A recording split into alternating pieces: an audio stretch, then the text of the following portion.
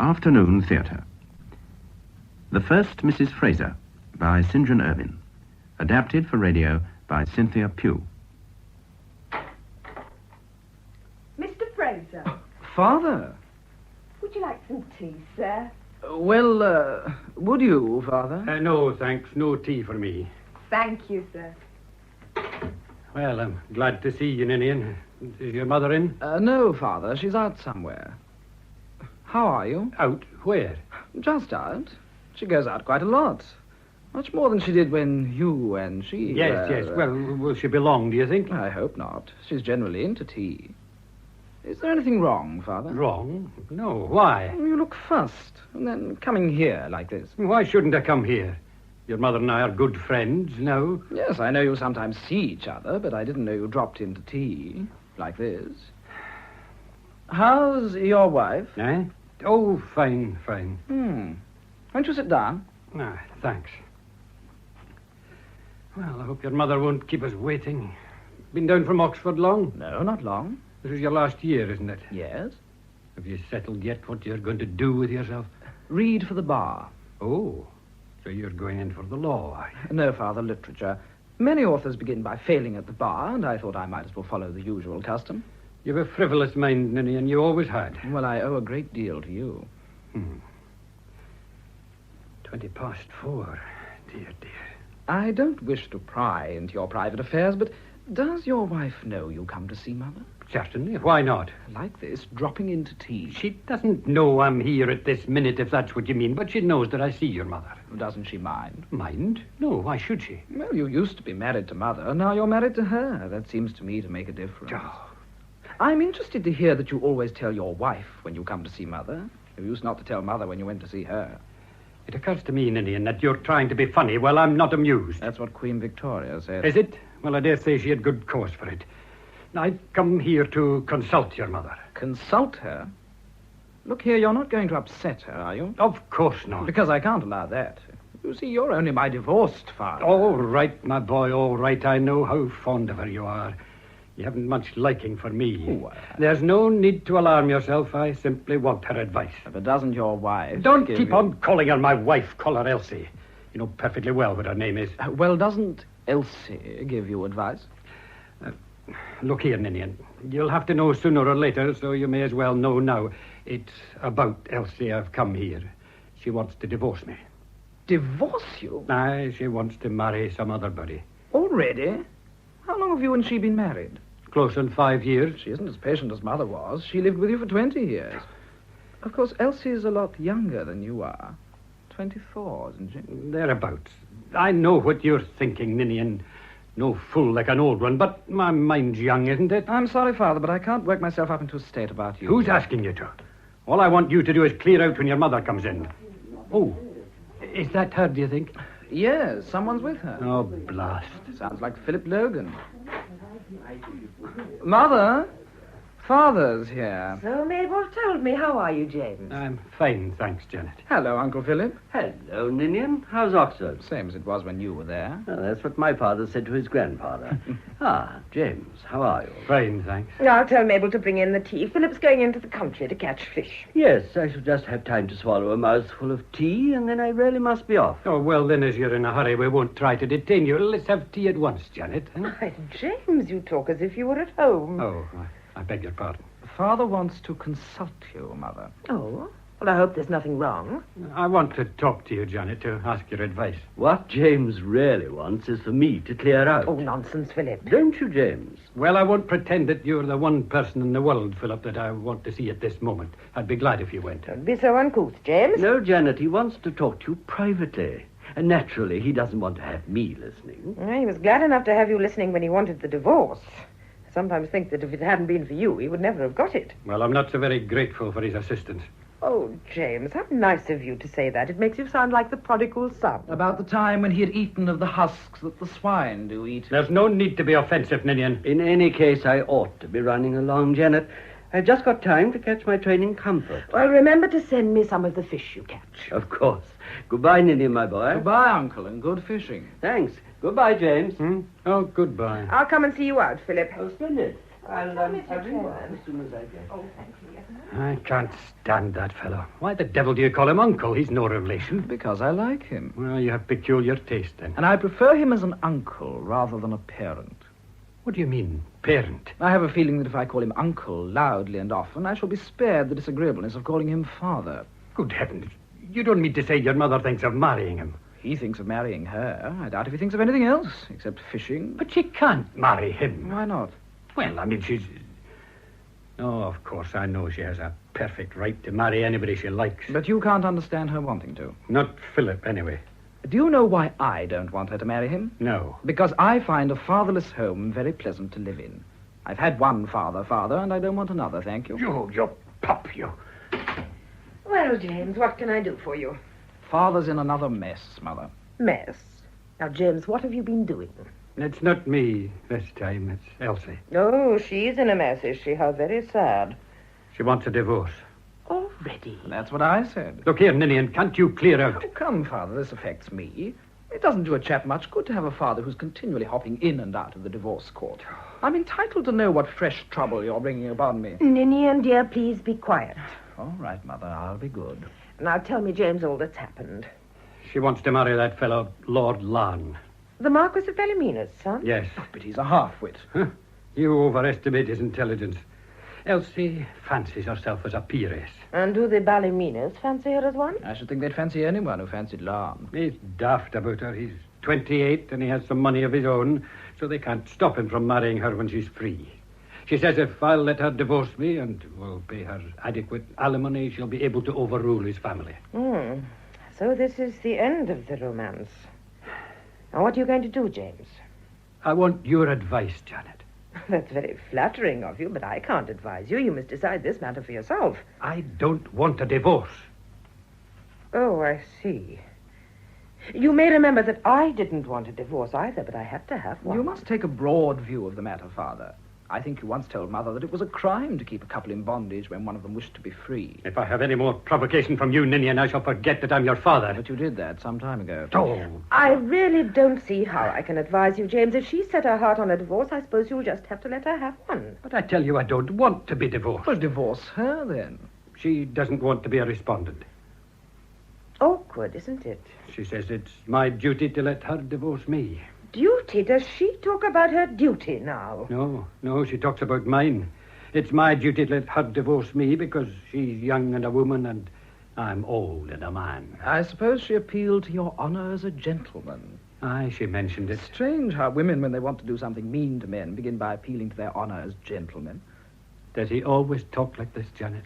Ninian's a very clever little boy from Oxford, but he'll grow out of it, won't you, darling? I'll try, Mother. James, do you still care for Elsie? Yes, I do. Well, all I can advise you to do is to tell her that she can't be a marchioness. I've said all that can be said on the subject, but she's very determined. Well, why doesn't she elope with Larne? That seems the only solution of her problem. Well, the Ballymenas are very pious people. They could make a lot of difficulty for her if she was not perfectly respectable. I see. That's what she says, and she hopes that I'll behave like A perfect little gentleman. What cads some women are. They want to lead a rackety life and remain perfectly respectable, and some poor noodle has to provide them with respectability by making himself look like a blackguard. Meaning me, I suppose, when you say noodle. Meaning you, Father. You haven't much respect for me, Ninian. No, I'm afraid I haven't. As a successful businessman, you're no doubt it. But as a parent, you're a washout. Can't think why Mother married you. I can. I won't be talked to like that by my own son. Now, look here, Father. It's not a bit of good trying to come the outraged parent over me. The only way in which you can get my respect is by earning it. Please, Ninian, please. I'm only trying to make my feelings plain, Mother. Oh, I haven't any doubt about your feelings for me, Ninian. In a way, I can understand them and I respect you for them, but I think I'm entitled to some thanks from you. I worked for you. And Mother helped you when you needed help, didn't she? Yes, she did. I admit that. Nobly and loyally she helped me. Thank you, James. But when you had made your position with her help, and you were a very rich and important man, you chucked her for a wretched little flapper that hadn't the brains to do anything but spend the money Mother had helped you to make. Pretty, isn't it? Janet, speak to him. Well, it's true, isn't it, James? Anyway, I was generous to you and Murdo. I sent you both to expensive schools and gave you a college education. Yes, you robbed me of my good Scots accent and gave me a common English public school one in its place. Oh. When I go back to Scotland, people think I'm English. I suppose it has never occurred to you, Father, that Murdo and I suffered a good deal at school while you were prancing through the divorce court. Suffered? Yes, suffered. Boys used to come and read spicy bits out of the Sunday papers to us, out loud, so that all the other boys could hear. Murdo had to fight a fellow who made a dirty joke about you. Do you think that was fun for us, Father? Ninian, dear, this really is a matter for your father and myself to discuss, so please go away and amuse yourself for a bit. All right, Mother. So long as Father doesn't leave the house thinking I admire him. Children do complicate things, don't they, James? No, I'm not blaming him. Well, you better say whatever you've got to say now. Tea'll be in presently, and then he'll come back, though I can't imagine what you expect me to say. Well, I really came for comfort, Janet. You're a very comfortable woman.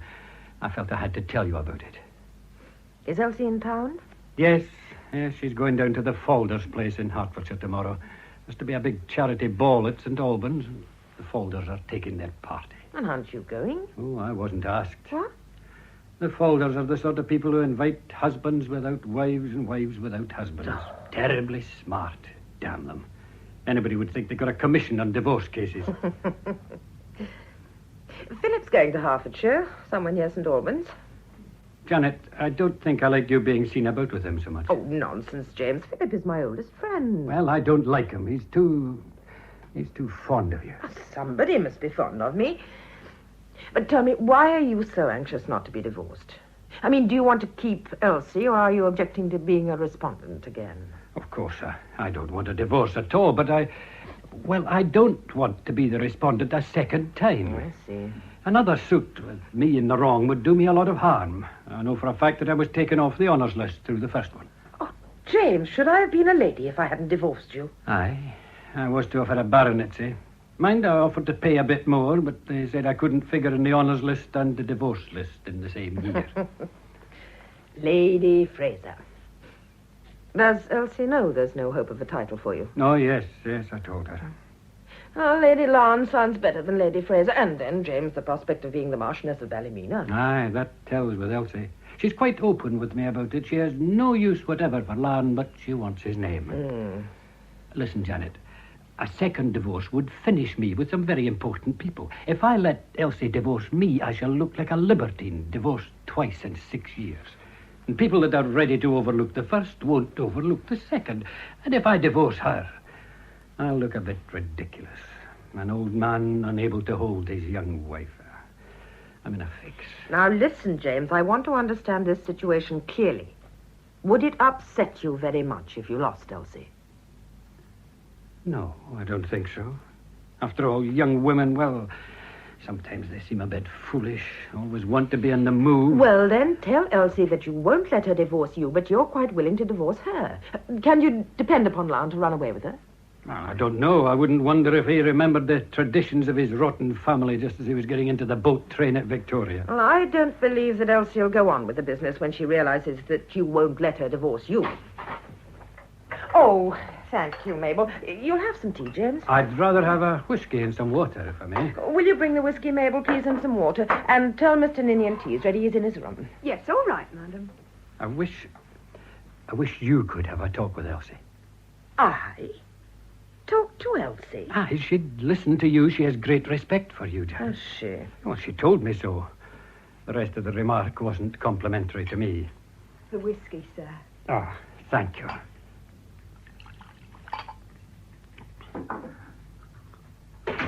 Has your talk? Ninian, your father thinks that if I were to talk to Elsie... You've got a nerve, Father. You won't, Mother. Oh, my dear, I think it's comic. Well, I see nothing funny about it. Why on earth should Mother receive a... I suppose she's my stepmother. It's rather smart to have a mother and a stepmother alive at the same time. Here's your tea, dear. Thanks. My advice to you, Mother, is not to interfere between husband and wife. Oh, I know. The peacemaker always gets the black eye. Father has made his bed, and he must lie on it. I think that proverb is such a silly one. If my bed weren't comfortable, I should get up and remake it. Elsie is evidently a very astute young woman. She knows you can't feather your nest with mud. Ah, that's very true, Janet. I'll repeat that remark to her.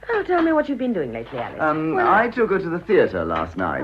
Did you enjoy it? Yes. Can't remember the name of the piece, but it was all right. We got there so late that if we'd been any later, we'd have been in good time for the matinee this afternoon. Oh, I hate going to the theatre after the play's begun, but Murdo will linger over his meals. Well, my dinner's a lot more important than most of the plays I ever see. And the people who are in time look so sourly at you when you kick them. Oh, was that the front doorbell, Mab? Yes, Mum. I'll answer it. And who can this be, I wonder? Have someone else come to give us information about Elsie? Oh, now, don't be silly, Ninian. Alice, can you and I lunch together on Monday? I'd love to. Here? No, in town. Call for me at 1:45. Mrs. James Fraser. Elsie? Good Lord, what a nerve. Oh, I hoped I should find you alone. I was not expecting a visit from you, Elsie. No, I don't suppose you were. How do you do? How do you do? You see, I wanted to have a private conversation with you, Mrs. Fraser. About your divorce from father? How did you know that? Oh, your husband was here about half an hour ago. Oh, that makes it easier for me to come straight to the point. If I could see you alone. Of course, I can't very well discuss the matter in front of... The children? Yes. Alice, do you mind taking Murdo and Ninian into the park for half an hour? Will half an hour be long enough? Oh, you'd better come and dine with us, Ninian, then we'll all come back after dinner. Oh, no. Yes, Ninian, I want you to. Very well, Mother. Goodbye, Elsie. Oh, goodbye. I shan't say goodbye to you, Mother, darling. We'll come straight back after dinner. And bless you. Come along, Murdo. Bye, Mother. Good afternoon. Good afternoon, Murdo. Well, do sit down. They weren't very pleased to see me, were they? Not very. I don't know that I'm pleased to see you myself. I don't blame you. I should feel just as you do. You know, I'm fair-minded. I do see the other person's point of view. Of course, I know it is very odd for one wife to call on the other wife, but people don't feel about these things now as they did in your young days, do they? No, not quite the same. What I really came for was to talk to you about James. Yes? He's not happy. No? No. No, he's not happy at all. I have to confess that I failed to make him happy. Of course I've tried. Heavens, how I've tried. But it's all been useless. The difference in our ages is too great. There is exactly the same difference between your ages now that there was when you married. Yes, but I didn't realize it then. And you're quite certain that you're not making James happy? Oh, quite. The truth is, Mrs. Fraser, he still loves you. Me? I've known it for quite a while now. I'm too young and inexperienced for him, and I can feel him comparing me with you, to my disadvantage. You aren't so very young. I'm under 25. Murdo was born before I was that age. Oh, but people are younger today than they were then. Everybody knows that. But I'm not thinking of myself. I'm thinking of James's happiness. I'd like him to be happy again. And there's only one way to do it. What's that? I must give him up. Really? Oh, I know it isn't going to be very nice, but I'm prepared to make the sacrifice. I don't quite follow you. I understood from James that you wanted to divorce him. Well, yes, of course. But that's only a formality. It doesn't matter so much for a man as it does for a woman. And a woman has to think of her reputation sometimes. Now, listen, Mrs. Fraser. I've thought of an idea. Have you? As I said, I realize that James loves you, not me. Now, wouldn't it be wrong of me to keep you two apart? I've always said that it's a crime to make a couple who don't love each other live together. Tell me about your good idea. Oh, I'm glad you're interested in it. Why shouldn't James return to his old love? You mean me? Yes. Won't you take him back? Aren't you being impertinent? Oh, please don't be angry with me. I know I expressed myself badly, but I'm trying to do the best for everybody. I don't seem able somehow to enter into James's ways. He loves to tell Scotch jokes, and I can't understand them, apart from seeing anything funny in them. Now, you probably have an instinct for that sort of thing. I know it's a trifle, but it's the sort of trifle that tells, don't you think? You are not telling me quite the whole story. You want to marry Lord Larne. Oh, yes, and I'm going to. He's devoted to me. Aren't you just a little more anxious to be Lady Larne than to make James happy? Well, aren't I to have any happiness? You don't expect me to live alone after I've divorced James. You're not going to divorce James. But I assure you I am. You are not going to divorce him. He has been divorced once and he does not wish to be divorced again. Well, how frightfully selfish of him. When I've spent hours and hours thinking of a way to make him happy. When he came here this afternoon, he told me that he prefers that you and he should continue to live together. That's impossible. We can't. Why? I've told you. I don't make him happy. Besides, he's too old for me. That's the real reason? Yes. Do you love Lord Larne? Don't be silly. But of course I do. I shouldn't be willing to marry him if I weren't. Would you marry him if he were plain Mr. Larne? Certainly. I have my faults, but I'm not a snob. Titles don't cut much ice nowadays. It's what a man is that matters. And what is Lord Larne? Oh, he's a very good sort. He dances divinely and never fusses when he sees me dancing with other people. Or does James fuss when you dance with other people? I should think he does. He can't dance, but he will. I dance very well, so naturally I want to dance with people who can dance beautifully. Dancing with James is like going round with an elephant. I needn't tell you that I dislike you. I can't see why. I've always liked you. Ask James.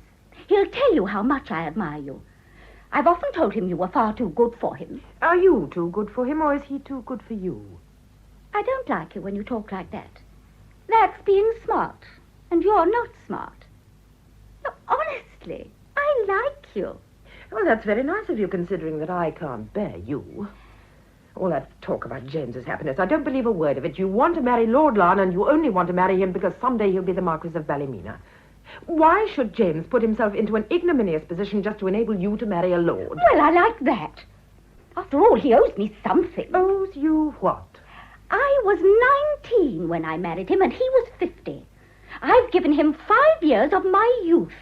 Isn't that something to give an old man? He isn't an old man. Oh, not compared with you, but he is compared with me. He can't do the things I do. You should have thought of that when you married him. Oh, how could I? I was 19 and very poor, and he was rich. I couldn't think of anything else. No. I consider I've given him all that he's entitled to. 5 years of any girl's life are enough for a man of his age. I can't tell you how much I despise you. You think I'm cheap. Yes, I do. Well, it's frank anyhow. But I can't see it. I want to get all I can out of life. That isn't wrong, is it? I'm young, aren't I? Stop talking about your youth. Everybody's mad about the young as if there'd never been any young before. Well, there haven't been any like us before. We're a new sort of young. The best thing you can do is to elope with Lord Larne. Then James will divorce you and Larne will have to marry you. No, I won't do that. I've a right to ask James to let me divorce him. He won't do it. Won't he? He'll be glad to do it before I've finished with him. I've a nasty little nature when I'm roused. I don't doubt that. Oh, look here. He'll do it if you ask him to. Do you expect me to? Yes. Why not? There is only one thing that would make me willing to help you to a divorce. The thought that James would be rid of you. Well, why don't you do it for that reason, then? Oh, no, my girl. If you want a divorce, you must get it the way he got his. Go to some hotel with your fancy man. How dare you suggest such a thing? You and all your generation, you're greedy and mean and horribly cruel. You don't care whose feelings are hurt so long as you get your fun. You know nothing, you are nothing, and presently there'll be nothing left of you but a bitter memory. You come here and lie to me about your wish for James's happiness. Lie? Yes, lie. You think of nothing and no one but yourself and your own happiness. You've taken all you can get out of him, and now you want to take all you can get out of someone who has a little more to offer. But you aren't going to give anything. Oh, no. You'll go on taking and taking until there's nothing left to take. Of course. If you're going to insult me... Insult you? Is that possible? Have you anything else to say? Yes. If I can separate James from you, I will. But don't imagine that I shall try to make life easier for you. I won't. I hope it will be hard. I hope it will be damned hard. Good afternoon, Mrs. Fraser. Good afternoon. I hope it'll be damned hard.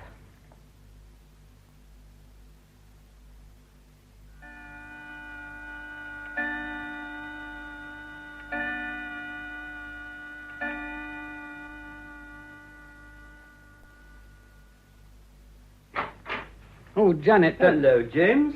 Oh, it's only you, Logan. Yes, Mabel told me you were in here alone, and she was sure you'd be glad of a chat with me. That's a very optimistic young woman. And how are you? Oh, so-so. I'm sorry to hear that. Nothing serious, I hope. No, nothing serious. Ah, well, that's all right. I called to see Janet. Mabel said she was out, so I said I'd wait for her. By the way, why are you hanging about here so much? Why, the deuce shouldn't I hang about? Janet's my wife. No, she's not. And I may as well tell you, James, that I hope that before long she'll be mine. Yours? Yes. And I can't say that I greatly care to have you running in and out of the house as if you belonged to it. Who the hell cares whether you like it or not? I think you ought to have more consideration for Janet. I put it to you as one man of the world to another, that if people get to hear that a man with your reputation is visiting her, they'll make some very nasty remarks. You've got a damn cheek. If you had any sense of decency, you wouldn't come here. I don't propose to lose my temper with you, Logan. I should think not. But indeed. you're provoking me beyond endurance. There's no need for you to endure anything. You've got your own home. Why don't you go to it? Oh, look here. I may as well tell you, James, that when Janet and I are married, I will not have you hanging about my house. There'll be no need for me to hang about your house. Janet will never be in it. Ah, that's all you know, my boy. Janet's very fond of me. Look here. I've come to consult Janet on urgent private business, so you'll oblige me by going now. Well, if it really is urgent private business... It is. All right. I'll leave a message for Janet with Mabel. But mind this, James. You are not to regard it as a precedent. Oh. Or to presume on it. You will not be welcome at our house. Your house. You rang, sir? No, Mabel, I did. Would you please tell Mrs. Fraser when she returns that I have 2 tickets for the theatre tonight and that I'd like her to dine with me. I'll call for her at 7:15. Oh, very good, sir. Remember what I said, James? Yeah. Well, I'll run along and get dressed. Ta-da. Ta-da. Blather skate. Taking Janet to the theatre, indeed, I'll not have it out. I know. Mabel, here a minute. Yes, sir? Has Mr. Logan gone? Oh, yes, sir. He seemed in a great hurry. Uh-huh. Well, you needn't bother about his message to Mrs. Fraser. I'll give it to her. Oh, very good, sir. Thank you, sir.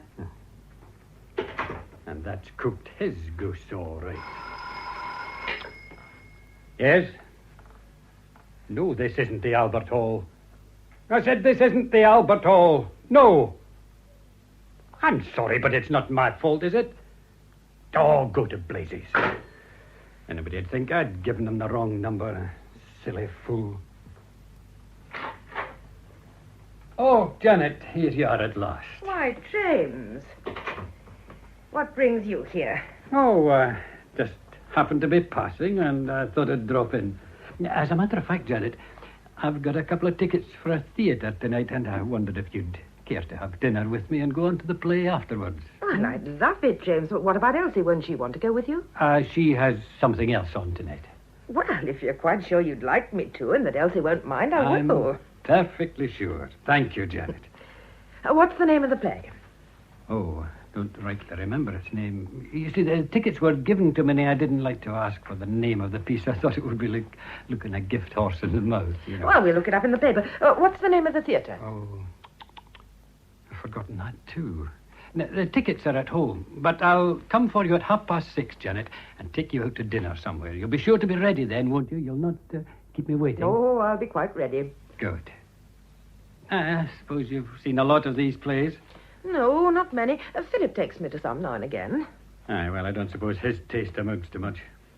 Oh, I hope the tickets of that new piece at the Duke's. I hear it's very good. That's the theatre, I remember now. Oh, good. Oh, do you know what Philip wanted? Philip? No. Mabel told me he left a few minutes before I got in. Aye, he did.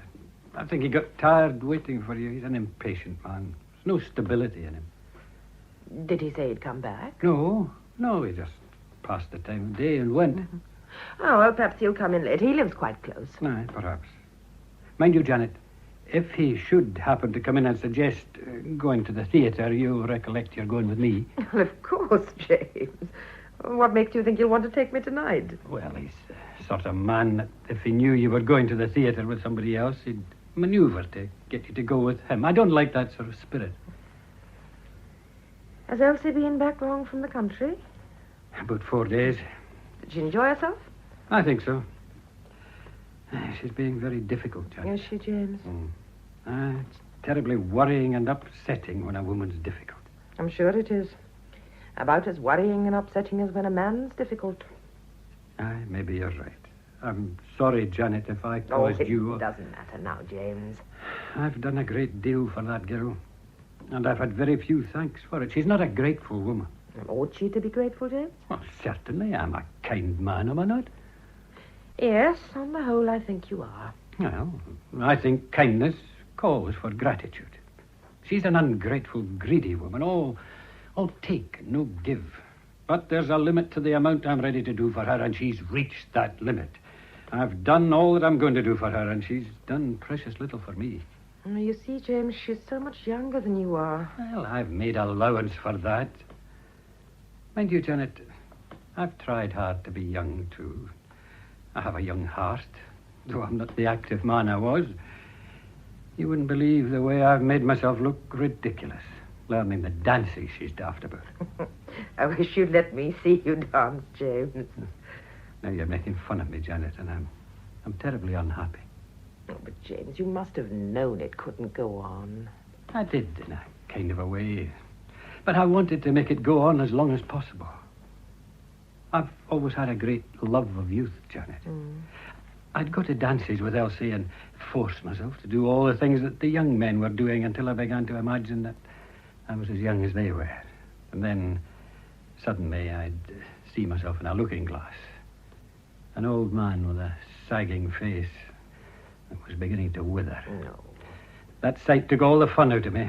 No, there's no equality, Janet, between the old and the young. And how can there be equality between us? We start by taking care of them and finish with them taking care of us.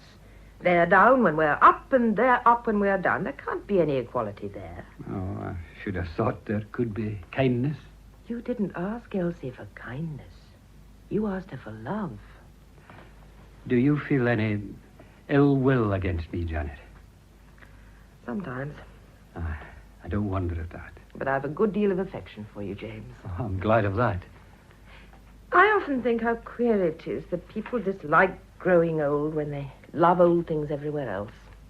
Oh, I suppose a young face is very attractive and pretty, but I think that an old face with all the marks of life on it is more beautiful still.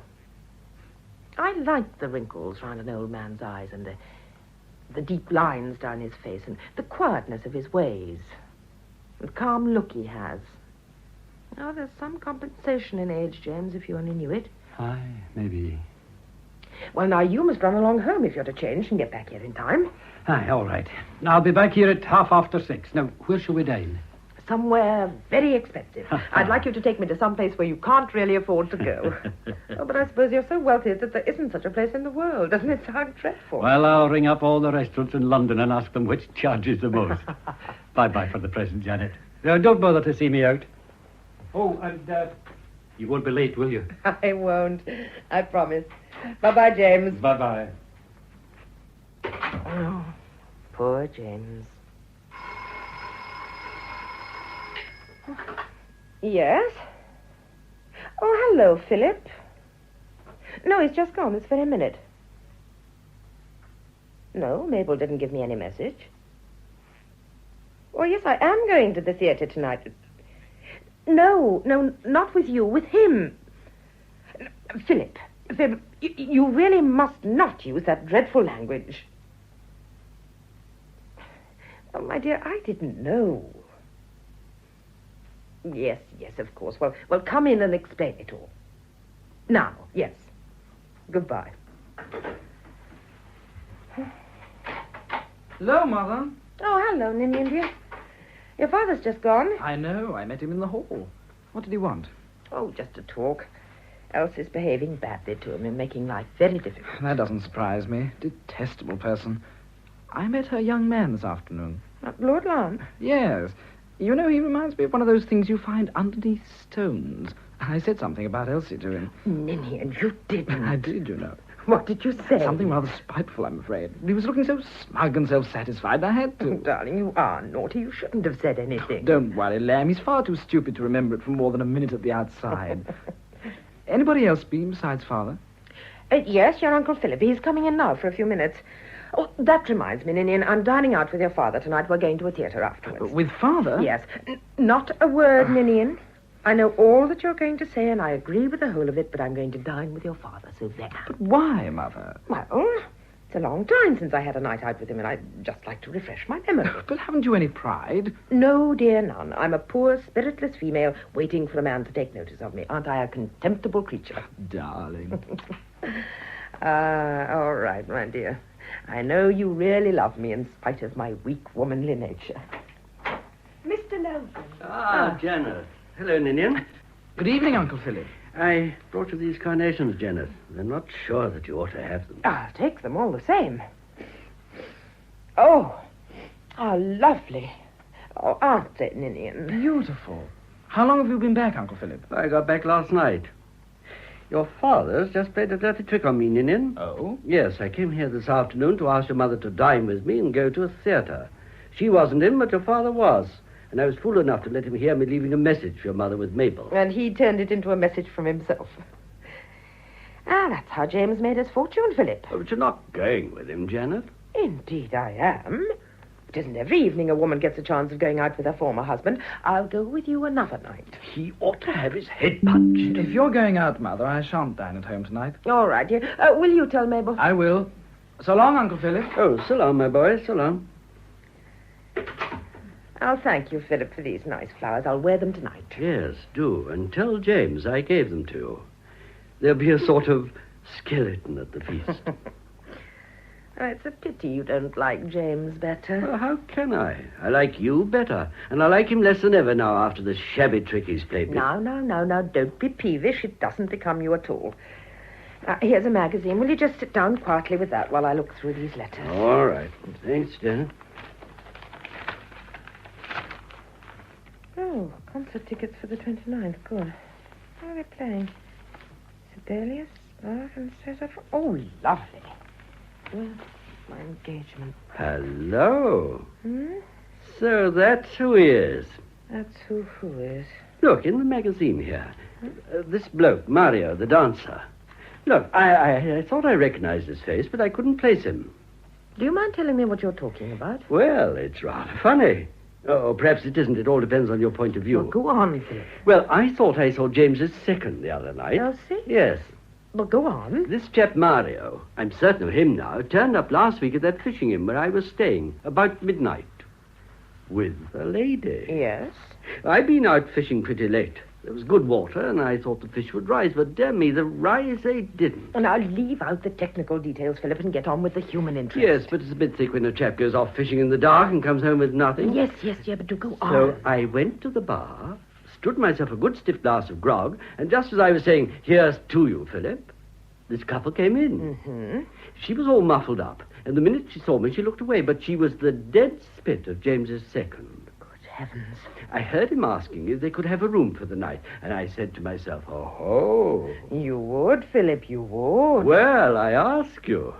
I said, "Bless you, my children," and went upstairs. And as I tumbled into bed, I thought to myself, if that pretty lady should turn out to be James's second, this chance encounter would be a bit awkward for her, if James started being snotty about things. And then I went to sleep. In the morning, about 6 o'clock, I was awakened by the sound of a motor car, and being of a suspicious nature, I hopped out of bed and looked through the window. Well, I saw our friend Mario and the lady departing. They didn't see me. Well, did you recognize her? Well, I wouldn't like to take my affidavit on it. But you're pretty certain in your own mind. Oh, yes, pretty certain. Philip, do you know Elsie well? Not what you call well, but I know her. I mean, I've seen her several times. Wasn't there a big charity ball at St. Albans while you were at that place fishing? Yes, it was that very night.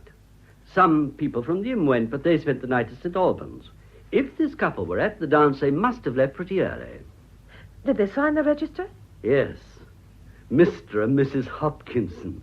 Oh, damn silly to use a name like that. Absolute giveaway. I say, wouldn't it be funny if it was Elsie? Yes, very. I've a good mind to ask somebody to invite me to dine at the Half and Half one night, so as I can go up to Mario and say, hello, Hoppy, old boy. How's Mrs. Hopkinson tonight? I bet I'd have some fun. More than he would. Well, now it's time you went. But look here, Get your Janet. hat and coat and go. Another night will do for you. James will be here at 6:30, and if I'm not ready to the tick, he'll fly into a rage. I never really liked James, and I like him a lot less now. A great, uncouth, overbearing... Man, go home. Darling, I adore you. I've told you more than once that I will not have you proposing to me between tea and dinner. After dinner, yes, but at any other time, no. Now go home like a good man. I sometimes wonder whether you take me seriously. I take you as seriously as I can. And to think that you married James deliberately and with your eyes open. What were you thinking of when you married him? Not of you. No, that's obvious. You'd rotten taste then, Janet. But, thank heaven, you've improved. Oh, please, ma'am. Mrs. Fraser's here. Mrs. Fraser? Yes, ma'am. Not Mrs. Murdo? Oh, no, ma'am. The other Mrs. Fraser. Well, I told her you were engaged, but she said she'd wait, so I've showed her into the dining room. Oh, very well, Mabel. When Mr. Logan's gone, show her in here. Yes, ma'am. Oh, Mabel, just a moment. Take a look at her, Philip, as she comes in. Don't let her see you, and if she's the one you think she is, write a message on a piece of paper and send it in by Mabel. Then you can go home. Right you are, Janet. Mabel, Mr. Logan will give you a note for me after Mrs. Fraser has come in. Would you bring it to me at once? Oh, yes, ma'am. You can see her from the hall, Philip, without being seen yourself. That dark little recess, you know, just outside this door. Good. I say, won't it be a lark if it is the same one? I doubt if she will think so. Oh, I do hope he's right. Mrs. James Fraser. How do you do? I've come to see you. Sit down, won't you? What can I do for you? You must please prevent your son from insulting me in public. Do sit down. I shan't stay long. Nevertheless, you'll feel more comfortable sitting than standing. Oh, all right. This is for you, ma'am. Thank you, Mabel. There's no answer. Very good, ma'am. Sorry, Elsie. You were saying? You must forbid Ninian to insult me to my friends. Has he insulted you? Grossly. Unforgivably. He said things about me that no gentleman would say about any woman. Oh, that doesn't sound like Ninian. What did he say? Cruel, wounding things.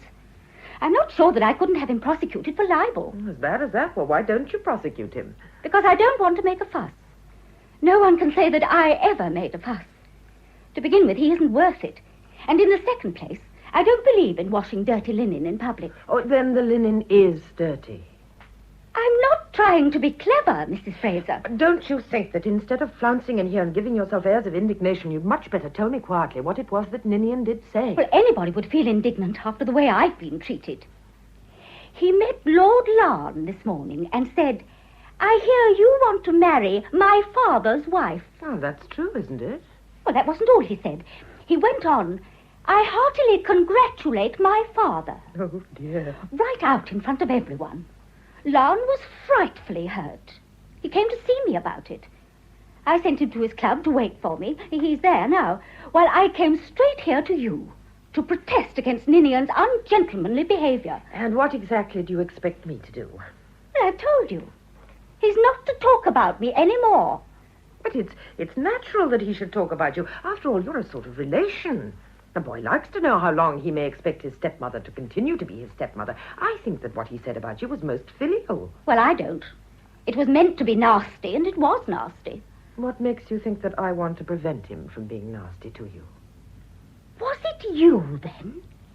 Did you incite him to say what he did? No, of course I didn't, but why should you expect me to resent it? Well, surely you want people to regard him as a gentleman. Ninian is a gentleman.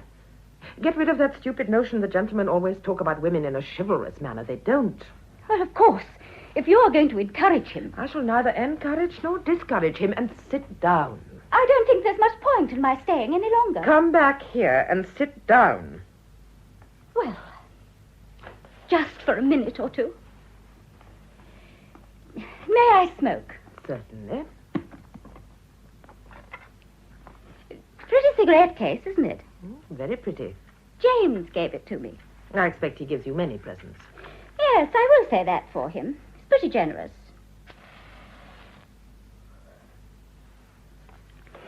Did he give you much? What about this divorce of yours? Oh, that. Oh, that's all right. Is it? Yes.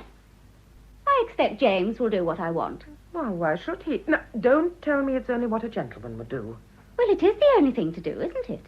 Anyhow, it's always done. I think I can wear James down. I'm a very determined woman, Mrs. Fraser. I always get what I want. Always? Yes. Because if I absolutely can't get what I want, I stop wanting it. You're very interesting, Elsie. I think you're the most detestable woman I know, but you are interesting. Thank you for nothing. Just because I'm able to take care of myself and don't let people play the fool with me. My motto is, get all you can and give as little as possible for it. But I think I can say I've lived up to it. Oh, you've been very successful. So far. What do you mean by so far? You may not marry Lord Larne. Oh, don't you fret yourself about that. I'll marry him all right. I've only got to ring him up now and say, Button, let's bolt. And he'll meet me at Victoria with the tickets for Paris. You're as sure of him as that? As sure as I'm alive. Button's absolutely mine to do what I like with. So if you're feeling anxious about my future, don't upset yourself any longer. I'm all right. Well, that must be a great comfort to you. I always manage to land on my feet. Of course, James is being stuffy and obstinate at the moment, but he'll have to give in sooner or later. And I'm not sure that it isn't good for Larne that there should be all this difficulty. Make him realize what a prize I am. Only I hope James won't keep us waiting too long. Tell me, this is just curiosity. Do you love anybody but yourself? I love lots of people. I'm quite fond of James when he isn't stuffy and obstinate. And I'd really be quite fond of you if you'd let me. I'm not vindictive. I said love, Elsie. I don't follow you. Isn't there someone you love? Well, Larne, I suppose. I mean to say I don't actually dislike him, so I suppose I must love him. Oh. But I mean to say, when a woman's willing to live with a man and have children by him, because of course I shall have to have children, the succession, you know. Well, if a woman's willing to do all that for a man, I suppose you'd call that love. Listen, Elsie. Is there anybody in this world whom you love so much that you'd go hungry for them and not care what became of you if only they were safe? Even if you got nothing from them but disappointment and misery? Whatever do you mean? Do you love James like that? Or Lord Larne? Good heavens, no. Or Mario? Mario? The dancer. Oh, yes, dear old Mario. Do you know him? No, but you do. Do you love him? Mrs. Fraser. You do love him, don't you? I don't understand what you mean. Even in the meanest heart, there is some love for somebody, and you love Mario. That's the only decent thing in your worthless life. I won't stay here and be insulted like this. Oh, would you prefer me to telephone to Lord Larne? He's at his club, I think you said, and ask him to come here and listen while we discuss your deep love for Mario? Don't be silly. Well, the whole thing's too ridiculous. A woman of your age talking like... Really? You get me in here? I didn't get you in here. You walked in of your own accord. Well, anyhow, when I am here, you begin to make the most absurd suggestions. As if I care what you say about me. As if Larne would believe anything that any member of your family would say about me. Oh, then you don't mind his being told of your friendship for Mario? Not in the least. Only why tell him what he already knows? Everybody knows how fond of Mario I am. Oh, Lord Larne knows, does he? Of course. Everybody knows. And if you were in society, you'd know, too. And does Lord Larne know that you and Mario spent the night together at a fishing inn after the charity ball at St. Albans? It's a lie. Mario wasn't at St. Albans. How do you know? Well, he was here in London at the Half and Half Club. He dances there every night. Who are you going to telephone? Yes, here it is.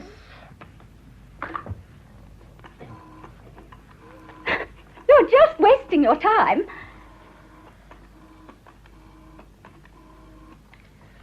Hello. Is that the Half and Half Club? Can you tell me if Mario was dancing at the club last Tuesday? He was. What did I tell you? Was he dancing there all the evening? Well, a friend and I are having a little argument. He wasn't.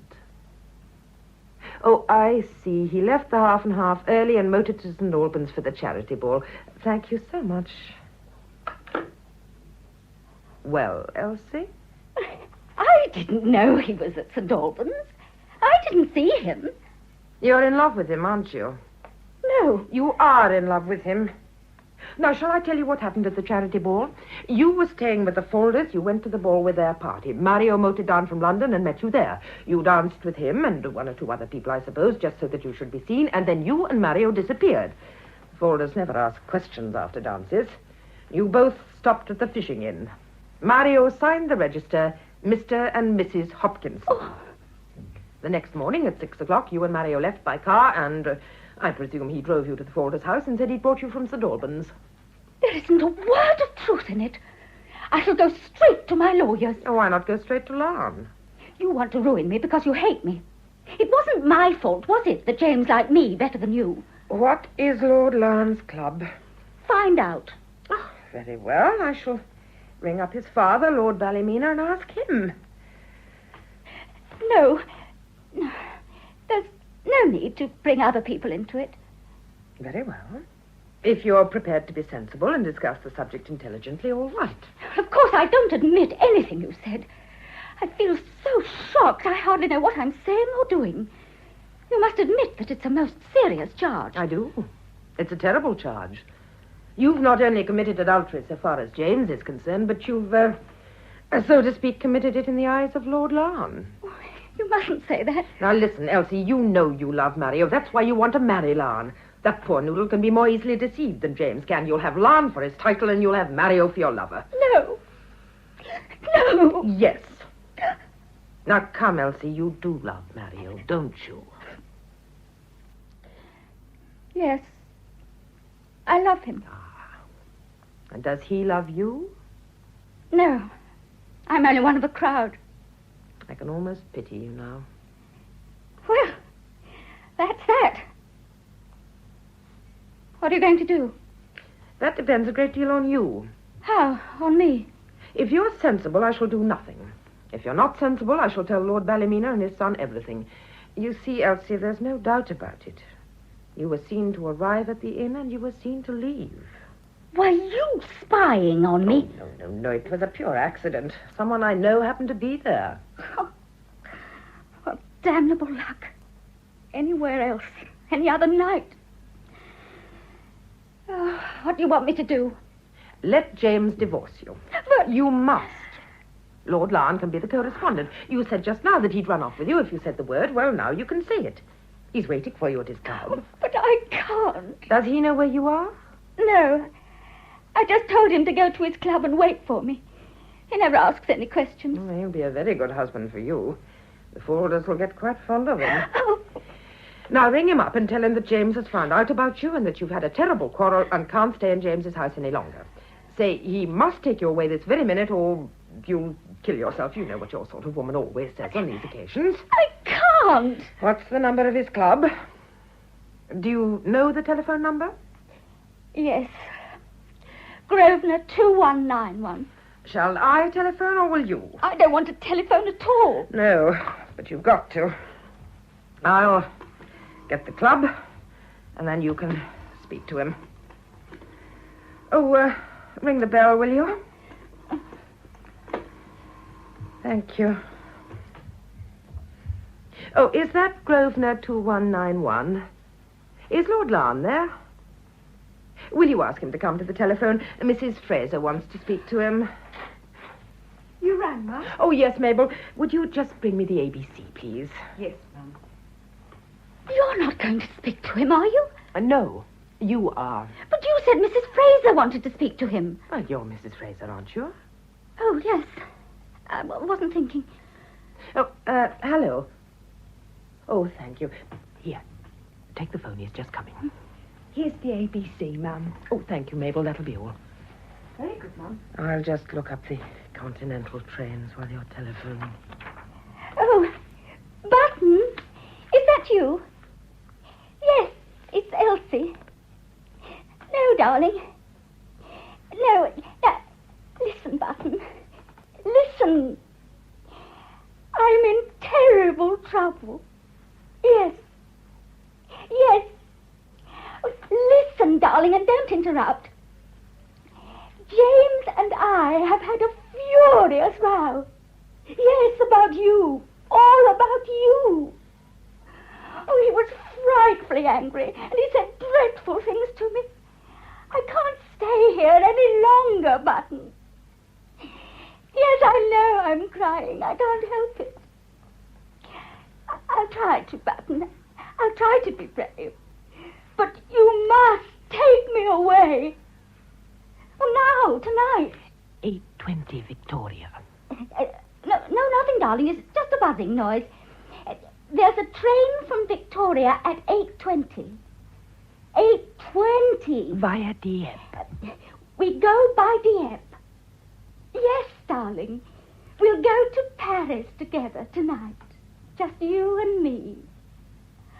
Oh, thank you, Button. Thank you, darling. You're such a comfort. Tell him to go home and pack and meet you at the station. No, darling. No. Now, listen, Button. Go home now. Straight home and pack whatever you need for the present and meet me at Victoria at 7:45. You get the ticket. And tell him not to forget his passport. And don't you forget yours. And don't forget your passport, darling. No, I won't be late. 7:45 under the clock. Oh, thank you so much, Button. What should I do without you? No, I shouldn't. I should just kill myself. Bye, darling. He's coming. That's all right, then. This is the first elopement I've ever had anything to do with, and really it's quite enjoyable. Well, now you'd better go home and pack, too. How do I know you won't give me away? You'll have to chance that. You won't, will you? Not if you do as you're told. Don't forget, by the way, to leave a note for James, telling him you've left him and that you've gone away with Lord Larne. And you better get the chambermaid in the hotel to take a good look at you, and keep any bills. You seem to know all about it. Well, you taught me, didn't you? You'll never tell. My dear Elsie, what happens to you after James has divorced you is of no interest to me. Mr. Fraser. Oh! Elsie, what are you doing here? Well, she and I have been having a little chat. She's just going. Goodbye, Elsie. Goodbye. That's damn queer. Yes, quite a coincidence. Husband and wife meeting at the house of number 1, too. Oh, I say, Janet, you're not ready. You know how I hate to be kept waiting. Well, James, I got very interested in something else he was telling me, and then I had to make a couple of telephone calls. I shan't be long. Now, you sit down. Here's some magazines for you to look at. What's that you've just dropped? Hmm? This bit of paper. I'm not quite sure. Philip. Oh, that.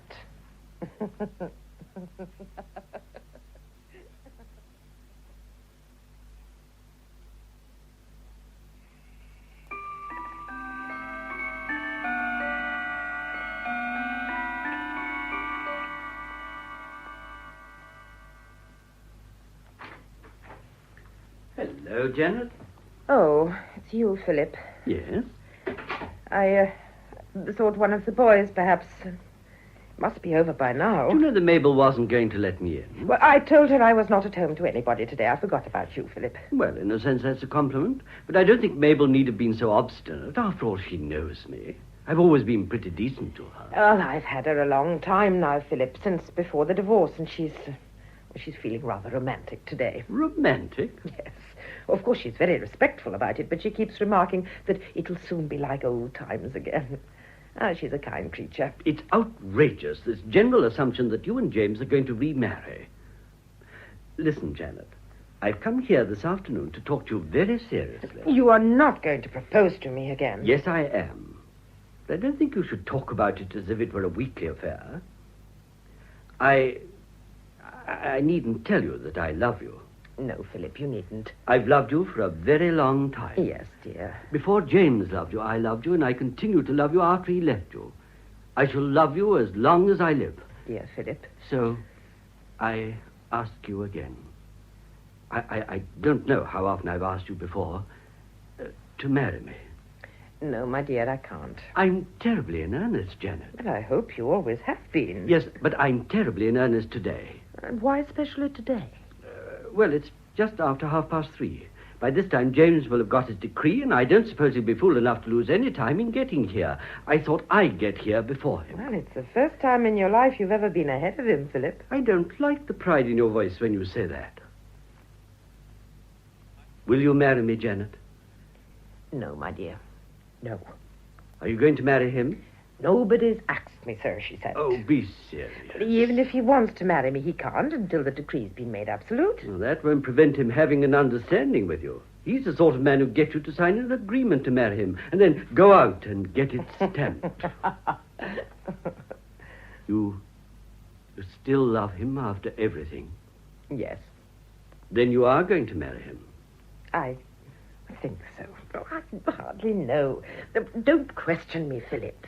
You're fond of me, aren't you? That's all I am, Philip. Well, a feeling of affection is a fine foundation for a marriage. Oh, yes, it is, but unreasonable love is better. Nothing would give me greater happiness than to consider your wishes in all things. I'm sure you mean that, Philip, but you'd find it very galling if I asked you to take me to Paris just when you wanted to go fishing. Oh, no, I shouldn't. I like Paris. Oh, yes, you would, Philip. You'd prefer to have me sitting by a river saying nothing while you fished. Yes, well, that would be pleasant. But I wouldn't be obstinate about it. And you'd like me to fish, too, and wear waders and breeches. You'd look magnificent in them. I think it's a good thing for a husband and wife to share each other's tastes. And now, my dear, don't you mean that it's a good thing for a wife to share her husband's tastes? Now, look here, Janet. I'm not asking you to take part in a feminist argument. I'm asking you to marry me. But I hate fish, Philip. They're such wet things. Oh, really? And I'd be bored to death in fishing ends knitting while you and the other fishermen told each other frightful lies. Now, I can only imagine myself marrying a fisherman if I was so desperately in love with him that I'd gladly collect worms for My him. God, Janet, I don't use words. You see, we're quarreling already, and that's what fishing would do to us. I'm not so keen on fishing as all that. Oh, yes, you are. No, not another word, Philip. You will continue to be my dear friend, and every Tuesday evening you will take me out to dinner and then to a theatre, and we won't discuss the subject again. I wouldn't mind being chucked by you if I thought that you were going to chuck James, too. Oh, Philip, what a nature. Oh, well, I've had a wasted sort of life. No home, no wife, no anything. Well, you've got fish. Well, there's not much satisfaction in fish. Have you heard anything of Elsie lately? No, I haven't seen her for months. She's living with Lon, of course. I wonder if it was she who was with that dancer fellow. What was his name? Mario, you remember? The couple I spotted at the fishing inn. Oh, do you know, I'd forgotten all about that. No, it wasn't Elsie. As a matter of fact, she bolted with Lon that very evening. Just after she'd been to see you. Did she, begad? Mother, darling. Darling. Yes. Alice, dear, is it... It's all over, bar the shouting. Hello, Uncle Philip. Hello, Alice, my dear. Yes, the whole thing went through very satisfactorily. It was one of our nicest divorces. Oh, where's your father, Murdo? Oh, he's coming. There were a few things to settle, so we came on ahead to see that, to see that you and he wouldn't be bothered by anybody. Oh, my dear. That's all right, Murdo. Don't mind me. I've already asked your mother to marry me and been refused. Oh, poor Uncle Philip. Run away home, Philip. Well, I certainly have no wish to be here when the fatted calf is brought in. Goodbye, Alice, my dear. Goodbye, Uncle. Goodbye, Janet. And don't forget I'm dining with you on Tuesday. I shan't forget. Oh, and just tell James that, will you? I'll tell him. I'd like him to know. Goodbye. Dining with him on Tuesday? Yes, Murdo, I generally dine with him then. Yes, but things are different now. different? Things are exactly as they were before. No, they're not. I mean, Father's free, or will be in 6 months' time. I've been seeing a lot of him lately. He's a much humbler man than he used to be. So I should think. Well, it can't be very uplifting to find yourself not wanted by 2 women. One woman, my dear. I was not at all anxious to be rid of James. Then, Mother, you'll have him back, won't you? My dear, I've not been asked. Oh, you'll be asked, all right. Oh, I can't tell you how delighted I'll be to see you two happy again. Look here, Murdo, you seem to imagine that because you want Father and Mother married again, she must want it too. It's enough for her, I suppose, that your smug respectability is satisfied. Oh, that's not true. And I'm not smug. It is true, and you are smug. Ever since you heard of the divorce between Father and Elsie, you've been rubbing your hands with joy at the thought that Mother would marry him again and make you happy.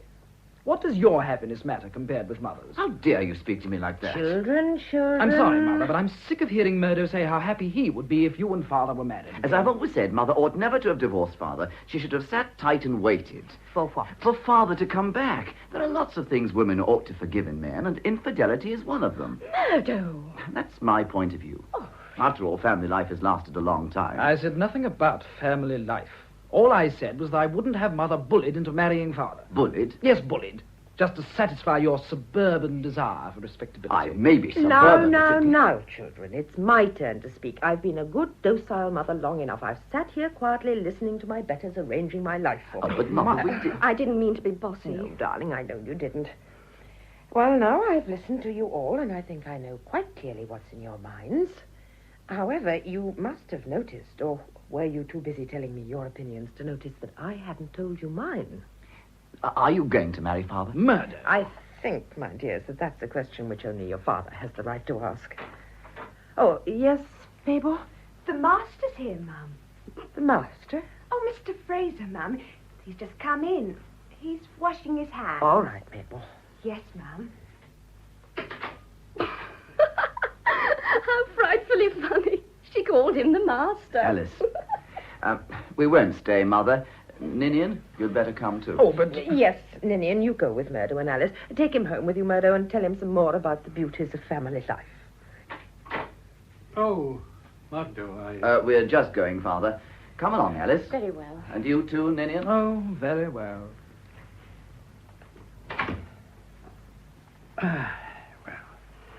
Well, it's all over, Janet. And thank heaven for that. It's been a very wearing business for me. I'm sure it has. There can't be many men who've had to endure what I've put up with. Oh, thank you, Janet, for all you've done for me. Oh, not at all, James. I'm obliged to you, of course, yes.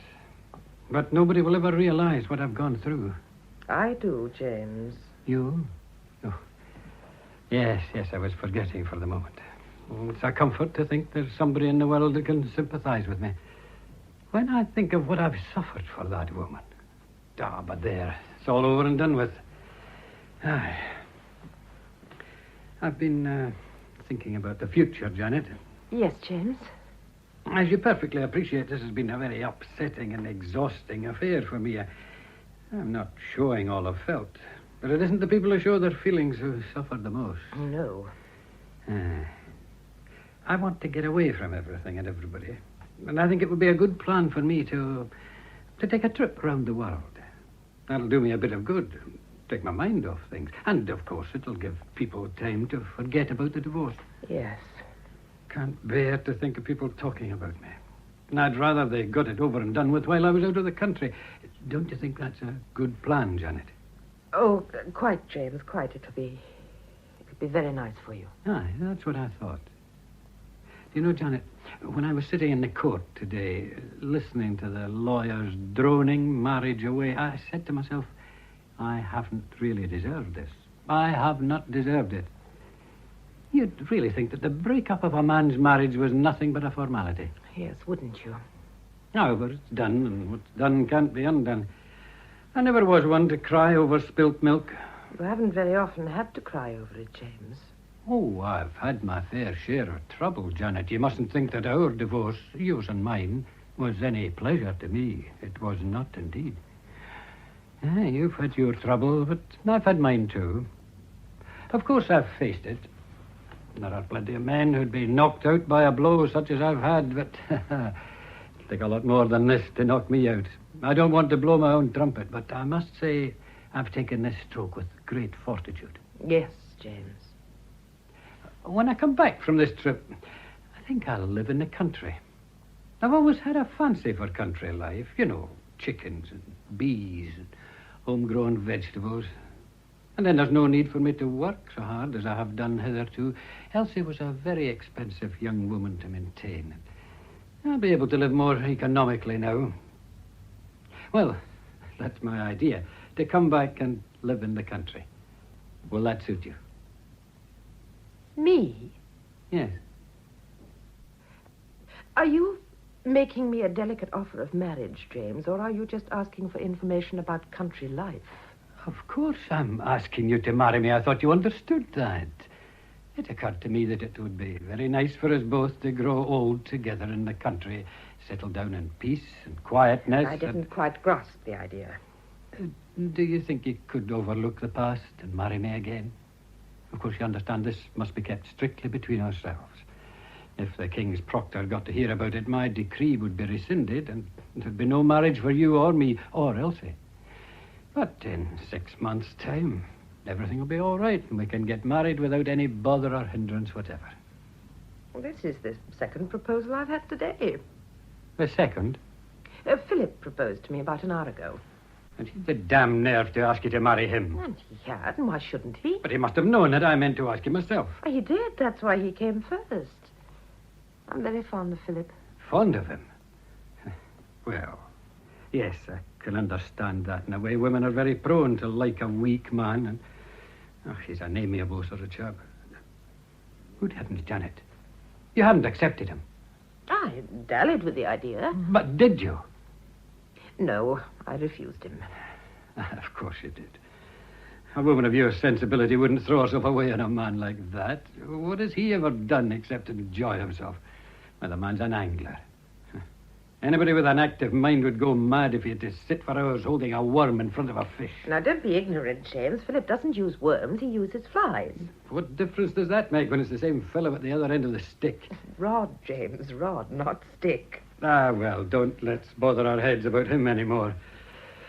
Well, my suggestion is that when I return from my trip round the world, by which time the decree will be absolute, we get married and settle in a cottage in the country. Will that suit you, Janet? No, James. It won't suit me at all. Well, what will suit you? I'm prepared to fall in with any reasonable suggestion you have to make. Although I should have thought that with 6 months, maybe more, to get ready, you'd be glad to get the ceremony over as quickly as possible. It isn't as if you were a young girl and had to have a lot of follows, is it? No, it isn't, but you've misunderstood me, James. I'm not asking for more time. Then what are you asking for? I'm not going to marry you at all. Not going to marry? Now, come, Janet. Don't be foolish. I'll try not to. It must be very difficult for you to believe that I've not been waiting here for you to come and propose to me, and I won't deny that I've thought about it. I've lain awake at nights wondering what I should do. What's there to wonder about? Oh, 101 things, James. I mean, I was good enough to be your husband before. And Why? you see no reason why you shouldn't be my husband after. You're rather vain, James. Well, perhaps I am. After all, a man with any stuff in him is always a bit conceited. Will you marry me? No. But why? Because I ran off with Elsie? But suppose I hadn't been divorced and had just gone off with Elsie or some other woman for a while. Would you have taken me back? Probably. Well, then, what's the difference? There is a difference, James. Any man may be unfaithful to his wife and not care a snap of his fingers for the other woman, but you married Elsie. You gave me no peace at all until I'd agreed to divorce you. And even now, if Elsie would come back to you, you'd forgive her. No, I can never forgive her. But you expect me to forgive you. You frightened me when you first came in, James. I was afraid you weren't going to ask me. But I did. Yes, you remembered just in time, didn't you? But it was too late then. While you were talking of your plans and your sufferings, I began to change my mind about marrying you. You didn't say a single word, James, that showed any consideration whatever for me. You only asked me to marry you as a sort of afterthought. You'll go for your trip round the world, and then you'll come home and marry poor old Janet, and that'll please the old girl. Now, that's not fair. And you talked of going to live in the country. I prefer London. I suppose you think I shall be cheaper to maintain than Elsie. You said you wouldn't have to work so hard now you'd got rid of her. But I'm just as costly as she is. You once gave her a very beautiful pearl necklace. Perhaps I'd like one, too. You can have it. But the point is, why do you want to marry me? I'm fond of you. Besides, everybody expects us to marry. Murdo's got his heart set on it. Have you got yours? Of course I have. Now listen, James. I lived with you for 20 years, a devoted and a loyal wife. When you discarded me, I felt that my life was finished. You had the boys. They were at school. You'd never had much time for my friends, and they'd gradually dropped out of my life, and when the divorce came, I had nobody. I was a very lonely woman. But I'm like you. It takes more than a blow like that to knock me out. I started to make my life again. I joined societies. I went to concerts. You hate music, don't you? I've been to the opera a few times. You'd never go with me. Well, I did all sorts of things and went to all sorts of places and made a great many friends. I dine with Philip every Tuesday. Well, I wouldn't object to that. Maybe he'd ask me too. No, I don't think Philip would like that. So you see, James, I've succeeded in making a very agreeable life for myself. And if I married you, I should have to give up that life. And all I shall get in exchange is a cottage in the country where I can help you to economize. I'm to feed the chickens and hive the bees and gather me cabbages while I may and be grateful for a quiet home and a repentant husband. Well, everything seems to be thoroughly messed up. I've been cheering myself up with the thought that you and I would settle down again, but of course, if you're determined not to marry me... Well, I can't reasonably complain. You're entitled to a bit of your own back. Well, I'll say goodbye. Goodbye, James. I mean to say this goodbye. For good. Very well, James.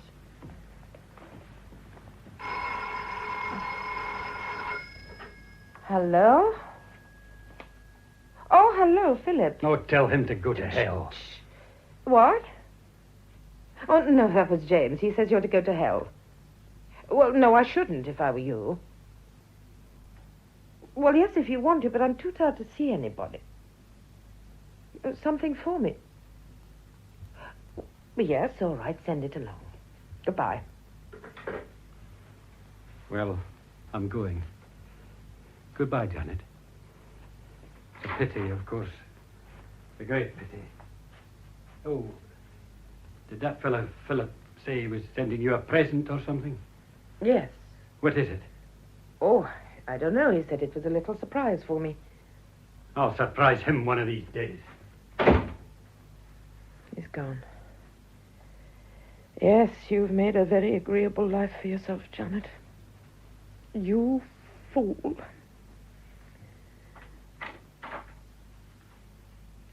Mr. Fraser's gone, madam? Yes, Mabel. I was just going to bring in the tea. Or perhaps he'll be back presently. No, he's not coming back at all. You better bring it in now. Oh, well, very well, madam. Only, if you allow me to say so, ma'am. Say what, Mabel? Oh, I think it's a pity, ma'am. Oh, I do think it's a pity.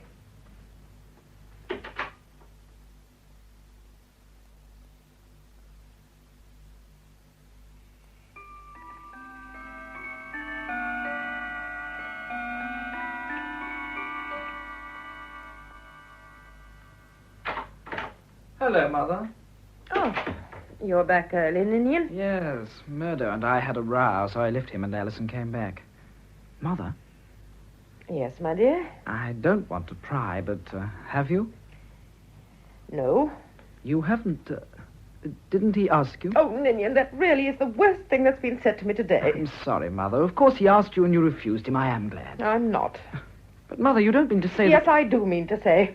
You know, I'm getting very tired of garrulous children, and one of these days there will be a terrible revolt of the old against the young. I'm very sorry, Mother. Of course, I'm only thinking of your happiness. Yes, too many people are only thinking of my happiness, and they're making me thoroughly miserable.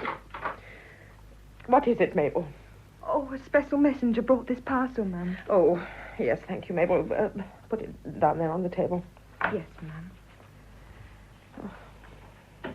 It's from Philip. He said he was sending me a surprise. I suppose you're not going to marry him. You can suppose anything you like. I wonder what he sent you. Let's look at the label. I say, it's from Jones, the jeweller's round the corner. Round the corner. Here, give it to me. You know you're much too inquisitive, Ninian. You're always prying into other people's business. Oh, how perfectly lovely. A pearl necklace. Great Scott, Uncle Philip's splashing his money about, isn't he? It isn't your Uncle Philip, you fool, it's your father. He is beginning to court me all over again. And I rather like it.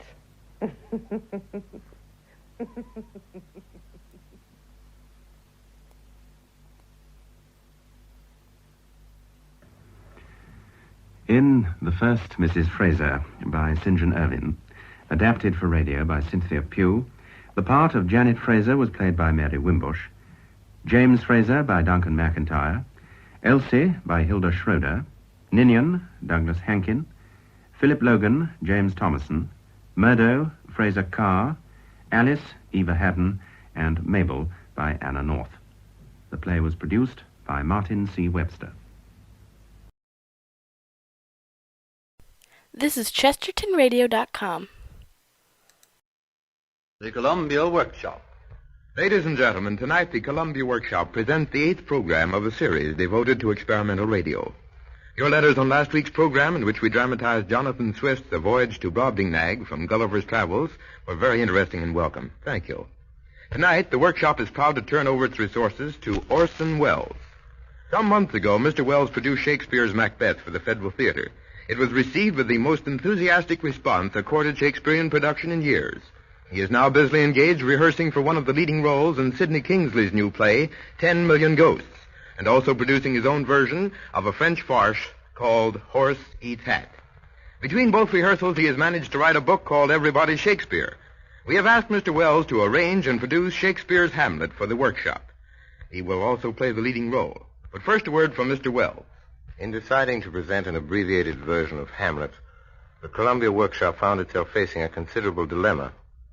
Would it be feasible, we wondered, to give merely the plot in our short space of time, or should we concentrate on certain well-known passages and let the story proceed confusingly?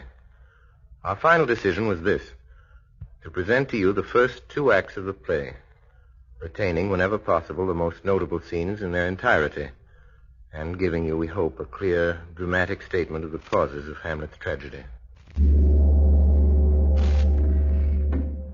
Hamlet by William Shakespeare.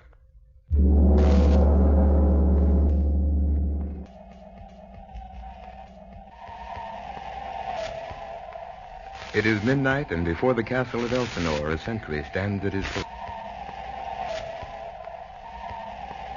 Hey, answer me. Stand and unfold yourself. Long live the king. Bernardo? He.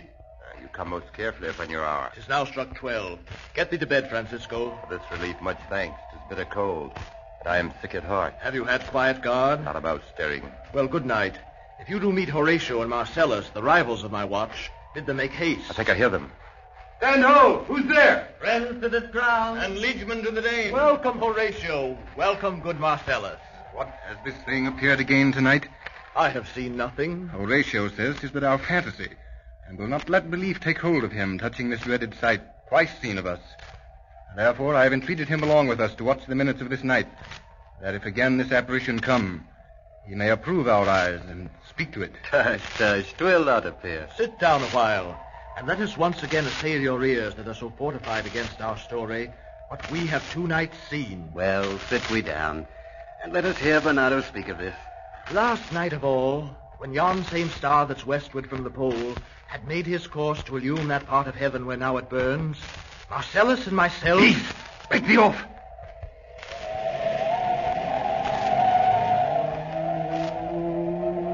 Look, where it comes again. In the same figure like the king that's dead. Shall I strike at it with my partisan? No, it will not stand. It's here! It's here!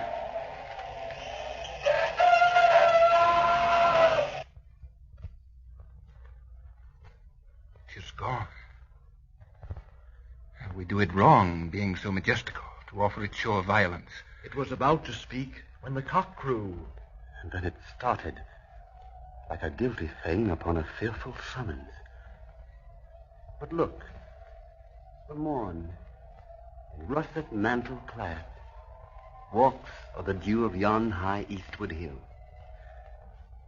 Break we our watch up, and by my advice, let us impart what we have seen tonight unto young Hamlet.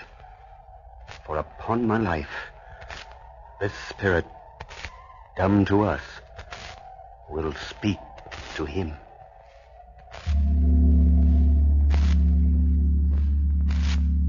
In the great hall of the castle, the court is assembled. Hamlet, a sober figure in black, stands apart from the rest. On a dais sits the king with his newly wedded queen. Suddenly a trumpet blares forth.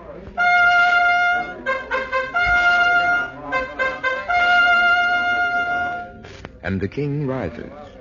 Though yet of Hamlet, our dear brother's death, the memory be green, and that it us befitted to bear our hearts in grief, and our whole kingdom to be contracted in one brow of woe, yet so far hath discretion fought with nature, that we with wisest sorrow think on him, together with remembrance of ourselves. Therefore, our sometime sister, now our queen, the imperial jointress to this warlike state, have we, as 'twere with a defeated joy, with one auspicious and one dropping eye, taken to wife. Nor have we herein bawd your better wisdoms, which have freely gone with this affair along. For all our thanks. But now, my cousin Hamlet and my son. A little more than kin, and less than kind. How is it that the clouds still hang on you? Not so, my lord. I'm too much in the sun. Good Hamlet, cast thy nighted colour off. Let thine eye look like a friend on Denmark. Do not forever with thy veiled lids seek for thy noble father in the dust. Thou know'st 'tis common. All that live must die, passing through nature to eternity. Aye, madam. It is common. If it be, why seems it so particular with thee? Seems, madam. Nay, it is. I know not seems. 'Tis not alone my inky cloak, good mother, together with all forms, shows, shapes of grief that can denote me truly. These indeed seem, for they are actions that a man might play. But I have that within which passeth show. These but the trappings and the suits of woe. 'Tis sweet and commendable in your nature, Hamlet, to give these morning duties to your father. But you must know your father lost a father, that father lost his, and the survivor bound in filial obligation for some term to do obsequious sorrow. But to persever in obstinate condolement is a course of impious stubbornness. For your intent in going back to school in Wittenberg, it is most retrograde to our desire. And we beseech you, bend you to remain here in the cheer and comfort of our eye, our chiefest courtier, cousin, and our son. Let not thy mother lose her prayers, Hamlet. I pray thee, stay with us. Go not to Wittenberg. I shall in all my best obey you, madam. Why, 'tis a loving and a fair reply. Be as ourself in Denmark. Madam, come, this gentle and unforced accord of Hamlet sits smiling to my heart. Come away.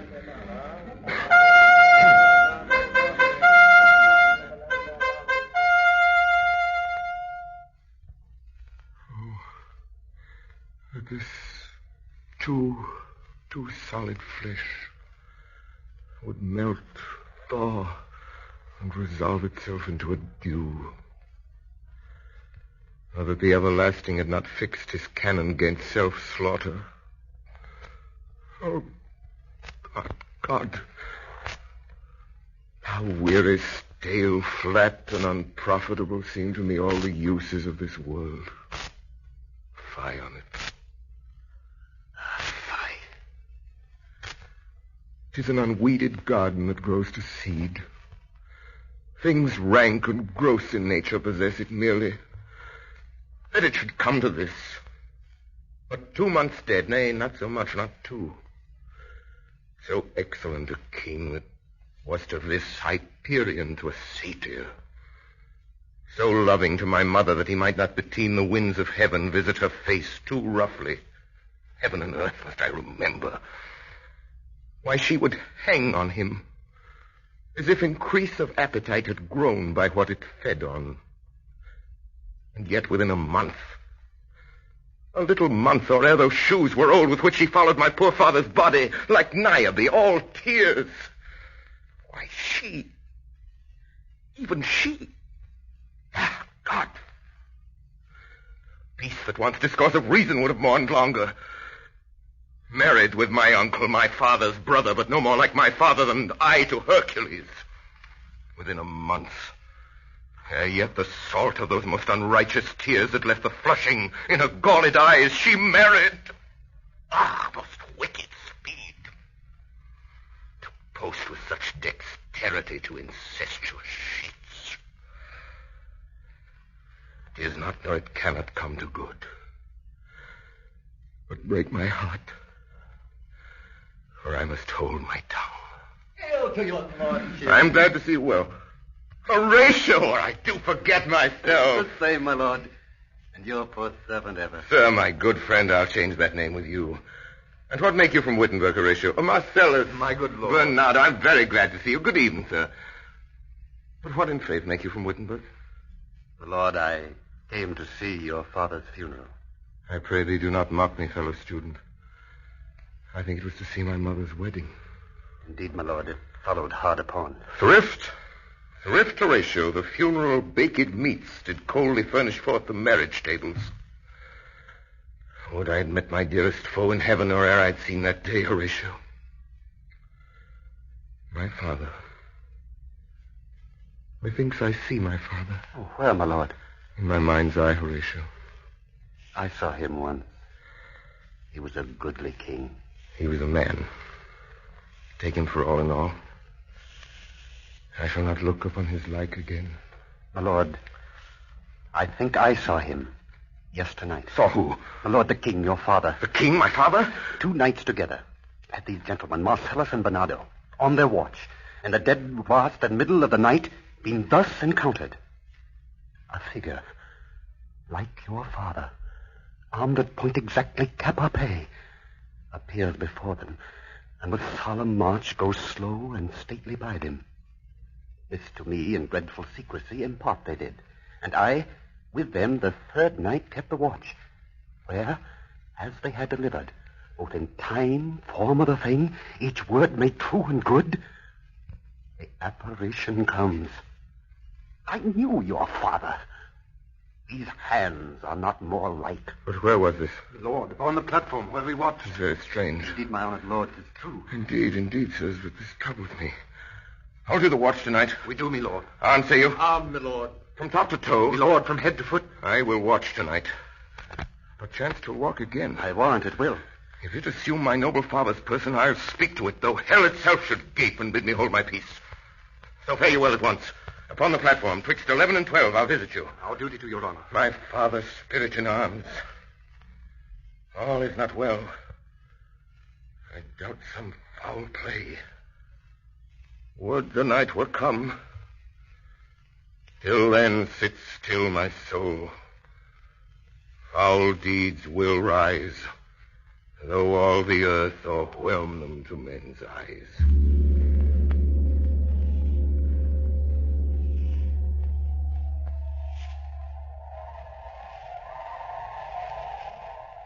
Yeah, by truly. It's very cold. The nipping and an eager air. What hour now? I think it lacks of 12. Oh, no, it has struck. Indeed? I heard it not. It then draws near the season wherein the spirit held his wont to walk.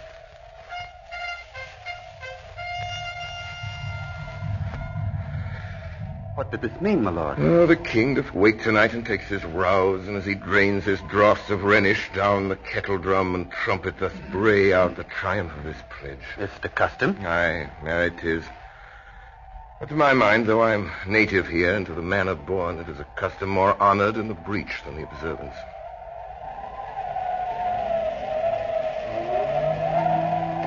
Look, my lord, it comes. Angels and ministers of grace, defend us. Be thou a spirit of help, a god and damned. Thou comest in such a questionable shape that I will speak to thee. I'll call thee Hamlet, king, father, royal Dane. Oh, answer me. Let me not burst in ignorance, but tell why thy canonized bones, hearsed in death, have burst their cerements. Why the sepulchre wherein we saw thee quietly inurned hath oped its ponderous and marble jaws to cast thee up again. What may this mean? Say, why is this? Wherefore? What should we do? It waves you to a more removed ground. But do not go with it. No, by no means. It will not speak. Then I will follow it. Do not, my lord. Why, what should be the fear? I do not set my life at a pin's fee. It waits me forth again. I'll follow it. You shall not go, my lord. Hold off your hand. We rules, you shall not go. My fate cries out and makes each petty artery in this body as hardy as the Nemean lion's nerve. Still am I called. Unhand me, gentlemen. By heaven, I'll make a ghost of him that lets me. I say away. Go on. I'll follow thee.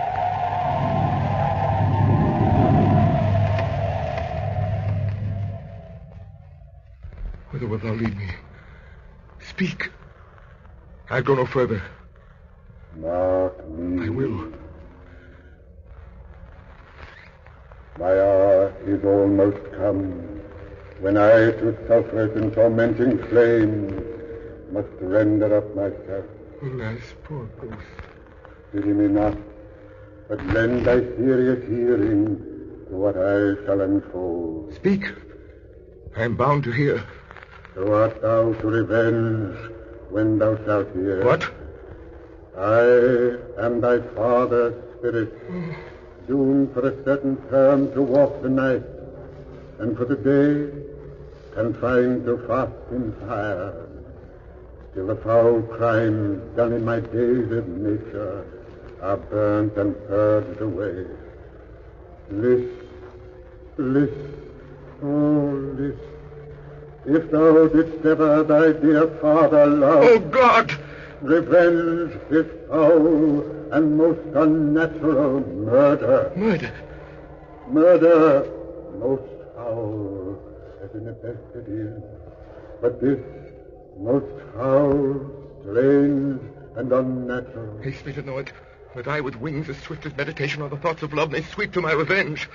Now, Hamlet, here, sleeping within mine orchard, my custom always of the afternoon, upon my secure hour, thy uncle stole, with juice of cursed heaven and in a vial, and in the porches of mine ears, did pour the leprous distilment, whose effect holds such an enmity with blood of man, that with a sudden vigor it doth pocket the thin and wholesome blood. So did it mine. Thus was I sleeping by a brother's hand, of life, of crown, of queen, at once dispatched. Horrible, horrible, most horrible. If thou hast nature in thee, bear it not. Let not the royal bed of Denmark be a couch for luxury and damned incest. But fare thee well at once. The glowworm shows the matin to be near, and dims to pale his ineffectual fire. Adieu, adieu, Hamlet, remember me. Remember thee, I, thou poor ghost. Thy memory holds a seat in this distracted globe.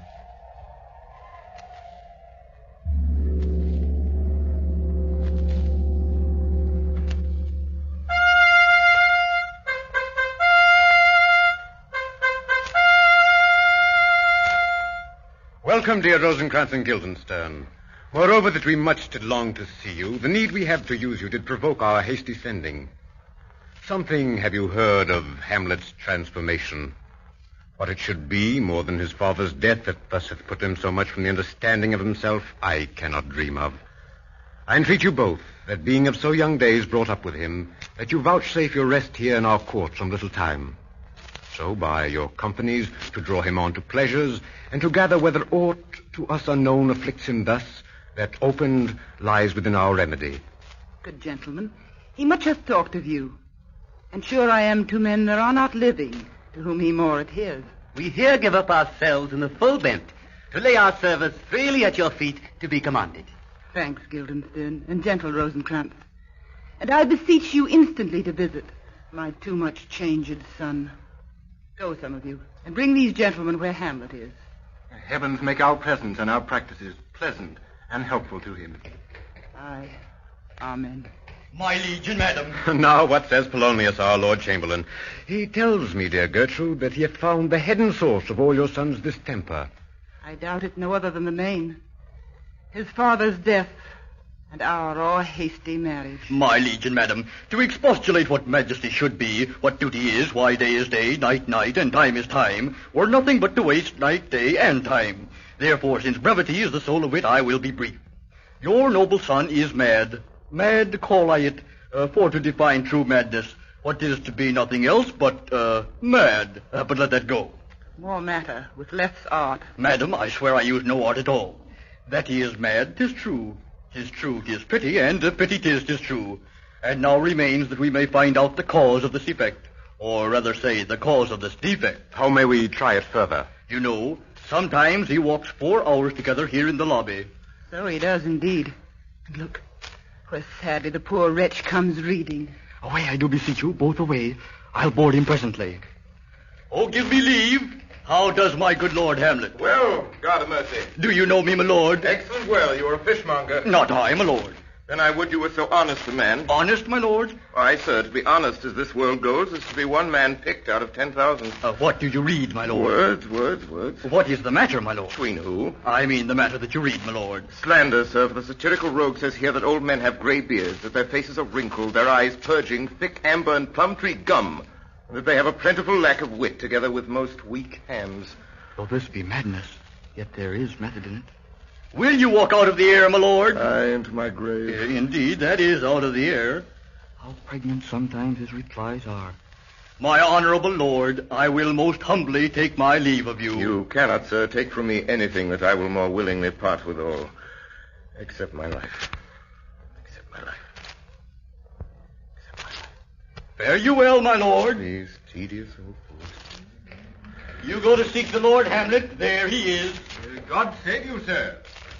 My honored lord. Oh, my. My most dear lord. Good friends. How dost thou, Guildenstern? Rosencrantz, what makes you at Elsinore? To visit you, my lord. No other occasion. Beggar that I am, I'm even poor in thanks. But I thank you. Were you not sent for? Is it your own inclining? Is it a free visitation? Come, deal justly with me. Come. I may speak. What should we say, my lord? Well, anything but to the purpose. I know the good king and queen have sent for you. To what end, my lord? That you must teach me. Oh, by the right of our fellowship, be even and direct with me, whether you were sent for or no. My lord, we were sent for. I will tell you why. So shall my anticipation prevent your discovery, and your secrecy to the king and queen moult no feather I have of late. But wherefore I know not, lost all my mirth, forgone all custom of exercises, and indeed it goes so heavily with my disposition that this goodly frame, the earth, seems to me a sterile promontory, this most excellent canopy, the air. Look you, this brave o'erhanging firmament, this majestical roof, fretted with golden fire, why, it appears no other thing to me than a foul and pestilent congregation of vapors. Oh, what a piece of work is man. How noble in reason, how infinite in faculty, in form and moving, how express and admirable. In action, how like an angel. In apprehension, how like a god. The beauty of the world, the paragon of animals. And yet, to me, what is this quintessence of dust? Man delights not me. No, nor woman neither, though by your smiling you seem to say so. Oh, my lord, there was no such stuff in my thoughts. Why did you laugh, then, when I said man delights not me? To think, my lord, if you delight not in man, what Lenten entertainment the players shall receive from you. We courted them on the way, and hither are they coming to offer you services. He that plays the king shall be welcome. His majesty shall have tribute of me.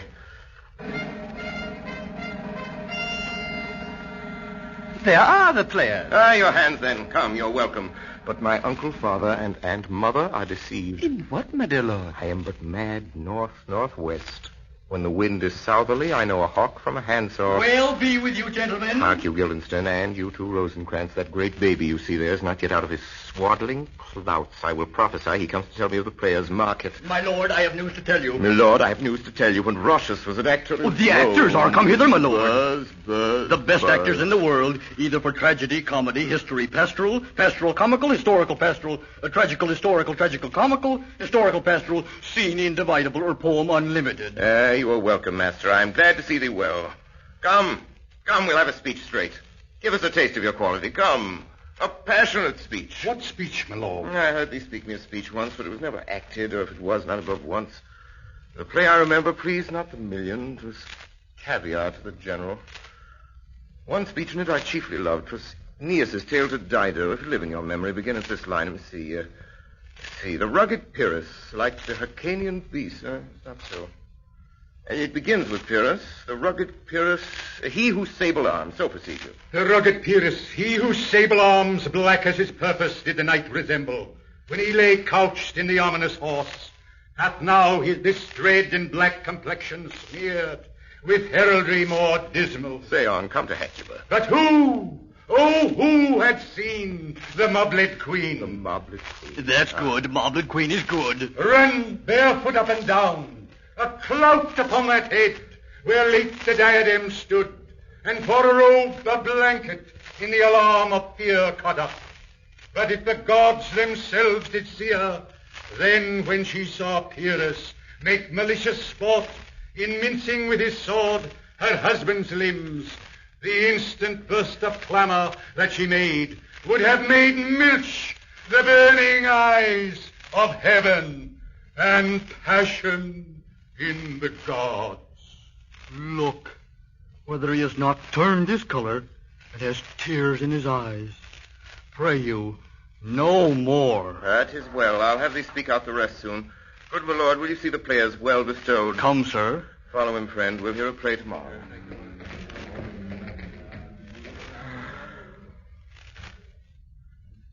Now I'm alone. Oh, what a rogue and peasant slave am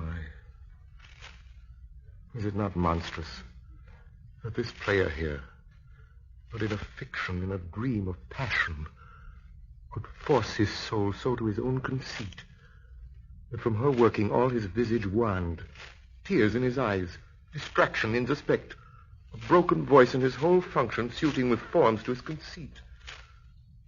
And for nothing. For Hecuba. What's Hecuba to him, or he to Hecuba, that he should weep for her? What would he do had he the motive and the cue for passion that I have? He would drown the stage with tears and cleave the general ear with horrid speech. Yet I, a dull and muddy mettled rascal, speak like John o' Dreams, unpregnant of my cause, and can say nothing. No, not for a king, upon whose property and most dear life a damned defeat was made. Am I a coward?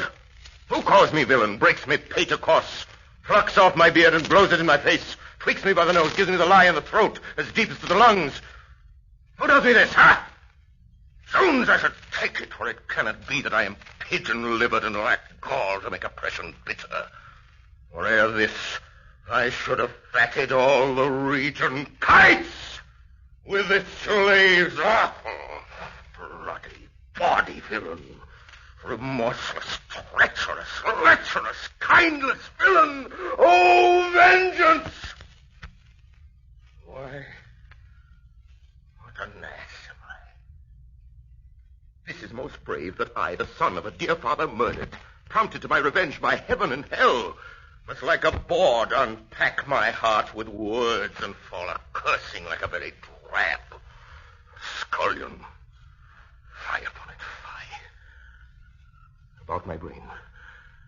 I have heard that guilty creatures sitting at a play have by the very cunning of the scene been struck so to the soul that presently they have proclaimed their malefactions. I'll have these players play something like the murder of my father before my uncle. I'll observe his looks. I'll tent him to the quick. If he but blench, I know my course. The spirit I have seen may be the devil, and the devil hath power to assume a pleasing shape, yea, and perhaps out of my weakness and my melancholy. And he is very potent with such spirits. Abuses me to damn me. I'll have grounds more relative than this. The play's the thing wherein I'll catch the conscience of the king.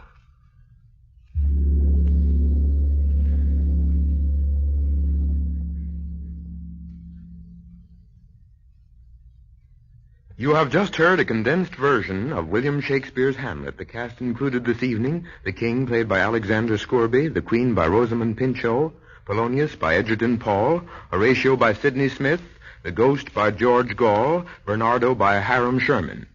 This program was arranged and directed by Orson Welles. Irving Blease directed the radio effects. The Columbia Workshop would appreciate your comments on this production. This is Chesterton Radio, your home for podcasts of works by G.K. Chesterton, plus drama, comedy, mystery, science fiction, big bands, and much more. The soundtrack to your Chesterton day at chestertonradio.com. The Columbia Workshop, under the direction of Irving Reese. Ladies and gentlemen, the Columbia Workshop offers its 15th program in a series devoted to experimental radio. Some 2 months ago, we offered you on the Workshop a radio version of the first 2 acts of Hamlet by William Shakespeare. The response from our listening audience was instantaneous and highly flattering. So much so that tonight we go on to finish the play. If you enjoy the drama, if you believe after tonight's performance that Shakespeare should become a regular feature on radio, write to us and say so. We are eager to have this gauge of radio public opinion. Tonight's version of Hamlet, like that of some weeks ago, is the work of Orson Welles, who also plays the role of Hamlet. And now we take pleasure in introducing to you in person Mr. Orson Welles. In our previous broadcast, we concerned ourselves with establishing the causes that led to Hamlet's tragedy. In especial, the revelation by the ghost of his father's murder by Hamlet's own uncle, who is now the King of Denmark. This, and the knowledge that his mother had remarried immediately, has left Hamlet a creature mad for revenge. Assuming, as he calls it, an antic disposition, Hamlet plots to trap the king into an open confession of guilt. The arrival of strolling players at the court has provided the necessary means. Hamlet arranges that a performance be given, duplicating the circumstance of his father's death. The play's the thing wherein I'll catch the conscience of the king. The play's the thing wherein I'll catch the conscience of the king. It is the night of the play. The hall of the castle has been arranged for the performance, and in a moment the court will assemble. The blare of trumpets will announce the arrival of the king and queen, with Polonius, the king's counselor, and his daughter Ophelia. In a moment, this play of Hamlet's contriving will begin. But now, for an instant, we find him giving some last-minute advice to the players. Speak the speech, I pray you, as I pronounced it to you, trippingly on the tongue. But if you mouth it, as many of our players do, I had as lief the town crier spoke my lines. Now do not saw the air too much with your hand, thus. But use all gently. I warrant, Your Honor. Oh, be not too tame, neither, but let your own discretion be your tutor.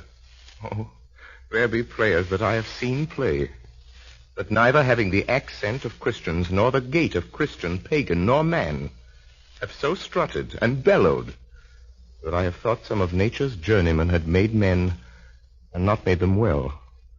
They imitated humanity so abominably. I hope we have reformed that indifferently with us, sir. Oh, reform it altogether. Go, you make ready. Horatio. Yes, sweet lord. At your service. There is a play tonight before the king.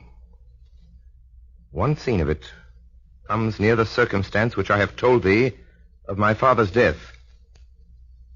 Observe mine uncle. Well, my lord. Oh, he's coming to the play. Get your place.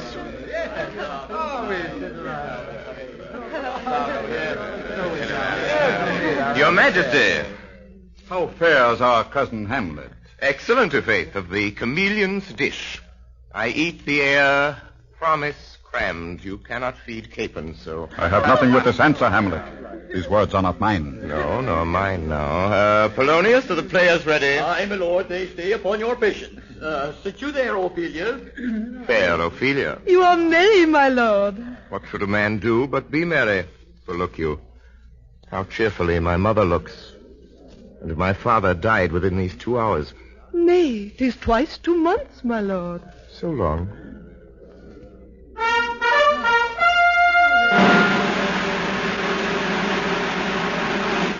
We shall know by these fellows. For us and for our tragedy, here stooping to your clemency, we beg your hearing patiently. Full 30 times hath Phoebus' cart gone round Neptune's salt wash, and Tellus' orbit ground, since love our hearts, and Hymen did our hands, unite commutual in most sacred bands. So many journeys may the sun and moon make us again count o'er, ere love be done. Faith, I must leave thee, love, and shortly too, my operant powers their functions leave to do, and thou shalt live. Oh, confound the rest! Such love must needs be treason in my breast. And second husband let me be accursed. None weds the second, but who kills the first. Wormwood. So think thou wilt no second husband wed, but die thy thoughts when thy first lord is dead. Both here and hence pursue me lasting strife. If once a widow, ever I be wife. 'Tis deeply sworn. Sweet, leave me here awhile. My spirits grow dull, and fain I would beguile a tedious day with sleep. Sleep rock thy brain, and never come mischance between us twain. Madam, how like you this play? The lady does protest too much, methinks. Oh, she'll keep her word. What do you call the play? The Mousetrap. Very how? Tropically. This play is the image of a murder done in Vienna. Thoughts black, hands apt, drugs fit and time. This one is Lucianus, nephew to the king, see? He poisons him in the garden for the state. His name's Gonzago. The story is extant and written choice Italian. You shall see anon how the murderer gets the love of Gonzago's wife. Give all the play. What? Write it with false fire! Give me some light. Why? Dear, go weep. The heart ungalled play. But some must watch, while some must sleep. So runs the world away.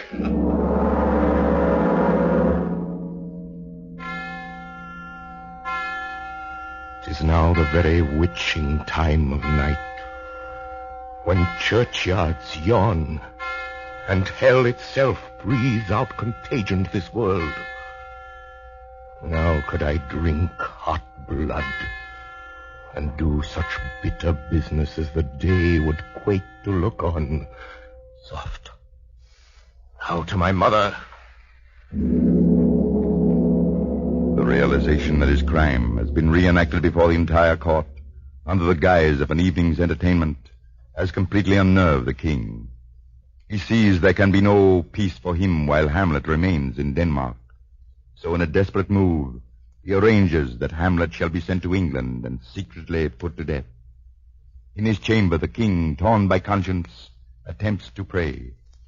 Hamlet, passing on his way to the queen's apartment, observes the kneeling figure. Now might I do it, Pat?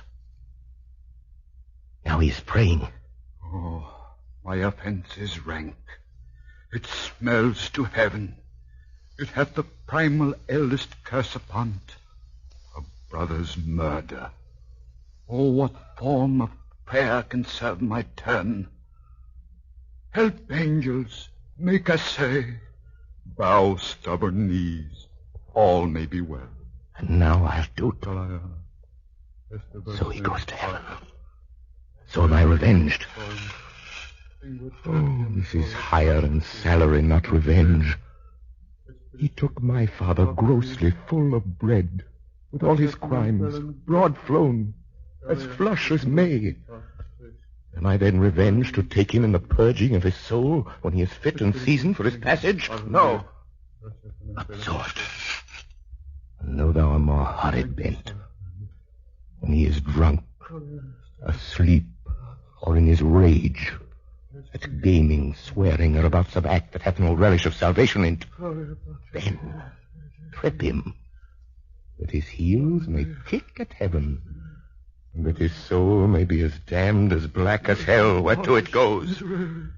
My mother stays.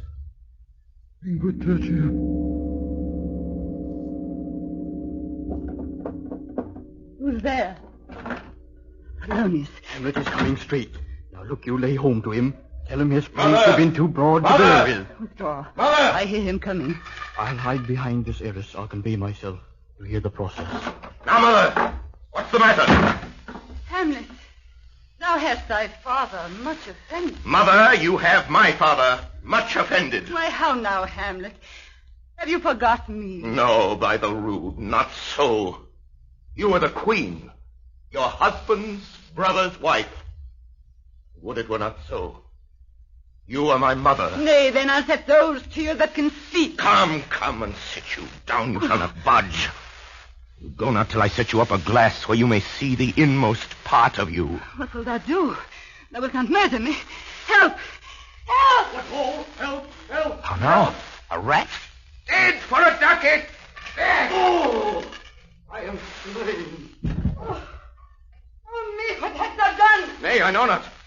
It's the king! Oh, what a rash and bloody deed! A bloody deed! Almost as bad, good mother, as kill a king and marry with his brother. Kill a king? Aye, lady. 'Twas my word. Polonius. Thou wretched, rash, intruding fool. Farewell. I took thee for thy better. Leave wringing of your hands. Peace, sit you down and let me wring your heart. Or so I shall if it be made of penetrable stuff. If damned custom have not brassed it so that it be proof and bulwark against sense. What have I done? That thou darest wag thy tongue in noise so rude against me? Such an act that blurs the grace and blush of modesty, calls virtue hypocrite, takes off the rose from the fair forehead of an innocent love, and sets a blister there. Ay me, what act? That roars so loud and thunders in the index. Look here. Upon this picture, and on this, the counterfeit presentment of two brothers. See, what a grace was seated on this brow. Hyperion's curls, the front of Jove himself, an eye like Mars to threaten and command, a station like the herald Mercury new lighted on a heaven-kissing hill. This was your husband. Look you now, what follows. Here is your husband, like a mildewed ear, blasting his wholesome brother. Have you eyes? Could you on this fair mountain leave to feed and batten on this moor? Ha! Have you eyes? You cannot call it love, for at your age the Hadean, the blood is tame, is humble. It waits upon the judgment, and what judgment would step from this to this? Oh, Hamlet, speak no more.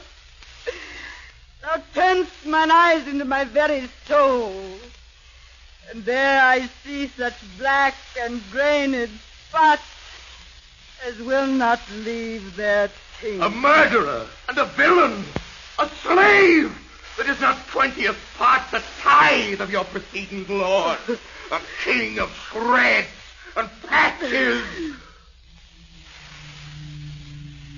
Save me, and hover on me with your wings, you heavenly gods. What would your gracious figure? Do you not come, your tardy son, to chide?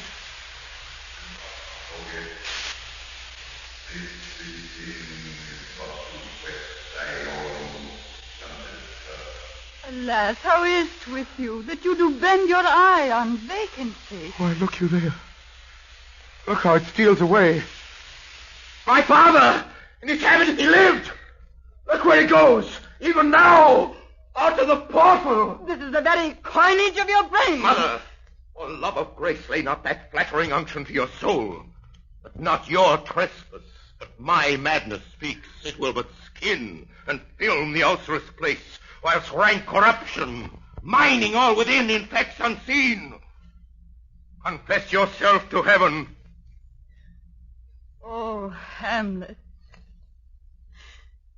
thou hast cleft my heart in twain. Oh, throw away the worser part of it, and live the purer with the other half. Good night. But go not to my uncle's bed. Assume a virtue if you have it not. And when you are desirous to be blessed, I'll blessing beg of you. So again, good night. I must be cruel, only to be kind.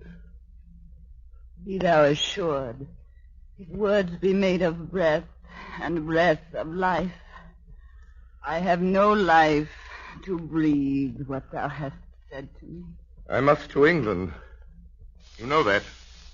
Alack, I had forgot. 'Tis so concluded on. Good night, Mother.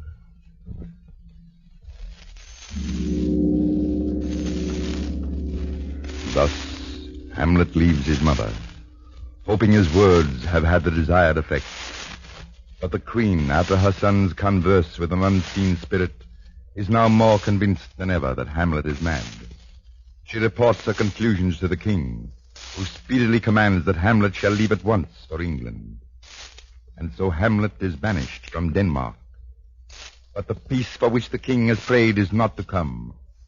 The murder of Polonius proves the mainspring of greater and more tragic events. Bereft of her father, Ophelia goes insane. The Danish people are stirred almost to rebellion. And finally, with the return of Laertes, the son of Polonius, they are provided with a necessary leader. Now the rabble has risen, and, led by Laertes, storms the castle in which the king and queen have secluded themselves. Suddenly the doors break open, and Laertes appears at the head of the mob. Where is the king? Sir, stand you all without. I pray you, give me leave. Keep the door. Oh, thou vile king, give me my father. Tell me, Laertes, why thou art thus incensed? Let him go, Gertrude. Speak, man. Where is my father? Dead. But not by him. How came he dead? I'll not be juggled with. If I am guiltless of your father's death, it shall as level to your judgment pierce, as day does to your rye. Oh, no. What noise is that?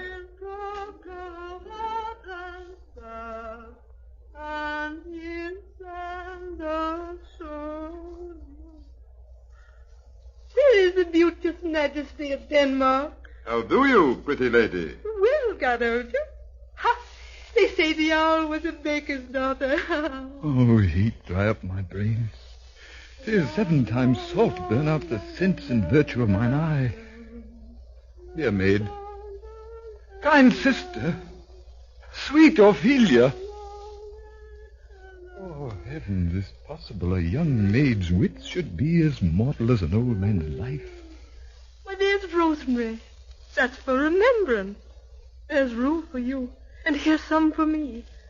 Ha, we may call it herb grace for Sundays. Oh, you must wear your rue with a difference. I would give you some violets, but they withered all when my father died. God have mercy on his soul, and on all good Christian souls, I pray God. God be with you. Oh.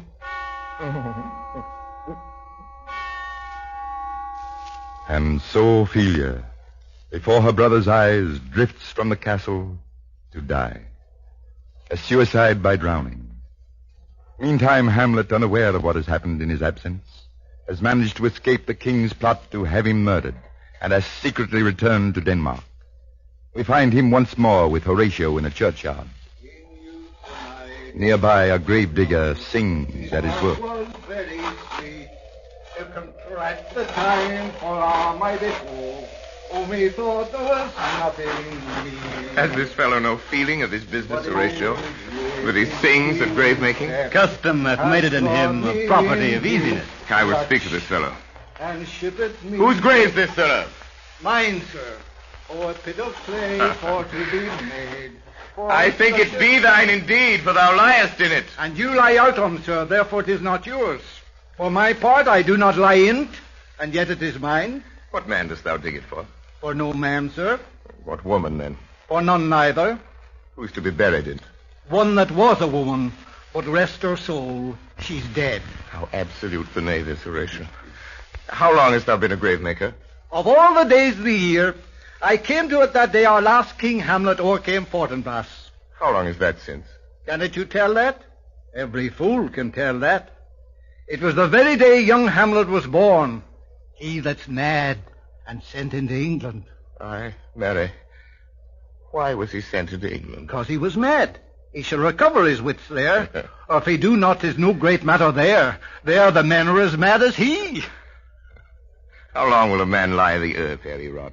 Faith, sir, if he be not rotten before he die, he'll last you some 8 or 9 year. Here's a skull now. This skull have lain to the earth 23 years. Whose was it? A whoresome mad fellow's it was. This same skull, sir, was Yorick's skull, the king's jester. This? E'en that. Let me see. Alas. Poor Yorick. I knew him, Horatio. A fellow of infinite jest, of most excellent fancy. He hath borne me on his back 1,000 times. And now, how abhorred in my imagination it is. Where be your jibes now? Your gambols, songs, your flashes of merriment that were wont to set the table on a roar. Prithee, Horatio, tell me one thing. What's that, my lord? Dost thou think Alexander looked to this fashion in the earth? E'en so. And spelt so? To what base uses may we return, Horatio? Oh, but soft aside. Here comes the king, the queen, the courtiers. Who's this they follow? Couch we a while and mark. What ceremony else? That is Laertes, a very noble youth. What ceremony else? Must there no more be done? No more be done. We should profane the service of the dead, to sing a requiem, and such rest to her as to peace parted souls. Lay her to the earth. I tell thee, churlish priest, a ministering angel shall my sister be when thou liest howling. What? Fair Ophelia? Sweet to the sweet, farewell. I hope thou shouldst have been my Hamlet's wife. I thought thy bride bed to have decked, sweet maid, and not have strewed thy grave. Hold off the earth a while, till I have caught her once more in my arms. What is he whose grief bears such an emphasis? This is I, Hamlet, the Dane! Devil take thy soul! I loved Ophelia! 40,000 brothers could not with all their quantity of love make up my sum. Dost thou come here to whine, to outface me with Lethe in her grave? Oh, he is mad, Laertes. For love of God, forbear him. Laertes. What is the reason that you use me thus? I loved you ever. But 'tis no matter. Let Hercules himself do what he may. The cat will mew, and dog will have his day. And now Laertes, determined to be revenged, finds an ally in the king. Thus the latter arranges that Hamlet and Laertes shall duel. Ostensibly for sport, the contest is treacherously conceived. Laertes' rapier bears an envenomed point, and if this fails, the king has prepared a poisoned drink to ensure the death of Hamlet. His Majesty sends to know if your pleasure hold to play with Laertes. I am constant to my purposes. The king and queen are all coming down. You will lose this wager. I do not think so. But thou wouldst not think how ills all hear about my heart. It is no matter. If your mind is like anything, obey it. I will forestall the repair hither and say you are not fit. Oh, not a whit. We defy augury. There's a special providence in the fall of a sparrow. If it be not now, 'tis not to come. If it be not to come, it will be now. If it be not now, yet it will come. The readiness is all.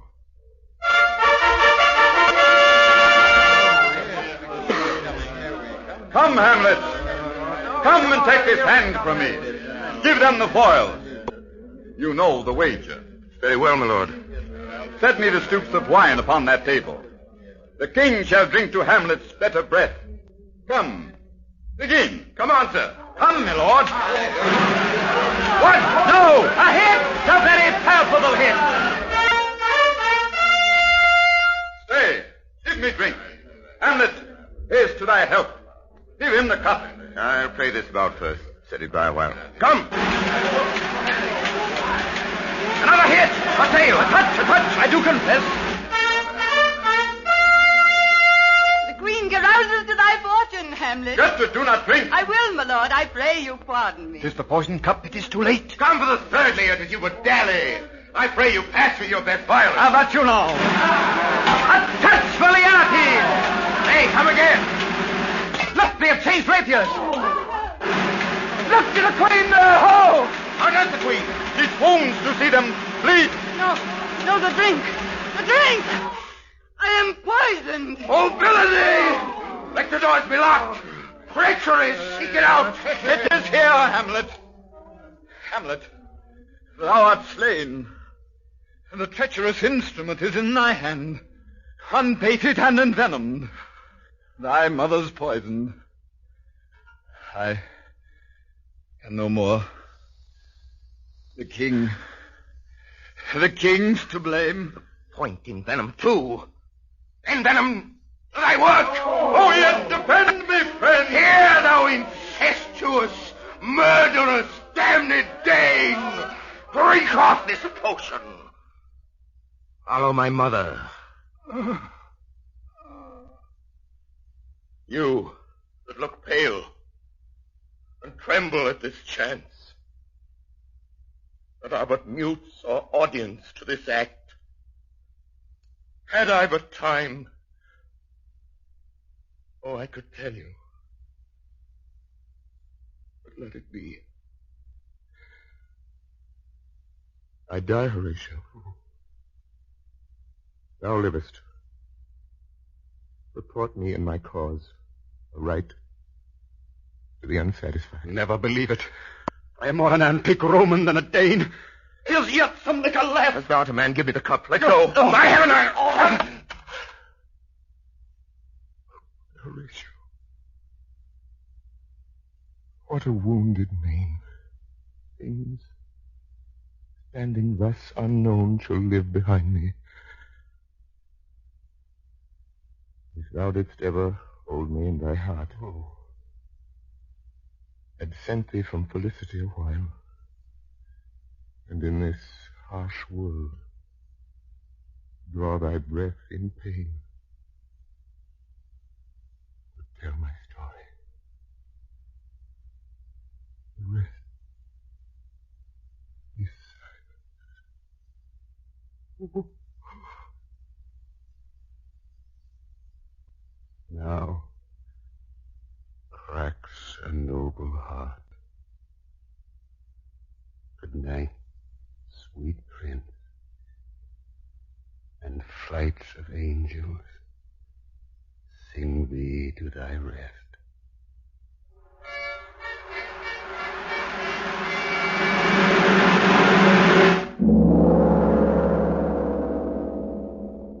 So ends the tragedy of Hamlet, Prince of Denmark. Again, may we say that if you enjoyed this presentation, if you are convinced that the tragedies and comedies of Shakespeare have a place on the air and should become a permanent radio feature, write to us. Help give us this gauge of public opinion. Tonight's cast included Miss Frank Hale, Miss Laura Straub, Miss Virginia Wells, Mr. Whitford Kane, Sidney Smith, Joseph Cotton, Shirley Oliver, Santos Ortega, George Duthie, Edgerton Paul, and Hiram Sherman. The narrator was Edward Jerome. Next week, the workshop will present a special demonstration in conjunction with the meeting of the New York Electrical Society. Dr. E. Free will have charge of the demonstration. Tonight's presentation of Hamlet was arranged and produced by Orson Welles. In the absence of Mr. Reese, Brewster Morgan assisted.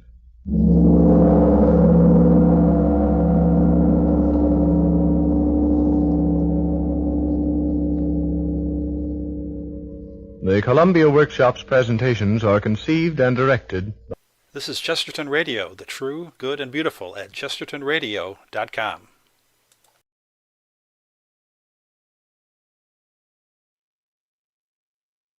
From Hollywood, Colgate Tooth Powder for a breath that's sweet and teeth that sparkle presents The Mel Blanc Show.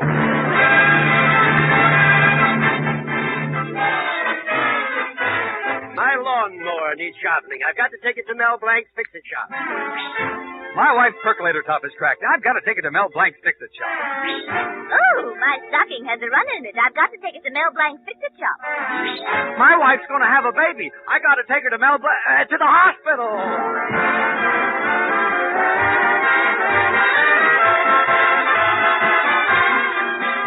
Colgate Tooth Powder for a breath that's sweet and teeth that sparkle brings you the Mel Blanc Show with Mary Jane Croft, Earl Ross, Joe Kern, Snooky, Victor Miller and his orchestra, and as the star in his own Fix-It Shop, Mel Blanc.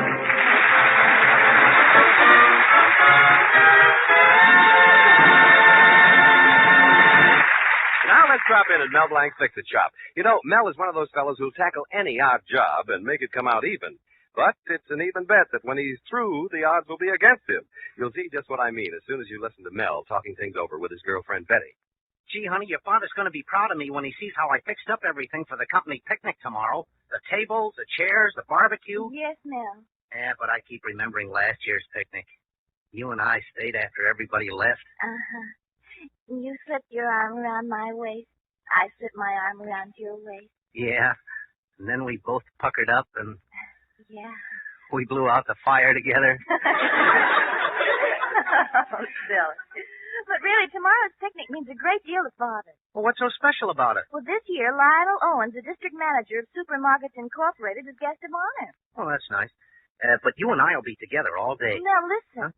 You see, Daddy has an idea Mr. Owens may promote him to be assistant district manager. Gee, that'd be nice for your father. Hey, look, honey, tomorrow, let's you and I take a rowboat. Now, I'm trying to tell you something. Huh?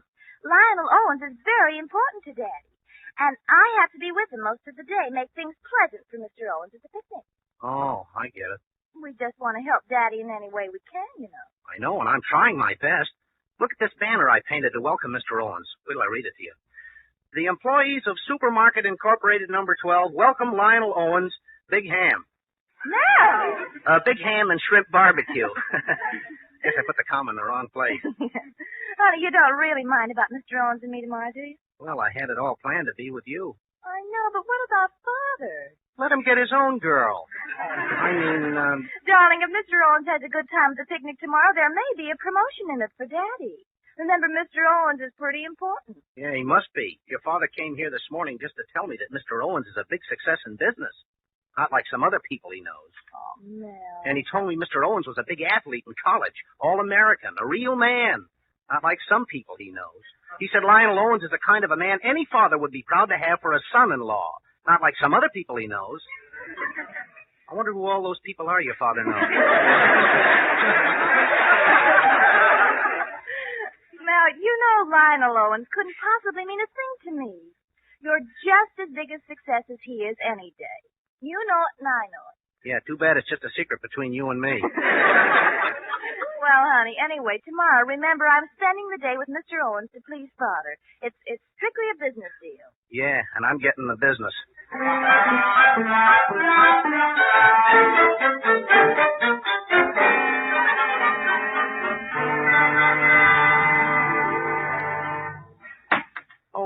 Mr. Colby? Yes, it is a nice day, isn't it? Melvin, I'm a little worried about the picnic tomorrow. Oh, there's nothing to worry about. Uncle Rupert, Zuki, and I fixed everything. The chairs, the barbecue, the banner for Mr. Owens. Mr. Owens, I'm worried about. He has an idea. He's just as good an athlete as the day he left college. He thinks he's as strong as an ox. Well, gee, Mr. Colby, he ought to enjoy showing off on those 2 strength testers. You know those 2 muscle meters we rented from the amusement park? Yes, he'll be tickled pink if he wins. But if by some freak he loses, I'll never get that job as assistant district manager. Well, then you have to find somebody who'll compete against Mr. Owens. Somebody who'll be sure to lose. Yes, what we need is a little weakling, a surefire pushover. That's right.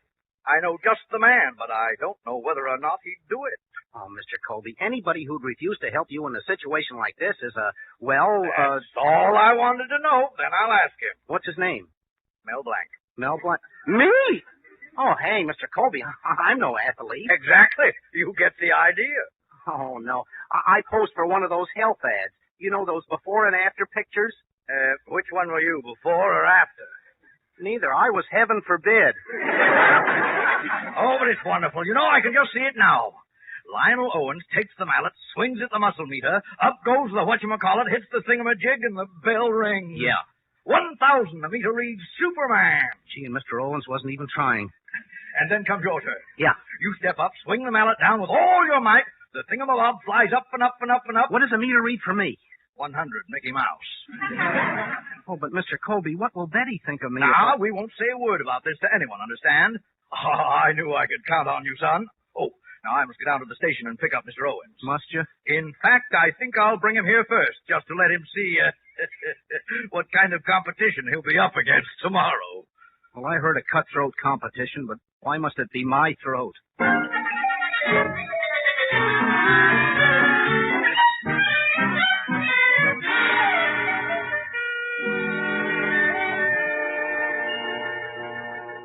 Nell, is it true what Father told me? You're going to compete against Mr. Owens tomorrow? Yeah, on the muscle meter, but... Oh, darling, I'm so proud of you. Well, maybe you better wait till tomorrow. Now, this is what I've been waiting for. You taking this way to show Daddy you're not spineless, that you've got a lion's heart and a quick eye.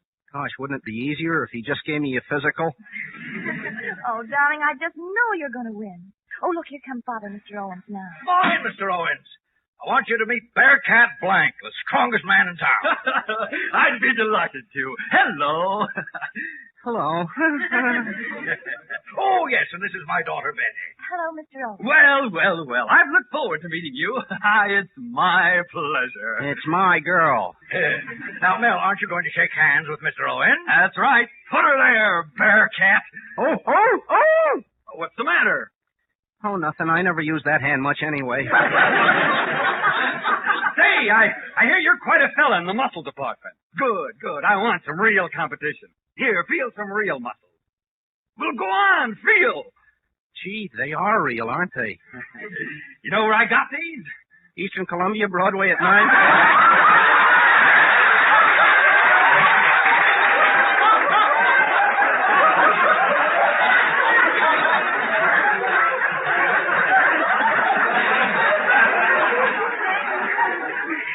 Back in my college days, I used to get up every morning and chop up 6 cords of wood for breakfast.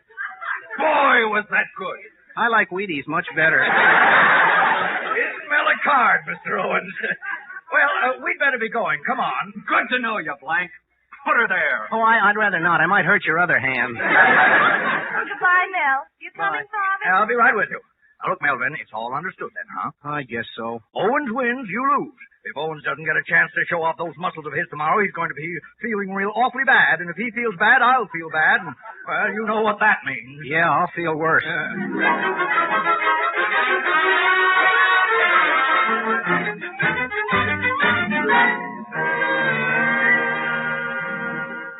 Zookie, my lad, installing these ridiculous muscle meters has me completely fatigued. Yeah, I'm all to the tired. I'm all the beat.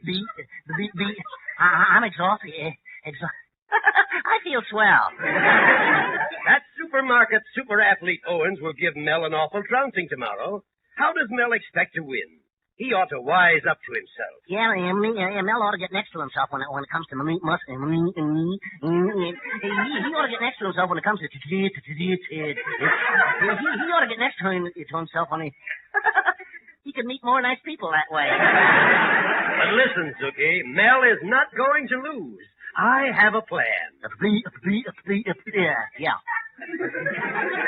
Zookie, we're going to loosen the spring in this red machine so that no matter how hard this Owens fellow hits it, it won't register over 200. Understand? Yeah. And then we're going to tighten the spring on this blue machine so that when Melvin brings his puny mallet down, the bell on top will resound for hours. Get it? Oh, certainly. No. How can you tell which muscle meter, which guy is supposed, whether Mel can, how?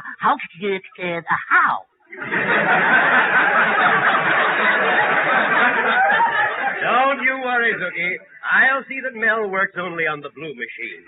I've taken care of that. Honest Uncle Rupert had himself appointed referee. You did? Yes, my lad. Melvin just can't lose.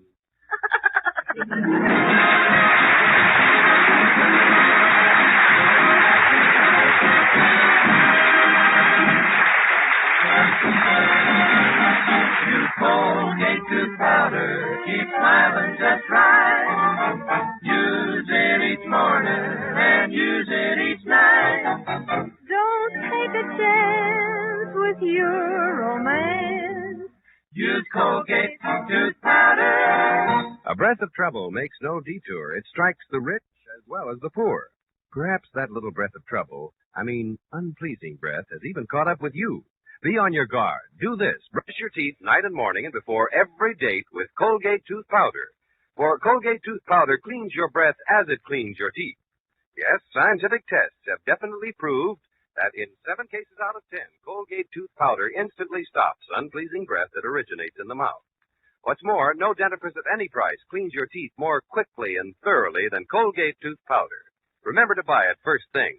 And remember the name Colgate tooth powder with the accent on powder. Don't take a chance with your romance. Use Colgate tooth powder.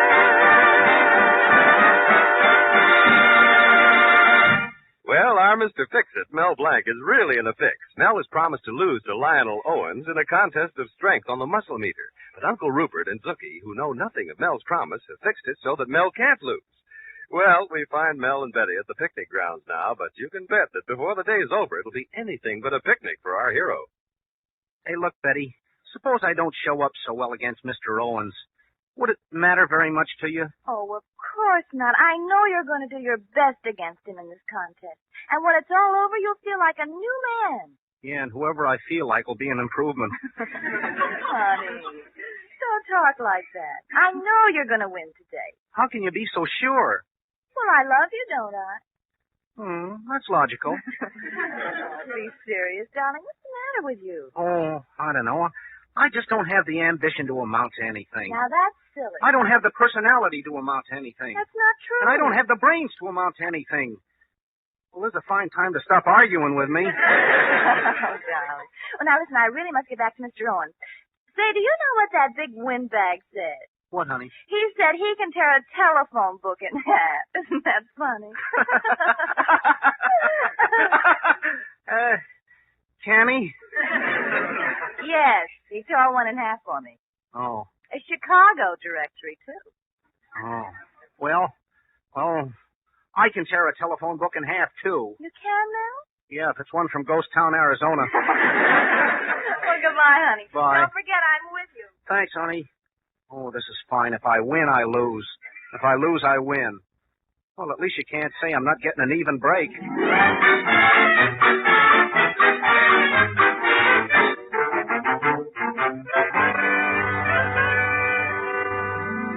Zookie, oh, Zookie! Yes, Uncle Ruby, yes.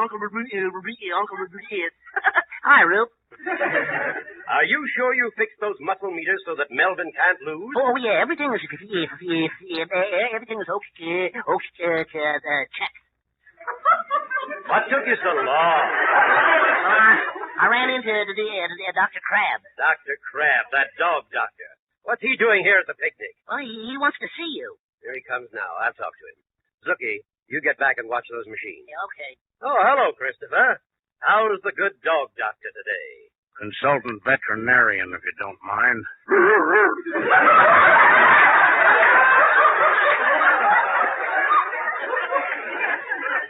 What's the matter with you? Nothing's the matter with me. Just got a catch in my throat. Could I have a pan of water?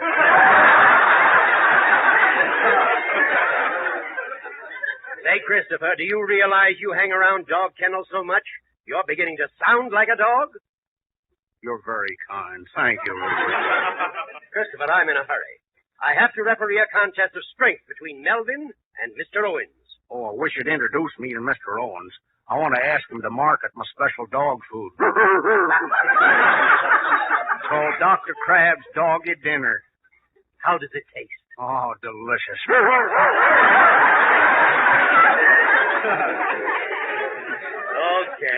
Okay, Christopher. I'll tell Mr. Owens. Thanks. I'd have told him myself, but I couldn't get to him for all those wild kids here at the picnic. Oh, come now, Christopher. You must have been pretty wild yourself when you were a pup. Oh, no. I lived a very sheltered childhood. In fact, I was kept on a leash. My mother saw to that. Your mother? What about your father? Who do you think was on the other leash? Oh, go away. Go away. I've wasted enough time already. I'll go. Goodbye, Rupert. Remember, don't put a dachshund in a revolving door. He's much too long, my friend. He'll only catch up with himself and say, "Brother, this is the end."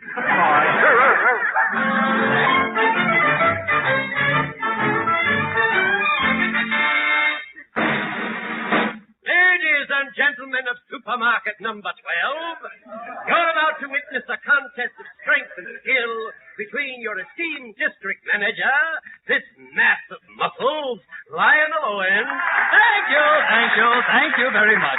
Here in my hand, you see a Chicago telephone directory. Watch closely.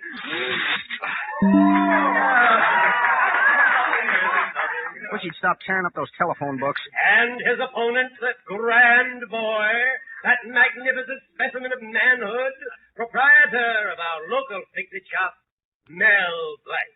Hooray!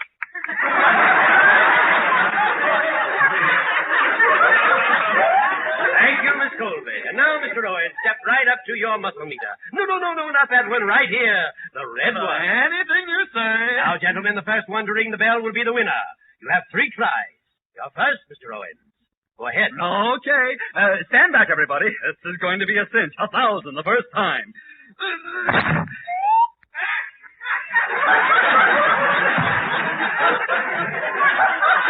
100? 100 on the muscle meter.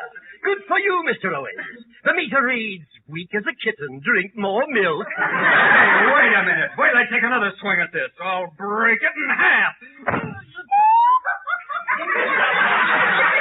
150 and the meter reads, top of the mark, if you're a grandmother. I don't understand it. Wait, everybody, get further back. Spread out.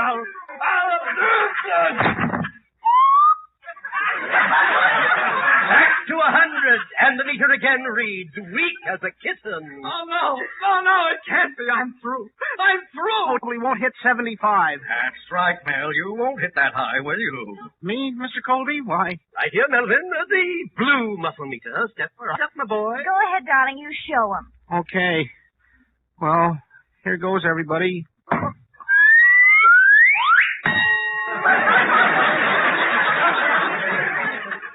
Did somebody hear something? 1,000 on the muscle meter, and the meter reads, Superman. That's wonderful, Melon, with only one hand. Yeah, my left hand, too. Mel Blanc, I want to talk to you. Oh, Mr. Colby, honest, I just... talk to you. I can't now. I'll see you later. I got to get a candy bar, for energy. Melvin, the boy, wait for Uncle. Mr. Colby? Yes, Mr. Owen. I want to talk to you. Alone. Now, look, Mr. Owen, you weren't informed. Everybody has an off day. No, Colby, let's face it. I'm slipping. I've been working too hard as district manager. The old fire is gone. Fire? Oh, you mean fire's gone.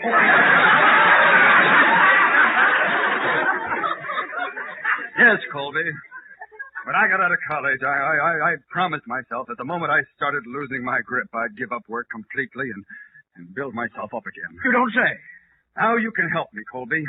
You've got to take my place as district manager. Me? District manager? No, I know it'll take a toll of your strength as it did me, but you won't let me down, will you? Will you accept? Will I? I will.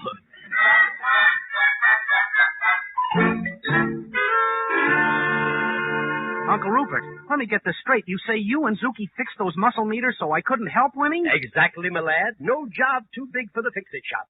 Now, are you pleased with your old uncle? Oh, but you don't understand. The only reason Mr. Colby entered me against Owens was for me to lose. I promised to lose. Lose? Mr. Colby will kill me. He'll lose his job. Oh, what a mess. Oh, I'm sorry, Melvin. Hey, wait, maybe it's not too late. I hope I can straighten this out before Mr. Colby gets fired. Say, Mr. Owens. Yes? Say, what do you say you take another crack at the muscle meter, huh?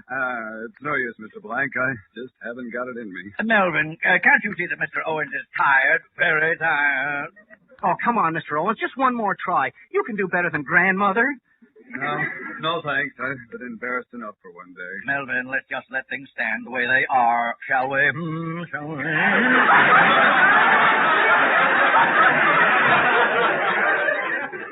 Oh, Mr. Owens, please. Here, take this mallet. Step up to the blue muscle meter. Please, go on. Try it, please.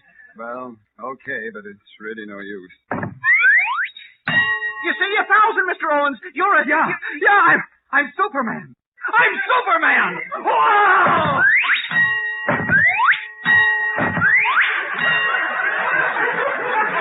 Well, that's more like it. I'm my old self again. Mr. Colby. Where's Mr. Colby? Here I am, sir. Oh, I thought I was through, Mr. Colby, but Mel here changed my mind. Yeah, didn't I? Well, I won't be needing anybody to replace me, Colby. I guess I'm still right there on the beam, thanks to Mel here. See you later, everybody. Oh, Daddy, aren't you proud of Mel? Daddy, put down that mouse! Mr. Colby!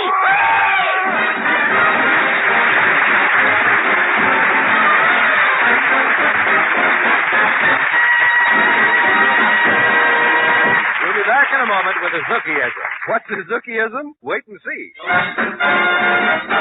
Use Colgate tooth powder, keep smiling just right. Use it each morning and use it each night. Don't take a chance with your romance.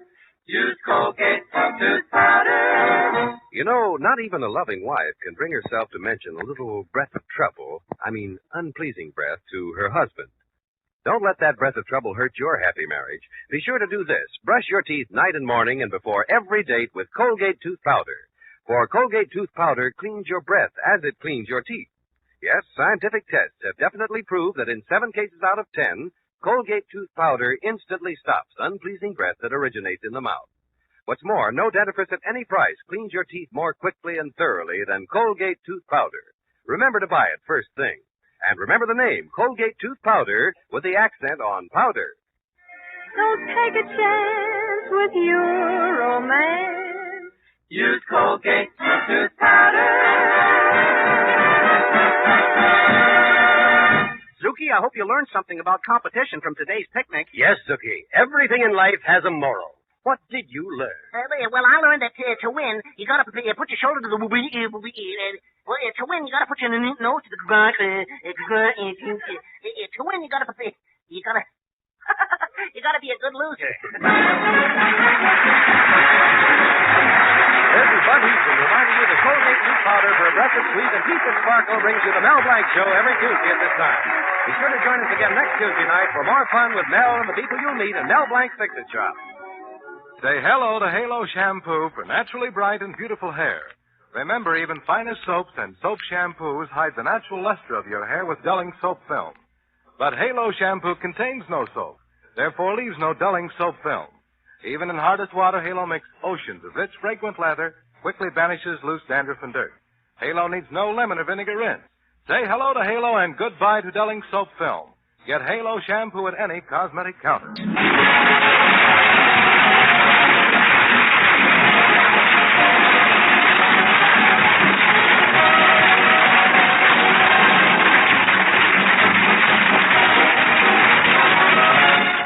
Blank Show was written by David Victor and Herb Little Jr. and was produced and directed by Joe Ryan. This is CBS, the Columbia Broadcasting System.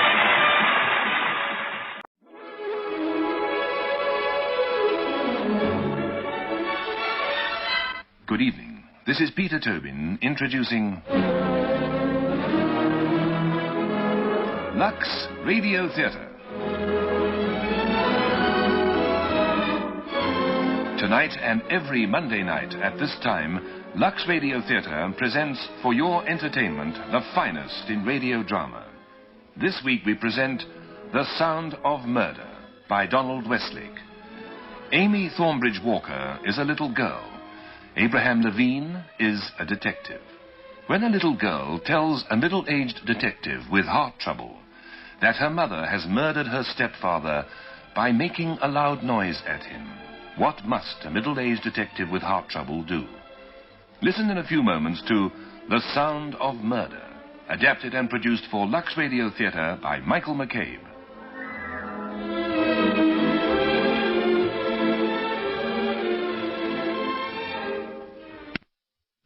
And now, Act One of tonight's Lux Radio Theatre presentation, The Sound of Murder.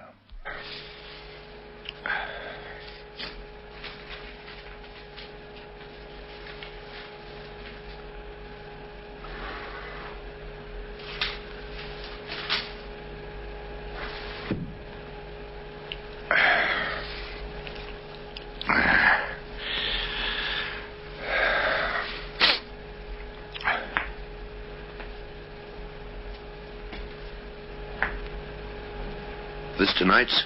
Huh? A paper. Oh, yeah. Take it, Abe. Take it. Well, thanks.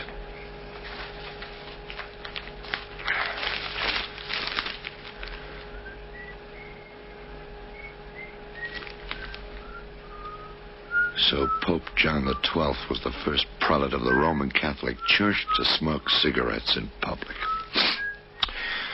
Well, that's just great.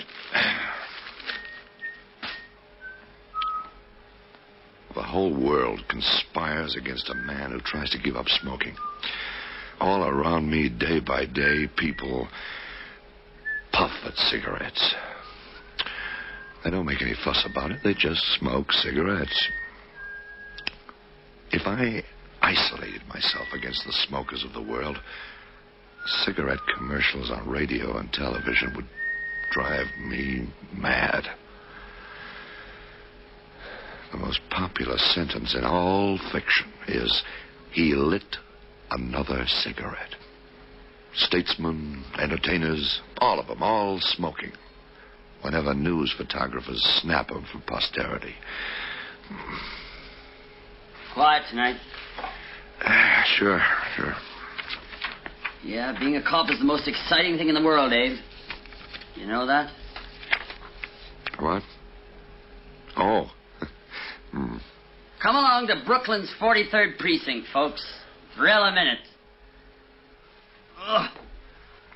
I'm going to the John. Who knows? I might find a body in there. Yeah, cockroach.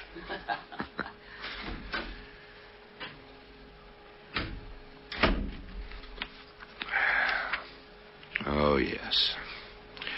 Sure, that is nice. That is very nice. The governor. Cigarette in FDR cigarette holder at a jaunty angle in his mouth.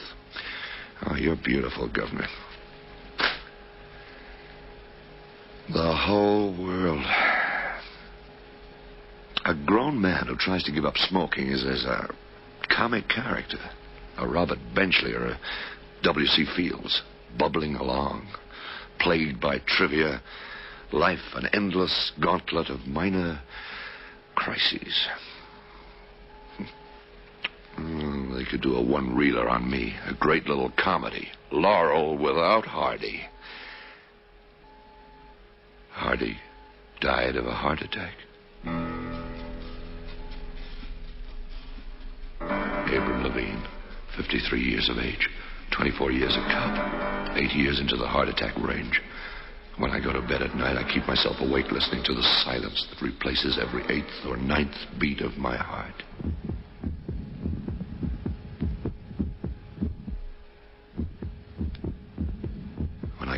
stairs or do anything strenuous, those missed heartbeats come closer together. Every 7th, then every 6th, then every 5th. One day, my heart will skip 2 beats in a row. And then, and on that day, Detective Abraham Levine will stop. Because there won't be any 3rd beat. None at all. Not ever. Huh? Huh? Oh, First sign, you know, Abe. First sign? What of? Nuts. Talking to yourself. Well, I didn't hear you. Come in. Come back. Heart? Yeah. I know a dozen guys with a heart that's kind of suspect. Yeah. What does the doc think? Well, I went to him 4 months ago. He checked me over. Felt like an old auto brought to a mechanic. Or a boat. You know, a boat its owner wanted to know whether it was worth fixing or not. Or just junk that ought to be replaced. Like it might have been necessary to get a new model. The house next door to mine, a baby cries every night. The new model crying for the old, the obsolete, to get off the road. Well, you got a little skip in your heart. Lots of people have that, Abe. Yeah, that's what the doctor said. Blood pressure's a bit high, too, but... I paid the doctor his fee, but I'm kind of unconvinced. He said if I really wanted to do something for my heart, I could cut out the smoking. I haven't had a cigarette since. And? I understand for the first time in my life how those junkies we lock up feel. I'm ashamed of myself, becoming so dependent. But I'm going to make it. Yeah. How about turning the fan off? Cool enough. Yeah.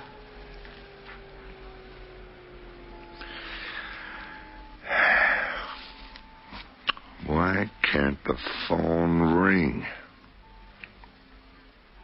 Something. Now I'm trying to smoke a pencil. Come in. What? Someone at the door. Oh. Push!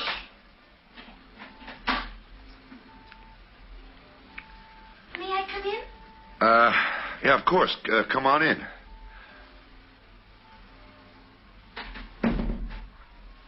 Sit over here.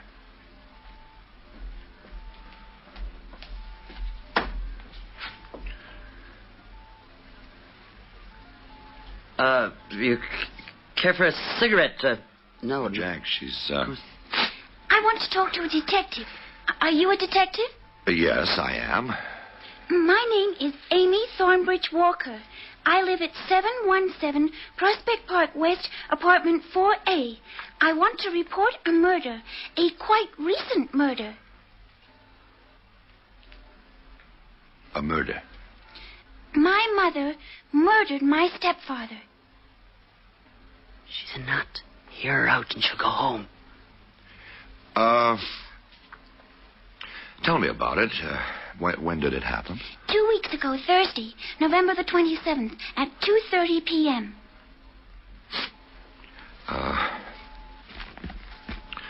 What's your mother's name? Gloria Thornbridge Walker. And my stepfather was Albert Walker. He was an attorney. Was your father's name Thornbridge? Is that it? Yes, Jason Thornbridge. He died when I was very small. I think my mother killed him too, but I'm not absolutely sure. I see. But you are absolutely sure that your mother killed Albert Walker? My stepfather, yes. My first father was supposed to have drowned by accident in Lake Champlain, which I consider very unlikely, as he was an excellent swimmer.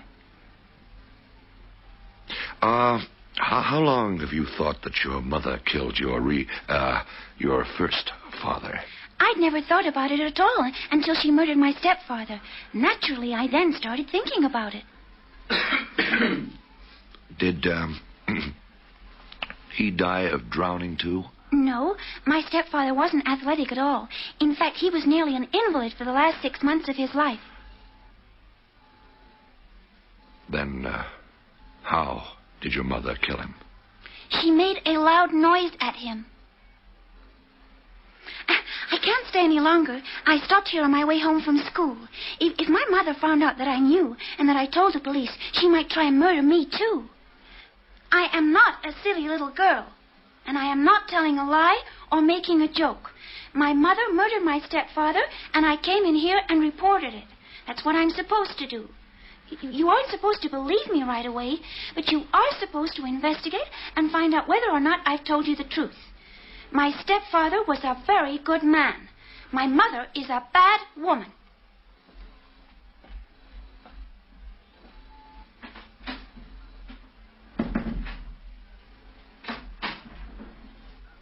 Hey, what was that?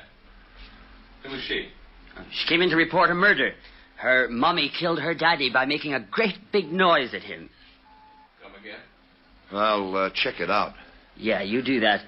Kids come in here, they find dead bodies in alleys, and they see flying saucers on rooftops. They report counterfeiters in basement apartments, kidnappers in black trucks. At one time, in 1,000, what a child reports is real and not a product of a young imagination. She did come up here as a joke. A bet, say. Oh, she's a fine little actress. Though, how can I tell? I haven't got any children. It's not easy to communicate with the very young. Her mommy killed her daddy by making a great big noise at him. Yeah. How many shopping days to Christmas, Jack? So? November 28th, obituary notice on Albert Walker. Cause of death, a heart attack. The mortician was Julius Merriman. The doctor was Henry Sheffield. Just been talking to Sheffield. Yes, so I got it. You heard then? Well, how could I hear Sheffield's part of it? My ears aren't that big. So? Well, he said it was heart failure, pure and simple. Can't understand why the police should be interested in the case. Neither can I. Sheffield said that Walker had suffered a coronary attack about 7 months ago. The second attack was more severe, and he hadn't really recovered from the first. He seemed a bit put out about me calling him. Seemed to think I was implying a number of things. I don't know. He wasn't Mrs. Walker's first husband's doctor. Yeah.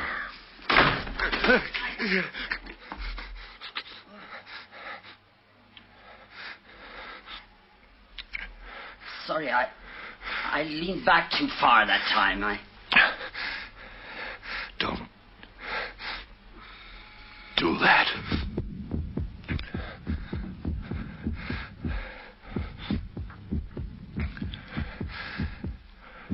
Every sixth beat. The sixth.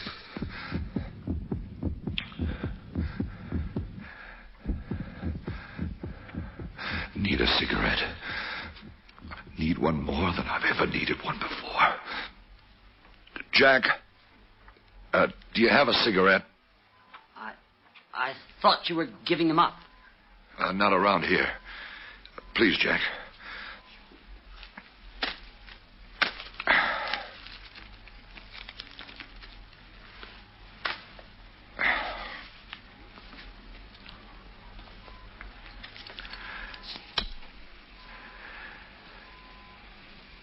Albert Walker died of a heart attack. She made a loud noise at him.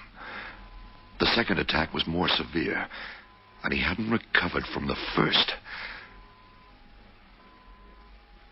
It was every sixth beat there for a while, after the loud noise of Crawley's backward dive. Did Gloria Thornbridge Walker really kill Albert Walker? Will Abraham Levine really kill Abraham Levine? Huh? Huh? I thought you said something. No, I didn't say anything. You changed your mind. What? Oh, yeah. Yeah, I don't think I'll ever smoke again.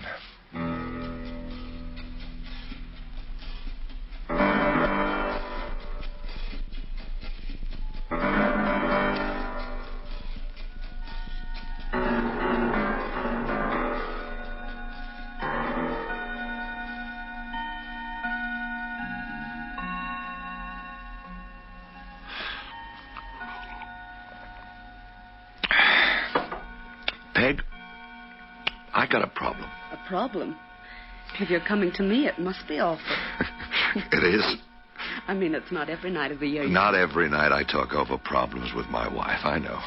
Oh, younger men I know discuss everything with their wives, but me? Well, I'm a product of an older upbringing. I still believe women should be shielded from the more brutal aspects of life. I'm getting old. That's your problem. Don't feel lonely, Abe. It happens to all kinds of people. Have some more gravy. Oh, let me tell you. A little girl came in today. She was maybe 13 years old. She was dressed nicely, polite, very intelligent. She wanted to report that her mother had killed her stepfather. A little girl? Thing like that? No, wait, let me tell you. I called the doctor, and he said it was a heart attack. The stepfather, Mr. Walker, he'd had one attack already. The second one on top of it killed him. But the little girl blames the mother.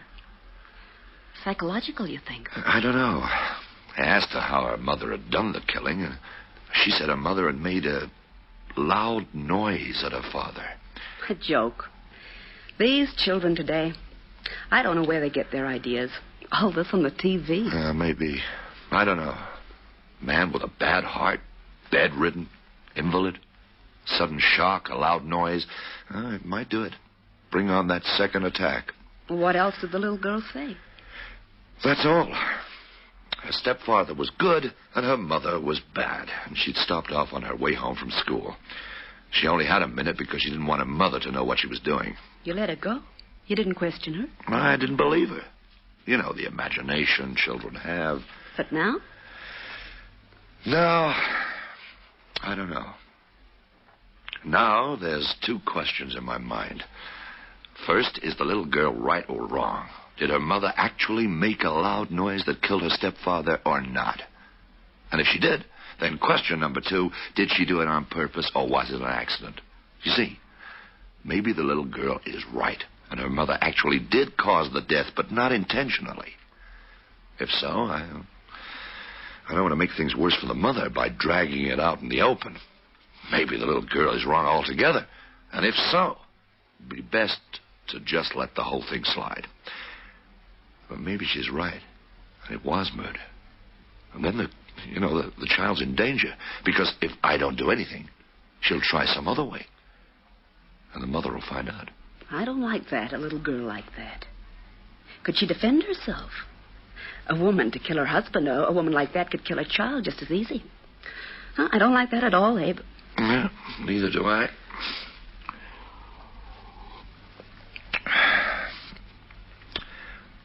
Question is, what do I do? A child like that.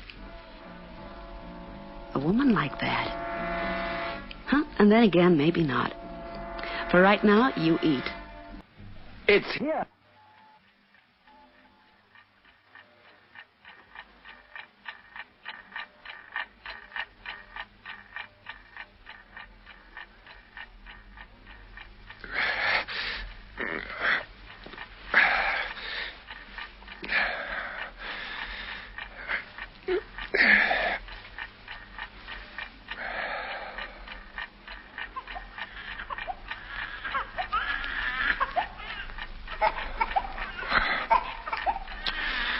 There you go again.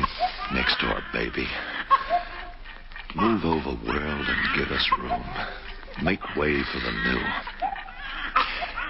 And they're right. We've got to take care of them. They're absolutely right. I've got to do something for that little girl.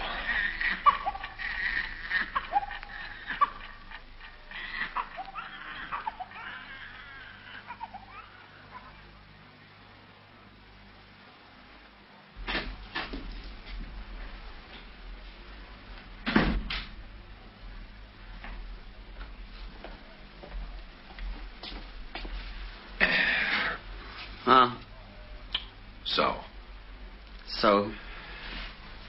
Yes. About that little girl. You too? Yeah. I got to thinking about it myself last night. We ought to check it out. I know. I figure I ought to look up the death of the first father. Jason Thornbridge, wasn't it? Good. I was thinking of going to a school, talking to a teacher. she's the kind of child who makes up wild stories all the time, then, well, that's that. You know what I mean. Yeah, sure. You know what school she's in? Lathmore Elementary over on 3rd. She tell you that? I didn't hear it if she did. No, she didn't, but it's the only one it could be.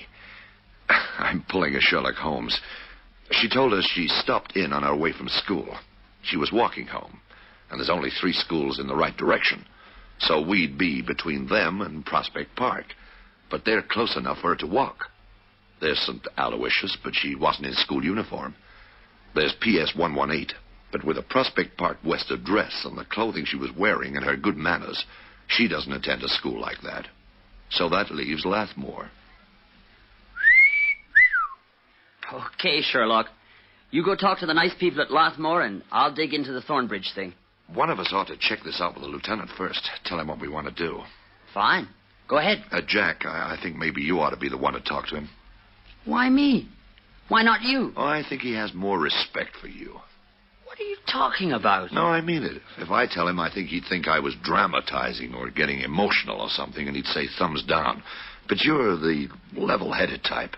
If you tell him it's serious, he'll believe you. You're nuts. You are the level-headed type, and I am too emotional. Flattery will get you everywhere. All right. Go to school. Thanks, Jack.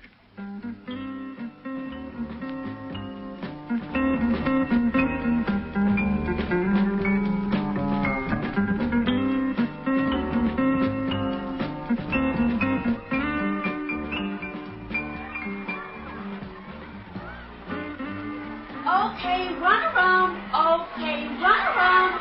Run around, run around. Okay, run around. Come on, you don't need that big. No, watch this, Clyde. We're going to take one small. No, I don't care, Clyde.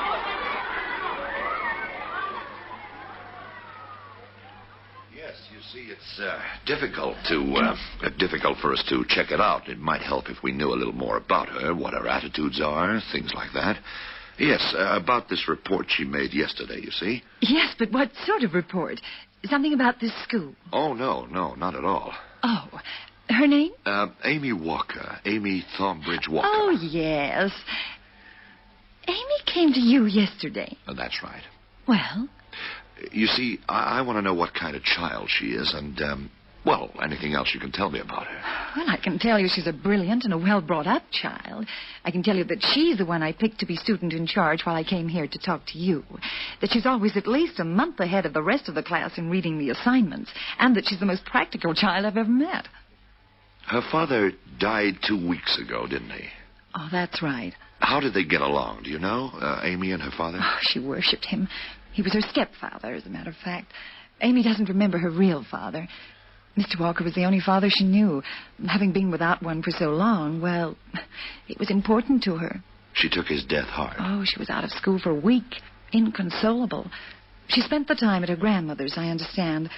I believe the mother had to doctor in twice to her, to Amy. Yes, her mother. How do Amy and her mother get along? Normally, so far as I know. There's never been any sign of discord between them so far as I've seen. But my contact with Amy is limited to school hours, of course. You think there is discord? Oh, no, not at all. I didn't mean to imply that. Just that I couldn't give you an expert answer to the question. You're right. Is Amy a very imaginative child, would you say? Well, she's very self-sufficient in play, if that's what you mean. I was thinking about storytelling. Oh, a liar? No, Amy isn't the tall talk type. A very practical little girl, really. Very dependable judgment. Yes, as I say. I beg your pardon, Miss Haskell. Oh, no, not at all, Miss... I'm sorry. No, as I said, she's the one... Amy's the one I left in charge of the class. She wouldn't be likely to come to us with a wild story she'd made up by herself. Not at all. If Amy told you about something, it's almost certainly to be the truth. Oh, thank you. Thank you very much. Could you tell me what this wild story was? I might be able to help. I'd rather not. Not until we're sure, one way or the other. Well, if I can be of any assistance... Oh, thank you. You've already helped.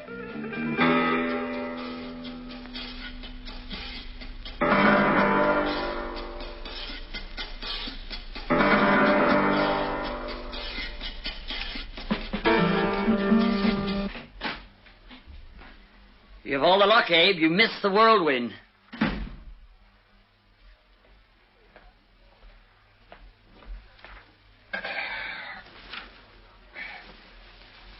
Whirlwind? Amy's mama was here. Dr. Sheffield called her about you checking up on her husband's death. And just before she came over here, she got a call from somebody at Lathmore Elementary saying there was a cop there asking questions about her daughter. She didn't like us casting aspersions on her family. Aspersions? Yeah, that's what she said. You're a little Sir Echo this morning, aren't you? I need a cigarette. What did the lieutenant say? She didn't talk to him. She talked to me. No, when you told him about the little girl's report. Oh. Yeah. Oh, he said it'd take a couple of days on it and then let him know how it looked. Fine. How about Thornbridge? Accidental death. The inquest said so. Uh-huh. No question in anybody's mind. He went swimming too soon after lunch, got a stomach cramp, and drowned. What's the word on the little girl? Amy? Her teacher says she's reliable, practical, realistic. She tells us something, that's the way it is. That isn't what I wanted to hear, Abe. Didn't overjoy me either. No, that isn't what I wanted to hear at all. What did the mother have to say? I had to spill it, Abe. About what her daughter reported. Well, that's okay. Now we've got no choice. We've got to follow through. What was her reaction? She didn't believe it. She had to after she thought about it. Sure. Then she was baffled. She didn't know why Amy should say such a thing. Couldn't understand it. Was she home when her husband died? She says no.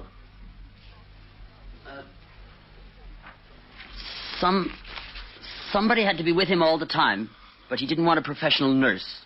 So when Amy came home from school that afternoon, the mother went to the supermarket.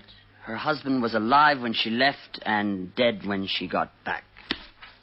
Or so she says. She says Amy was the one who found him dead? No, Amy was watching television. When the mother came home, she found him and called the doctor. What about noises? She didn't hear any and can't understand what Amy means. All right. We've got one timetable discrepancy. Amy said her mother was at home and made a loud noise. The mother says she was out to the supermarket. After a lifetime of smoking, my hand just... That's tough. So? Yeah. What did you think of Mrs. Walker, Jack? She's tough. She was mad, and she's used to having things her own way. Can't see her playing nursemaid, but she sure seemed baffled about why the kid should make such an accusation. I'll have to talk to Amy again. Once we've got both stories, we can see which one breaks down. Yeah.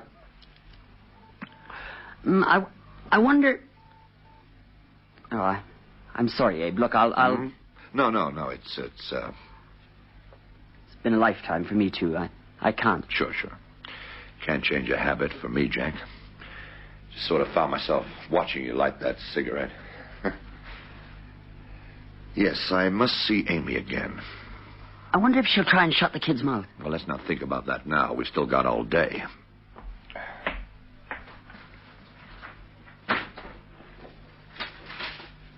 You're going to phone the Walker's place? No, I'm going to call the school. I'll talk with Amy there. I'll ask that we're left alone.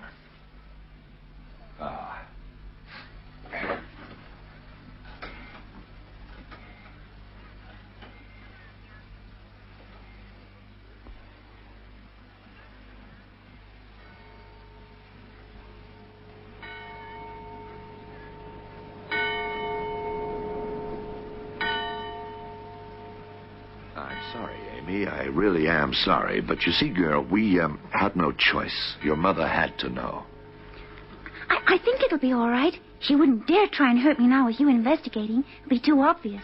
My mother is very subtle, Mr. Levine. You have quite a vocabulary. I'm a very heavy reader. I want to talk to you about the day when your father died. Your mother said she went out to the store, and when she came back, he was dead. Now, what do you say? Nonsense. I was the one who went out to the store. The minute I came home from school, she sent me out to the supermarket, but I came back too quick for her. Why? Well, just as I was coming down the hall from the elevator, I heard a great clang sound from our apartment. Then it came again as I was opening the door.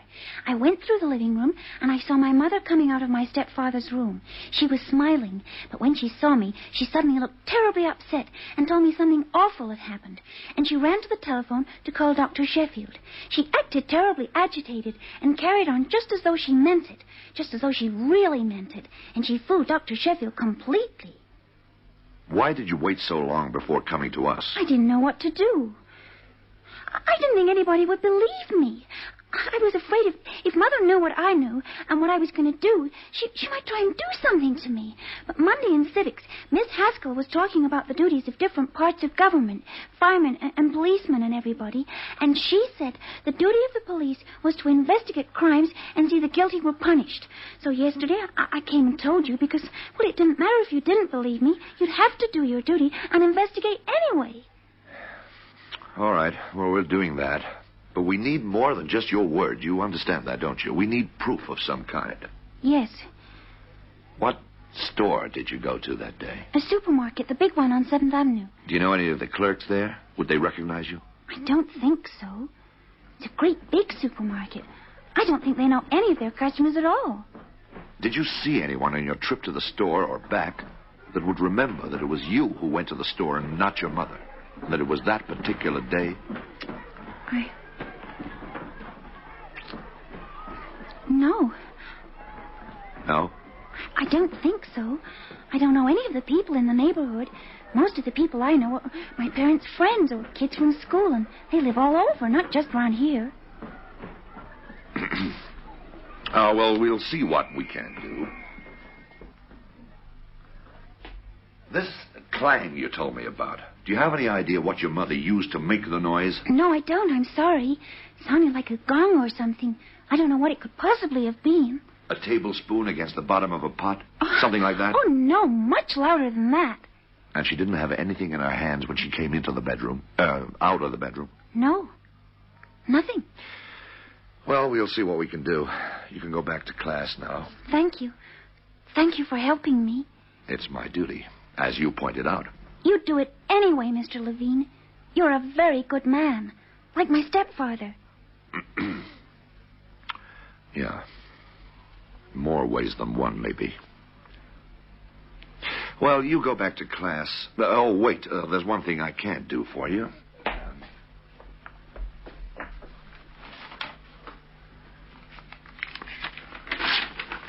Now, look. Hope Mrs. Haskell doesn't mind me stealing a piece of paper from her pad. Now, look, this is the number of the precinct, and this is my home number there. Now, if you think there's any danger of any kind, any trouble at all, you can call me. At the precinct until 4 o'clock, and then at home after that. Oh, thank you. You are a very good man. A very, very good man.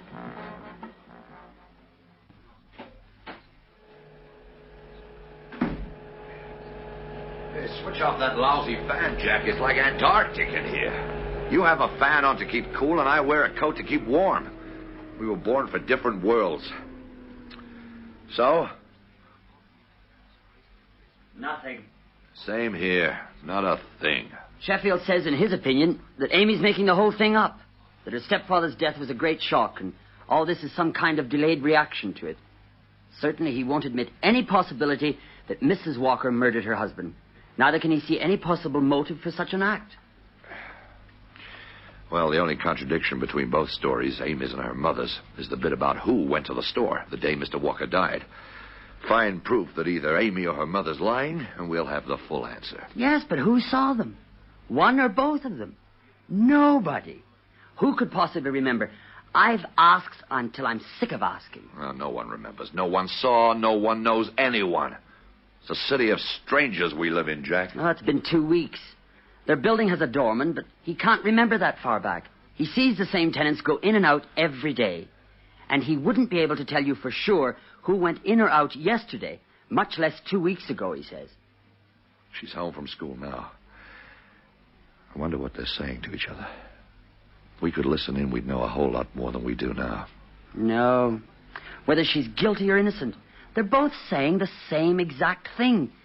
The death's 2 weeks old. Oh, you're right, Jack. If Mrs. Walker did commit murder, she's used to the idea now that she's gotten away with it. She'll deny everything Amy says and try to... Convince the girl she's talking out of the back of her neck. The same things and the same words as if she were innocent. What if she kills the kid? She won't. If Amy were to disappear or to have an accident or be killed by an intruder, we'd know the truth at once. No, she can't take the chance. With her husband, all she had to do was to fool a doctor who was inclined to believe her in the first place. Besides, the death was a strong possibility anyway. This time, she'd be killing a healthy 12-year-old. She'd be trying to fool a couple of cops who wouldn't believe her at all. She's probably safer now than before she came to us. Who knows what the mother might have been planning up until now. All right, that's fine so far. But what do we do now? Tomorrow I want to take a look at the Walker apartment. But why not right now? No, let's give her a night to get rattled. Any evidence she hasn't removed in 2 weeks she's unlikely to think of now. All right, I don't expect to find anything. I want to look at the place because I can't think of anything else to do. Sure. All we have is the unsupported word of a 12-year-old child. Yeah, the body can't tell us anything because there wasn't a murder weapon. Walker died of natural causes. Proving they were induced won't be the easiest thing in the world. If only someone had seen the kid at the grocery store. That's the only chink in the wall, Abe. The only place we can get a grip. We can try again tomorrow, but I doubt we'll get anywhere. Tomorrow, maybe lightning will strike.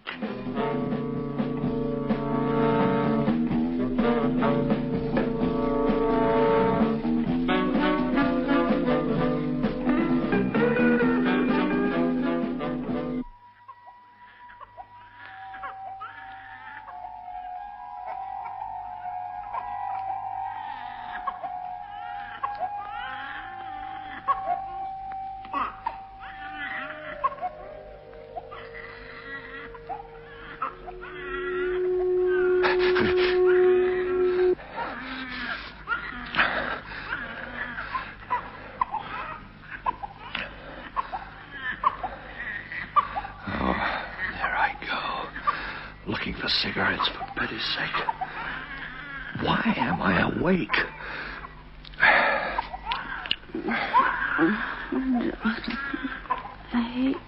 All right, Peg. Okay, sleep. It's all right. It's all right. It's just your cub husband who can't sleep. I was asleep. No. Wasn't that baby. It was... Of course. By all that's... Of course. Did I dream it? Someone whispered in my ear. She'll kill her tonight. And then she'll get away with it. I know how she's gonna do it. And there'll be no way to get her for it. No proof, nothing at all.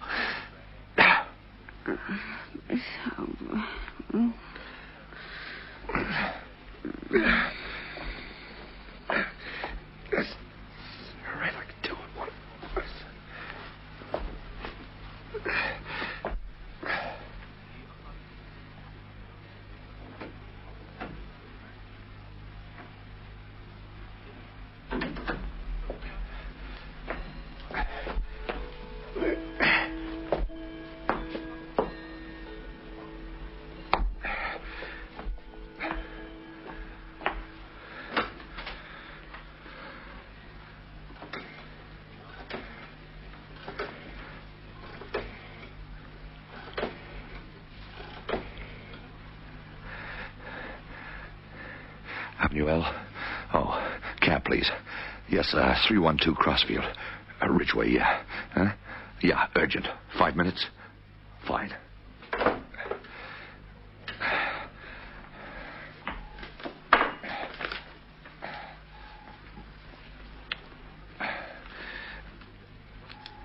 I had to go out for a while. Be back soon. 10 to 1.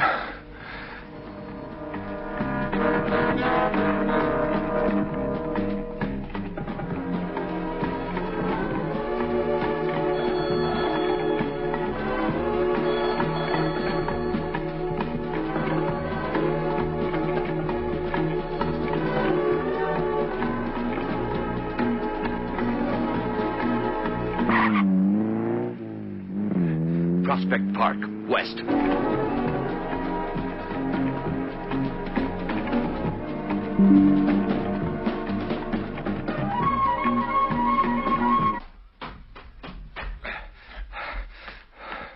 Fourth floor. Why does the elevator have to be on the 11th floor? It's quicker to... No, not me. As I left the house, that was the phone I heard. The phone! I'm too late. She's made a move already. I was too late when I left the house.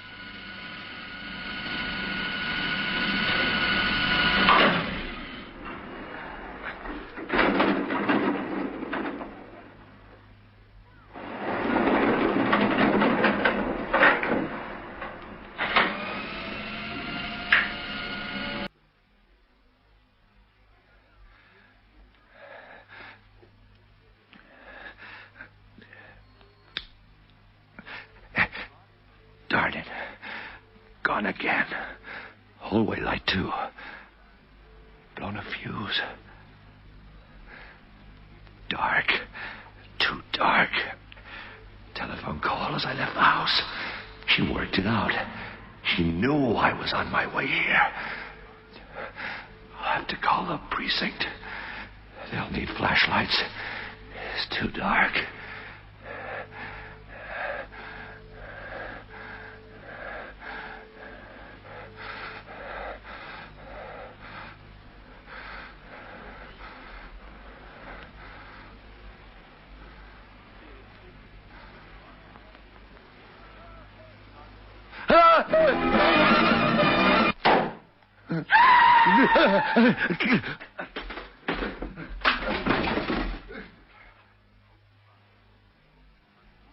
Nothing. She heard me fall and she thinks I'm dead.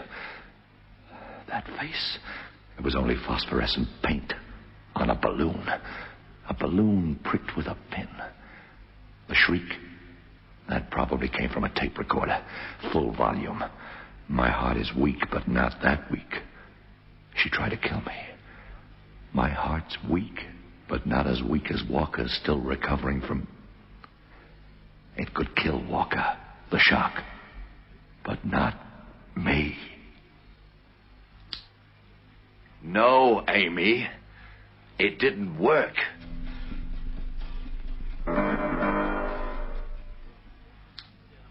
Don't waste your time. If it didn't work at first when I wasn't ready for it, then it won't work at all. Your mother is dead. You killed her, too. Your father and mother, both. And when you called my home to tell me she'd killed herself, and my wife told you I had already left, you knew then that I knew. And you had to kill me, too. I told you that my heart was weak like your father's, so you'd kill me. And it'd simply be another heart failure, brought on by the sight of your mother's corpse. Do you want to know how I knew? Monday in civics, Miss Haskell told you about the duties of the police. But Miss Haskell also told me you were always at least a month ahead in your studies. 2 weeks before your stepfather died, you read that assignment in your school book. And then and there, you decided how to kill them both. The only thing I don't understand is why. You'll never understand, Mr. Levine. No. No, it's you who doesn't understand. To snuff out a life like that, it means nothing to you. You frightened, shocked him into dying. It was bad enough when it was only her. Don't do this, don't do that. When she had to marry him, and there were two of them watching me all the time, saying no, no, no. That's all they ever said. The only time I ever had some peace was when I was at my grandmother's. Is that why? That this useless, half-begun thing could kill and kill. Do you know what's going to happen to you? They won't execute you because you're too young. They'll judge you insane and they'll lock you away. And there'll be guards and matrons there to say, don't do this and don't do that. A million times more than you can imagine. And they'll keep you locked away in a little room forever and ever. And they'll let you do nothing you want to do. Nothing. There's nothing you can do to me now. And I won't drink the poison you fed your mother, and your bag of tricks won't work. Not now. You see, I know, Amy, I know. Without even seeing your mother's body, I know. And there'll be a suicide confession forged somewhere, won't there? I know, Amy, I know. I'm going to phone the precinct now, and they'll come and get you. And you'll be locked away in that tiny room forever and ever and ever.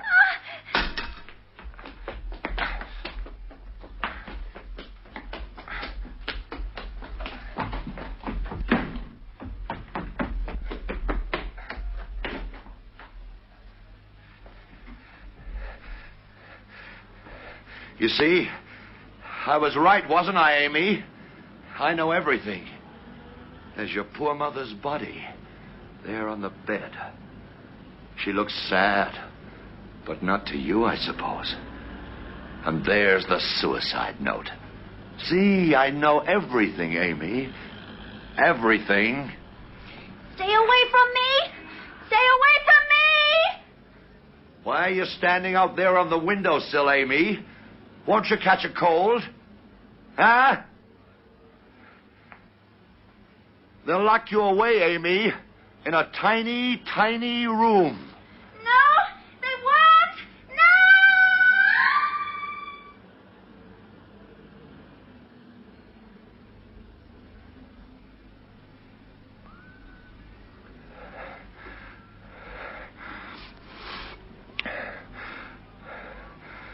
Yes.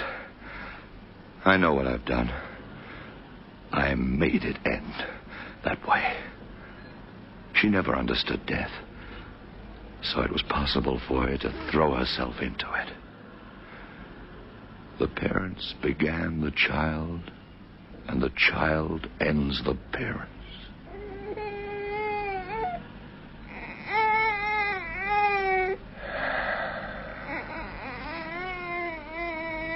Another baby. Crying, wailing, saying, make way, make way. We will. We will. But in our own time. Don't rush us.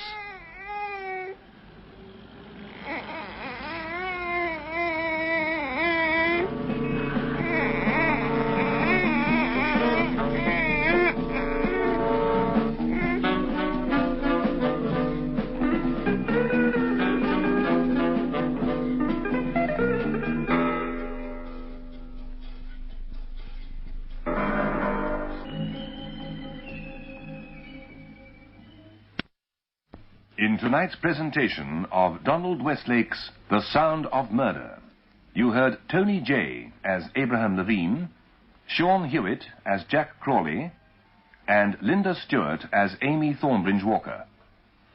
Others in the cast were Sheila Holliday and Beryl Gordon. The Sound of Murder was adapted and produced for Lux Radio Theatre by Michael McCabe.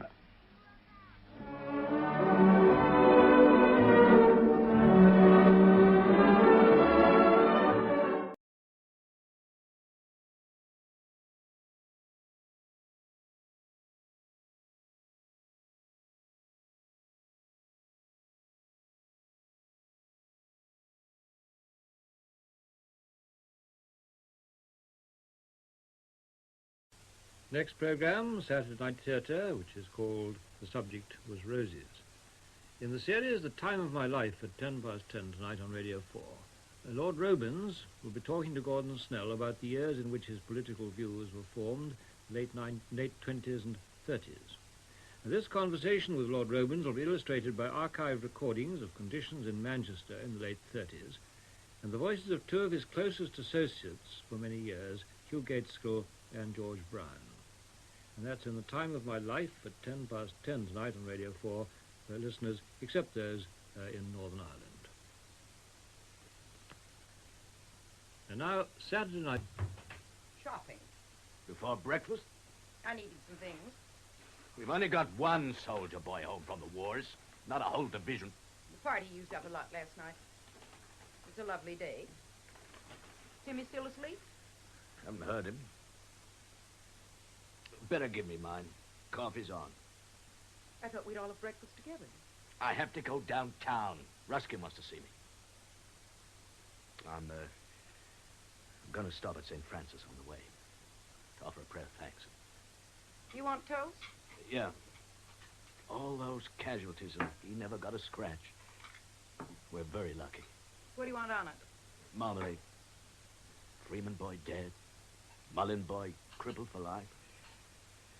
Makes you wonder. Think he enjoyed the party? He seemed to. First time I ever saw him take a drink. He drank too much. You don't get out of the army every day. He was sick during the night. Probably the excitement. It was the whiskey. You should have stopped him. For 3 years, he's gotten along fine without anyone telling him what to do. I had to hold his head. No one held his head in the army. That's what he said. Well, that didn't stop you. He's not in the army anymore. It was a boy that walked out of this house 3 years ago. It's a man that's come back in. You sound like a recruiting poster. And you sound ready to repeat the old mistakes. Mistakes? Pardon me. You said mistakes. A slip of the tongue. I'd like to know what mistakes you're referring to. I'd really like to know. Okay. He was 18 when he went away. Until that time, he showed no special skill at anything. But you treated him like he was a protege. I think you mean prodigy. What I really mean is baby. For a baby, he certainly did well in the army. I didn't say he was a baby. I said you treated him like... You were surprised he did well. You didn't think he'd last a week. Bless us and save us, said Mrs. O'Davis. Do you know why you were surprised? Joy, joy, said Mrs. Malloy. Because you never understood him. Mercy, mercy, said old Mrs. Percy. I never doubted that he'd do as well as anyone else. Where he's concerned, you never doubted, period. If he came in here right now and said he could fly, you'd help him out the window. If you're saying I have confidence in him, you're right. And why not? Who knows him better? Is there more coffee? He's exceptional. Here we go again. Yes, exceptional. In what way? I refuse to discuss it. Well, a person who's going to be famous usually drops a few clues by the time they're 21. I didn't say famous. I said exceptional. What's the difference? You wouldn't understand. And here's something you better understand. You can't treat him as though he'd never been away. He's not a kid. If you had stopped him from drinking too much, that would have been treating him like a kid. This is where I came in. He was trying to keep up with you, and you knew it. You sound like you're jealous. The two of you so busy drinking, you hardly paid any attention to anyone else. You are jealous. Don't be absurd. He and I got along better yesterday than we ever did before, and you're jealous. Well, well, well. Can't Ruskin wait till Monday? No. And don't pretend you're disappointed. What a charming little breakfast you and he will have together. You're welcome to stay. My ears are burning already. I've never said a word against you, and you know it. And don't forget my excursion to Montreal. It was always your own actions that turned him against you. And the convention. Don't leave that out. The curtains. The curtains for Timmy's room. They're coming today. I don't know anything about curtains. Yes, you do. I do not. They'll be $10. Well, what's the matter with the old ones? They're worn out. They look all right to me. Well, they aren't all right. $10 for curtains? Timmy will want to bring friends home. And they'll notice the curtains? All right. The old squeeze play, huh? Are you going to give me the money? Here. Say hello for me. I gotta go. And I need $5 for the house while you're at it. Gave you 15 yesterday. I told you, the party used up a lot. That party cost close to $100. Well, it was worth it. Did I say it wasn't? He's coming. Do I get the money? Okay, you get the money. Here. Good morning. Champ. Good morning, son. We thought you were going to sleep all day. I smell the coffee. Mother said you were sick during the night. I'm fine now. I was a little rocky myself. I wonder why. What time is your appointment? 11:15. It's 25 hours. Mr. Ruskin wants to see me this morning. Oh, that's too bad. Why? Well, I thought we might take in the ball game. Well, why don't you? Here's your juice. You know I can't. Look, Tim, this thing with Ruskin means a sure sale. I understand. We'll go tomorrow. My mother expects us for dinner tomorrow. How about next Saturday? All right. We'll get box seats. The works. Sounds fine. Swell. Well, I gotta go. What time will you be home? I'll call you. I'll be at my mother's. I understand none of your old clothes fit. Only got your uniform to wear, huh? That's right. Well, meet me downtown on Monday. We'll get you some new ones. Okay. What'd you say that ribbon was for? What this? Yeah. Well, that's a combat infantry badge. How about that? Well, it's not as important as it sounds. Well, we'll have to sit down and have a real talk. I want to hear all about it. All right. Great to have you home. It's great to be home. Mullin boy crippled. Freeman boy dead. We're very lucky. I know. Stopping off at St. Francis this morning to offer a prayer of thanks. See you later. Right.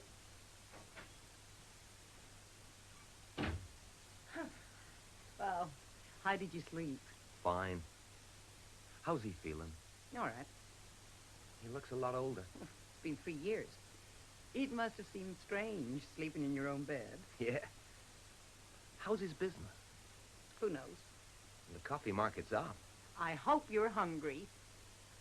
I can't get over the change in him. Guess what we're having for breakfast? I mean, it's not just the way he looks. Guess what we're having for breakfast? Guess what we're having? What? Guess. I don't know. Yes, you do. No? Sure you do. What is it? Why, you're fooling. What is it? What's your favorite? Bacon and eggs? Well, now I know you're fooling. No. I forgot what a tease you were. I'm not teasing. Waffles! We're having waffles. Fine. Well, you used to be crazy about waffles. I still am. Well, I've got the waffle batter ready. Swell. Your first morning home, you're entitled to whatever you want. I want waffles. I used the last egg in the batter. I want waffles. Really? Cross my heart. All right. Hey, I see a new butcher. Yeah, quite a few new stores. Pop said the Bremens moved. Mm-hmm. And the Costellos. Hey, do you remember old Zimmer, the tailor? Yeah, sure. Well, a few weeks ago, a woman brought him a coat she wanted altered. Zimmer started to fix it. Then very politely excused himself, went up to the roof, and jumped. No one knows why. Who was the woman? Mrs. Levin. Oh, that explains it. That's not funny. Sorry. What a thing to say. I said I'm sorry. I'm surprised at you. Listen, say this. What did you say? Bless us and save us. As in, bless us and save us, said Mrs. O'Davis. Joy, joy, said Mrs. Malloy. What's the matter? I never expected to hear that nonsense from you. It beats swearing. You used to cover your ears when your father said it. I'll never say it again, ma'am. Don't talk to me like that. I'm sorry. I don't know what's wrong with me this morning. I don't think I slept well. Too much excitement, the party and all. Will you have bacon with it? No, just the waffles would be fine. Did you like the party? Yeah. I wish the house had looked better. Well, what's wrong with it? Oh, it needs painting. The sofa's on its last legs. And the rugs. Oh. Well, now that you're here, I'll get it all fixed up. It looks fine to me. I still can't believe you're here. I find it a little hard to believe myself. You are here? You want to pinch me? Well, go ahead. Well, go on. Hey, you believe it now? Hey, what are you doing? Now let go. Well, cut it out, Mom. Cut it out. One pinch to a customer. It's an old house rule. The waffles must be ready. The light on the iron went out. Isn't that what it means when that little light goes out? Yes.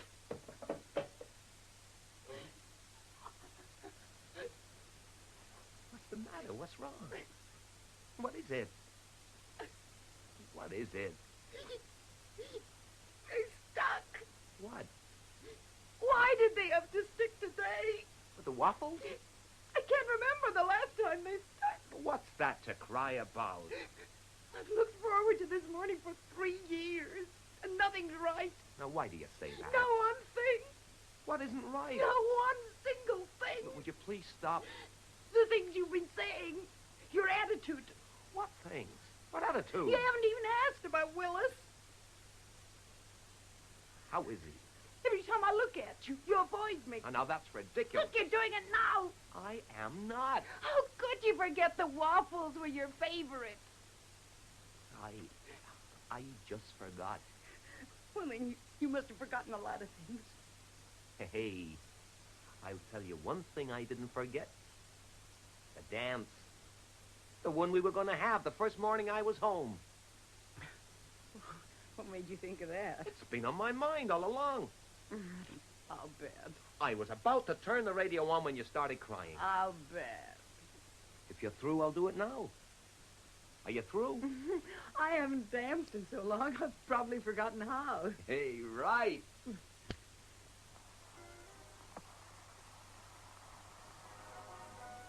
Hey, oh! Well, what do you say? Well, the spirit's willing. Let's go.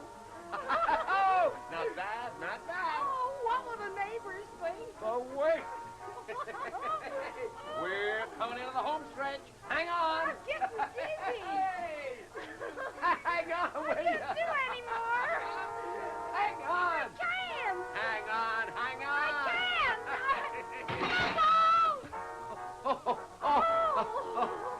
Hey, are you all right? I think so. Oh, boy. That is enough of that. Phew. I am dead. Absolutely dead. Oh, so am I. Yeah, I can't remember the last time I laughed like that. I can. We were driving to the lake, and we stopped at that dinky carnival. Yeah, the time I got you to go on that ride. Your father thought we'd lost our minds. He kept begging the man to stop the engine. Which made us laugh all the harder. You know something? What? I really believe you're here now. So do I. What are you going to do today? I don't know. Why don't you come to Mama's with me? We're going there for dinner tomorrow. Willis would love to see you. I'll see him tomorrow. When we told him you were coming home, he began to sing. It's the first time he's done that in months. All right. I'll go. We won't stay long. All right. Well, hello. Hi, Pop. Don't get up on my account. We were dancing. We fell down. What did you forget? Nothing. Why did you come back? I changed my mind. If you still want to go to the ball game, it's a date. What about Ruskin? Ah, the hell with it. You still want to go? Yeah. Well, what about Willis? What about Willis? Well, Timmy was going to see him this afternoon. I'll see him tomorrow. But I told him you'd be over today. Before you even asked me? I thought sure you'd want to go. You'd no right to do that. Well, what'll I tell him? Tell him I'll see him tomorrow. He'll be disappointed. Well, that's not my fault. The game starts at 12. I just have to get my tie. You haven't eaten. We'll grab something on the way. Came out of St. Francis and started for the subway. Was halfway there when I thought of Mr. Freeman. What wouldn't he give to be able to spend a day with his son? Made me turn around and come back. Well, why are you mad? You told me to take him to the game. And you always do what I tell you? Bless us and save us. Corporal Cleary reporting for duty. Kiss your mother goodbye. Hey, that's not a duty. So long, Mom. We won't be late.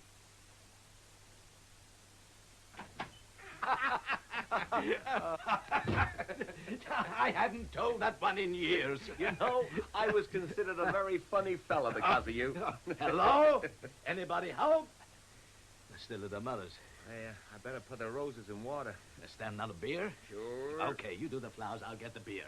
You know where she keeps a vase or anything? How would I know? Have a look in the kitchen. Stick 'em in a jug or someplace. Okay. Yeah, this'll do. Aren't you supposed to bang the ends? What for? Well, I don't know, so they keep longer or something. Son, about roses I know very little. Leave it to your mother.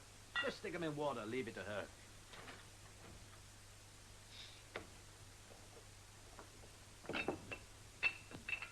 How do you remember all those jokes of mine? Just came to me, I guess. I don't remember most of them myself. Here's your beer. Oh, thanks. I'll take the roses through. What'll we drink to? The Chicago Cubs. Think it'll help 'em? Can it hurt? To the Cubs. To the Cubs.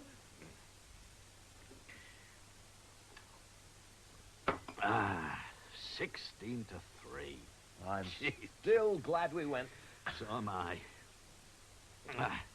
That was a beautiful catch Op made. Yeah. For a moment, I thought he lost it in the sun.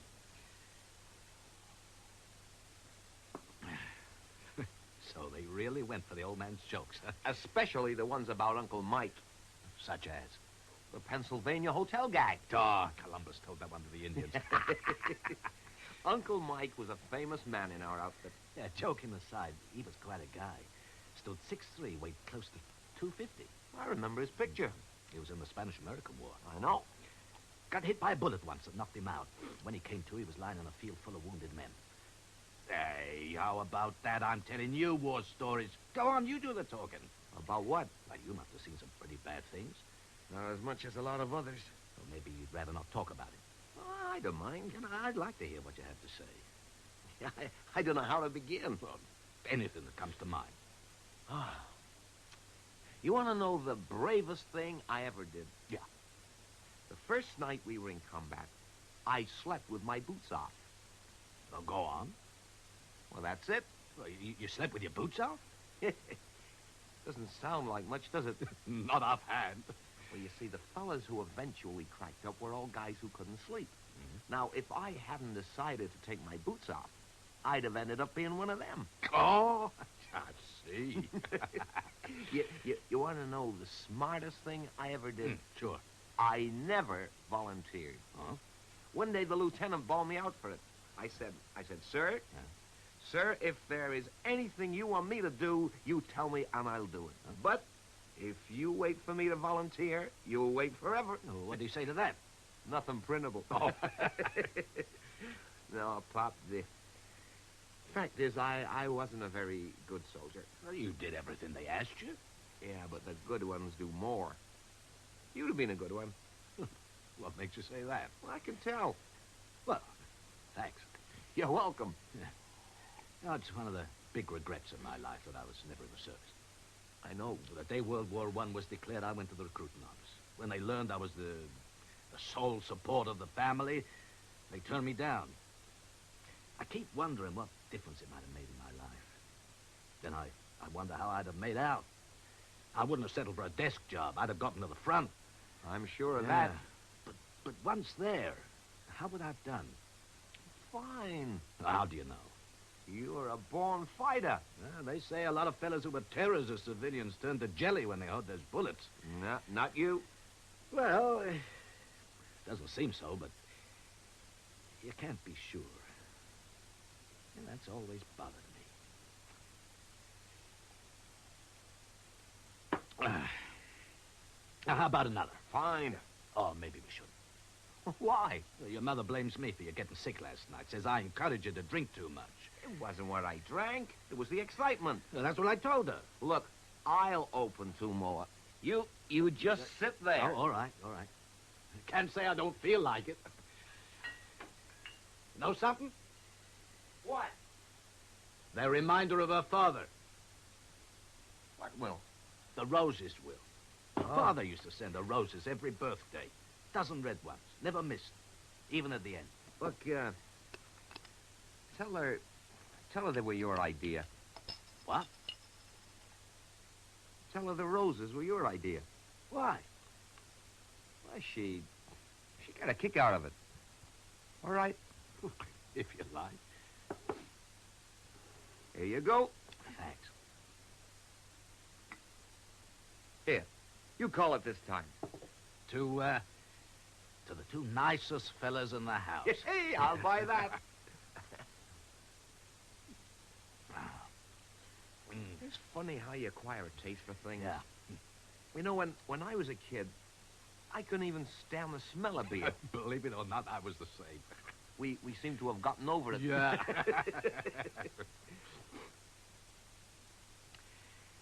Can I say something to you? Sure. You won't take it the wrong way. No.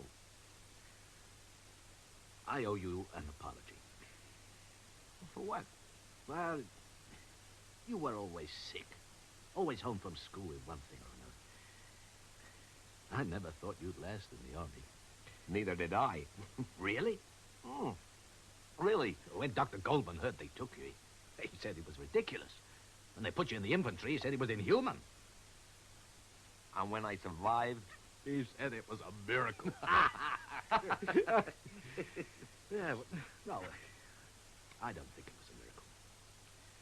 I think we just underestimated you. Especially me. That's what I wanted to apologize for. You remember that corny thing that you used to recite about how a boy likes his father? Oh, yeah. You know, he thinks his father is the greatest guy in the world until he's 15. Oh. Then the doubts start. Then by the time he's 18, he's convinced his father is the worst guy in the world. 25, the doubts start again. And 30, it occurs to him that, well, the old man wasn't so bad after all. And then at 40... Now, what about it? Well, there's some truth to it. Oh, I think you've had too much to drink. Look, I'm not saying you're a saint. Well, that's a relief. But taking into account where you started from and the obstacles you had to overcome, well, what you've done is something to be proud of. Well, no, look, thank you. Look, how many guys that you grew up with even turned out legitimate? Not many. And most of them are still scraping along where they started. That's true. How many years of school did you have? I had to quit after the 4th grade. And I have met college graduates who don't know nearly as much as you about the things that really count. I must have been jail, man. No. I'm serious. Yeah, and speaking of college, if you get into one of those big ones and it's more than the GI Bill pays for, I'll help you out. Well, thanks. No, that's just between you and me. Why? I don't want people getting wrong notions. About what? That I'm loaded. Are you loaded? That don't be ridiculous. That doesn't answer my question. The question's ridiculous. That's still no answer. No, I'm not loaded. How much do you have? What? How much money do you have? Is this your idea of a joke? No. Then why are you doing it? I don't want to take money from you if you can't afford it. I can afford it. Some of the places I applied at are pretty expensive. I can afford it. Then you must be loaded. I am not loaded. We have a summer place, a car, and now you tell me you can afford any school in the country. You got to be fairly loaded. If I hear that word once more, I'm marching right out the door. You haven't changed a bit. You look as though I'd ask you to betray your country. You son of a gun. I really had you going. Some joke. Say, Pop. What? How much do you have? Enough's enough. I think we better change the subject. Well, how did you meet Mother? You said change the subject. You know all about that. Just that you picked her up on the subway? It wasn't like that at all. Well, then I don't know all about it. I picked her up, and it makes her sound cheap. I'm sorry. First time I spoke to her was on the subway, but there's more to it. Well, tell me. Why? Well, I might become a writer. I might want to do a story about it someday. A writer? Maybe. Well, that's the first I heard about that. Me too. Must be the beer. Now, what year was it that you met her? 1921. A writer? Yeah, a writer. Where were you working at? At Emerson's. And? Well, one morning I saw her walk by. That afternoon she passed again. Same next day. Turned out she worked around the corner. You sure you want to hear this? Uh-huh.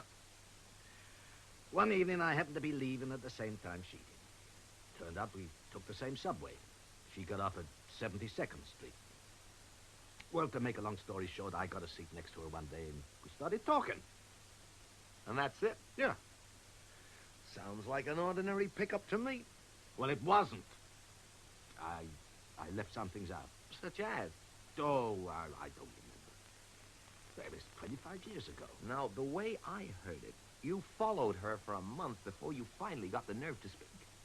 Thought you didn't know the story. And to convince her of your intentions, that they were honorable, you asked if you might call it her home. True or false? Well? True. Oh, gee, you wouldn't believe how nervous I was. She didn't make it any easier. Pretended the whole thing was a complete surprise. Bernhardt couldn't have done it nicer.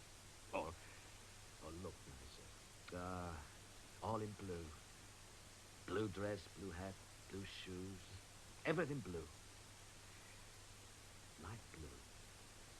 And dignified. Oh, one look at her, you knew she was a lady. My family called her the lady. To their minds, it was an insult. How do we get onto this? You were telling... Oh, join the party. We're having a little hair of the dog. How was the game? Oh, one-sided. Pop was just telling me how you met. What? He asked me. And his version is a little different from yours. Well, what do you mean? He says that you chased him. Yeah, that'll be the day. Says you did everything but stand on your head to attract his attention. That's what he said. Oh, you two. Well, then, how about a beer, eh? Oh, no thanks. Oh, come on. Oh, well, all right. That's a girl. Now, you sit down. I'll go get it. Yeah, well, just a glass. Well, what did he tell you? About what? Well, about how we met. Oh, that. Well, he said you were dressed in blue and nobody ever looked nicer. That's what he said. I'll bet. Didn't you say that? I'm a stranger here. Did he tell you how he used his friend, Eddie Barnes? Bless us and save us. Every night they'd get in the subway, stand right in front of me and have a loud conversation about how well they were doing in business. Oh, it wasn't every night. Poor Eddie had to go an hour out of his way. That's what I call a friend. Best I ever had. Here you go. Here's your beer. Oh, what's the matter? Where did they come from? Are the roses? Oh, Pop got them for you. You did? Yeah. They're beautiful. Thank you. You're welcome. What made you do it? Oh, we happened to pass a place. I know you like them. I haven't had red roses since Papa died. He used to send me a dozen on my birthday. Never missed. I remember. Thank you. You're welcome. I'm going to cry. Oh, you don't bring flowers, they cry. You do, they cry. Sorry. What's to be sorry? He was the kindest, gentlest man that ever lived. I know. Oh, I'm all right now. Yeah, drink your beer. You'll feel better. Maybe so. To happy days. To happy days. They're just beautiful. Yeah, talking of Eddie Barnes before, God rest his soul. It reminds me of the time old Emerson put up a second-hand car for the man who sold the most coffee over a 3-month period. Yes. I won it, but I couldn't drive.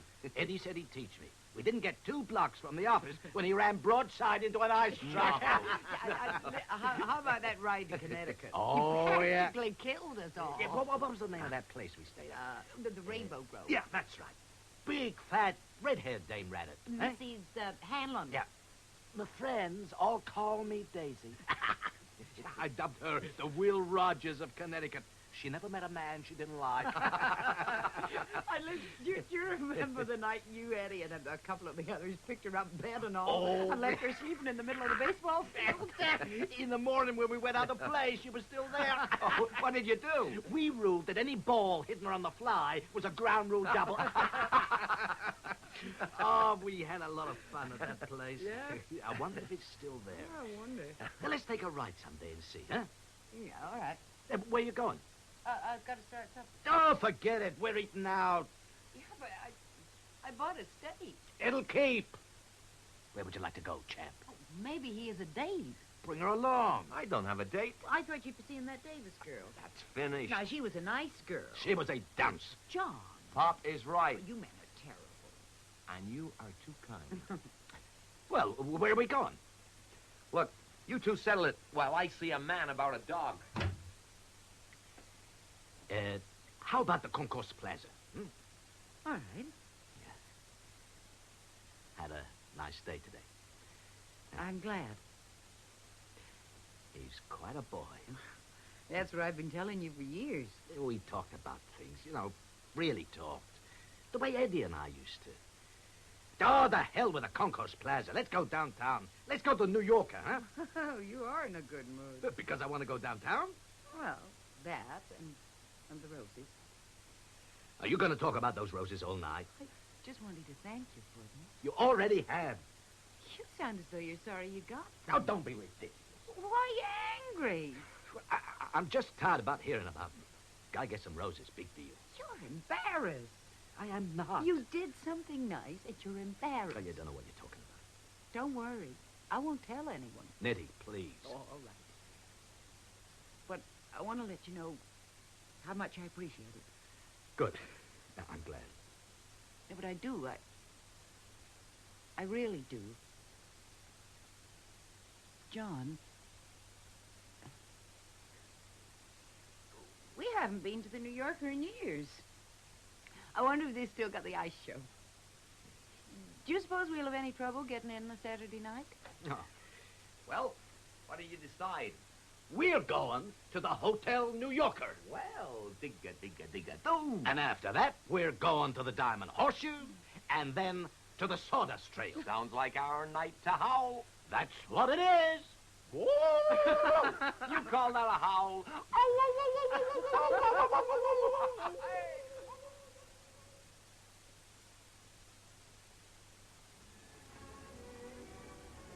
Now that is what I call a meal. Oh, excuse me, Mac. Guess I just never was brung up proper. I guess you just never was. What hope does that give me? Every hope in the world, son. When you got real low people like your mother and me for parents, you got no place to go but up. You speak for yourself. Yeah, I do. I usually do. Hey, Mom, you like to dance? Oh, no, not yet, Timmy. Not after all that food. I'd collapse. No, you wouldn't. Come on. Wait a minute. Corporal Cleary. Yes, sir. Corporal Cleary, in this matter, I outrank you. I happen to be married to the lady. What's more, she's my wife. I thank you. So, Mom, may I have the pleasure, or is your card full? Well, I do declare, I dare say, kind sir, I could find room for you. A gavotte, perhaps? A gavotte, indeed. My arm, Mrs. Cleary. Let us step us a measure. Hey, what about me? You, Corporal, you can call the flunky and have him bring another gallon of champagne. My lady and I will have us quite a thirst after all this gavotte. Whatever the Colonel says. That's my boy. See you later. Oh, Colonel. Yes, Corporal. Watch you don't fall over your sword.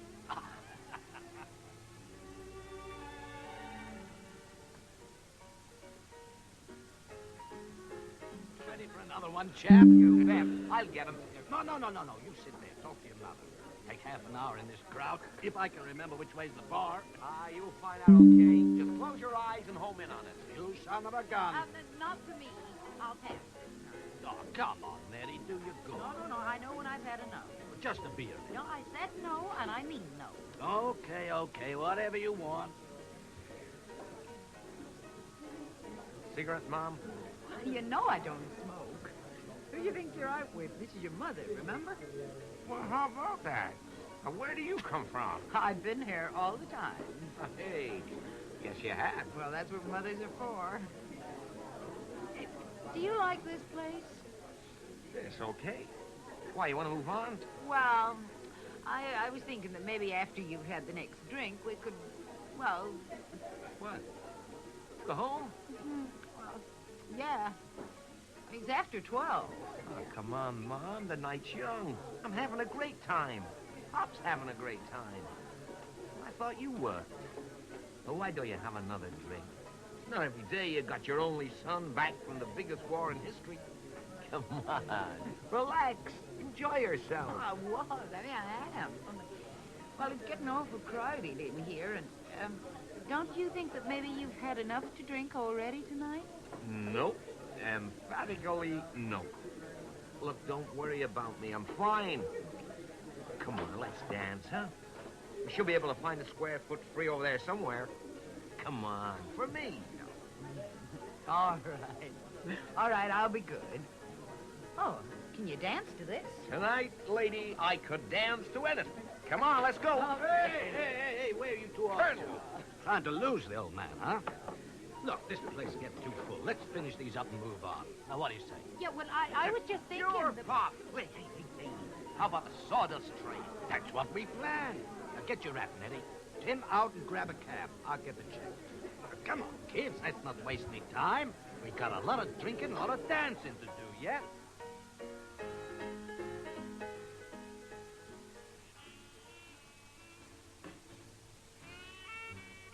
Boy, listen to that man. Listen to him. He's great. What I'd give to play like that. You want to be a musician now? Sure. Well, that's one thing I'll never be. Thank the Lord for small mercies. It's a bum's life. You're going to college. Sure, I'm going to college. You don't stay at college forever. One day I'm going to have to be something. You bet you'll be something. Really something. You get yourself a good law degree, go anywhere you like. Business, the courts, politics. Hey, with a law degree, get into Congress and the Senate, and then, well, lawyers have been in the White House before today, and I guess they will again. How about that, eh, Nettie? How about Timmy for President of the United States of America? Yeah, how about it? All you need is $1 million. Oh, slow down a bit, Pop. I got to get to college yet. And everybody that gets there doesn't get a degree along with the entrance exam. They like you to do a few other things as well, you know. Well, you'll do them. You'll do them fine. You'll get a degree with no trouble at all. Good law degree. Well, maybe he doesn't want to study law. Of course he does. He's got a cleary head in his shoulders. He can see things the right way up. Actually, he did think that he might have a go at American and English literature. Maybe learn a thing or two about writing. See what I mean? Oh, that'll pass. Everybody his age wants to write a novel. Okay, write a novel. Write two. But get a meal ticket first. Anyway, that's what I say. Yeah, we heard you. Anyway, things are getting far too serious. We're not here to talk, what do you call it, vocational guidance. We're here to enjoy ourselves. Hey. It's time for another drink, and then another dance, and then another drink, and then another dance, and then another bottle. Hey, waiter. Hey. We smell her something. Yeah, come on over here. Come on. Same again all around. Here we go.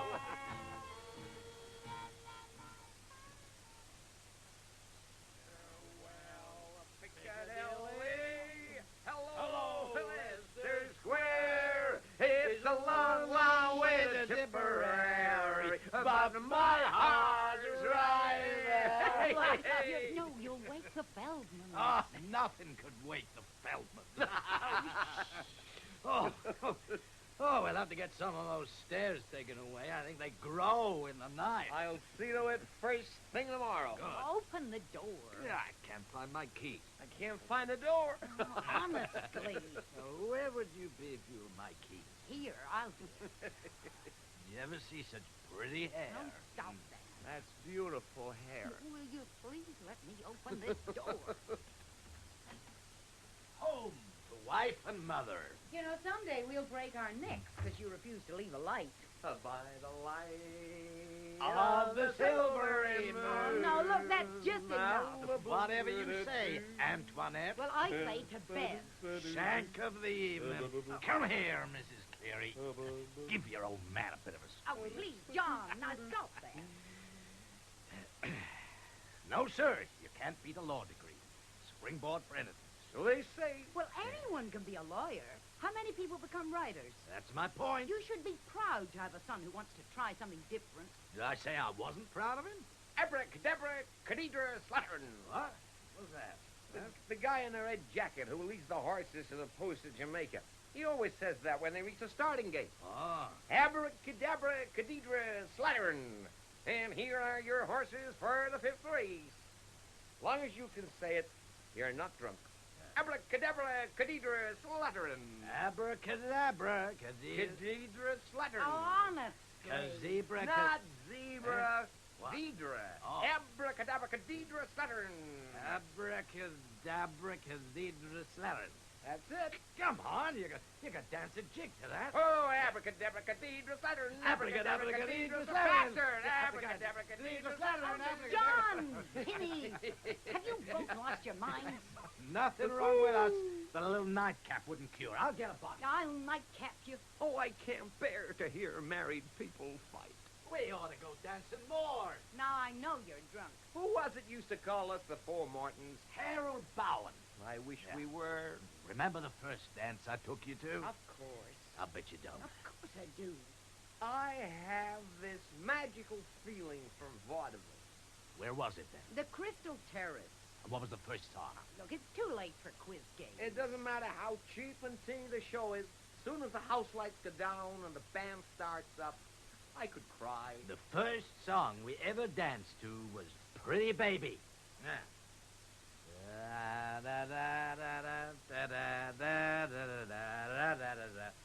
Pretty baby, a blonde guy crooned it. Yeah, through a gold megaphone. You do remember. Well, of course. I got smooth under my skin.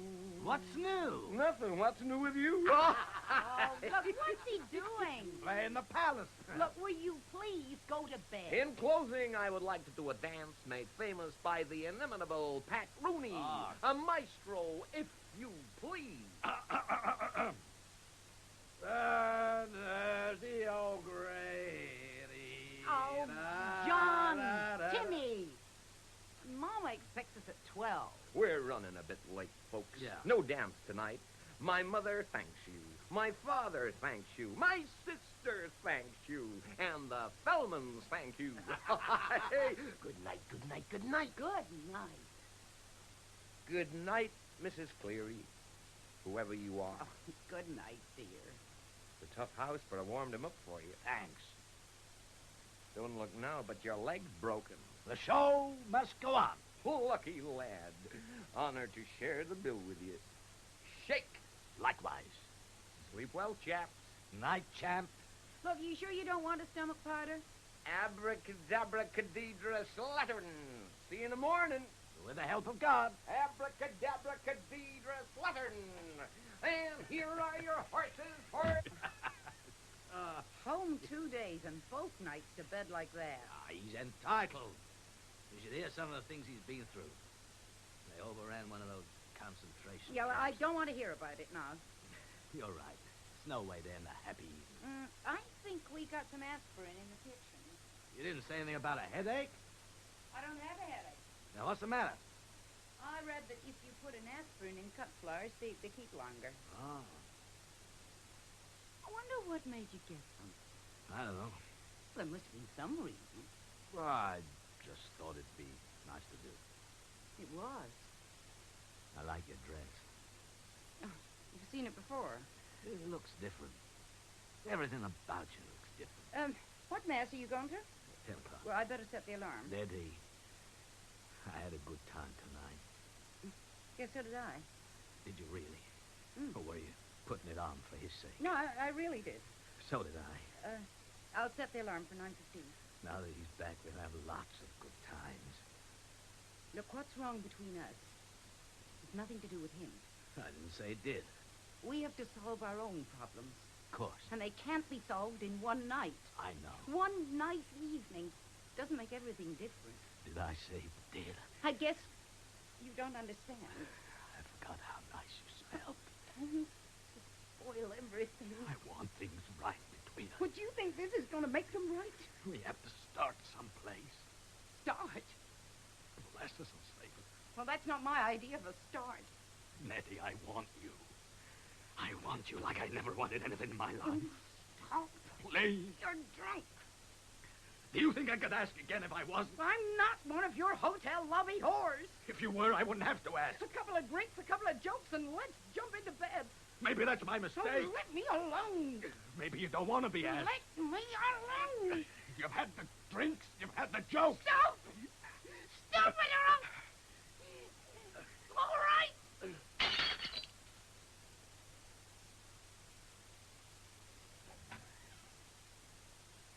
What happened? The rosies, I knocked them over. Sounded like a bomb. I'm sorry I woke you. I'll clean up. You go back to bed. All right. Good night. Good night. Good night, Pop. You moved me this afternoon. When you brought the roses, I felt something stir I thought was dead forever. Now this. I don't understand. I had nothing to do with the roses. They were his idea. Coffee's weak. Add water. I said weak. Waste of time bringing good coffee into this house. I'm thinking about renting the lake house this summer. Business is off. Well, what do you say? About what? Renting the lake house. Timmy will be disappointed. How about you? Oh, I'm in favor of it. Of course you are. I wonder why. Morning. Good morning. Morning. Nice of you to join us. My pleasure. This isn't a hotel. We have our meals at certain times.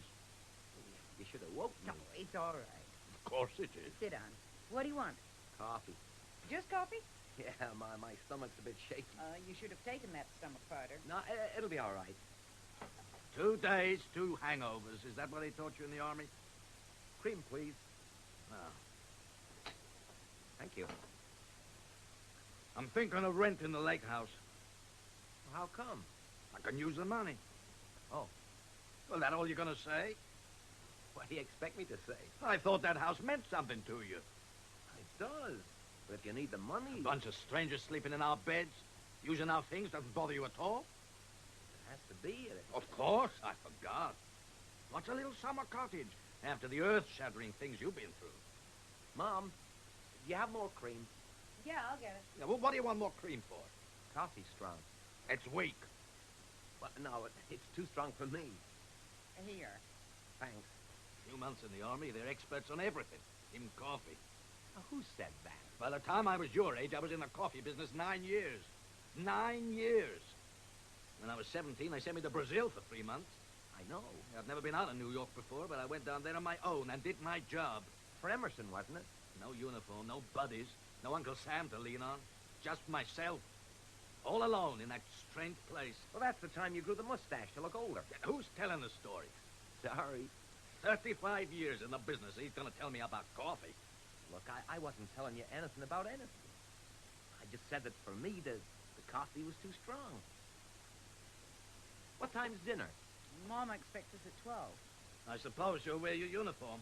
The only thing I have that fits. You sure? I mean, maybe you haven't grown as much as you think. It'll be ravioli. Yeah, and meatballs. GI Bill, home loans, discharge bonus, unemployment insurance. You boys did pretty well for yourselves. Well, they did pretty well for us, too. Oh, say, can you see? What's your point, Pop? The war's over. I'll buy that. The world doesn't owe anyone a living, including veterans. I'll buy that, too. Let the Jews support you. Come again? Wasn't for them, we wouldn't have gotten into it in the first place. I thought you broke that record. Lousy kikes. John. I changed my mind. I'll have some toast. Don't tell me you've lost your great love for the Jews. Don't stop it. It's all right. How nice of you to let me talk in my own house. And me not even a veteran. Would you mind telling me what you're mad about? Who's mad? Anything on the toast? Honey, if you got it. Man states a few facts right away, he's mad. How about strawberry jam? No. If I get a halfway decent offer, I might sell the lake house. Tea? Yeah, all right. Now, hurry up with your breakfast. What for? Mass starts in 20 minutes. You're not even dressed. Mass? Mass? I haven't been a mass in over 2 years. You know that. Lots of bad habits you boys picked up you'll have to get over. Not going to mass is not a habit I picked up. It's a decision I came to after a lot of thought. What way is that for a Catholic to talk? I haven't considered myself a Catholic for quite a while. Must be something wrong with my ears. You knew this was coming. Why pretend it's such a shock? Now there's a familiar alliance. So you've outgrown the faith, huh? It doesn't answer my needs. Outgrown your old clothes and outgrown the faith. Pop, will you listen to me? Billions of people have believed in it since the beginning of time, but it's not good enough for you. It's not a question of good enough. What do you say when people ask you what religion you are, huh? Nothing. You say you're nothing? Yeah. Well, Clearys have been Catholic since the beginning of time. And now you, a Cleary, are going to tell people that you're nothing? Yeah. You're an atheist. John. When you come to the blank after religion on those college applications, put down atheist. Makes a big hit in those Ivy League places from what I hear. I am not an atheist. Then what are you? Why, I don't know. But I'd like a chance to find out. You don't know what you believe in? Do you? Yeah. Well, tell me. Or go on. I believe in the Father, the Son, and the Holy Ghost. I believe that God created man in his own image. Look, Pop. Pop, if your faith works for you, I am glad. I'm very glad. I wish it worked for me, but it doesn't. Do you believe in God? Yes or no? I don't believe in heaven or hell or purgatory or... Yes or no? I believe there's something bigger than myself. Now, what you call it, or what it is, I don't know. Well, this is a fine how do you do. But yesterday you said he was a man. A man has a right to decide such things for himself. Good morning, Father Riley. Good morning, Mr. Cleary. I understand your boy's out of service. Yes, Father. Where is he this fine Sunday morning, Mr. Cleary? Home, Father. Is he sick, Mr. Cleary? No, Father. Then why isn't he here in church, Mr. Cleary? He's become an atheist, Father. I am not an atheist. Whatever you are, I won't have it. I'm the boss of this house. If you want to go on living here, you do as I say. And I say you're going to church with me this morning. Do you know what you're doing? Keep out of this. No, you Well? pay attention to him. It's all right. I'll go to church with you. I'll be out in a minute. Forget it. What? I said forget it. The Lord doesn't want anybody in his house who has to be dragged there. Score another one for your side, maybe. It has nothing to do with her. Wait till you're down on all fours someday. You'll be glad to see a priest then. We'll meet you at Mama's. I won't be there. She expects us. We all have our disappointment. I said I'd go with you. No. What was all that about? Oh. Should have gone with him. Oh, I'll never understand that man. Well, why didn't I just go? Why did I have to make an issue? It wasn't your fault. No, it never is. When he's in one of those moods, there's nothing anyone can do. The alliance. That's what he called it. Everyone's entitled to their own beliefs. That's what we must seem like to him. An alliance. Always two against one. Always us against him. Why? Look, if you're through eating, I'll clear the table. Didn't you hear me? Evidently, your father's not the only one who got up on the wrong side of bed this morning. Look, I am not talking about this morning. There's no need to shout. You and him and me and what's been going on here for 20 years. But it's got to stop. What's got to stop? We've got to stop ganging up on him. Oh, is that what we've been doing? Well, you said you never understood him. And never will. Have you ever really tried? Go on. Have you ever tried to see things from his point of view? What things? Well, the lake house, for instance. The lake house? It's the pride and joy of his life, and you're always knocking it. Well, do you know why? Yes. Because he bought it without consulting me. Yeah, drove me out to this godforsaken lake, pointed to a bungalow with no heat or hot water, and said, that's where we'll be spending our summers from now on. An hour's ride from New York City isn't exactly godforsaken. It wasn't an hour's ride 20 years ago. The point is, would he have gotten it any other way? If he'd come to you and said he wanted to buy a cottage on a lake in New Jersey, would you have said yes? Well, I might have. No. Not if it had been a palace with 50 servants. I don't like the country. We'd have spent every summer right here. Well, my idea of a vacation is to travel, see something new. You had a chance to see Brazil. No, that was different. Yeah. And the fellow who took that job is a millionaire today. Yeah, and still living in Brazil. Which is not to be compared with the Bronx. So it's my fault we're not millionaires? Your mother might have loved Brazil. You violently objected to moving from Yorkville to the Bronx. Why? I hate the Bronx. But you insisted on your mother move up here. Well, they tore down her building. She had to move somewhere. Except for summers at the lake. Have you ever gone 2 days without seeing her? Only because of Willis. Where are you going? To get dressed. And then I'm going to church and apologize to him for acting like a fool. You'll be at Mama's for dinner. Only if he'll come with me. You disappointed Willis yesterday. You can't do it again. Oh, yes, I can. Oh, how cruel. Cruel? Not as cruel as you're dragging me over there every day when I was little. And when I was bigger and couldn't go every day, concentrating on Sunday. Is it too much to give your crippled cousin 1 day a week? And when I didn't go there on a Sunday, I felt so guilty that I couldn't enjoy myself anyway. I hate Sunday. I don't think I'll ever get over it. But I'm going to try. Well, how fortunate for the cripples in this world that everyone isn't as selfish as you. Now, why do you keep calling him a cripple? That is not the worst thing wrong with Willis. It's his mind. He's like a 4-year-old. Can a 4-year-old read a book? Yeah, he reads. After you drilling him every day for 20 years. But does he have any idea what he's reading about? Look, if you and the rest of them over there want to throw your lives away, and then you go ahead and do it. But don't try and sacrifice me to the cause. Excuse me a minute. Well, you have to admit I'm right, don't you? You and your mother and all the rest have missed out on a lot because of him. Now, I know it's not his fault, but I mean, well, look, these days you gotta be realistic. I mean, you gotta face up to... Where you going? Your mother doesn't expect us till 12. Look, I'm coming. Just give me a minute to dress and I'll go with you. Now, look. Excuse me. No. I have to go out. No, wait. I told you I won't be a second. Would you please fasten my pocket? Sure, yeah. Here. Hey, wait a minute. This is like lead. You've got all your coins in here. You're taking your coins. What for? Will you please tell me what's going on? Thank you for the roses. Oh, my God. I remember sitting here like this the night she went to have John. Why would she just walk out, not tell anyone where she was going? I was 6. Without any reason. Dr. Goldman came at midnight and he took her to the hospital. Doesn't make sense. And after they left, I started to cry. You did, too. It's not like her. I asked you if you loved her, and you nodded. And I asked you to say it. You hesitated. And I got hysterical.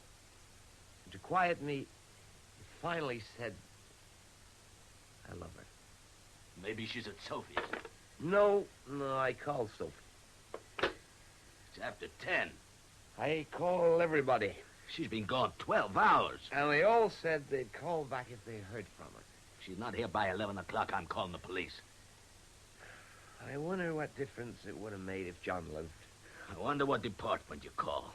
I remember you and I going to visit her at the hospital on a Sunday afternoon. I had to wait downstairs. It was the first time I ever heard the word incubator. Incubator. I guess you call missing persons. You're the last one who saw her. The police will want to question you. She left the house at 10 a.m., Your Honor. Didn't say boo, but I assumed she was going to her mother's. Brown coat, brown hat. And when I got to her mother, she wasn't there. They hadn't seen her. Hadn't heard from her. I had 2 helpings of ravioli and meatballs. Came back here to wait. And when she didn't call by 3 o'clock, I started to worry. And drink? When she didn't call by 3 o'clock, I started to worry. I tried to get in touch with my father. Called all the bars I could think of. Is Mr. Cleary there? If he comes in, would you please tell him to call his house? Oh, it was like old times. I had dinner and went to a movie. Is Mr. Cleary there? Now, that shows how long I've been away. You never say, is Mr. Cleary there? You say, let me speak to Mr. Cleary. As though you know he was there. I was at a movie. Did it have a happy ending? Gilda with Rita Hayworth and Glenn Ford. I didn't ask you what it was. The Lost Paradise. I didn't ask you what it was. What's the matter with you? You like a drink? No. And I think you've had enough. It's the first time I ever saw you refuse a drink. I want you to stop. But you are powerless to stop me. It's a lousy position to be in, I know. That's your last one. You touch that bottle and I leave. Joy, joy, said Mrs. Malloy. Louder, louder, said Mrs. Oh, what rhymes with louder? You were sick Friday night, sick last night. Hello? Oh. Oh, nothing. I said we haven't heard anything. I know how long she's been gone. And of course I'm concerned. I don't care how I sound, I'm concerned. If she's not here by 11, that's what I'm gonna do. Well, that's a comforting bit of information. A mother again. Wanted to let me know how many muggins there's been lately. I got it. Earl Browder. What? Louder, louder, said Mrs. Earl Browder. I'm glad you can take the whole thing so calmly. To quote a famous authority, I don't care how I sound. I'm concerned. 10 after 10. The trouble with you is you haven't had enough experience in these matters. Well, the devil can she be? I am an old hand. Never done anything like this before in her life. All those nights I lay in bed waiting for your key to turn in the door. Part of me praying you'd come home safe. And part of me dreading the sound of that key, because I knew there'd be a fight. I'll give her a few minutes more. All those mornings I woke up sick. Had to miss school. The boy's delicate, everyone said. He's got a weak constitution. I'll give it till 1:30. From the day I left this house, I was never sick. Not once. It took me a long time to see the connection.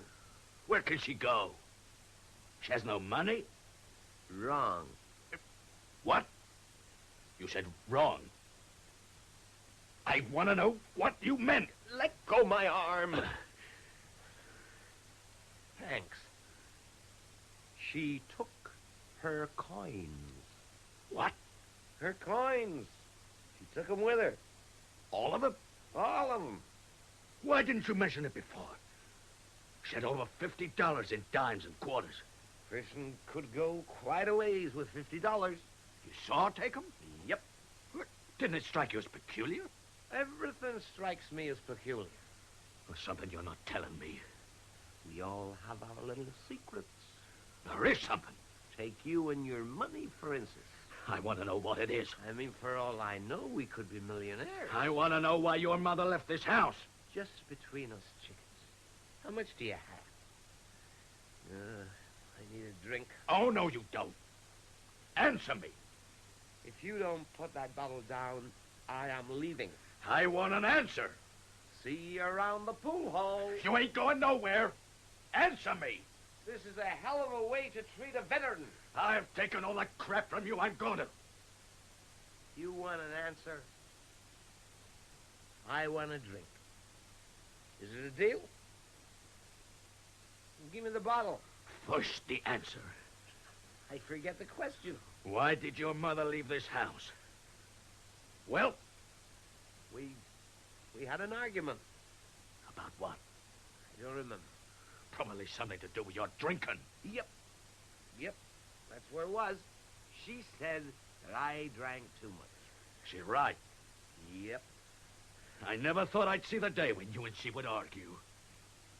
Neither did I. She didn't say where she was going? Just took the coins and left? That's right. Beats me. Where you going?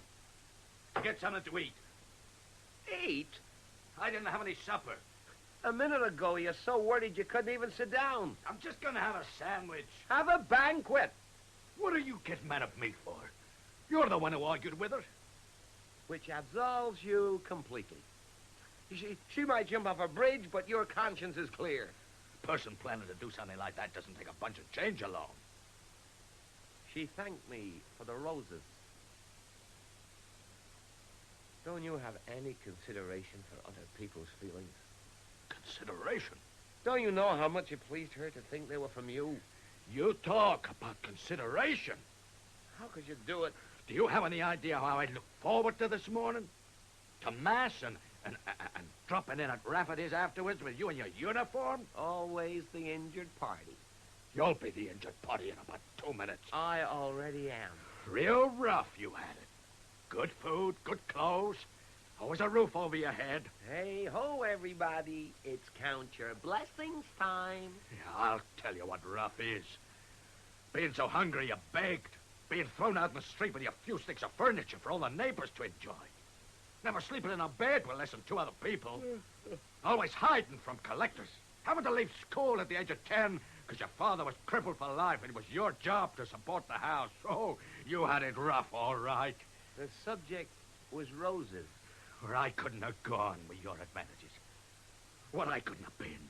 I still want to know why you told her about the roses. Dear, we were having words, and it slipped out. Words about what? Well? Stop pushing or I'll tell you. Go on, go on. Okay.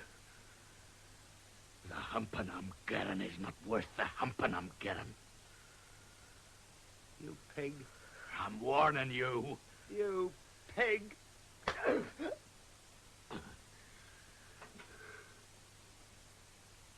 Well, hello, mother of mine.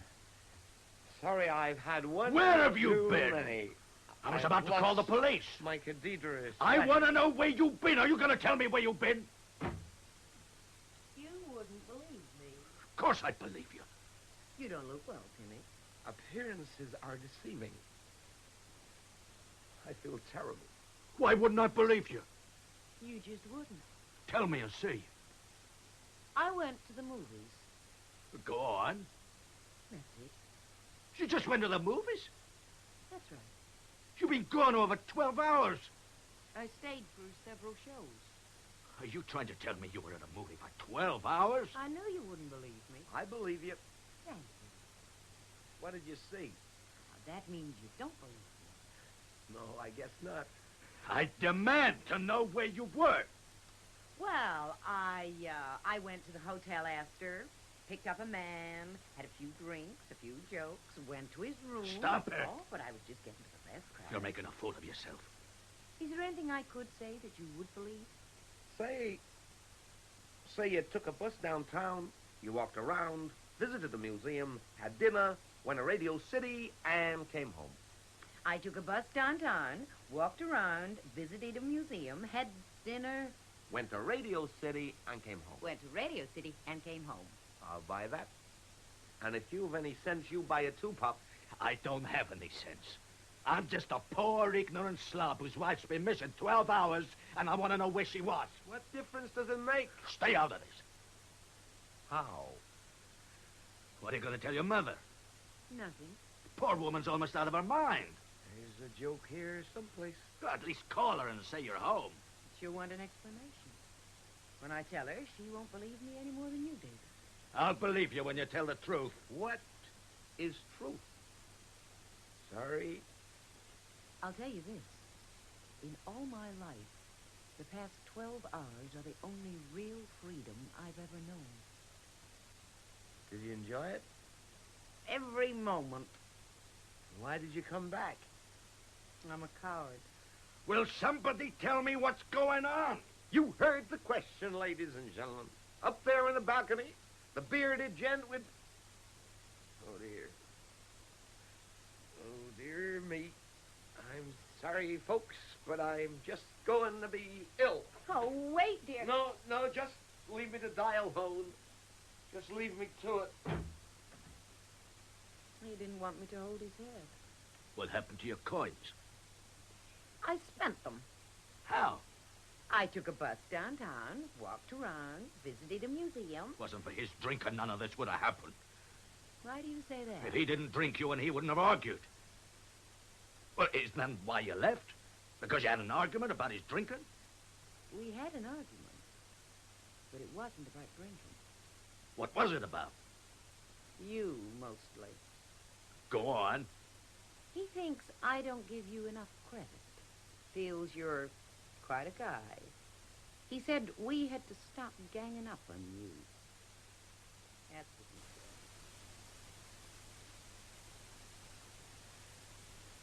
he said. Oh, I couldn't sleep. neither could I. I, came out to get a magazine. Do you feel all right? Yeah. Yeah, I'm okay now. What time is it? Almost 2. Are you all right? Yeah. Well, I guess I'll turn in. Good night. Isn't there something you want to tell me? As a matter of fact, there is, but, it'll keep till the morning. You've decided to leave. Yeah. When? Well, it's not a sudden decision. When are you leaving? In the morning. You see, this fella I'm in a high school with has a flat on 22nd Street, and his roommate just got married, and he's looking for a replacement. Well, I figured that, hey, I'll give you a penny for him.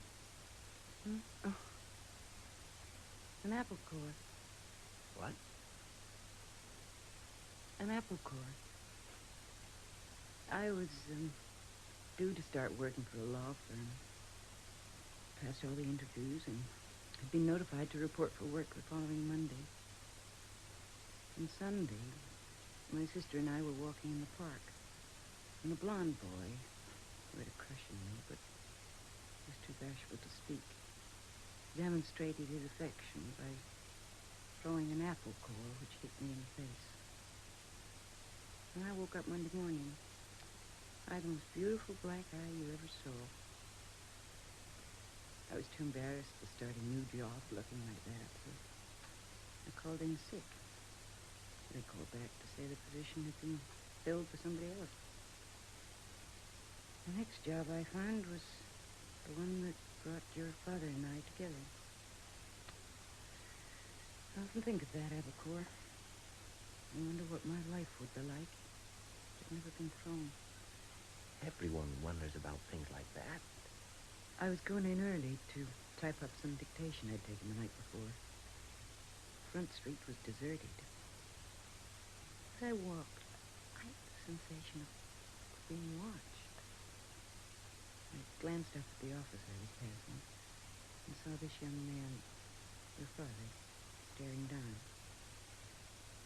He looked at me intensely, almost angrily for a moment, and suddenly realized I was looking back at him, and he turned away. In that moment, I knew that that young man and I were not suited to each other. And at the same time, I knew we would become involved. It was inevitable. Why? You had others to choose from. Oh, yeah.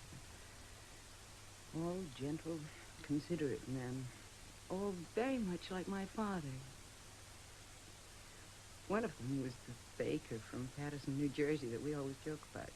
That fella who brought a hat box full of pastries whenever he called on you. Oh, what a sweet man. I begged me to marry him. What was it drew you to Pop? I think it was his energy. A certain wildness. He wasn't like my father at all. I was attracted. I was afraid. I've always been a little afraid of him. Then, he was clearly a young man who was going places. 24 when I met him and making well over 100 a week. Well, he had great money in those days, and his prospects were unlimited. Money was never plentiful in our house. We weren't poor like his people, you understand. Never without rent or food or tickets to the opera or nice clothes. Still, we weren't well-to-do. My father brought home stories from the hotel about the various bigwigs who came in and what they wore and how they talked and acted. And we went to the opera, and we had friends who were cultured. Musicals Sunday afternoons. Those were Papa's happiest moments. Oh, yeah, I liked good things. Things that the baker from Patterson and the others could never give me. But your father surely would. Mom. Well, the way he was going, he'd be a millionaire. Well, that was his dream, you know, to be a millionaire by the time he was 40. Well, 1929 took care of that. He was never quite the same afterwards. But when I met him, oh, he was cock of the walk. Good-looking, witty young Irishman. Everybody liked him. And those who didn't, at least feared him, because he was a fierce fellow. Everyone wanted to go into business with him. Everyone wanted to be social with him. No, he was immediately at home on a ship, a train, in any bar. Strangers thought he was magnificent. And he was, so long as the situation was impersonal. At his best, in an impersonal situation. But that doesn't include the home, family. The baker from Patterson was all tongue-tied outside. In the home, he would have been beautiful. Go to bed now. You want the light off? Yeah, please. When I left this house 3 years ago, I blamed him for everything that was wrong here.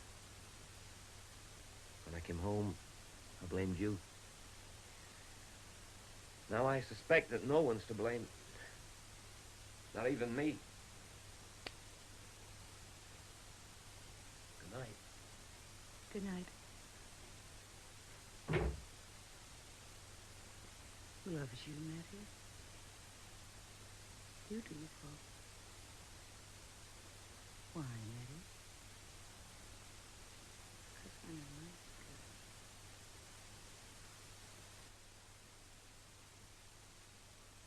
girl. One word from you. That's all it would take. I'm not so sure. Try. No. Do you want him to go? No. Then say something before it's too late. What do you want for breakfast? Who cares about breakfast? Timmy's having scrambled eggs. Am I the only one who's upset by what's going on here? No. And how can you just stand there? Would you feel better if I wept? You'll weep when he's gone. But not now. Look, all I want you to do is to tell him how you feel. He knows that. You won't speak to him? I can't. You're the one who miss him most. For me, it's different. I got my business. I envy you. Look, just ask him to wait a couple of days and think it over. After a couple of days, we'd be used to having him around. It would be that much harder to see him leave. He might change his mind. Might not want to leave. He has to leave sometime. But not now. Not like this. But 22nd Street isn't the end of the world. If he leaves this house today, I don't want to see him ever again. If you say that to me, make it clear that you're speaking for yourself. Who's this fella he's moving in with? Oh, a boy he knew at high school. Everything he wants right here. Food, clothing, a room of his own. He has to move into a dirty, cold-water flat. I think I understand his feelings. Home 2 days and gone again. The neighbors will have a field day. I'm going in to call him now. I want to see him alone. If you're wise, you won't start a row. I want to see him alone. All right. Come in. Now, what the heck do I say to him? I understand you've decided to leave us. Oh, no. What's this nonsense about your leaving? Your mother tells me you're moving out. I would like to know why. I demand to know why. Would you be so good as to tell me why? Oh, why, goddammit? Good morning. Good morning. Mother said you wanted to see me. Sleep well? Yeah. Good. You wanted to see me? Mother says you're leaving. Yeah. Rather sudden, isn't it? Well, not really. Mind telling me why? I just think it's for the best. For who? For everyone. Oh, crap. No, wait, I didn't mean that. Fact is, I don't blame you for wanting to leave. I had no business hitting you. That's not why I'm going. If there was any way I could undo last night, I would. It's not a question of last night. If I had to do it over again, I'd cut my arm off. Pop, listen. I don't know what gets into me sometimes. Pop, I am not leaving because of anything that happened last night. I always intended to leave. You never mentioned it? Well, I planned to stay a couple of weeks and then go. A couple of days isn't a couple of weeks. It's not like going to China. Why 2 days instead of 2 weeks?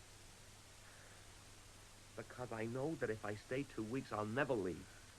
Look, if it's what I said yesterday about me being the boss and you'd have to do what I said, forget it. It's not that. I was just letting off steam. It's not that. As far as I'm concerned, you're a man. You can come and go as you please. Do as you please. That goes for religion, drink, and anything. How can I make you understand? Even girls. Yeah, I know how it is to be your age. Give me a little advance notice. I'll see you have the house to yourself whenever you want. Oh, for Christ's sake. What kind of language is that? Oh. I'm sorry. I didn't mean that. Talk any way you want. I don't know what to say to you. Look, what I said yesterday about the Jews. I was just trying to get a rise out of them. I know. See, at the time those bums from St. Matthew's jumped the I-Cash clothesman, I was the one who saved him. I know. Whole crowd of people watching, but I was the only one who did anything. Do you think I could forget that? Stay another week. Just a week. I can't. Stay till Wednesday. No. Do you have any idea how your mother looked forward to you coming home? Yes. Then how can you do it? Oh, we're just going round in circles. What happens to the lake house? What do you mean? Without you, what's the good of it? I'll be spending time there. I thought we'd have a real summer together like before the war. You're making this a lot tougher than it has to be. Did you expect me to say nothing? Like her? Are you through? Look, I know what the trouble is. You know what the trouble is? You're like me. Stubborn. All the clearers are stubborn. Rather die than admit a mistake. Now, is that a fact, yes or no? I don't know. Well, here's one donkey who's seen the light. I've been wrong in my dealings with you, and I admit it. Pop. Not just wrong last night, but all along. Well, those days are gone forever, and I'll prove it. You know how much money I have? I don't want to know. $14,357. Pop. Plus a bit more in stocks. Now you admit that you made a mistake. Admit you don't really want to leave, and we'll forget the whole thing. I don't want to leave. See? But I'm leaving. Then go, and good riddance. Listen to me. The sooner the better. Will you listen to me? There was a dream I used to have about you and I. It was always the same. I'd be told that you were dead, and I'd run crying into the street. Someone had stopped me and asked me why I was crying, and I'd say, my father's dead, and he never said he loved me. I only tried to make you stay for her sake. I had that dream again last night, and I was thinking about it this morning when something occurred to me that I'd never thought of before. She's the one who'll miss you. It's true. You never said you loved me. But it's also true that I never said those words to you. Don't know what you're talking about. I say them now. I don't know what you're talking about. I love you, Pop. Son. Hey, Pop. What I said about the money, that's strictly between us. I understand. Ready for breakfast? Sure. Yeah. Your bag's packed and ready to go. I changed my mind. What? I changed my mind. I'm going to stay a few days more. I'm afraid that's out of the question. When you said you were going, I called the painters. They're coming to do your room tomorrow. You know how hard it is to get painters. If we don't take them now, it'll be months before they're free again. Then I guess I'd better leave the schedule. Yeah, I think so. Don't you, Nettie? Yes. Oh, I don't know why I bother to bring good coffee into this house. If it isn't too weak, it's too strong. If it isn't too strong, it's too hot. If it isn't too hot, it's too cold.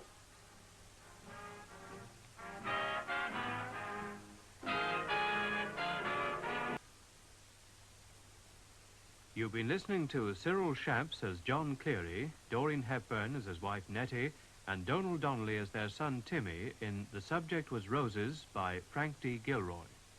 The play was adapted for radio and produced in Northern Ireland by Roger Pine.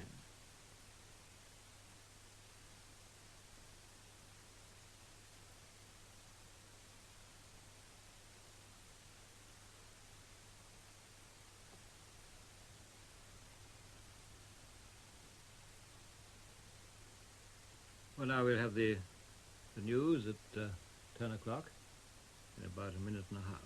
Let's have a look tomorrow on Radio 3. If you happen to be an Irishman and of a certain age, your blood may be stirred by the theme and by at least one of the tunes of an opera from Glyndebourne, which will be having its first broadcast performance on Radio 3. It's called The Rising of the Moon, and it's by Nicholas Moore.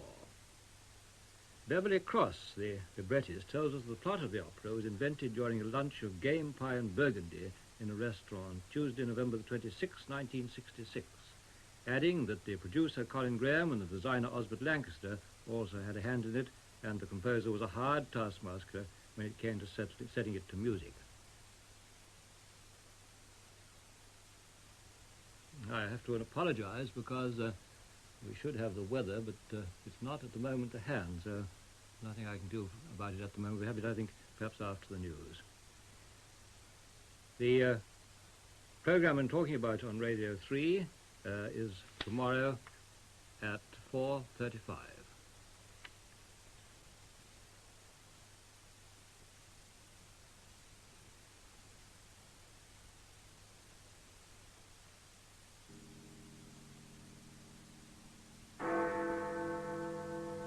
Ten o'clock.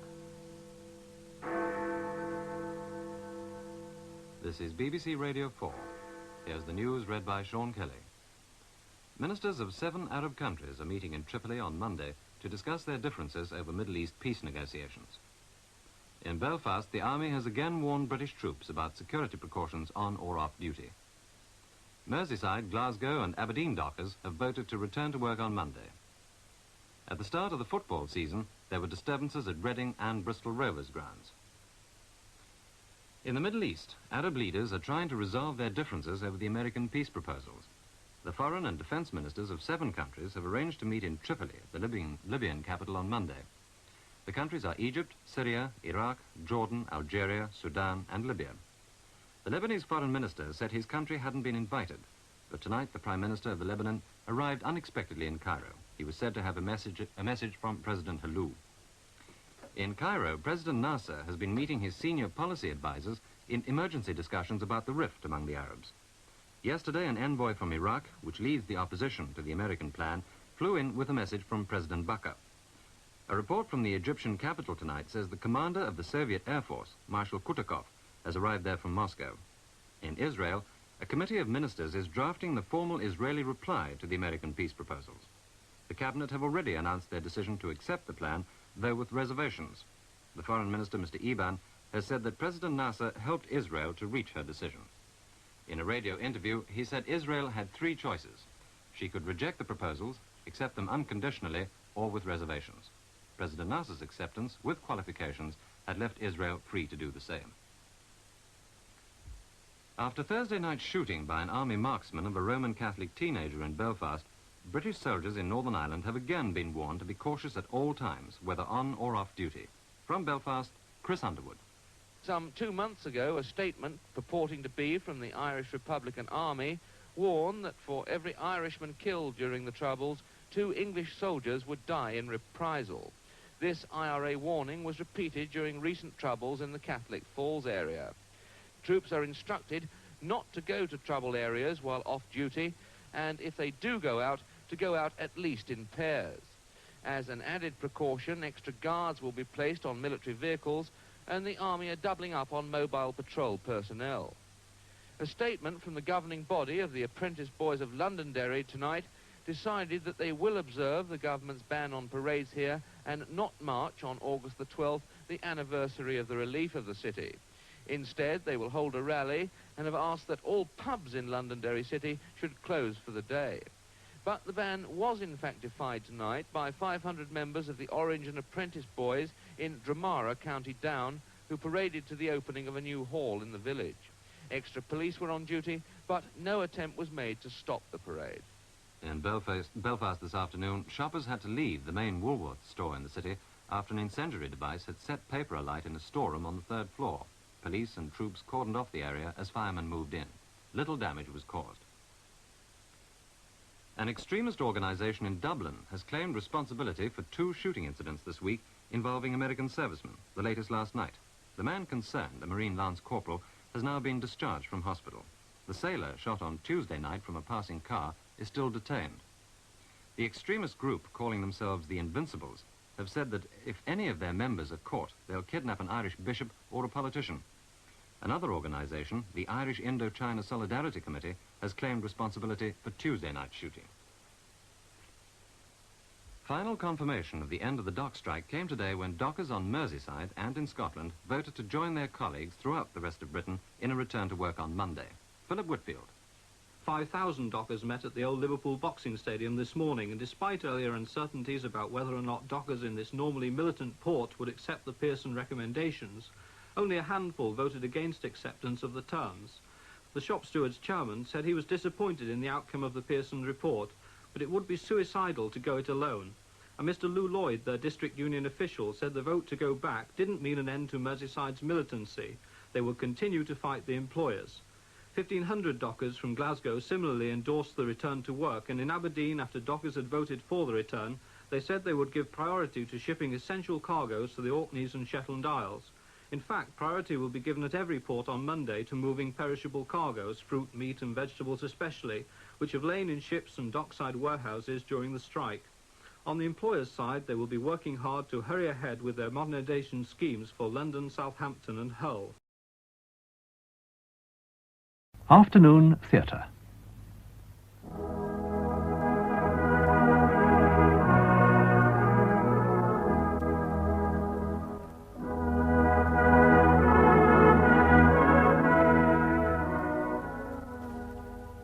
We present Brian Thompson's adaptation of The Younger Generation by Stanley Horton.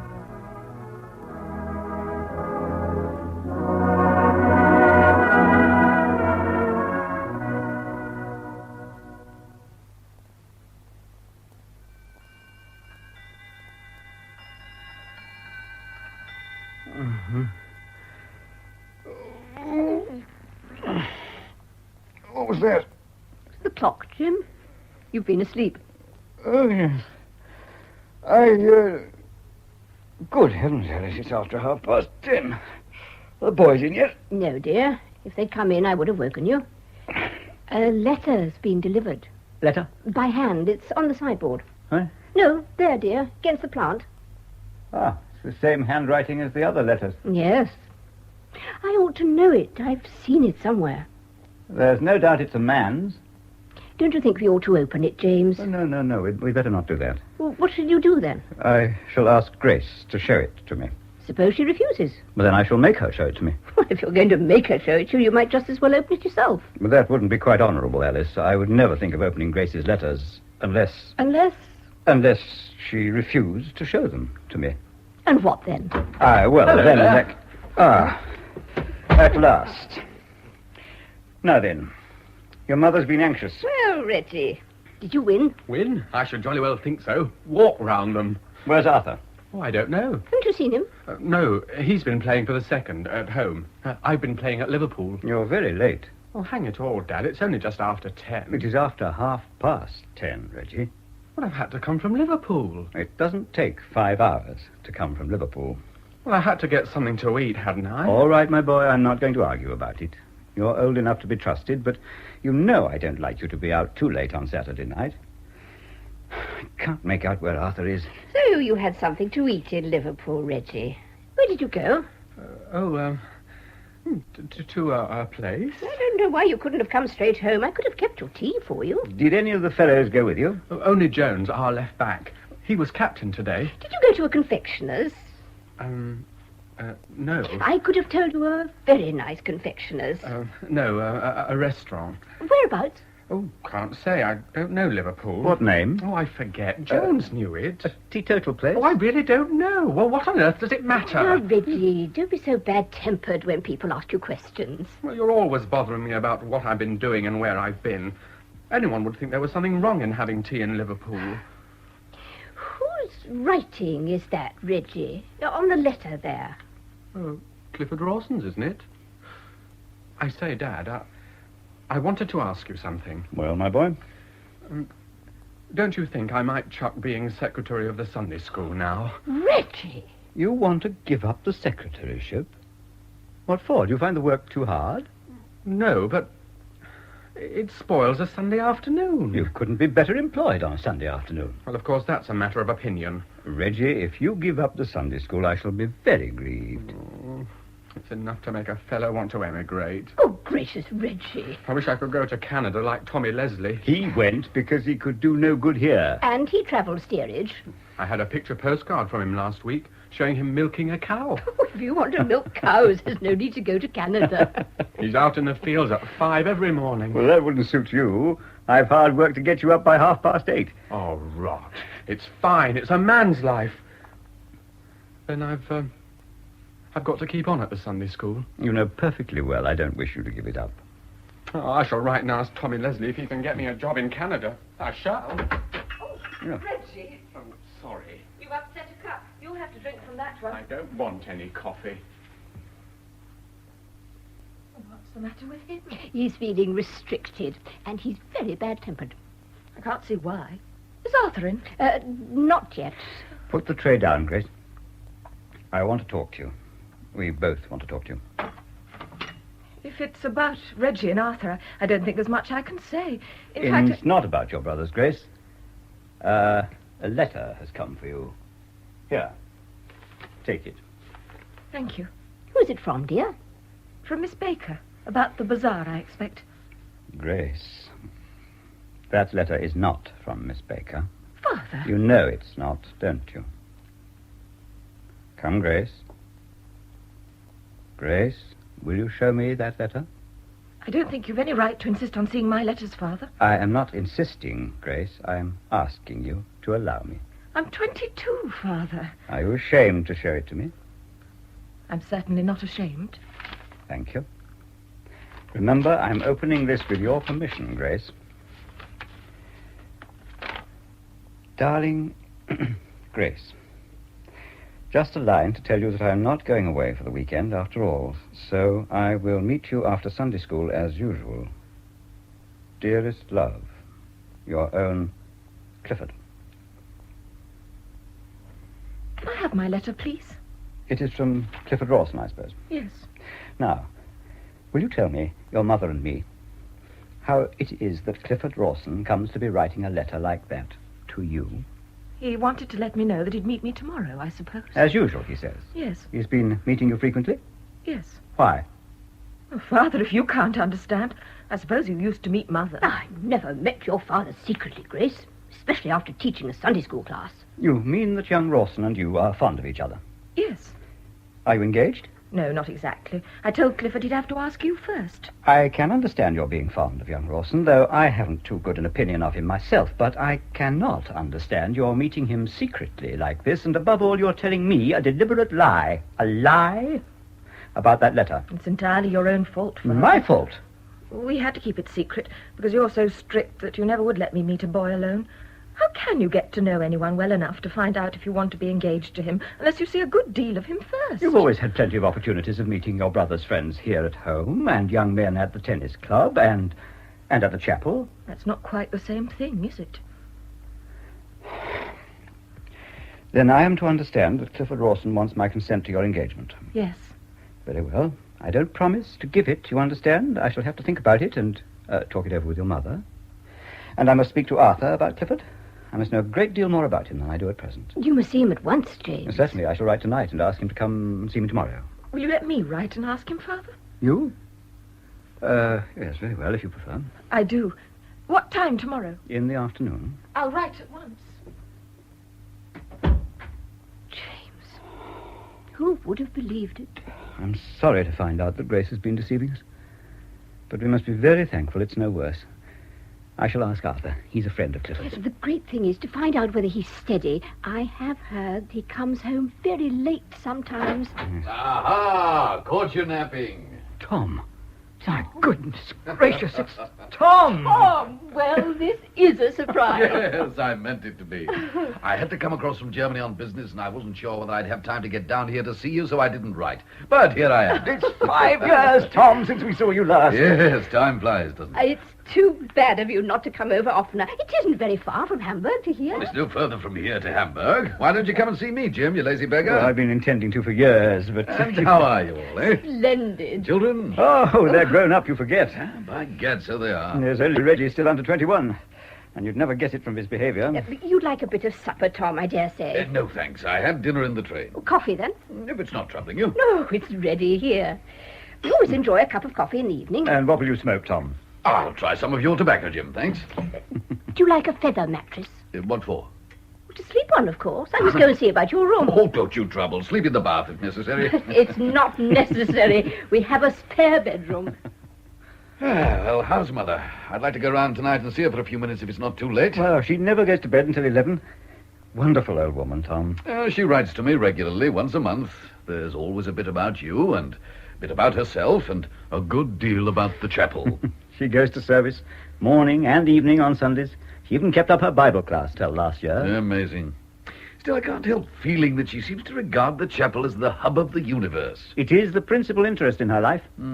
Curious how one gets rid of that point of view. Living abroad, I mean. Yes, that was Mother's chief objection to your going abroad at all, do you remember? Oh, rather. Even now, I suspect she thinks of Germany as an ungodly place, inhabited by rather light-minded people. Well, Tom, you know we can't exactly approve of the way they spend Sunday in Germany. Oh, the continental Sunday, eh? I think the English way is best, Tom. Yes. And you think old England's the finest country in the world, and that Salchester's the most beautiful city in England, and the chapel is the noblest institution in Salchester. Well, Tom, if I do... Oh, don't apologize for it. It's the spirit that's made England what it is. Do you really think so? I do, and thank God I haven't got it. Father, I want to... how do you do? Uncle Tom. Hello, young man. It's, Arthur, isn't it? No, I'm Reggie. Oh, Reggie, of course. And where is Arthur? Not come in yet. I can't make out where he's got to. It's so late. Late? Why, it isn't 11 yet. Your hotels and places don't close till 11, do they? Hotels? Why? Oh, thought he might be having a drink somewhere, that's all. I should be very sorry to think that either Arthur or Reggie was in the habit of frequenting hotels. Why, what's wrong with them? Wrong with them? Wrong with hotels? Well, I suppose there's nothing wrong with them if they're properly conducted, but you forget that Arthur and Reggie are only boys. I say, Father, I shall be 21 in less than 2 years. In a bank, aren't you, Reggie? Yes. And Arthur's still with you at the warehouse, Jim? Yes. Oh, how'd you like the bank, Reggie? Rotten. How's that? Oh, there's no romance about it. After all, there isn't intended to be. Well, what I want is a man's life. What do you call a man's life? Oh, you know, riding round on a horse and ordering people about. You find it slow at the bank? Slow's not the word. And what chance has a fellow of getting on? You've the chance of becoming a bank manager in time. A bank manager? Now, I ask you, Uncle Tom, what is a bank manager? Well, a man who manages a bank, I suppose. Well, I mean, what sort of a man? Why, a fat, bald old beggar with side whiskers. A chap who couldn't kill a grizzly bear to save his life, couldn't run away from one even. Oh, I tell you, I'm sick of Salchester. You don't think you could find me a place in Hamburg, Uncle? I'm afraid even Hamburg wouldn't be exciting enough to suit your requirements. Tom, here's Grace. We met in the hall. How do you do, my dear? Are you too big to kiss? No, Uncle. How jolly of you to turn up like this. Not engaged yet, I see, little Grace. No. No. You must hurry up, my dear. I know. Oh, Father, I've sent that letter to the post. Very well, so be it. Jim, dear, Mr. Ledbetter and Mr. Fowle would like to have a word with you if it isn't too late. Ledbetter and Fowle? Oh, everybody at once. Ask them to come in. Look here, I'll slip round to see Mother now. Very well, but she's moved, you know. How will you know the house? Reggie and I will go with you, Uncle, to show you the way. Right you are. But you can't... No, don't think of it, Jim. Entertain your guests. May we enter? Good evening, James. I hope we don't intrude so late. Not at all, not at all. Let me introduce my brother from Germany. Mr. Thomas Kenyon, Mr. Ledbetter, and Mr. Fowle. I'm very pleased to meet you, sir. Tom Kenyon? Oh, I remember giving you a black eye when we were at the grammar school together. I think it was I who gave you the black eye. Was it? Perhaps you're right. I forget. We just wanted to have a word with you, Kenyon. I'm off. Come along, Grace, Reggie. Oh, we're not driving you away. No, not at all. Going round to my mother's. We shall be back before you've gone, I dare say. I'll see you out. Now, well, gentlemen, sit down. Yes. Cigar, Ledbetter? Oh, thanks. Yes, I don't mind if I do. You're a teetotaler? Entirely. I keep a little for my friends. Fowle? That's the right spirit. Help yourself, Fowle. Yes, I don't mind if I do. Where is young Arthur? He's not come in yet. Oh, you shall see the time my lad Alan comes home. 1 or 2 in the morning sometimes. I pretend not to notice anything, but of course I've a pretty good idea what he's been up to. But you allow it? Well, boys will be boys. Besides, I've been young myself. Surely it's a father's duty to... To keep his eyes shut. I hold stricter views. Of course you do, my dear Kenyon. So do I. Your views are unimpeachable. And it's for that reason that you find us here tonight. I don't understand. You are probably surprised to see us at this unearthly hour. We are on our way home from a meeting of the Council of the Liberal Association, where a decision has been arrived at that Fowle and I thought it advisable to acquaint you with immediately. Admirably put, old chap, but a little formal. Kenyon isn't a public meeting, you know. Very well. Ask him yourself, then. To cut matters short, we want to adopt you as Liberal candidate for Longton Park Ward at the City Council elections in November. Me? Gentlemen, my dear Ledbetter, my dear Fowle, I'm overwhelmed. Never mind that. Will you stand? Will I stand? Oh, upon my word, I don't know what to say. I shall have to think about it, to talk it over with my wife. But believe me, I appreciate the honor immensely. We should like to have your decision not later than Monday evening. But why do you ask me? To win the seat from that fellow Grignall, we shall need a very strong man indeed. We are of opinion that you are a strong man, Kenyon. You see, it's like this. The nonconformist element is damn powerful in the ward. Now, you're a big gun at your chapel, and that'll rake in a lot of votes. I'm a churchman myself, but I see that without the nonconformist vote, the Liberal Party here would be in the soup. Then Grignall's a brewer, and you're teetotaler. If we work it properly, temperance reform and social purity and all that game, we shall detach some of the temperance conservatives. Are there any temperance conservatives? In municipal elections, yes. Not in parliamentary elections. Down with the publican. Down with the brewer. That's the line we want to take. Good health. Emphasize the fact that drunkenness is the cause of poverty. But wouldn't some people say that poverty is the cause of drunkenness? We can afford to ignore them. It's only socialists who say that. Besides, hang it all, what does it matter what we say? Between ourselves, we were all friends here. What we care about is knocking Grignall out, not about reforming social conditions. I don't altogether agree with you, Fowle. I don't agree with you at all. I do care about improving the conditions of the poor and helping them to keep out of temptation. If I'm to be your candidate, that must be understood. By all means. Well, all the better. I mean, if you're so much in earnest, you'll be all the stronger as a candidate. There's no harm at all in meaning what you say, no harm at all. The people who don't mean what they say are the bane of politics. Now, don't be so sweeping, Ledbetter. I think it's a damn good wheeze putting you up, Kenyon. You're not too intellectual like Ledbetter here. You're the sort of honest, straightforward man that electors take to at meetings. It's my own idea. You've got me to thank for it. Good health. I'm very much obliged to you. And Ledbetter, and all of you. If I accept your invitation... Oh, you've got to. Well, I don't think there's much doubt. You may rely on my putting up the best fight I can for you. I'm sure you will. Good luck to Councillor Kenyon. Tom and the children are back, dear. What did you say, Mr. Fowle? They want me to stand for the city council, my dear. Oh, James, how splendid. You will, won't you? There you are, Kenyon. She's settled it for you. I don't see why not. Hello, what's the excitement? Tom, what do you think? Hush, Alice, No, please. I must tell them. James is going to put up for the council. Bravo! Hooray! You mustn't go just yet. You two sit down again. It is late. Oh, never mind. Once in a way, I'm elated. Of course. What about music in the parks on Sunday, eh? No voting against that, I hope. I defend music in the parks. It keeps people out of the public houses. Well, you might say that of bullfighting or football. Oh, I don't see why there shouldn't be Sunday football. There are many things you don't see yet, my son. But fancy you a councillor, James. No, it may not stop at that. Alderman, Lord Mayor. A knighthood. And you'd be Lady Mayoress, Mrs. Kenyon. So I should. And that may not be the end of it. Member of Parliament, perhaps. James. To cabinet, to peerage, eh? Think of Chamberlain. I say, aren't you all a little previous? Father may not be elected at all. Of course. We're all talking nonsense, we know that, but it's very pleasant to be sitting here round the fire talking nonsense for once in a way. Wait till you're in the council, Jim. You'll be able to talk it as much as you like. No, Tom. I shall take my duties seriously. I must. Duties, responsibilities, temperate policies, an end to this madcap rush and smother of the new things, the headlong... Now, what the devil was that? Mr. Arthur, is it you? No, Maggie. It is Genghis Khan. Who broke that priceless object? Good heavens, you're bottled. You broke it. Come here, Maggie. Mr. Arthur, your mother and father are just behind that door and they'll be out in a minute. Here, now you just stop that. Maggie. Oh, let's place this impediment to my unbridled lust. Oh, you wicked man. You... Mr. Arthur, here, take your hands off. You dear God, the master will catch you. And they've just told him he's about to be made a peer of the realm. Oh, you were listening at the door, were you? It isn't funny.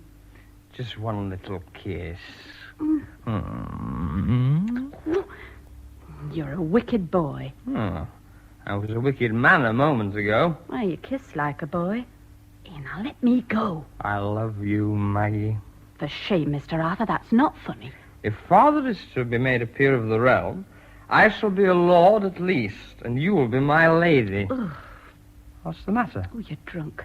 You smell something awful, and you've no right to go insulting me. Oh, Mags. Oh, come on, help me clear this up. And be quick. There's been enough nonsense.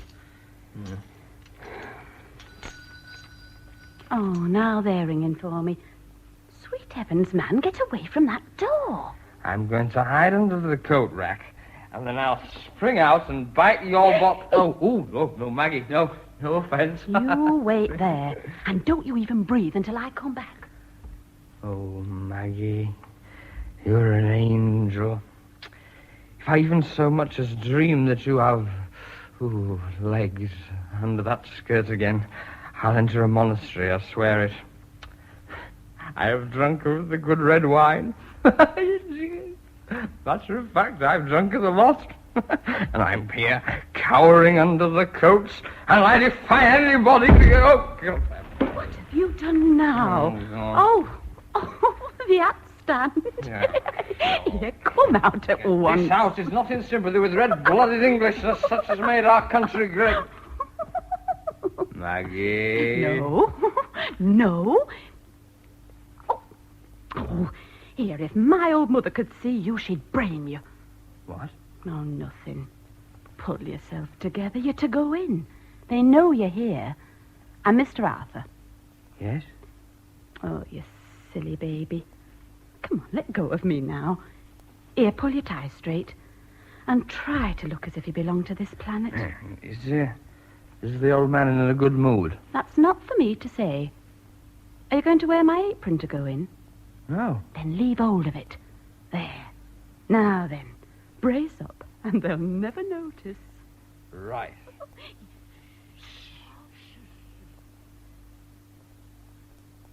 So it isn't a question of intolerance, but a finer sort of judgment, which, as a father and a householder... I say, that's absolutely brilliant, Kenyon.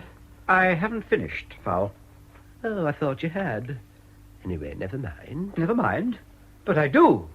It's too easy to criticize a position based on principles. I'm sure you have no detractors, James. They see my position as stuffy, straight-laced, holier-than-thou, moralistic. Well, no, I don't think they do, really. Which I am not. Who the devil is that scratching at the door? Come in, will you? Is the door locked? The handle appears to be turning. Will you come in, whoever is there? Knock. It may be Arthur. Arthur? Knock. Arthur? Gracious. Arthur, will you kindly come in with us? Certainly. Straight away, immediately. It is the heir to the Kenyon millions. Mother, father, what a pleasant and unusual surprise. Arthur, you are wearing Maggie's cap. I am? I am, correct. I shall now take it off with a bold sweep.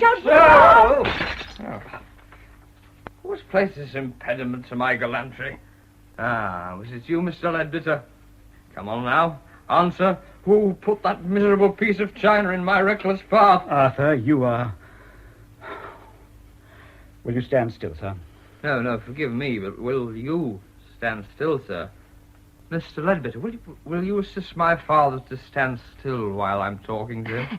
I believe he's caught the influenza. Is that what they call it now? It has brought him to his knees at any rate. Oh, the room is going decidedly queer. I think I'm Look going out! to... It's the most virulent case of influenza I've ever witnessed, Kenyon. I am grateful to you for your sympathy. Most grateful, indeed.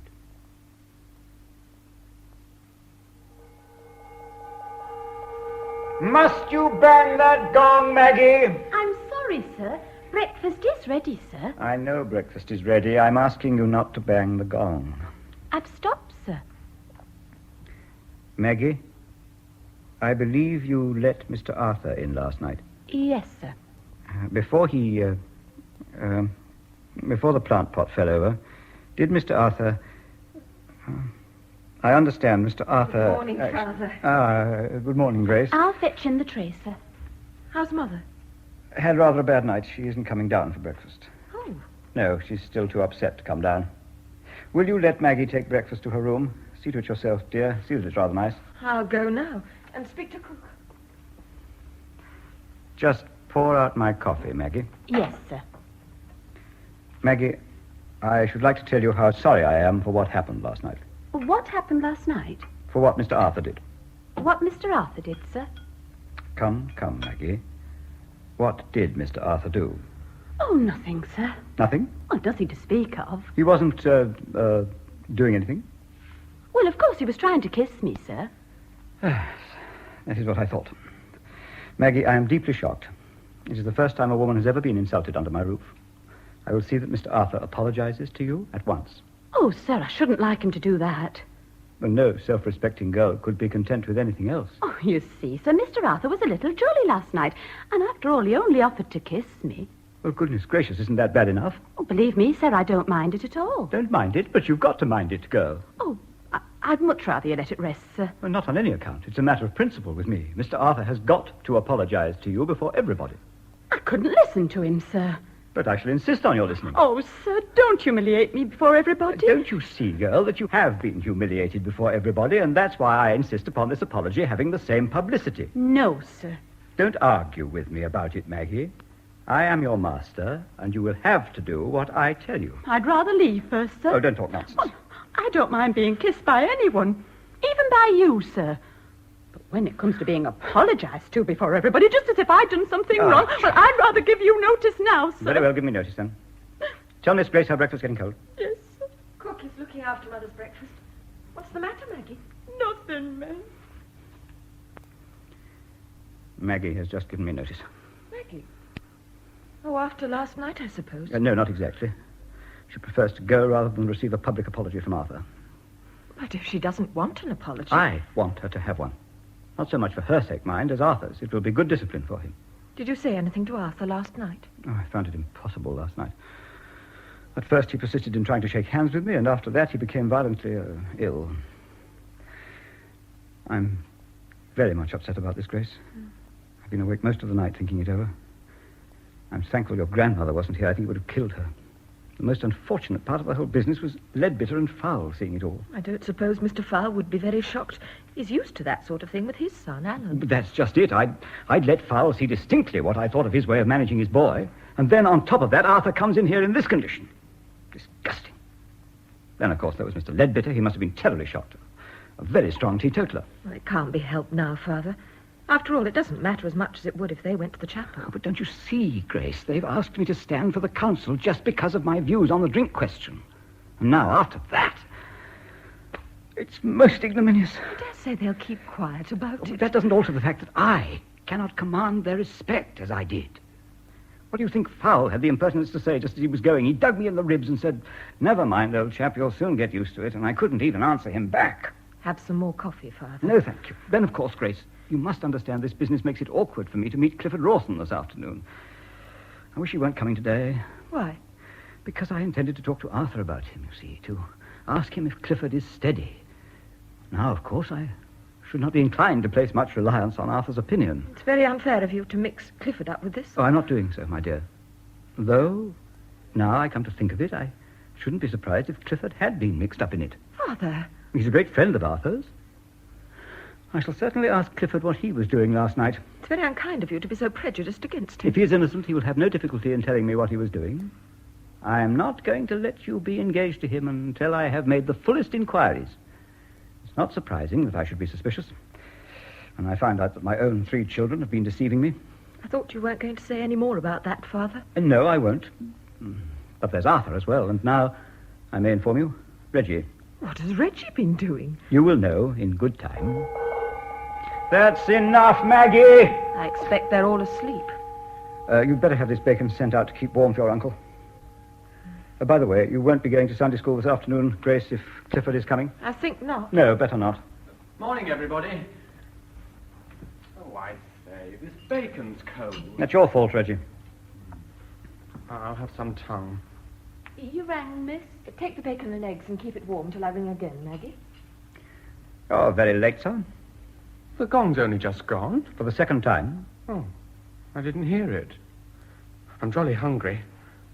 Didn't you have a good meal last night at that teetotal restaurant that you've forgotten the name of? Yes. Oh, pretty fair. After I locked up last night, I found a paper on the hall floor underneath the peg on which your overcoat was hung up. It had evidently fallen out of the pocket. It was a bill with the heading, Hornet Hotel, Liverpool. I have it here. I'll read it. 2 sherry and bitters, 1 shilling. 2 table-d'hote dinners at ½ a crown, 5 shillings. 1 flask of Chianti, number 74, 3 and 6pence. Coffee is 8pence. Liqueurs, 1 shilling. Cigars, 1 shilling. Total for 2 persons, 12 shillings and 2pence. I don't see that you ought to read my private papers. It is yours, then? Now, I ask you, whether you don't consider it an extravagance to pay, how much? 12 shillings and 2pence. More. More? Gave the waiter a bob. Gave the waiter a bob. Of course, in your position you would do. 13 and 2pence for a meal for 2 persons. 6 and 7pence each. It's not out of the way for dinner. You could have got a very good meat tea for 1 shilling. I don't like meat teas. You're accustomed to them at home. I've never noticed you hanging back. Oh, I dare say. But that's no reason why I should go looking for them when I'm away, is it? I don't know what the younger generation is coming to. Do you know that the money you 2 boys spent on 1 dinner would have kept a working man and his family for a whole week? Well, I dare say the money some people spend on 1 dinner would keep a working man and his family for a whole year. But it's not so much the extravagance. It's that you should deliberately go to an hotel and drink wine. Wine. A boy of your age, and worst of all, that you must come home and lie about it. But you're so unreasonable. It's better to keep some things from you. Be quiet, sir. Grace tells me an untruth, then you come in and do the same. The only good thing about Arthur's affair is that he didn't tell a lie about it. Well, that wasn't his fault. He wasn't in a position to. There's no knowing what he'd have done if he'd been sober. I am hoping that this wretched business of Arthur's may be a lesson to you. That is why I'm not going to say much more. You are approaching the critical years of your life, when you will form habits and friendships that will determine what sort of a man you will be. I pray that you will grow up a good man, Reggie. A Christian man. And it is my duty to watch over you to the best of my ability. I despair. I despair.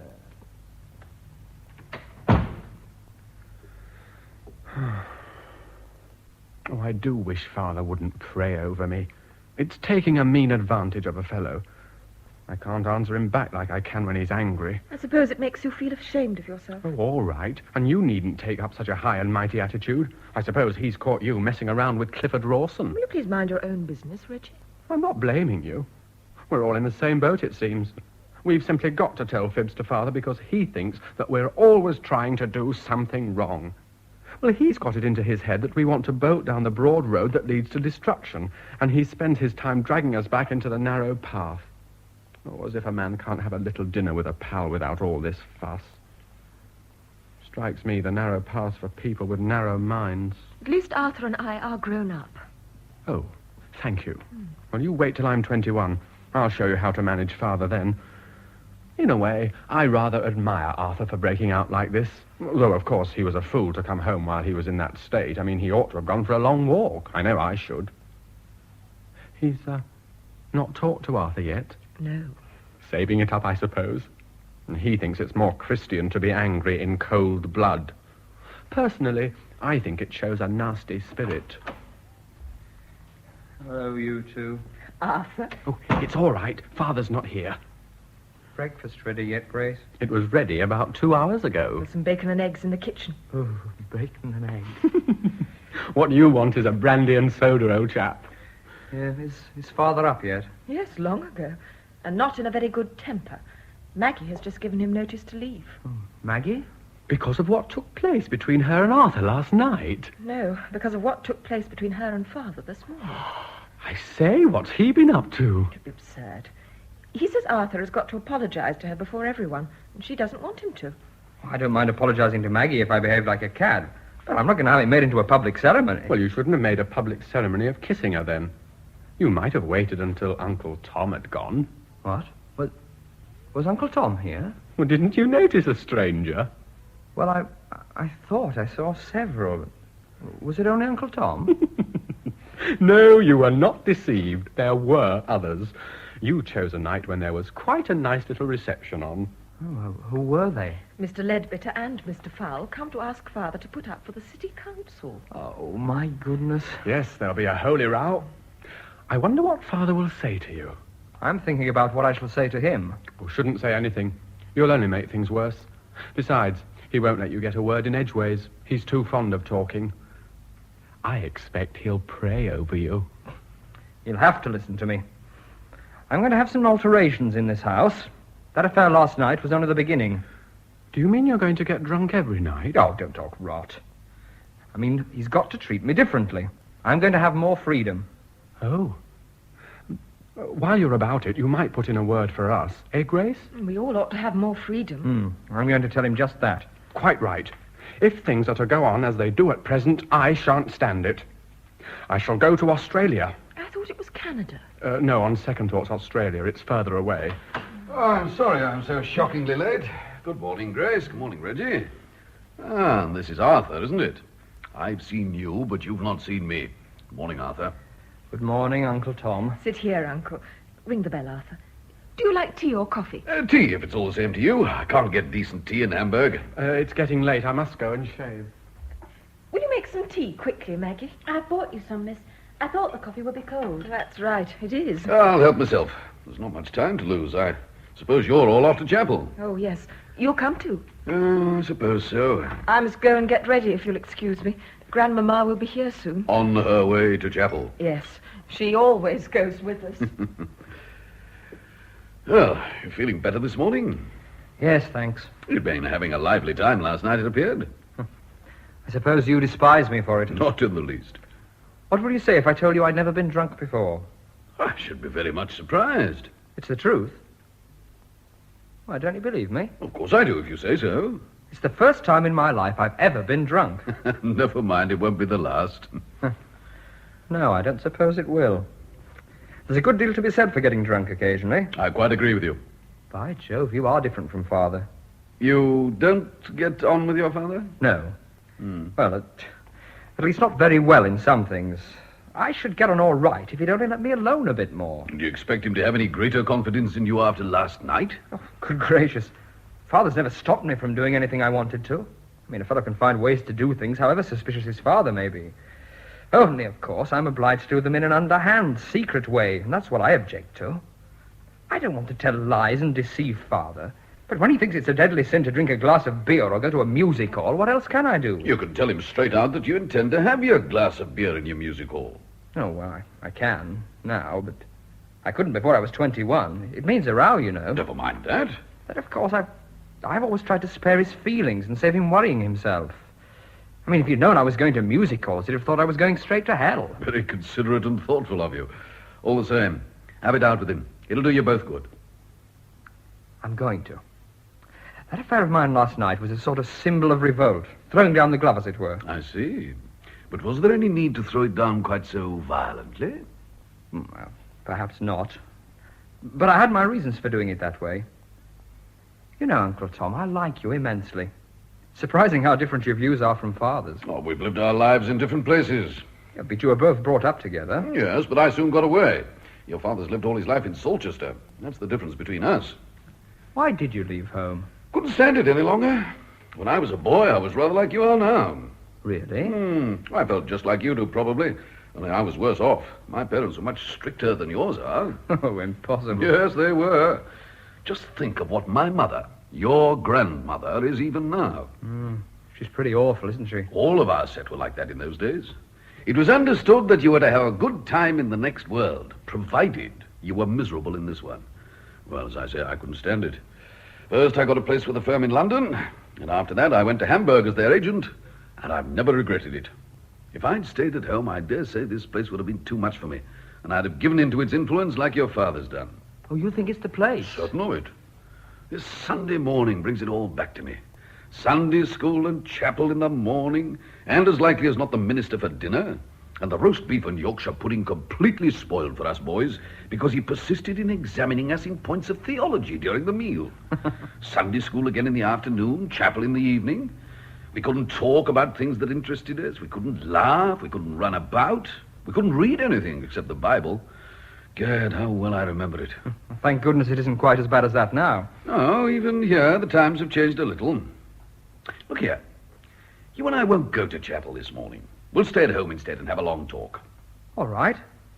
Oh, you evidently don't know what a big thing you're asking me to do. Why? I've never stayed at home from chapel before, except when I've been ill. Oh, of course, I was forgetting. Oh, never mind then. No, I'll stay at home. That a bargain? Yes. I'm in a row already. I may as well be hanged for a sheep as a lamb. Good morning, Tom. Had a good breakfast? Splendid, thanks, Jim. Arthur, I'm not going to speak to you now before chapel. There isn't time. I will see you after dinner. You are not to go out this afternoon, do you understand? Yes, Father. You may leave us now. Tom, I'd give £100 to know what to say to him. Oh, can't you overlook it? How can I? Let him off lightly, then. Oh, you're a bachelor. You don't understand. You've got no children of your own. I have a duty to perform. Arthur's only very young. Yes, I know. That's why there's still a hope of reclaiming him. Reclaiming him? Good Lord, Jim, you were young yourself once. Here, do you remember that night that you and I and Frank Hewitt got drunk at the Royal George? Do you remember us singing hymns outside Alderman McDougall's shop in the High Street until a policeman came up and tried to move us on? And have you forgotten that it was you who pushed the bobby through the alderman's plate glass window? And surely you haven't forgotten how he chased us down High Street and along Kersley New Road, and how we climbed over Dr. Watson's wall and hid in the bushes until he'd gone by? You may be sure I've never forgotten that night, Tom. It's one of the few things in my life I sincerely regret. It took place nearly 30 years ago, but I'm still ashamed of myself. Rubbish. I've often wanted to pay for that window. I never knew how to without giving myself away. I always blame Frank Hewitt for that night. You know, he led us astray. And look what a mess he made of his life afterwards. Yes, poor chap. But that was the only time, Tom. It was a lesson to me. I've never tasted alcohol since that night. Perhaps this will be a lesson to Arthur, too. I hope so. Well, it's a good thing he doesn't know about Alderman McDougall's window, or it would rather spoil the effect of your sermon. No one knows about it, except you. Oh, Mother never got to hear about it, did she? God gracious, no, I shouldn't like Mother to hear about it even now. Oh, good morning, Tom. Good morning. Are you ready, James? The bells have started. What bells? The church bells. But you go to chapel, not church. There's no reason why we shouldn't use their bells, is there? There's a collection today, James, isn't there? Yes. Have either of you got 2 threepenny bits for a sixpence? No. No. Oh, I shall have to give 6pence then. That won't break you, will it? No, but you see, James collects, and so he always puts a 5-shilling piece in the plate before he begins. I think that's quite enough for one family. Here's Mother. In you come. Good morning, Mother. It's a long time since I had both my boys here on a Sunday morning. Quite like old times, Mother. You're very fortunate, Thomas. The Reverend Basil McNamara's preaching this morning. Is he really? A very powerful preacher. I hope he doesn't preach very long sermons. No, never more than 35 minutes. Ooh. Sermons aren't what they used to be. Mother thinks we've changed for the worse, Tom. I do indeed. By the way, James, I hear that man Roberts is to be made superintendent of the Sunday school. Is it true? Surely not. I believe so. Well, I'm very much surprised. Why, what's wrong with Mr. Roberts? He's unfit for the position, I consider. He's not a gentleman. Oh. He's only a working carpenter. It was a carpenter who was crucified, Mother. Please don't be irreverent, Thomas. I'm afraid it's done you no good being in Germany. A place where the theatres are open on a Sunday. Morning, Grandmama. Where's Arthur, Reggie? Oh, upstairs, I think. Arthur, Father wants you. I wish I could afford one of those safety razors. You'd soon be able to afford one if you'd save your money instead of spending it foolishly. Now. Arthur, aren't you ready? I don't think I'll go to chapel this morning, Father. I'll stay at home with Uncle Tom. Well, Thomas, tell the boy you're going to chapel. I thought of staying at home. You do no such thing, Thomas. Now you have come back, I expect you to take me to chapel. Oh, very well, Mother. I should think so. You can carry my Bible, Thomas. And Arthur? I shall not be coming. Aren't you well, Arthur? Quite well, thank you, Mother. Then what's all this about not going to chapel? I don't feel inclined to go. Don't feel inclined? What has that got to do with it? I don't go to chapel because I feel inclined to go. Don't you? I always thought you did. Do I understand that you refuse to go? If you like to put it that way, yes. Arthur, for the last time, are you coming? No, Father. I'll talk to you this afternoon, sir.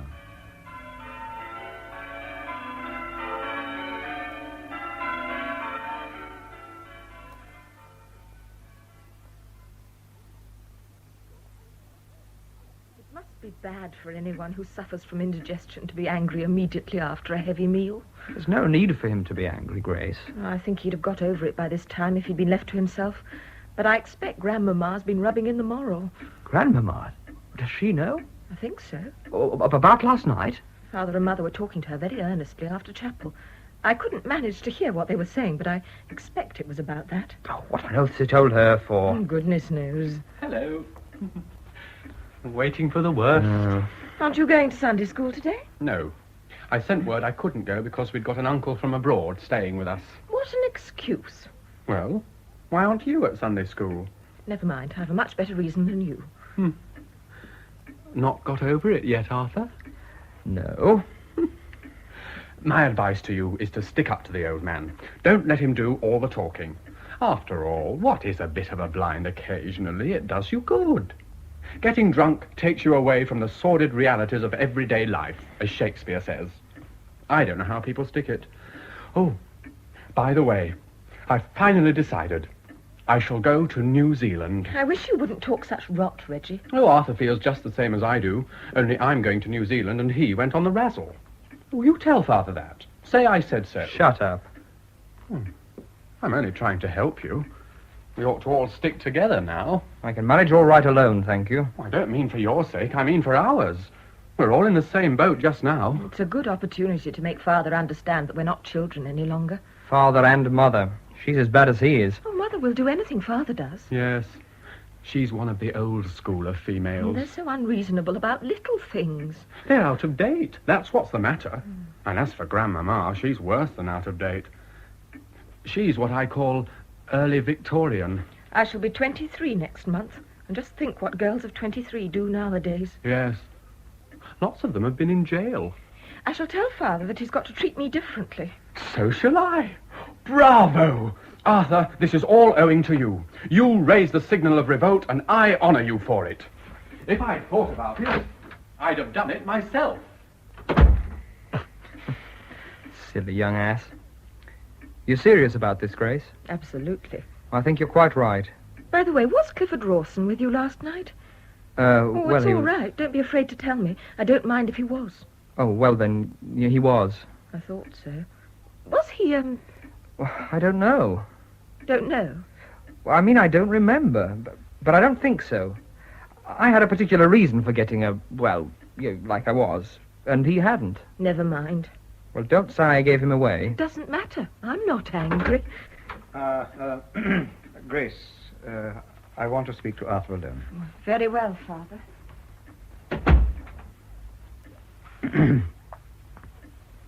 Maggie has been to me to withdraw the notice she gave this morning. It appears you have already apologized to her. Yes, I apologized to her in the kitchen while you were at chapel. In the kitchen? Well, I must be content with that, as Maggie objects so strongly to a more public apology. Arthur, I have been thinking all this over. I'm not going to get into a rage and play the angry father, though heaven knows I might well be pardoned for doing so. But I try never to speak in anger, and I cannot forget that you are a man now. You are 21. I don't need to tell you that I was terribly shocked by that awful scene last night. Nor, what is worse, that you have thoroughly upset your mother and your grandmother. Oh, why did you tell Grandmama? I didn't. It was your mother. I should have kept it from Grandmama, but she saw that something was wrong by your refusing to go to chapel, and she tackled your mother and got it out of her. Very well. That is the most painful result of your behavior. Then, there is the effect upon Reggie. Reggie's character is not very strong, I'm afraid, and I'm deeply grieved that he should have seen you in that condition. I tremble to think what may be the consequences of such an example to a young and innocent boy. Then again, there is Mr. Ledbetter, Mr. Fowle. Think of it. You disgraced yourself and me before two gentlemen who have just honored me by showing their confidence in my principles and my good influence. It is quite possible they will not care to ask me to represent them now. They are men of the world, Father. Oh, men of the world. I hate that term. It is our duty to keep ourselves unspotted by the world. At any rate, I am not going to hold them to their invitation, if they already regret it. I met Mr. Ledbetter this morning and told him so. What did he say? Well, he told me not to worry my head about it. He told me that he would say nothing about the matter, and that he was sure Mr. Fowle wouldn't. Then that will be all right, Father. But there's no thanks to you, sir, if it is. Now think how this undermines my self-respect. How am I to help to manage the affairs of a city when I can't keep my own son in order? And think how awkward it will be during the election if this gets about. I'm very sorry, Father, but I don't think it will spoil your chances. Sorry, sir, sorry. Are you nothing more than sorry? But I've only mentioned the results of your behavior, how it affects other people. I want to talk to you about how it affects yourself. I want to point out to you the immorality, the licentiousness of your conduct. There's no need to. There is need to. All the more because I'm afraid you don't realize the seriousness of your offense. You're behaving too callously. What did you mean by refusing to go to chapel? I didn't want to go. People don't go because they want to. They go because it's their duty. I can't see any use in going to a religious service unless you go willingly. What do you know about it? I'm quite old enough to decide for myself. What do you think would be the result if everyone followed his personal inclinations without restraint? Liberty. Rubbish. Anarchy. You can't do exactly what you like in this world. You have to be bounded by certain conventions. People have never been able to agree about these conventions, and they never will. You're talking nonsense. You say you stayed at home this morning because you wanted to. Did you get drunk last night because you wanted to? Yes, certainly. What?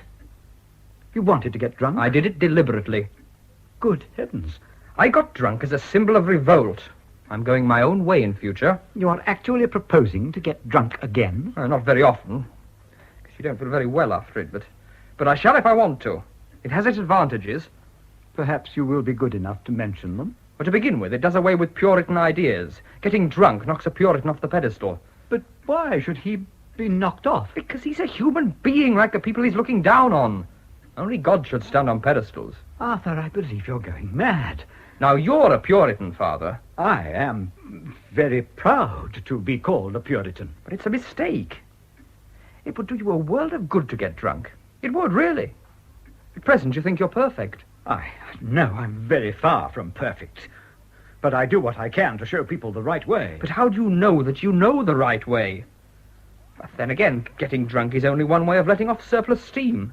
Everyone has to let off his surplus steam. I suppose that in your enthusiasm for drunkenness, you are prepared to defend the drinking habits of the working classes. The working man is too poor to afford any other form of pleasure. Pleasure? Of course. It takes those poor beggars away from their awful surroundings for a few hours. It makes them forget that next week they may not have enough to feed their wives and children.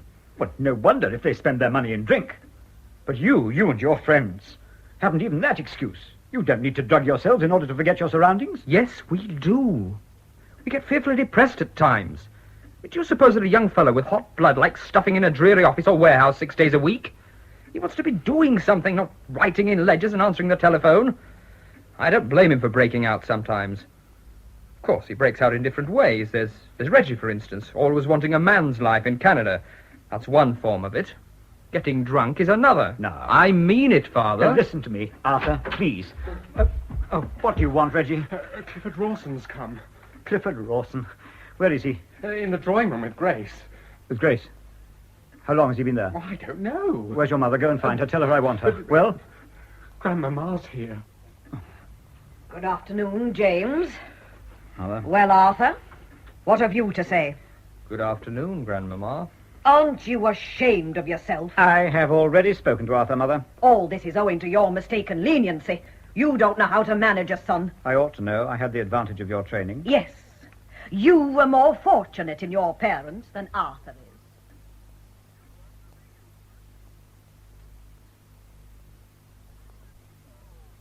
Grace, Yes, I should like to kiss you. I dare say. You'd rather I didn't?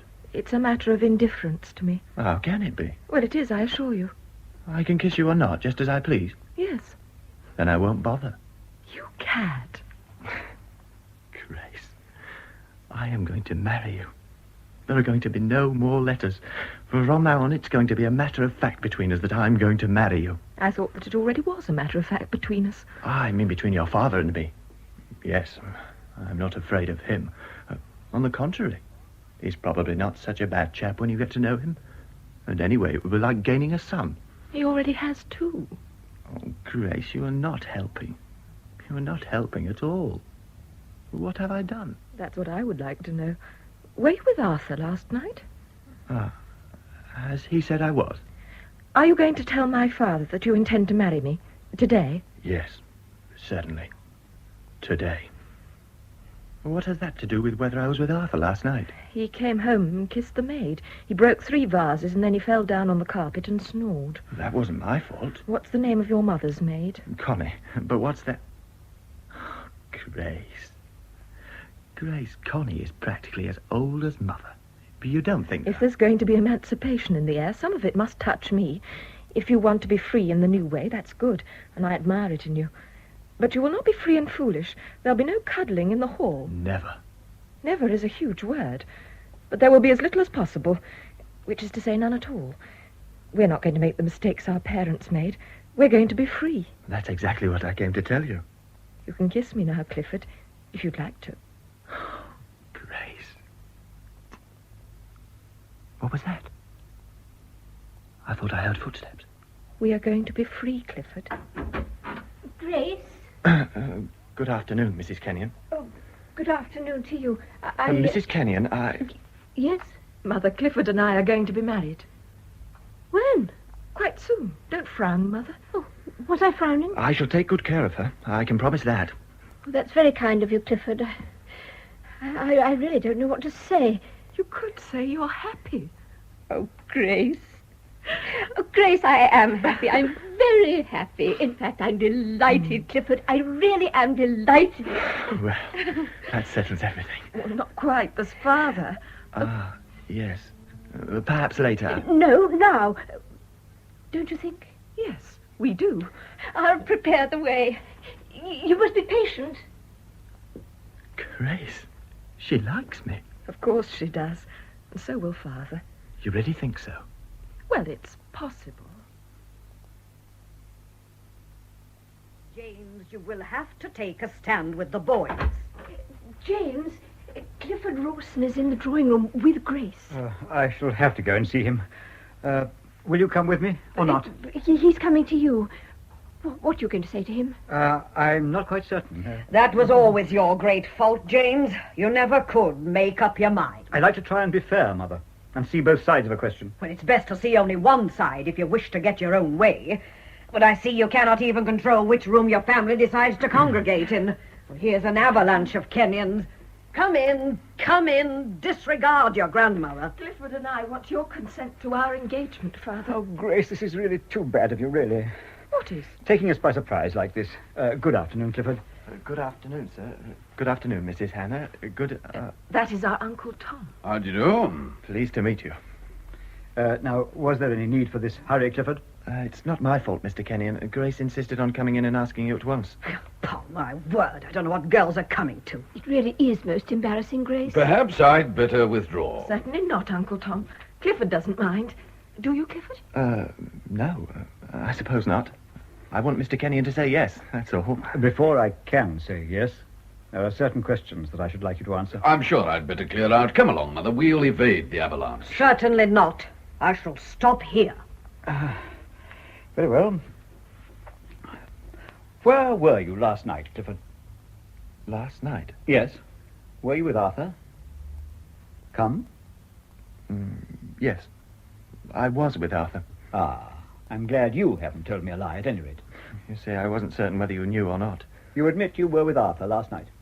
That admission makes it easier for me to give you an answer at once. I haven't sufficient confidence in you to allow Grace to become engaged to you. But why? I'm sorry. I don't think you are steady. Well, what reason have you for thinking that? You are a friend of Arthur's, for one thing. What?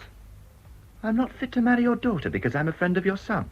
Arthur came home disgracefully drunk last night. He's never done such a thing before. How do I know that is true? Oh, ask any of the fellows. Why, he doesn't care for beer, and he positively hates whiskey. He got drunk last night quite by accident. He told me he did it on purpose as a symbol of revolt. No. It was an accident. I don't see what all this has got to do with Grace's engagement. Here's Mr. Kenyon objecting to me because of your disgraceful behaviour. I'm only telling him that you're not so bad as he thinks you are. Just mind your own business, please, Clifford. It is my business. Look here, sir. Arthur and I and some of the fellows went into the Royal George smoke room last night for a drink. Arthur was talking about the way you were always nagging at him and asking him where he's been, and he said he wasn't going to stand for it any longer. Well, we sympathised with him, of course, and advised him to have it out with you. Well, he said he would if he could only make up his mind, and he was a bit afraid of tackling you. We advised him to have a whiskey and soda to buck him up. He had a couple, but still funked it.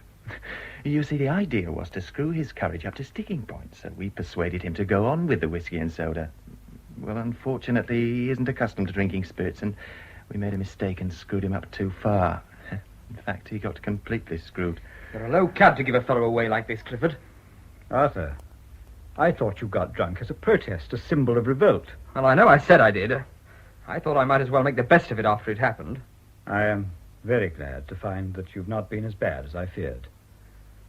Now, Clifford, I like you. I always have liked you. But you haven't the strength of character that I should wish to see in the man who is to marry Grace. Father, I don't at all insist on strength of character in my husband. I do, my dear. Well, you won't have to live with him. If I've got to live with a man all my life, he ought to be someone I like, not someone you like. I wish you wouldn't put it like that, Grace.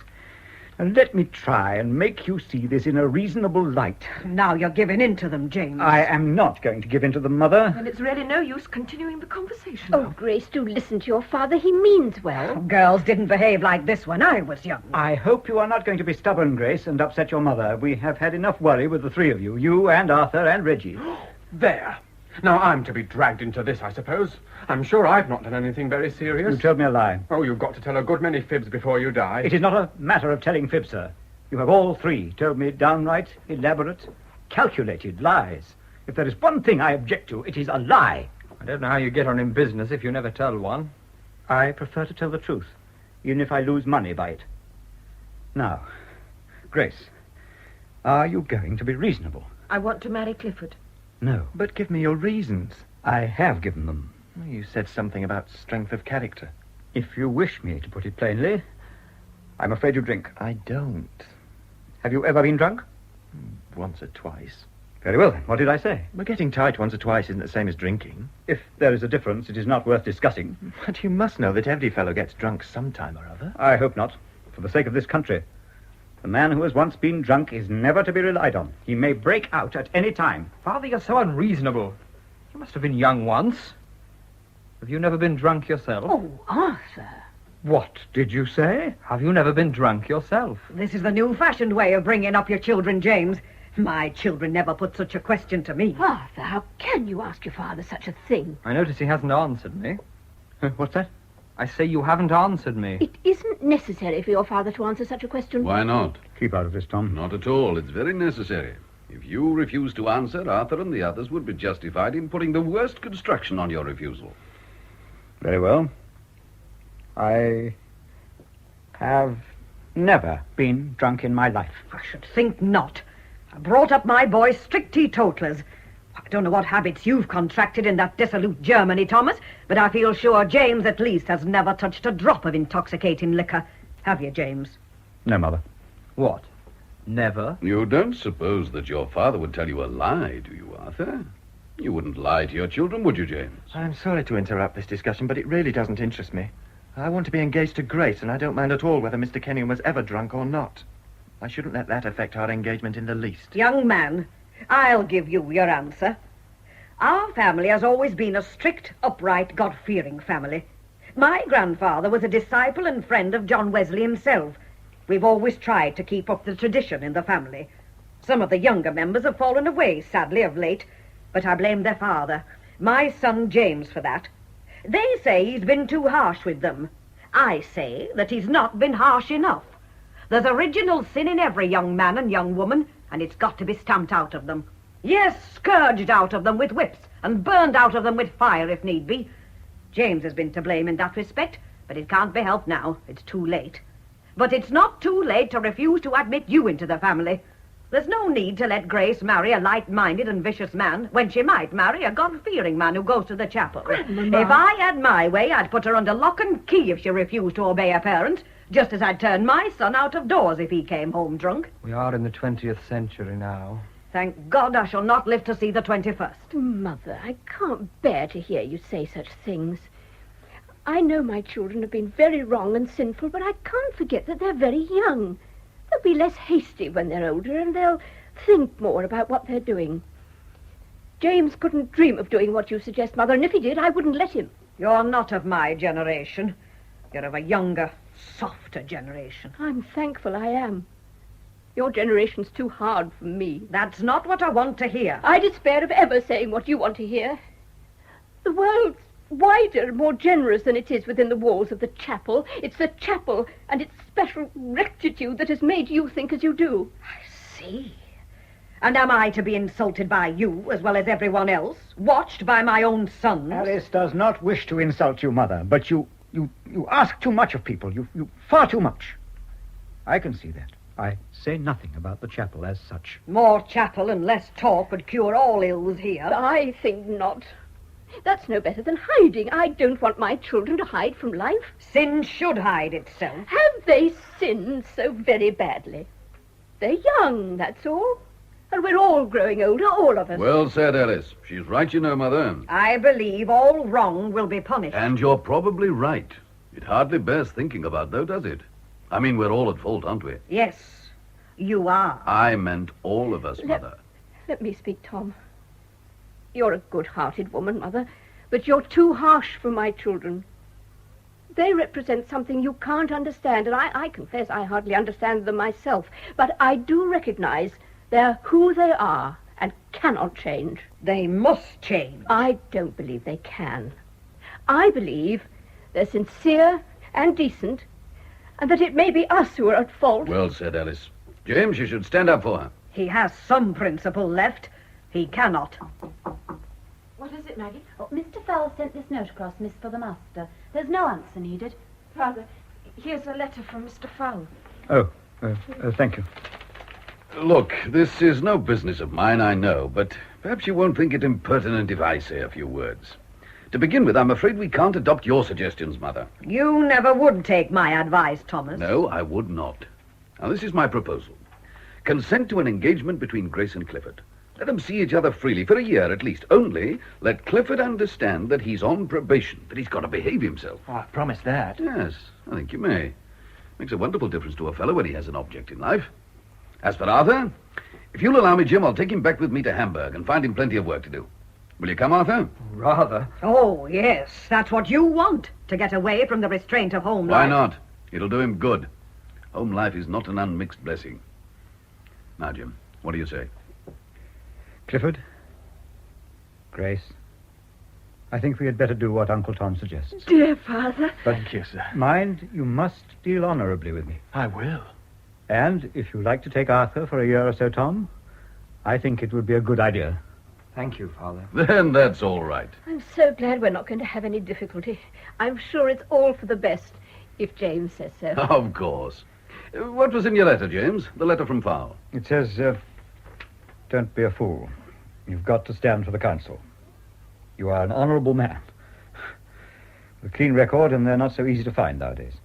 Ledbetter and I won't breathe a word about high old times on Saturday night, if that's what you're afraid of. That's not all, Father. That is all that matters. Oh, listen to this. I rather admire Arthur. He is a young sport. I didn't think he had it in him. There was no need to read that, Grace. And you'll stand for the council? Yes. I hope you'll get in, Father. You deserve to. Clifford, there's a fire in the drawing room.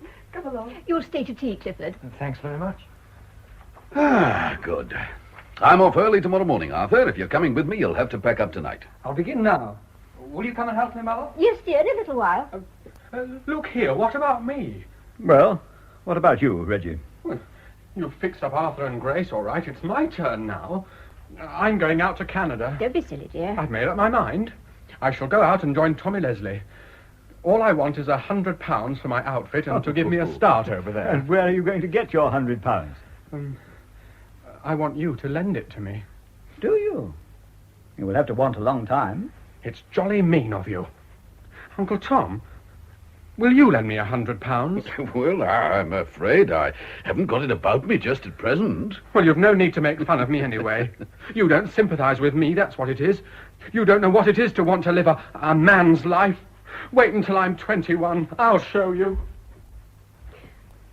Are you going, Mother? Yes. Won't you stay to tea? No, I will not stay to tea. You've given in to them, James. I wouldn't have given in to them. You say nothing. There is nothing to say. Very well. I'll see you out. Oh, Tom. I told a lie. Yes, pretty big one, too. Good God, after what I'd just been saying about telling the truth. But what could I do? Could I have told them about getting drunk and breaking Alderman McDougall's window and being chased by a policeman? Well, of course, you could have told them. Reggie, Arthur, Grace, and Mother, too. What would she have thought about me? Oh, it might have done her good. Oh, you don't believe that? Look, James, I think you did right to lie to us all. You did what you thought you had to for the best, for everybody's sake. It happened to be a lie, but you were right. It saved Mother's feelings. It preserved your authority with your children and your wife. You could have told the truth. Never. Never, Tom. Then perhaps the next time, eh? That lie's done you good, Jim. Knocked you off your pedestal a bit. That's exactly the expression Arthur used earlier. He's a good boy. They're all good children, but they're young, James. It's a younger generation. You must make allowances. Give them the credit for being right occasionally. What will they think of us, our children? What will their children think of them? The world's getting younger all the time, you old sinner. You're not going out, Tom? Yes, I'm going to follow along after Mother. She's a bit put out by it all. She must fire off her ammunition at me. Ah, Alice, come in and comfort your husband. Tell Arthur I'll be back in a while. James, are we so very wrong? We are no longer young, my dear. It is, it appears, time for the new generation.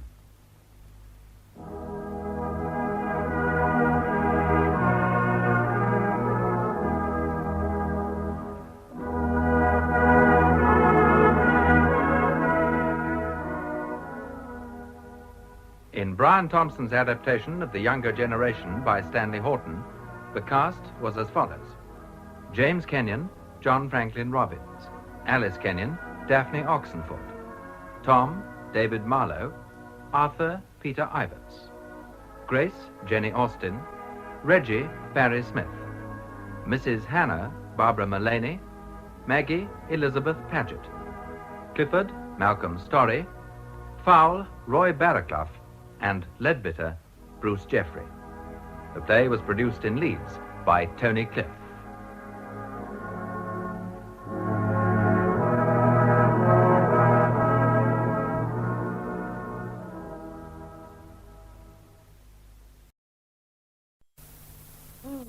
Yeah, what a mess. Dust everywhere. What will Robert think of us, Charles? You know how particular he is and how he notices everything. It won't take him many minutes to see that the house is really disgustingly dirty.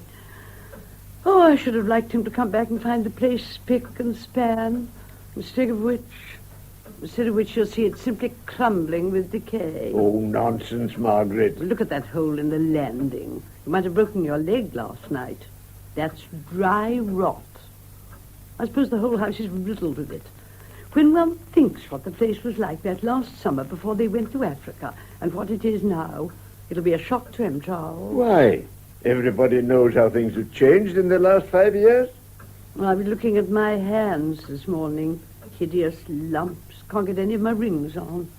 Robert will just have to understand that I'm practically a scullery maid nowadays. All things bright and beautiful, all creatures great and small. Nurse. All things wise and wonderful. Nurse. The Lord God made them all. You see, I've offended her somehow, so she simply ignores me. And I have to try and run this enormous house with an idiot like that. It's really impossible. Why we keep her, and every day she seems to get deafer and more obstinate. I shout at her till I'm hoarse, and she simply ignores me and starts singing hymns. What's the matter with the fire, dear? It won't burn. Well, you must dry the wood. I've told you that. I did dry it. What with collecting it and chopping it and drying it, it's a day's work to have a fire in the house. Really, when one thinks of the drudgery, simply to keep alive, we might as well be living in the Middle Ages. Oh, for heaven's sake, leave it. It's not cold. It's October. We usually start in October. October. Horrid, mournful month. Such a lot of squirrels, you see, her pretty little creatures. But at least we might have cleaned the window, though heaven knows nobody wants to see the garden now. Oh, I wish Harry wouldn't do that so close to the house. He'll shoot one of us someday. He's not fit to be trusted with a gun. It's really too dangerous at his age. He's coming up the drive. He's got a pigeon. I dare say. And who's going to pluck it? I suppose if I ask him to be a little more punctual and tidy while Robert and Elizabeth are here, he'll just tell me I'm fussy. Lady, what am I to do with this? Listen to her shouting like a mad thing. It's worse than having a child in the house to look after. Lady! Yes, nurse, I'm coming. Of course, she's entirely forgotten what I told her to do. I get so tired of explaining, and then having to do it myself. Lady! I'm coming, nurse. See my pigeon, Charles? Let no one say I'm not useful about the house. Here's our dinner. Where's Margaret? She's upstairs, getting the room ready. Oh, quite brisk out. I suggest a fire. We'll feel the cold coming from Nyasaland. The damn thing won't burn. You want to dry the wood, my dear fellow. Fancy seeing Robert again. How long is it? About 5 years. Well, it'll be great fun. If we could get hold of that young scamp, Frank, the party would be complete. Both the prodigal sons home again. I think Margaret will have all she can manage without Frank. Oh, poor old Margaret. Bless my soul, what does it matter? Let them all come, I say. But she worries too much, that's her trouble. In my opinion, we should all lead the simple life. Bread and cheese and eggs and things like that. But Margaret worries. She becomes apoplectic over trifles. You must have noticed it yourself. Yes. Incidentally, did you see who died last night? Peacefully at his home at Braceridge? What? Not Piggy Payton? Yes, Piggy. Oh, I can't help laughing, Charles, when I remember how he used to boast of his cold bath and his beastly exercise. Only 78, too. Younger than me. I must get Margaret to put some buttons on these trousers. Margaret! She's upstairs. Oh, well, she can do it later. I must go and get the weather book. Charles! Yes? Did you remember to see Mrs. Timms yesterday? Yes, she can't come. She's got rheumatism. Oh, how hopeless they are, these people. Didn't you tell her that our son and his wife were coming home from Africa? Yes, I did, dear. I did. Oh, I suppose I must go down on my knees and scrub the floors myself. No, my dear. Leave the floors. I can't leave the floors, Charles. We can't live in a pigsty. Oh, look, how disgusting. It's only Harry's pigeon. Well, I suppose I should be grateful he didn't put it on the sofa.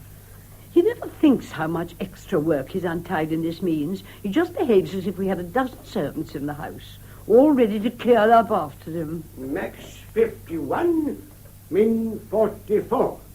Max 51. Harry, is that the place for a pigeon? Oh. Sorry, Margaret, I just forgot. Harry, dear, while Robert and his wife are here, I must ask you to try and be a little more punctual and tidy. You see, forgetfulness gives me so much more work to do, Harry. And as it is, I really don't know how I'm going to get through it. So you will try, dear, won't you? Oh, my dear, of course. And if you want me to do anything, just say the word. Any drawing of water or hewing of wood, why, count on me, my dear. What did I say the maximum was? I thought it was 54. 51. Are you sure? I thought it was 54. Nurse, take that pigeon to the larder, please. Eh? That pigeon, take it to the larder. You know I don't like touching feathers, milady. Oh, nurse, don't be such a damned old fool. And don't you call me names, Mr. Harry, please. Well, you are a damned old fool. Don't like touching feathers, indeed. Here, take it. No, I can't touch it, Mr. Harry. I should faint dead on the floor. Nonsense, you silly old woman. Here. Oh, Mr. Harry, don't, Mr. Harry. Oh, Harry, dear, for goodness sake. Just a poor, harmless little birdie. Oh, no, don't let him, milady. Oh, Mr. Harry, don't. Harry, don't. No. Oh. Is one to do? How can I get through all the housework with a lunatic like that to help me? Really, Charles, this house, it makes me feel quite desperate. Well, dear, you mustn't worry. That's all anyone ever says to me, you mustn't worry. How would we eat? How would anything ever get done unless I worried? Nobody realizes what it means to try and run a huge barracks of a house like this and keep it reasonably tidy and clean. Nobody understands. Endless work, with shoutings at nurse, petty little annoyances. You know, I feel quite worn out with it. My dear, please. Poor old nurse. She gets crazier every day like the rest of us. Where did I put my weather book?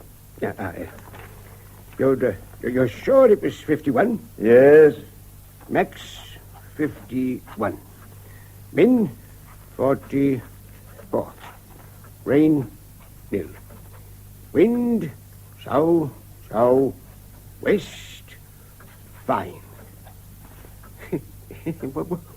Why do I keep this book, eh? I mean, what on earthly interest is it to anyone? I suppose one could look up the weather last year and compare it, so to speak. Yeah, that's true. And if one didn't do this, one would have to do something else. Have I met Robert's wife? Of course you have. Don't you remember? What's she like? Quiet, a widow with a child about 10. Well, it'll be 15 by now. We must have some photographs somewhere. Oh, yes, here we are. All the family albums. Now, what's this? Winton, 1904. Oh, too early. Oh, I say, look, Charles. Robert's christening. Oh, I remember it as clear as if it were yesterday. Look at Margaret. She's simply radiant, simply beautiful. Oh, she ought to see this. Margaret! Oh, better leave her alone. She's busy. Oh, damn it, she's always busy. I say, what a party that was, eh? Champagne and all the fun in the world. And you and I and Ronnie Fraser went out and shot the snipe bog before breakfast. And there was ice on it, do you remember? and we went plunging into it, damn near frozen to death, and the sniper whistling about all round us, and the sun coming up in the frosty air, and the grasses white. Beautiful, beautiful morning. 100 years ago. Good God, what's that? Well, that must be Robert and Elizabeth. Oh, they're confoundedly early. Here, I'm not ready. My trousers, Charles. Charles! I'd better change, eh? What do you think? Charles! Coming, dear. Yes, you'd better change, Harry. Go along. Yes. Mother, darling. Father, how are you? It's been a long time. At last, darling. Come in. I can hardly believe you're here at last. How we've longed, how we've thought of this homecoming. And Elizabeth. And Felicity. Why, she's grown up. Yes, isn't she huge? Such a pretty girl. And so like somebody. Who's it? It'll come to me presently. Come in. Here, give me that. I'll see to that. Oh, this lovely old house. I've been so looking forward to seeing it again. Our poor old house. Well, it's got so terribly shabby. We feel simply ashamed of ourselves, Elizabeth. But what can we do? Father, leave the luggage. I'll look after that. All right. Oh, it's a beautiful house. Oh, the size of the place, Elizabeth. The size of it. Where's Uncle Harry? Oh, goodness knows. Poor Harry. He's got very old, I'm afraid, and so absent-minded. All day long I have to be behind him. Harry, dear, it's tea time. Harry, don't forget your medicine. Harry, you've never changed your shirt, and so on and so on. It's just like looking after a child. When one's trying to cook and clean and the housekeeping, it's so wearing, so tiring. Where is he? Where's my baby boy? Master Robert. Well, there now. Oh, come and give Nursie a kiss, lovey. Hello, nurse. How are you? Oh, isn't he splendid, milady? Oh, what a man. And quite fat, too. Quite a chubby. He was always the chubby one. And Master Frank was thin. And Master Frank used to call him Little Butter Tub. And then they'd have such fights. Oh, Lord, bless my soul. Have you forgotten Mrs. Robert, nurse? Mrs. Robert? Why, of course not. The very idea. I remember you, nurse. Welcome to Winton, Mrs. Robert. Welcome and Godspeed. Thank you, nurse. Listen to her. I'm an old woman, and I say just whatever comes into me head at the time, dearie. I shall be 78 next April. She's 83 now. This is my daughter Felicity, nurse. Do you remember? But, saints alive, it's Mrs. Harry. It's Mrs. Harry Denham, the spitting image of her the day she came to this house. 45 years ago.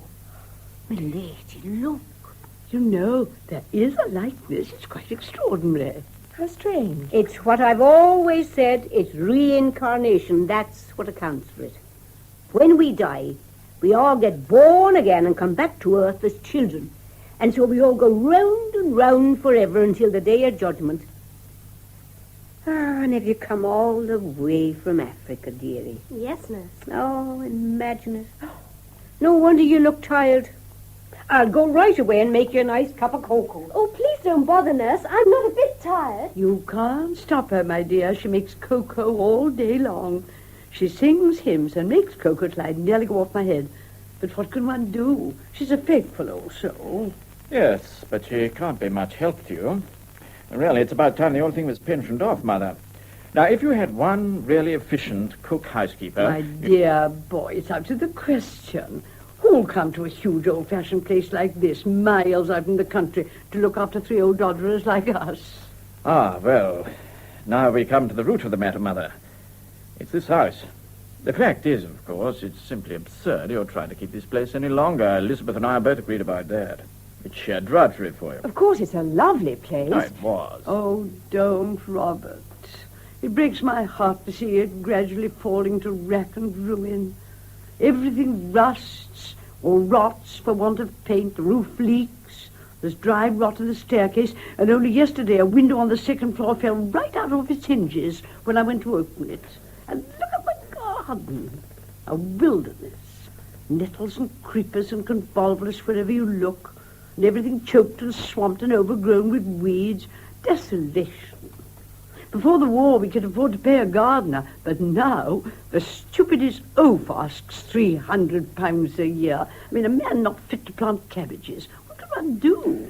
Yes, from what little I've seen of England since we've been home, I'm simply horrified at the state of things.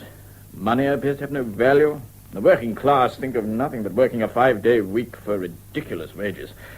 How long the country will be able to afford it, I don't know. Sorry about that wretched fire. The damn wood won't burn. Wouldn't you like to come up and see your room, Elizabeth? Yes, thank you. I only hope you won't be too uncomfortable. I put Felicity next door to you. Yes, you go up, dear, while I have a chat with Father. All right. Once upon a time, Elizabeth, your room used to have the nicest view in the house, looking right down the avenue and across to the lake. But now you can barely see the lake, but it briars and residential. Well, Father, how's everything? What news? Oh, much the same, you know. Mm-hmm. Of course, your mother and I aren't getting any younger, but there it is. We get along somehow. Sit down there by the fire. Not that there's much warmth to it. Yes. But I must say the old place is looking a bit the worse for wear. I had no idea things had got quite so out of hand. Why, you can hardly get up the drive. Things have changed in the last 5 years.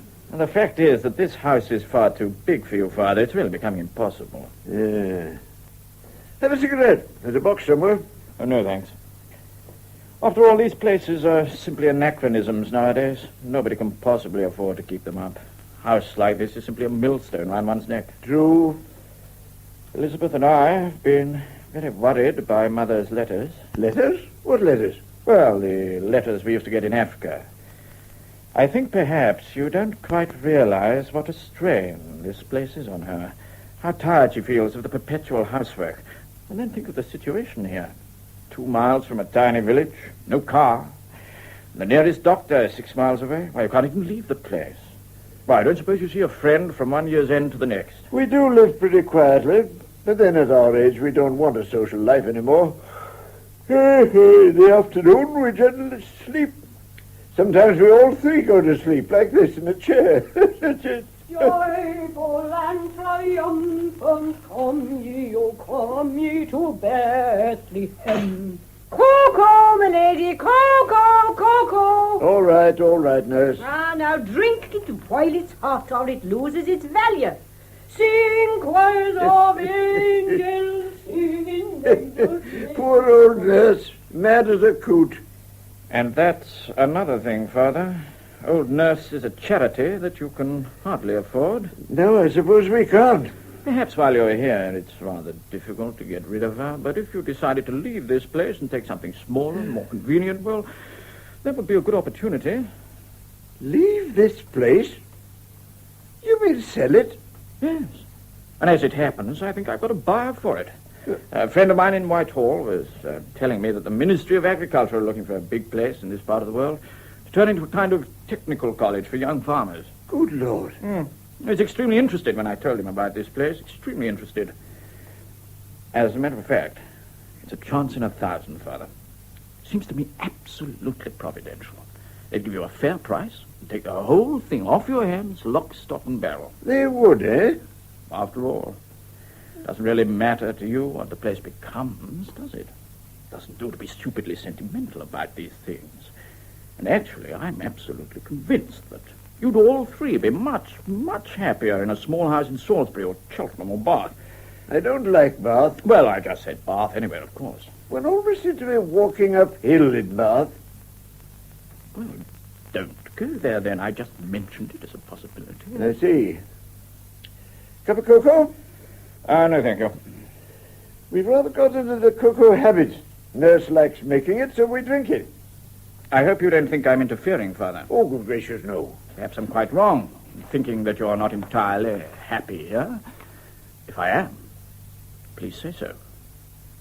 But the impression I got from Mother's letters was that you all felt the house was far too big for you. Now just think how much better off you'd be in a small, labor-saving place on the outskirts of some pleasant town. Outskirts? Why the outskirts? Well, right in the middle, if you like, of course. Well, you said outskirts. And I need hardly tell you that the kitchen is right at the other end of the house. The miles one walks in this house. Often at the end of the day, my ankles are so swollen and my feet so sore, I can hardly hobble upstairs to bed. Yes, it's dreadful. Time and again I ask myself, what pleasure is there in such a life? I mean, what's the point point of it all. Have some cocoa, Elizabeth? No, thank you, Father. I must say I entirely agree with Mother. And if you'll only let me, I think I can sell this house for you almost immediately. My dear boy, who would buy such a hopeless white elephant? Oh, but I've just been telling Father. The Ministry of Agriculture are extremely interested. All I need to do is to put a call through to London, and they'll send a man down to look over it at once. Robert, really? Yes, of course. If you'll say the word, I'll do the rest. If you'll let me take charge, I'll guarantee to have you settled in a comfortable little house by Christmas. Oh, Robert, if only you could. We need help so badly. Naturally, I didn't expect that you'd make the effort to move without help. One gets into a rut. One does. How well you understand, dear. Oh, what a relief it'd be. What a joy. Charles, do you hear? Yes. We must have a serious talk about it. Of course, there are various considerations. Naturally, but... He means Harry. What would Harry say? I hardly see why Uncle Harry should raise any objections, after Didn't all. his wife die here? Yes, that's quite right. Nearly 40 years ago. Wasn't she quite young? 25. And so beautiful. So beautiful. I remember her skating here one Christmas, just a month before she died. She wore a red dress with a white fur muff and a white fur cap. She skated so gracefully, and we all laughed at Harry because he couldn't catch her. I remember him standing in the middle of the lake, quite exhausted, and shouting, "Penny, you witch, come here, come here." Yes, he always called her Penny. Poor Penelope. I never passed the lake without thinking of her. Yes. All the same, one has to be reasonable. I'm sure your father and mother will want to talk it over quietly by themselves, Robert. Well, naturally. That's obvious, Elizabeth. In the meantime, let's talk of something more amusing than our domestic worries. How was Nyasaland when you left? Yes, I've been longing to hear all about your work, dear. No cocoa, Elizabeth? No, thank you. I ask you to look at the amount of cocoa that idiot nurses made, about 2 gallons. It's waste. Charles, I say, Charles, the most extraordinary Do thing. be careful, Harry. I told you not to run downstairs, dear. He's so impulsive, Elizabeth. No, why not? You're always fussing, Margaret. So you're Robert's wife, are you? Well, how are you? To be absolutely candid, I shouldn't have known you from Adam. Have I changed so much? No, you haven't, my dear, but I have. The memory, atrophied. We're all abominably old, you know. No use for anything. But Robert's aged a bit, hasn't he? Silver threads among the gold, eh? He's changed a bit from these photographs. Look, here he is, aged 2 months or thereabouts. And that handsome gentleman is me. And look, there's Charles with his beautiful moustache, and Margaret looking simply wonderful. How lovely. Isn't it? Taken at the church door after the christening. Look, Margaret, do you remember? Harry, dear, you know how I hate old photographs. Do put them away. Hate them? Oh, my dear, don't be ridiculous. Well, I do hate them. They remind me of the good days that are gone, when one was young and happy and without cares. And the less I think about them, the better. They only make me want to cry. No, my dear, no. Do put them away. Yeah, gosh, that's as you say, my dear. By the way, Frank told me he was trying to get down for a few days. Frank, you, how splendid. Oh, I do hope he can come. We haven't seen him for weeks. What's the rascal up to these days? I gathered he was a personal assistant to some company director. Another job, eh? How the devil you managed to produce 2 sons as different as Robert and Frank, I'm damned if I know, Margaret.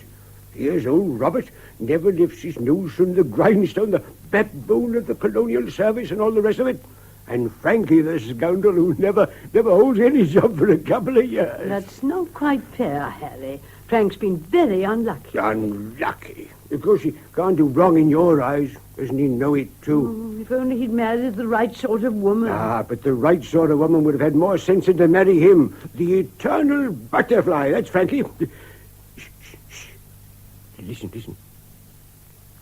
What is it? I keep hearing noises. Oh, you know what it is, dear. Blood pressure. You must be more particular about your medicine. You see? Well, that's the state I've got into now. I hear noises that aren't there. Just a sort of amiable lunatic. I ought to be in a home. Nonsense, dear. Oh, it's a nice thing, I can tell you, to walk about hearing noises. Oh, let's all have a glass of sherry. Oh, yes, we must celebrate the homecoming. Not me. Bad for me. Oh, one glass, dear. Well, if you're not all frightened that I shall start having hallucinations, you'd better pour it for me, Charles. Now, when I was Robert's age... How old are you, Robert? 43. 43. Well, when I was 43, What were we talking about? Sherry, Elizabeth? Thank you, Father. Margaret? Harry? Well, Robert, Elizabeth, here's welcoming you home. Indeed, yes. And here is a satisfactory solution to all your troubles. Our troubles? What troubles? Felicity! Is she upstairs?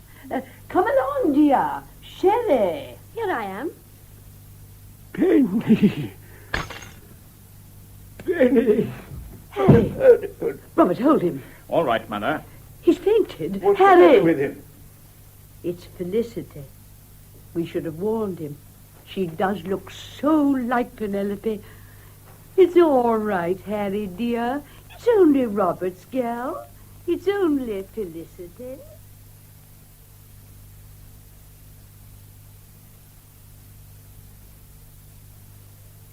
Oh, what a joy to have someone quick and sensible in the kitchen instead of that old fool nurse. All the washing up done in 20 minutes. Oh, saucepans again. Now, what did you all like to do? There's so much to do. Such an embarrassing choice of different entertainments. Let's all go into the garden and look at the weeds. You know you have a rest in the afternoon, dear. Oh, for a man of my age to rest is simply ridiculous.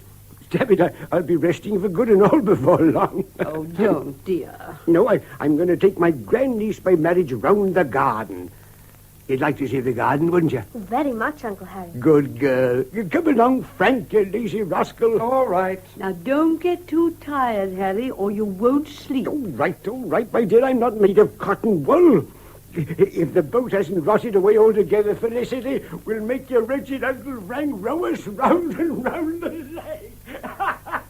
What are we to do with him? He's so excited, and tonight, you know, he'll be tossing and turning and swallowing sleeping draughts, and then he'll be impossibly bad-tempered in the morning. But he's so amusing, and he has such a wonderful spirit. Yes, but... A bit of a trial to live with, I imagine. These amusing people usually are, in my experience. Oh, if I could tell you how weary he makes me some days. Charles, dear, do go to sleep if you want to. I'm sure Elizabeth won't mind. I don't want to go to sleep. What's going on? Nothing, dear. Oh, that's good. Oh. Of course, Frank and Harry adore each other. Two of a kind, you know. I suppose Frankie hasn't talked to you about his new job, has he, Robert? Only casually. I gather he's a kind of private secretary to the director. He didn't seem to think it was likely to be permanent. Poor Frankie. He doesn't seem to be able to find anything satisfactory. It's so worrying. Oh, my dear mother, the fact is that Frank simply won't settle and work. Well, how can you blame him? He did so wonderfully well in the war, Robert. The war was 20 years ago, Mother. Really, to drag the war into it. It seems terribly hard to chain an adventurous spirit to an office stool. I'm afraid there's a great deal of sentimental nonsense talked about adventurous spirits and office stools. Naturally, nobody likes hard work. I really have very little patience. Oh, look at Charles. Sleeping like a child. I haven't the heart to wake him, but he promised to get me a bag of flour in the village. Oh, I'll run down in the car. Oh, will you, dear? Oh, that would be kind. So dreadful to have to make use of you when you're here on holiday, but what can we do? As if it matters. The more I think of it, the more convinced I am that you must leave this place. I'll have another talk with Father and Uncle Harry. Oh, no, not Harry, dear. Let me speak to Harry. One must be careful and tactful. Yes, all right, Mother, but I would like to get some kind of decision as soon as possible. We don't want to miss the chance of a good sale, simply by being tactful. Oh, of course, dear. I'll speak to him today, while he's in a good mood.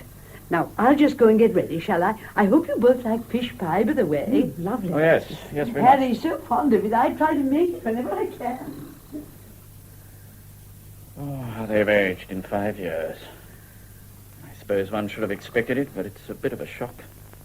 It's quite impossible to carry on a conversation. Either they interrupt you or they simply go to sleep.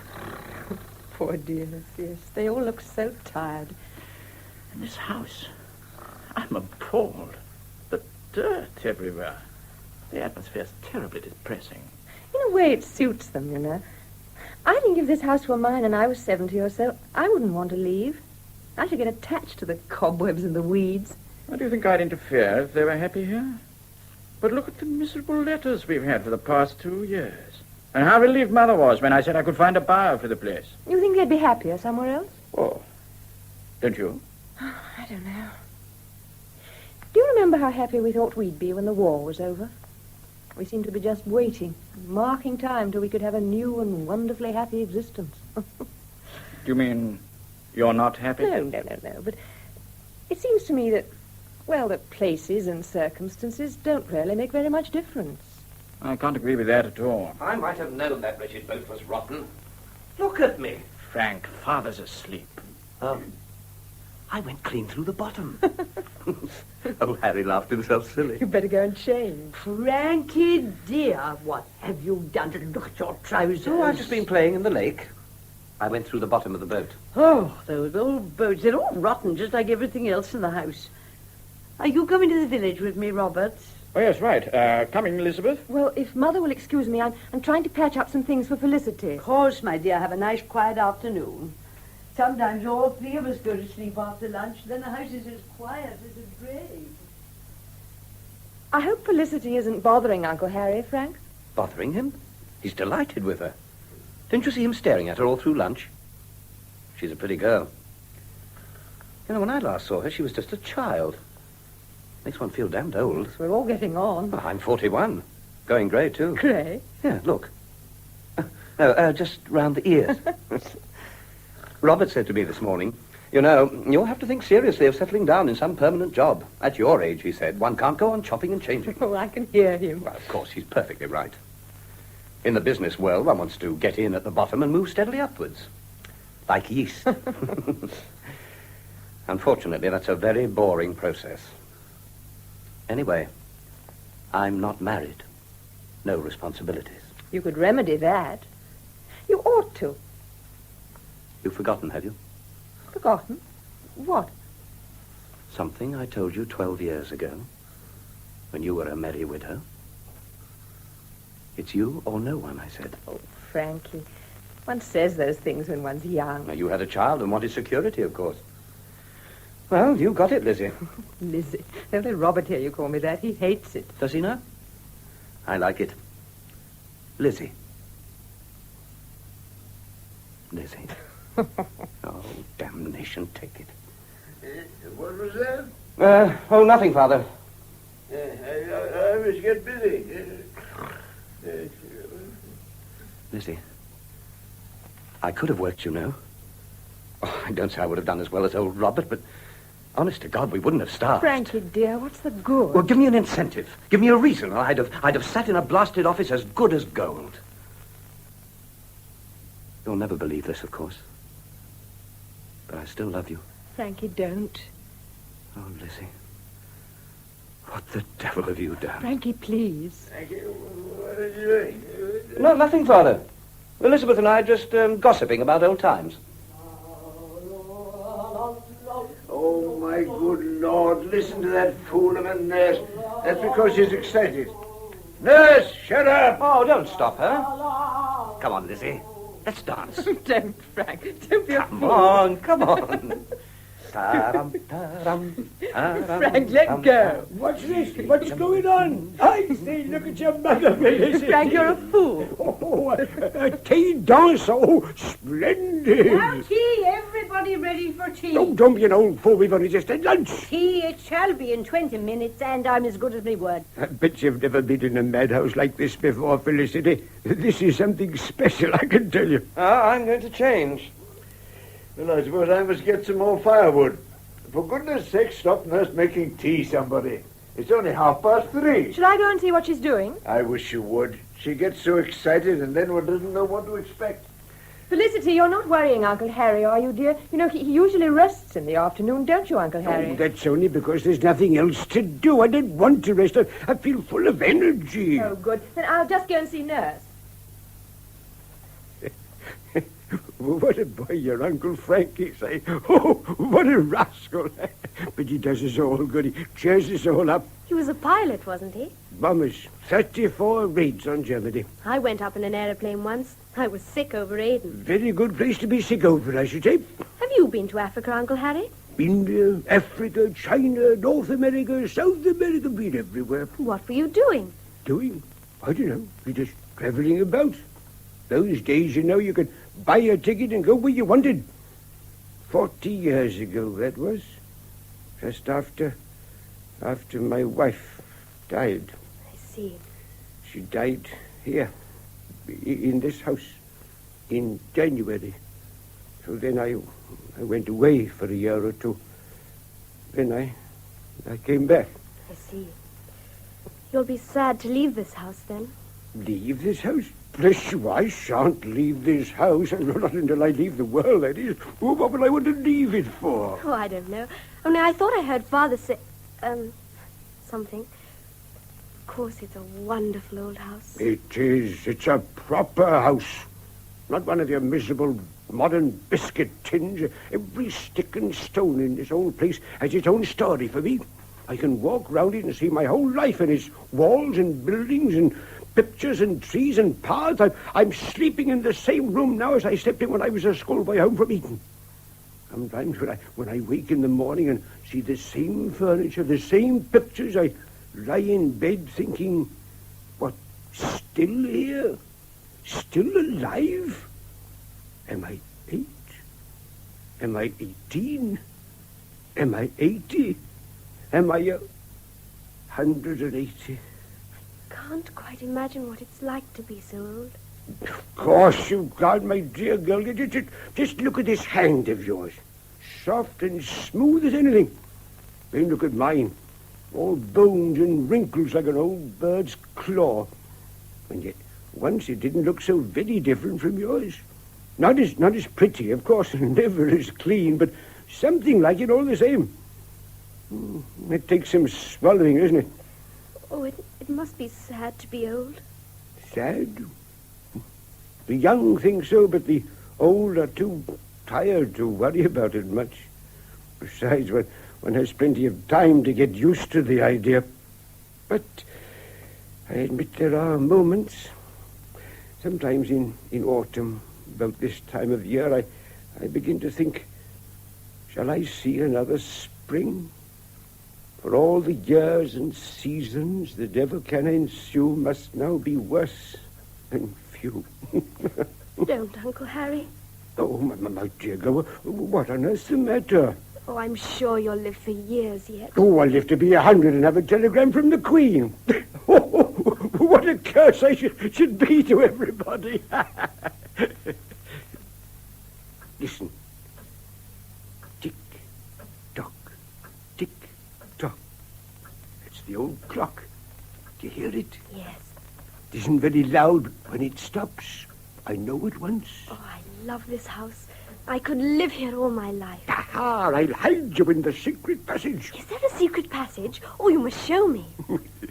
No, not a word. It's supposed to be unsafe, but that's all rubbish. But between you and me... Wouldn't you like to go to sleep? Yes, I wouldn't mind. Mark you, that was...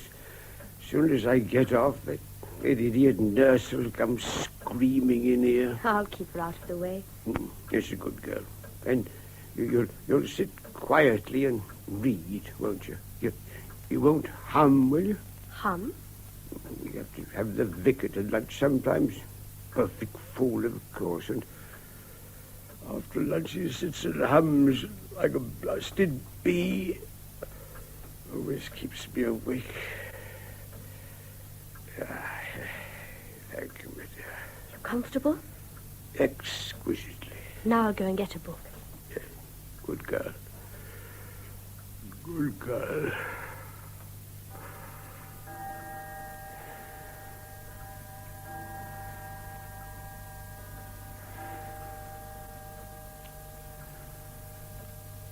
It should be interesting. It means promotion eventually. Oh, good, dear. Well, Felicity, dear, have you been round the garden? Yes, I have. Where's your mother? Oh, she's in the kitchen, and Uncle Frank's changing his trousers. Felicity, Yes? I want you a minute. Come into the dining room. Harry, dear. May I speak to you? Yes, of course. Yes. Oh, dear, I hardly know how to start. I sometimes wonder, dear, if you quite realize how wearing it is for me to try and keep this great big house going without proper help. Yes, dear. Yes, of course. Because I know we only use a few rooms, but think how inconvenient everything is, with the kitchen right away down that long passage, and everything in it so old-fashioned and difficult. And now it's October again, and the evening's drawing in. Perhaps you think this house doesn't mean as much to me as it does to you, but really it does, dear. All the happiest days of my life have been spent here, and I have 1,000 golden memories of gay times we've all had together in the dear old place when things were easier. It seems a cruel sort of tragedy that now, at the end of our lives, we can't live peacefully and comfortably in our own home. But we can't, Harry. I really feel I can't face another long, lonely, cold winter here, working and working all day just to go wearily up to a cold room at night. We're all of us getting too old, too frail. And remember, dear, others have had to sell, too.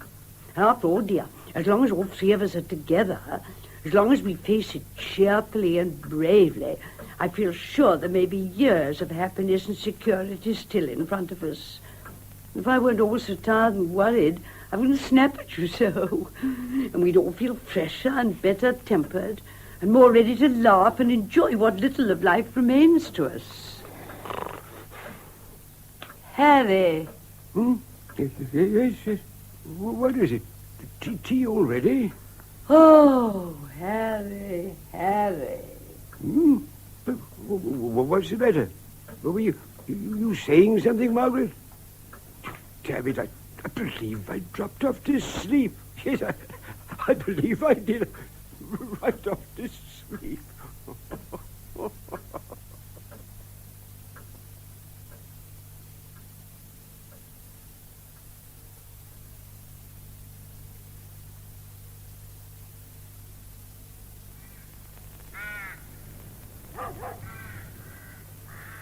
More tea, anybody?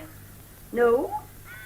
Elizabeth, you're not cold? Not in the least, thank you. It's a lovely evening. Yes, and I expect this is the last time we shall have tea on the terrace. The old chestnut tree is losing its leaves. That usually means no more tea in the garden.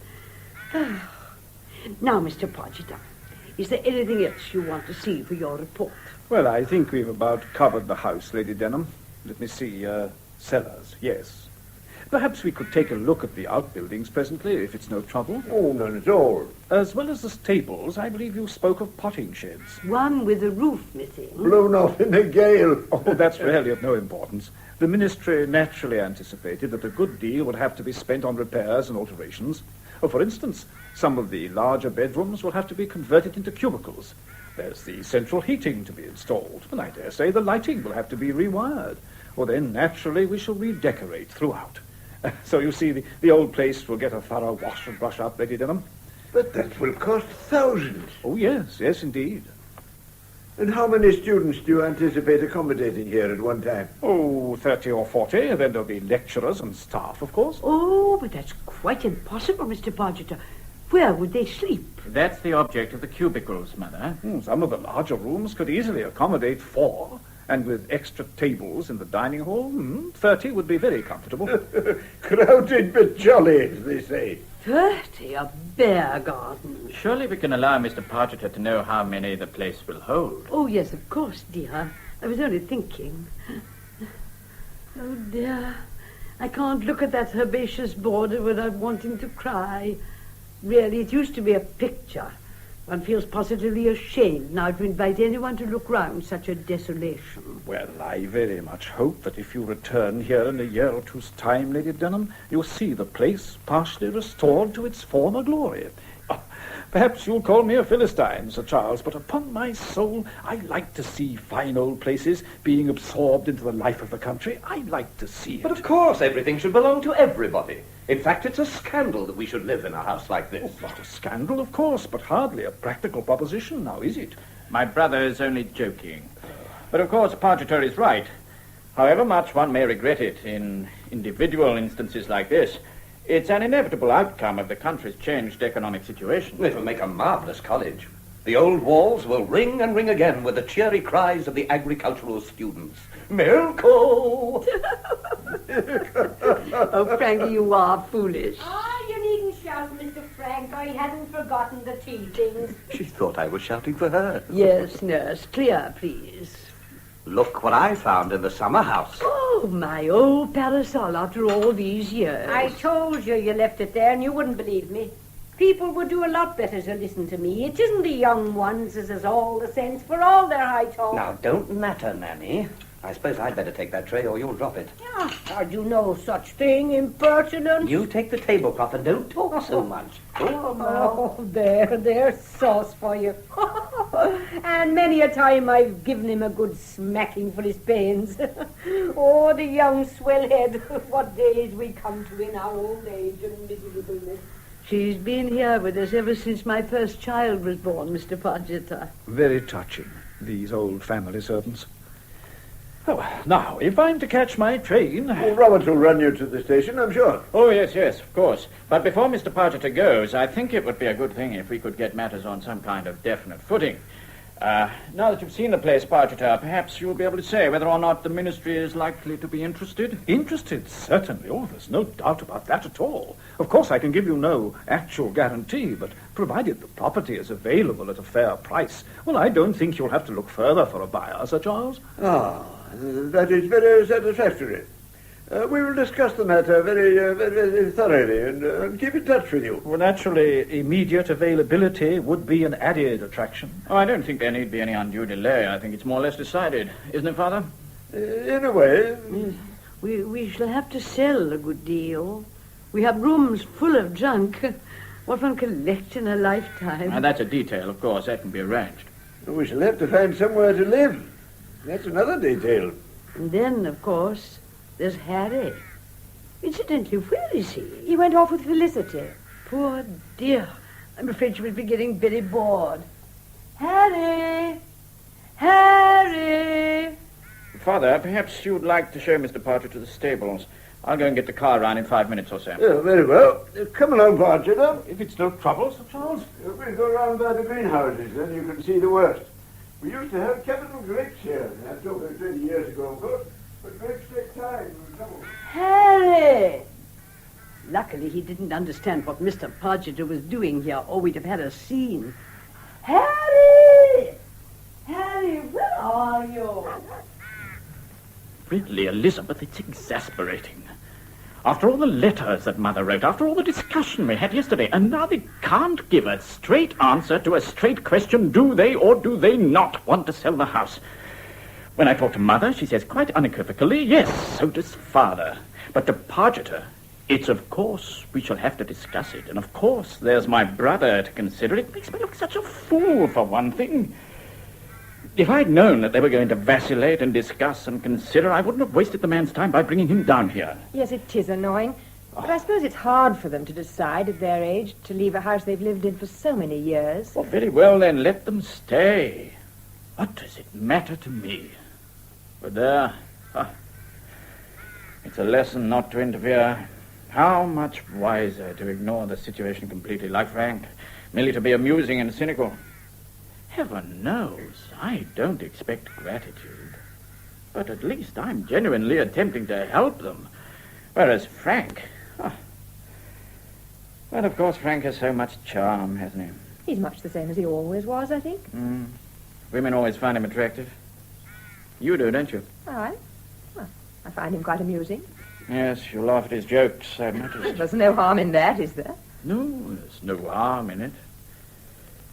But it makes me feel somehow inferior. Inferior? Oh, Robert, that's ridiculous. Possibly. But Frank has always made me feel like that. And yet which of us has worked? Which of us has made some sort of a success of his life?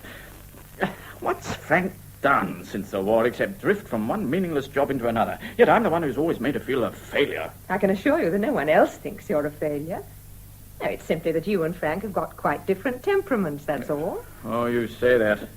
But when you're talking to him, you look quite different. More animated, more cheerful. Younger, somehow. Well, in front of other people, one makes an effort that isn't necessary with one's husband. What's the matter, Robert? You've never talked like this before. This house, this whole situation gets on my nerves. This tumble-down beauty, this wilderness of a garden, this everlasting harping on what is past. Nothing irritates me more. It's like living in a badly kept museum. I'm very fond of my parents, as you know. But really to live with them, to endure so much vacillation and untidiness and loose thinking, I confess I find it almost intolerable. I suppose we all get queer as we get old. One must make allowances, darling. 5 years ago, one could carry on an adult conversation with them. Now it's necessary to make allowances. It seems to me that old age separates people from the adult world just as childhood does. You've tried very hard. You've nothing to reproach yourself with. They've let the ivy grow on that wall. It's beginning to pull it down. And there's so much creeper on the east side of the house that you can barely see the windows. Yes, Frank. You taking Partridge to the station? Oh, yes. Well, he's fidgeting a bit. Well, there's plenty of time. What about driving into Salisbury and seeing a flick? I don't think I can stand another family evening by the fireside with Mother explaining how to make egg sauce without eggs. We could leave in about an hour and get a meal in Salisbury. Yes, perhaps. Wouldn't they think it rude? Oh, of course not. Give them a peaceful evening to themselves. We can take Felicity. Robert! Coming! Oh, I shan't go, Frank. But you take Elizabeth and Felicity by all means. It's quite a good idea. Coming, Mother. Can't let up for a minute, can he? They wouldn't mind being left for an evening, but not Robert. Oh, dear, no. However, we've got his imperial blessing, so we may as well go. 6:30 suit you? They usually have a decent sherry at the George. I'll phone them up and order a meal. No, I think I'd sooner not, Frank. Oh, now, don't be silly. Really, I'd sooner not. Why? I don't want to go without Robert. He seems to be rather miserable. Miserable? Why? Oh, various reasons. Well, he'd much better go out and amuse himself for a change. Extraordinary chap. Oh, well, cinema's off then. We'll see something of each other in London, shall we? Of course. What does old Robert do in the evening? Does he like an occasional late night? Dancing, for instance? By the time he gets home, he's pretty tired. I know. Pipe and slippers. Would he have any objection to my taking you out occasionally? Objection? No, I don't think so. Good. And once in a while we might step out together, Perhaps. Perhaps. You sound awfully enthusiastic. In plain language, you mean no? I don't think it's a very good idea, Frankie. I see. And why not? What's the point, after all? Point? Well, must there be a point? Can't we go and amuse ourselves without there being some dire purpose behind it? Can't we have a perfectly innocent evening out? You're kidding yourself, Frankie. A perfectly innocent evening out is not what you want at all, is it? You're bored with old Robert. Anyone can see that. Can they? And you all console me, is that it? You know what I feel about you. No, Frankie, don't. Oh, don't be so damn virtuous. Listen, I don't say my marriage is perfect, but I'm not breaking it up and making Robert suffer just for a bit of excitement with you, however much I might possibly enjoy it, and, well, that's that. Oh, give it up, Frankie, do. Go back to London. You might just as well. You aren't really going to get any change out of me. You know, it's high time you found yourself a girl and married her and settled down. Settled down. Oh, to hell. Must every... Hey, Frankie, come here, you scoundrel. I want to show you something. Yes, another time, Uncle Harry. Another time. No, it won't be another time. Oh, curse the fellow. Show me the underground passage, Uncle Harry. I do want to see it. Ah, that. Well, now, if I show it you, not a word to anyone, Felicity, eh? Of course not. You see, there's some nonsense about it being dangerous, but the last time I went down, it was as safe as houses. Smells a bit, of course. Runs right under the house and... But soft, we are approached. Shh, No, not a word. Harry, we were looking for you, dear. Well, you found me. Felicity, dear. Charles and I want a word with Uncle Harry. Very well. Ah, here's Robert. Well, did your Mr. Pargeter catch his train? Yes. I couldn't make out what the devil he was doing here. I suppose he wanted a subscription for something. He came to look over the house, dear. Oh? Uncle Harry might as well know that he came with a view to buying it. Buying it? Oh, is that all? Of course, it's all very well for us to laugh, but sooner or later this poor old house will be a damned institution of some sort. You mark my words. Look what happened to Ackerley. As soon as poor old George Reevy drank his money away, a girls' school. And what a shoot that was, eh, Charles? A fine shoot. Oh, on a windy day I've seen pheasants coming out of that hill covered looking like starlings and doing 70 miles an hour. Now old George is living in a private hotel in Bognor, walking up and down the promenade in an overcoat and changing his library books at the chemist. Oh, pitiful. I can thank our stars we've not come to that yet. I really think we must decide once and for all what the future of this place is to be. Naturally, Pargeter wants to know just where he stands. Is the house available, or is it not? And I should just like to say this. As far as I'm concerned, it's a matter of complete indifference whether you stay or sell. I came here with the intention of helping, that's all. But of course, dear, we know that. I'm very dense, of course, but I don't quite follow this conversation. What does Robert mean about the house being available? How can it be available when we're living in it? But, Harry, dear, the point is, do we want to go on living here? Now that we have a chance to sell the place, oughtn't we to accept it? Sell it? Sell Winton? In God's name, why? Well, dear, don't you see? It's really far too much for us, Harry. I think perhaps you don't quite realize, Uncle Harry, what a strain it is on Mother, trying to manage a huge old house like this without servants. I do get so tired, Harry, desperately tired. The more one thinks of it, the more impossible it seems. Yes. I see. If we were all 20 years younger, Harry, dear, but at our age... There are days when I hardly have the courage to get myself out of bed in the morning to start the long, dreary day's work. Yes, of course. Goodness knows I've tried. I've ransacked the village to try and get help. But you can't get people to come 2 miles, especially in winter. I know. Oh, Harry, dear, do say something. But me? I've got nothing to say. It isn't my house.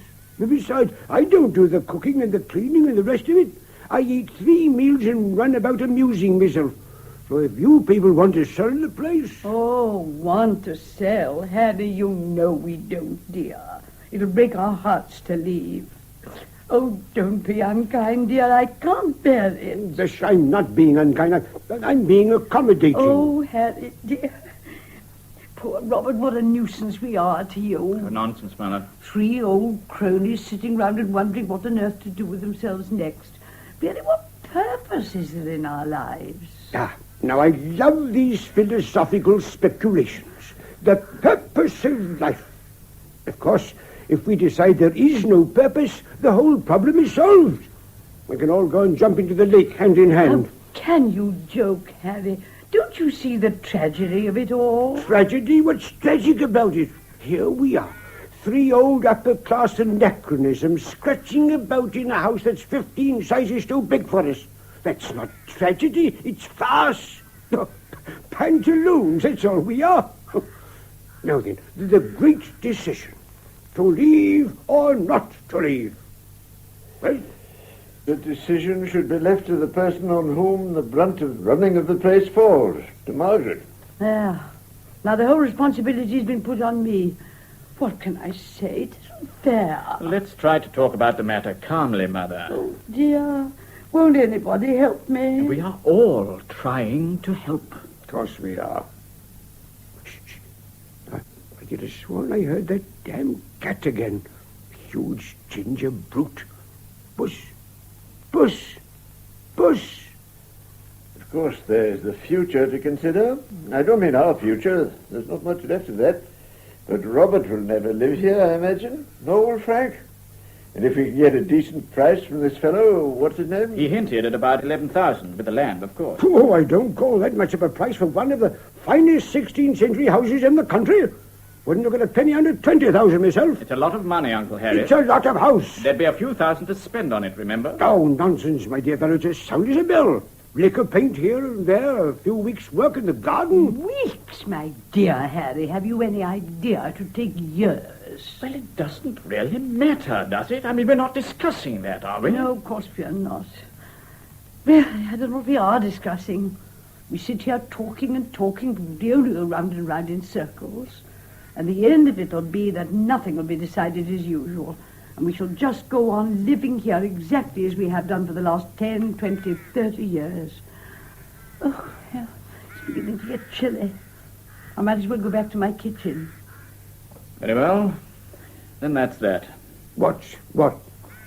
I must tell Pargeter that the house isn't available. I promised I'd give him an answer in 24 hours. Yes. Yes, of course, dear. Very well.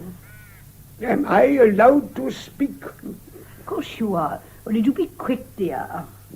And I give it as my considered opinion that we should go. Oh. Out with the suitcases and trunks, pack everything, sell the whole place lock, stock and barrel, and tomorrow to fresh woods and pastures new. He doesn't really mean it, do you, dear? I mean every word of it. In a situation of this sort, there's only one thing to be done, to act. Don't sit about and talk, act. But, Harry, you know quite well... Now, don't argue with me, Margaret. I know what I'm talking about. If we sit here, we shall regret it. We shall gloom, we shall talk of lost opportunities and missed chances. And don't deny it, you want to go. And so does Charles. And damnation take it, so do I. Change, contrast, movement, why, that's the spice of life. Certainly we'll go. And we'll do it properly.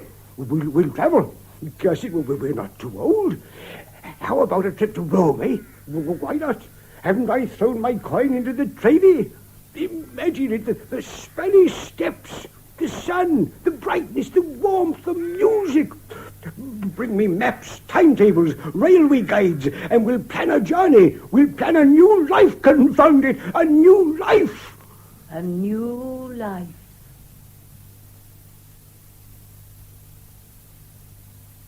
Robert! Robert! Yes, Mother, I'm coming. Just doing the labels. I finished my dressing case, dear. I'll fetch it in a minute. Mr. Robert, where's my trunk? I told you, Nurse, it went to the station yesterday with the other heavy luggage. There, now I shall never see it again. Of course you will. You'll see it at the station in a quarter of an hour. That's as it may be. We shall see. It's all very well to be sure, but it's better to be safe. It couldn't possibly be safer. Fine words, butter no parsnips. Now, tell me frankly, Robert, do I look ridiculous in this hat? Oh, of course not. It's so strange to be dressing up for London again. I can't believe I'm seeing this old room for the last time. Can't realize it. A good, strong cup of cocoa before travelling is the best thing out, my lady. Why is it when one leaves a place that one remembers only the happy times one has spent in it? That's what my father used to say.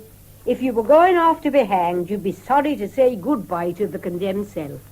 Do you suppose Uncle Harry's luggage is ready? Oh, I'm tired of trying to help poor Harry.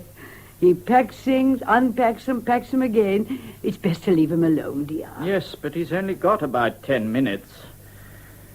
Oh, but we shall be here to clear up. We can forward anything he wants. And they picked up of the fragments that remain, 12 baskets full. She keeps saying things like that this morning.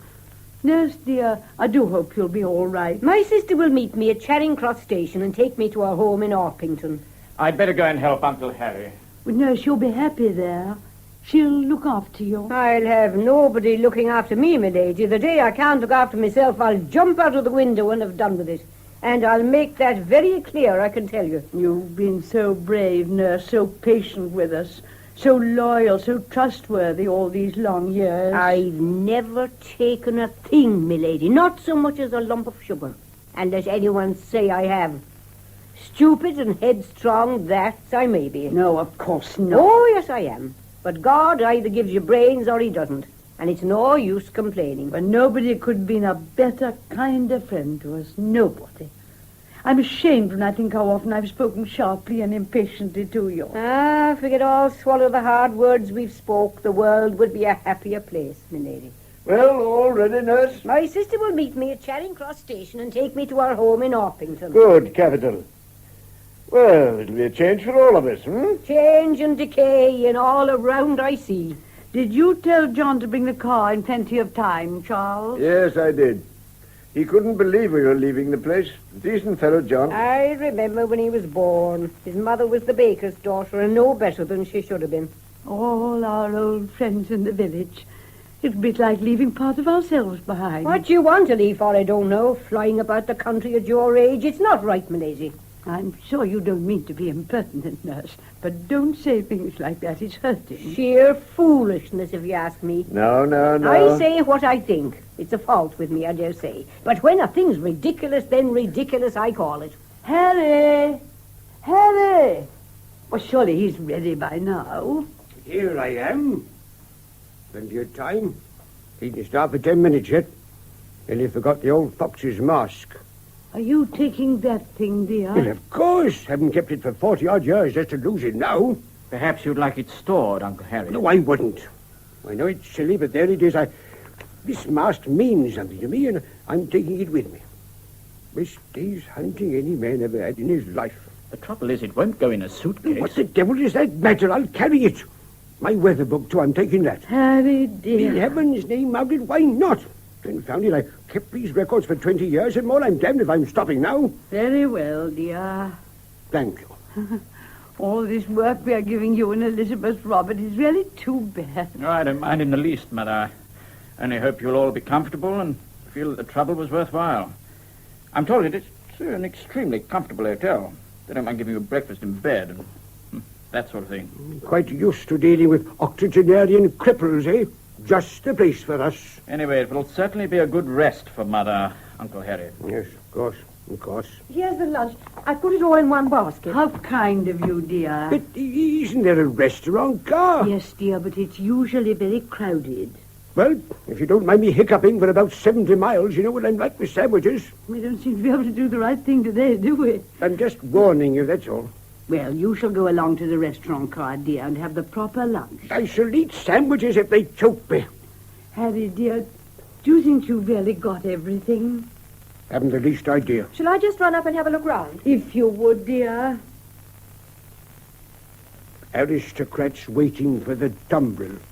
It's a far, far better rest I go to now than I have ever known. Nobody appreciates it, of course, but this is actually a historic moment. This is the fall of the House of Denham. There's been a Denham at Winton Manor since... When, Charles? Since 1572. Since 1572. And now we pass, unwept, unhonoured, and unsung. Here we go, shuffling out of our inheritance with no more ceremony than if we were cattle being driven to the slaughterhouse. Oh, Harry, dear, now you'll only upset yourself. No, I shan't. Thank goodness I'm perfectly capable of looking at the thing objectively. It's a fine house. Solid, well-proportioned, light and spacious. We shall not look upon its like again. It was built in the days when Englishmen valued craftsmanship, when the shoddy, the pretentious, the ugly, the inferior would not have been tolerated. We should be proud to have lived here. Even if we have capitulated at last, we may, I suppose, be proud to have delayed its surrender to the barbarians. Lower the flag and let the enemy advance.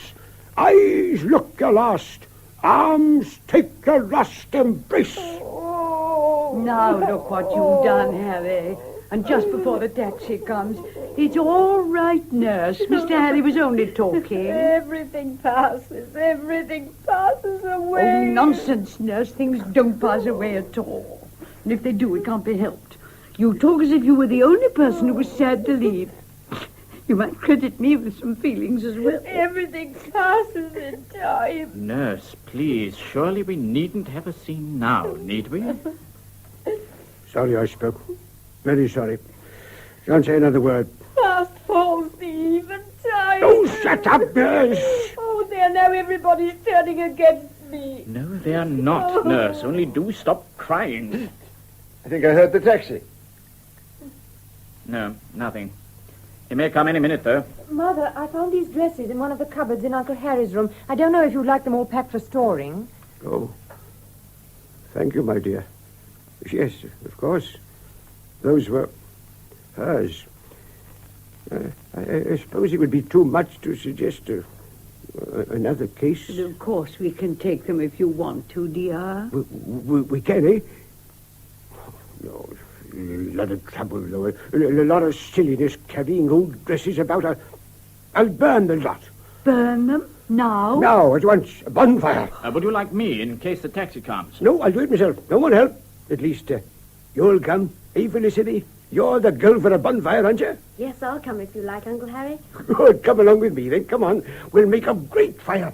And I know where there's a can of paraffin to start it off. Oh, dear, paraffin, and he's got his only decent suit on. If you'd left them where they were, Elizabeth, they'd have forgotten all about them. Yes, I'm sorry. I didn't think. There's an end to them. Beautiful dresses, too. The finest money could buy. Second best wasn't good enough for Mrs. Harry.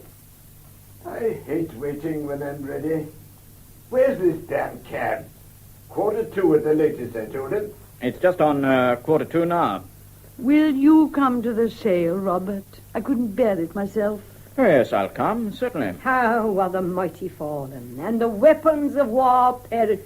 There's Harry's bonfire. Oh, it's very near the summer house. Oh, there they go. The flames devoured them. Beautiful dresses, silk and satin. He has to use plenty of paraffin. The taxi. The taxi. Oh, now we must hurry. No, there's no need to hurry. I think if we get the luggage on first, I hope he's brought his trailer. My ticket. I've no ticket. We'll get your ticket at the station, nurse. Now, don't you lift anything, Father. I'll send him in. Shall I go and take my place in the car, shall I? Yes, nurse, very well. There'll be no peace till she's out of the way. Morning, lady. Morning, sir. Just leave everything. I'll load up. Good morning, John. Is this the lot? Nothing upstairs? No, there's nothing upstairs. All right. I'll get these in easy. Margaret, have you got any silver? Where's Harry now? I'll run out and tell him. I'm so frightened Harry will give way at the last moment, and then I shan't be able to stop myself crying, too. No. Have you got any silver? I've only 2 sixpences. There'll be plenty of room. I think if you'll go out now, Mother. I suppose Harry's coming, is he? Oh, yes, dear. I'll take these out to the cab. Well, that looks like the lot. We're going. We're really leaving. Don't let me cry, Charles. No, my dear. Don't think about it. That's the best. Goodbye. My house. My home. That's right. Now, if you've got a couple of half-crowns in your bag... Uncle Harry, the taxi's here. Uncle Harry! Harry, taxi. Would you believe it? It's worse than a child. He's done it on purpose, of course. Uncle Harry! No, he must be in the garden. I couldn't see him by the bonfire. And where's Felicity? She's with him, I suppose. Damn little fool. Robert, darling, don't get so angry and excited. I expect he's just washing his hands or something. I'll go upstairs. Perhaps he went in the back way. Now, where can he have got to? Harry! It's simply infuriating. No doubt he'd like you to miss the train. Oh, no, dear, I don't think so. Oh, you think he's simple, Mother, but I don't. I believe he's been working up for this. He means to upset all our plans. I felt it all along. Robert, dear, I'm sure you're wrong. Harry wouldn't do that. I'm wrong, am I? All right, then. We'll see. But mark my words. You'll never leave this house. Never. There's nobody upstairs. I think he must be somewhere in the garden still. Robert's very upset. He seems to think Harry's doing this on purpose. Surely not. That's what I said. Curious thing, no sign of him. Fancy him getting himself lost at a time like this. Ah, there goes the summer house. Not burning. Oh, how dreadful. It's falling down anyway. Uncle Harry! Uncle Harry! If we're to make sure of the London train, sir, it'd be as well to get off in a minute or two. Yeah, but we can't, John. Mr. Harry's disappeared. Well, we've a little time yet. But I don't like cutting the London train too fine. It waits for no man, milady. Well, we can't go without him, that's certain. There's no sign of either of them. I've looked everywhere. I'm afraid they're hiding. Hiding, my dear boy? Well, if anybody can suggest any other explanation. Oh, goodness, what was that? Milady, Mr. Harry, Miss Felicity. Oh, sakes and mercy, what a sight, what a mess. Oh, my Lord and Saviour, just look at the both of them, all covered with mud and dirt, and Mr. Harry limping. All right, Nurse, all right. Harry, what on earth, Harry, dear? Oh, don't all shout and scream. Give me a drink. Felicity, what's happened? We went down the underground passage and it fell on us. Fell in the damn thing. Oh, Harry, you might have been killed, both of you. Charles, the brandy, dear. It's all very well saying brandy, but where is it? Well, you have to go down to the cellar. Buried alive, it's a warning. As clear as daylight, it's a warning. Oh, shut up, Nurse. I can't understand why It you... doesn't matter why, dear. I never have got out without the girl. He was a proper little rabbit. Pulled her old uncle along like a good. Oh, it was horrible. Come along upstairs, darling. We'll change those muddy clothes. I'm sorry. I didn't mean to. It was only that Uncle Harry wanted... Oh, as if it matters, dear. Thank God you're both safe. I shall go and make some cocoa. Now, take my arm, Harry, dear, and we'll go up and get those things off you. You must lie down for a bit, and Charles will bring you a nice, strong drink. Felt like a blasted mole digging away. Well, we hadn't gone far down when the confounded roof caved in behind us. Oh, how dreadful. It fancy being such a damn fool to take the girl down. No fool like an old fool. This is my best suit, too. Have to stay here till it's clean. Now, don't you worry, dear. Come along upstairs. You'll be all right, dear. You'll be all right when you've had a nice rest. Mr. Robert. Might have been a nasty accident there. You can fetch in the luggage, John. They won't be travelling today.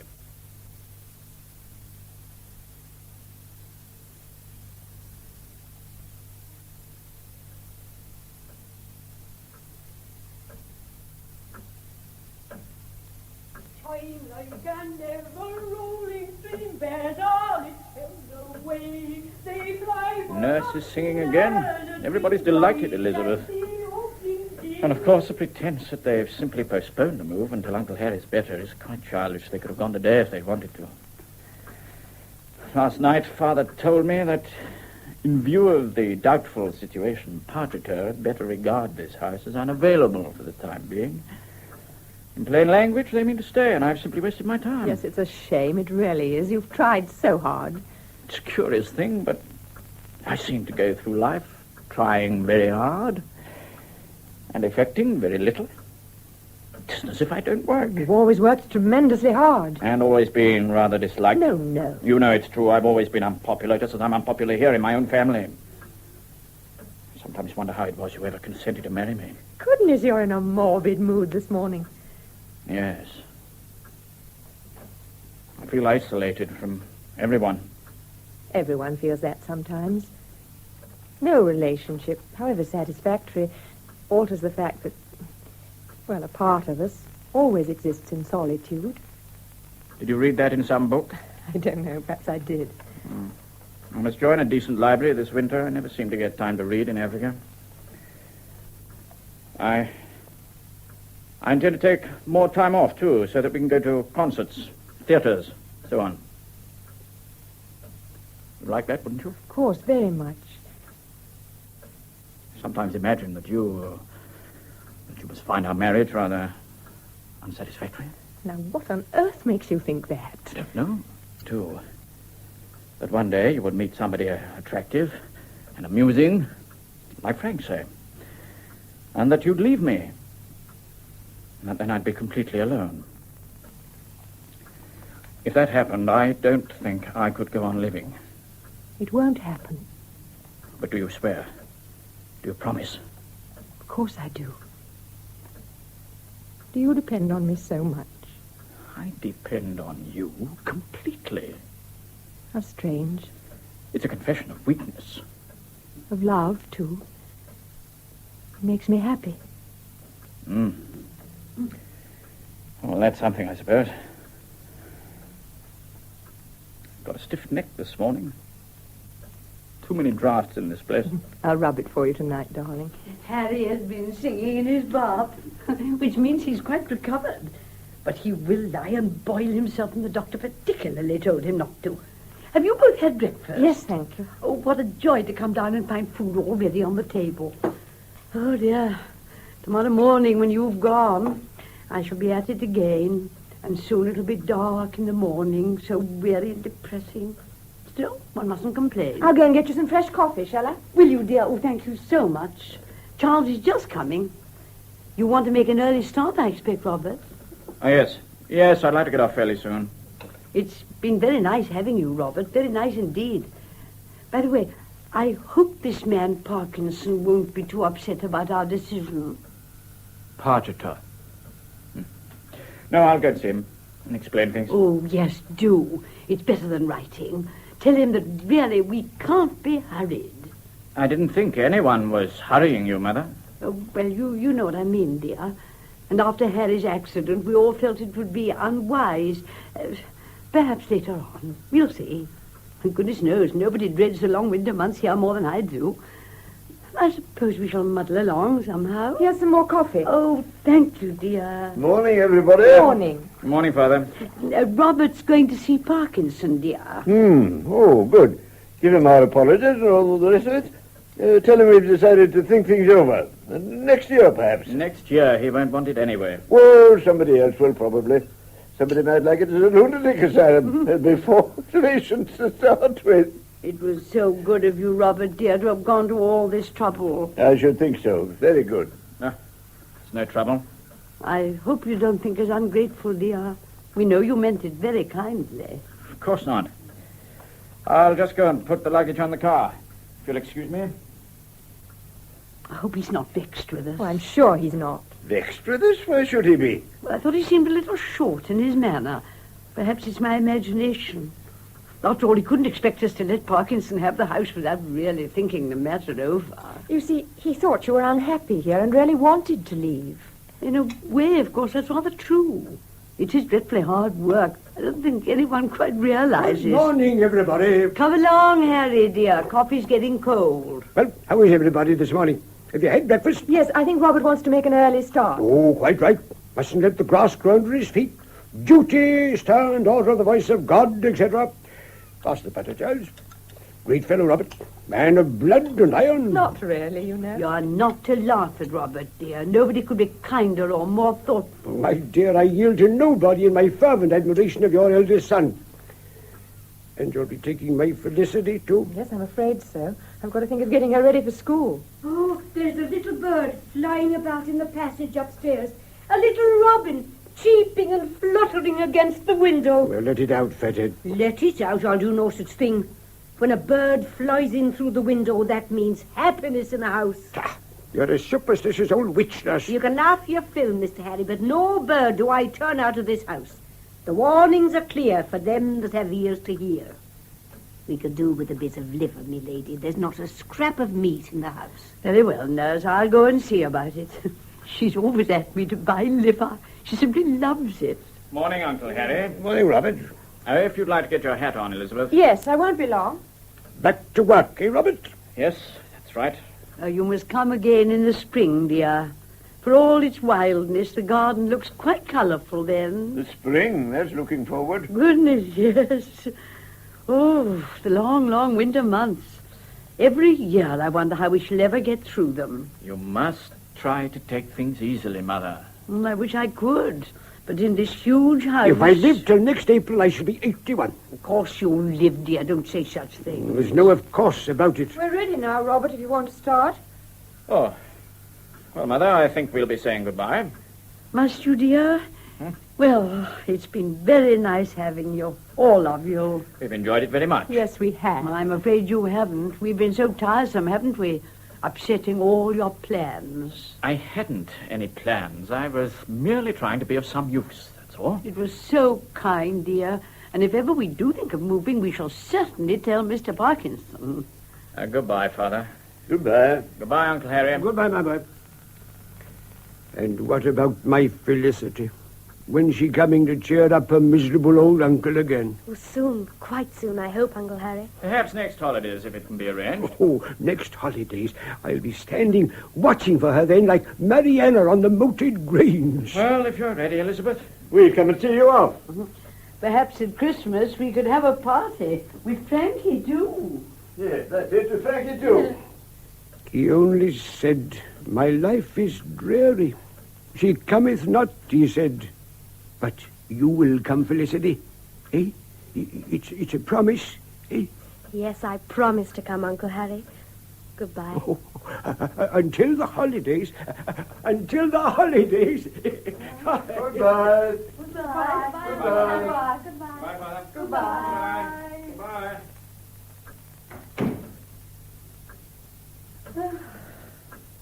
Yeah.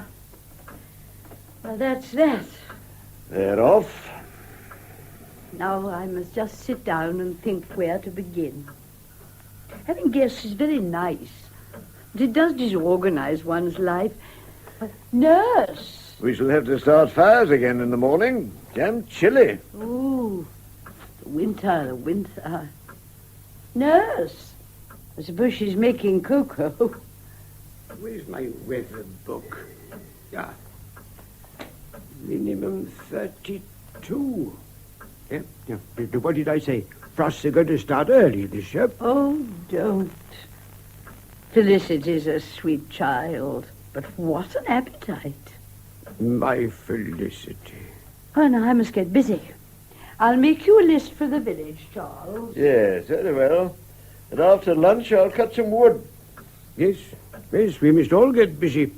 The only thing, I never did like the autumn. Give to the boys October. But not to me, thank you. Dead leaves everywhere. Howling winds, most depressing time of the year. Gets in my confounded chest, too. Aren't you going to light the fire? Yes, I am. You know, we ought to go away for a change. Do us all good. Different food and different faces. Different conversations. Where, for instance? I don't know. London, Torquay, Bath, anywhere. Well, we must talk it over. That's it. We must talk it over. Now, let me see. October 17th. Max 44. Min 32. Wind west northwest. Cloudy and dull.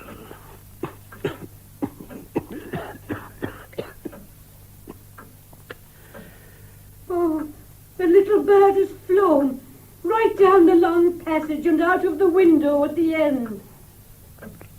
The little bird has flown.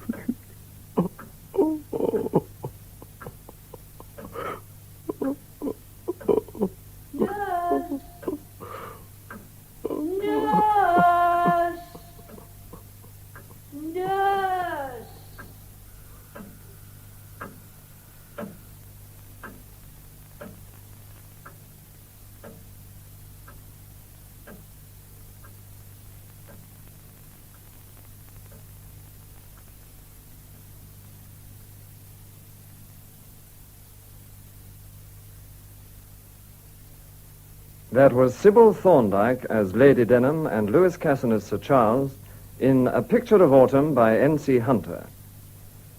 Harry was played by Philip Ray, the nurse by Mary O'Farrell, Elizabeth by Rachel Gurney, Robert by Hayden Jones, Frank by Nigel Stock, Mr. Pargeter by Godfrey Kenton, Felicity by Tracy Rogers, and John by John Pullen.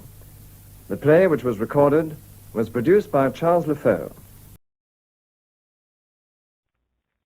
From Hollywood, Colgate Tooth Powder for a breath that's sweet and teeth that sparkle presents The Mel Blanc Show.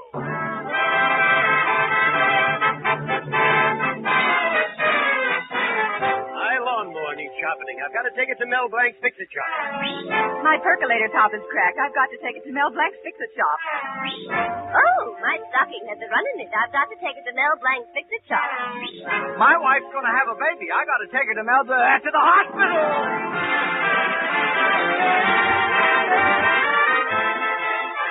Colgate Tooth Powder for a breath that's sweet and teeth that sparkle brings you The Mel Blanc Show with Mary Jane Croft, Earl Ross, Joe Kearns, Zookie, Victor Miller and his orchestra, And as the star in his own fix-it shop, Mel Blanc.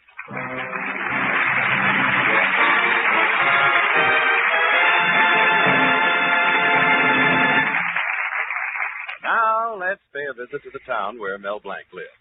It's like most towns in the United States, except for one thing. It's got Mel Blanc, and that's what makes it a lot different. Well, let's drop in on Mel Blanc in his fix-it shop. It's a bright, sunshiny day, and Mel is busily working away on something.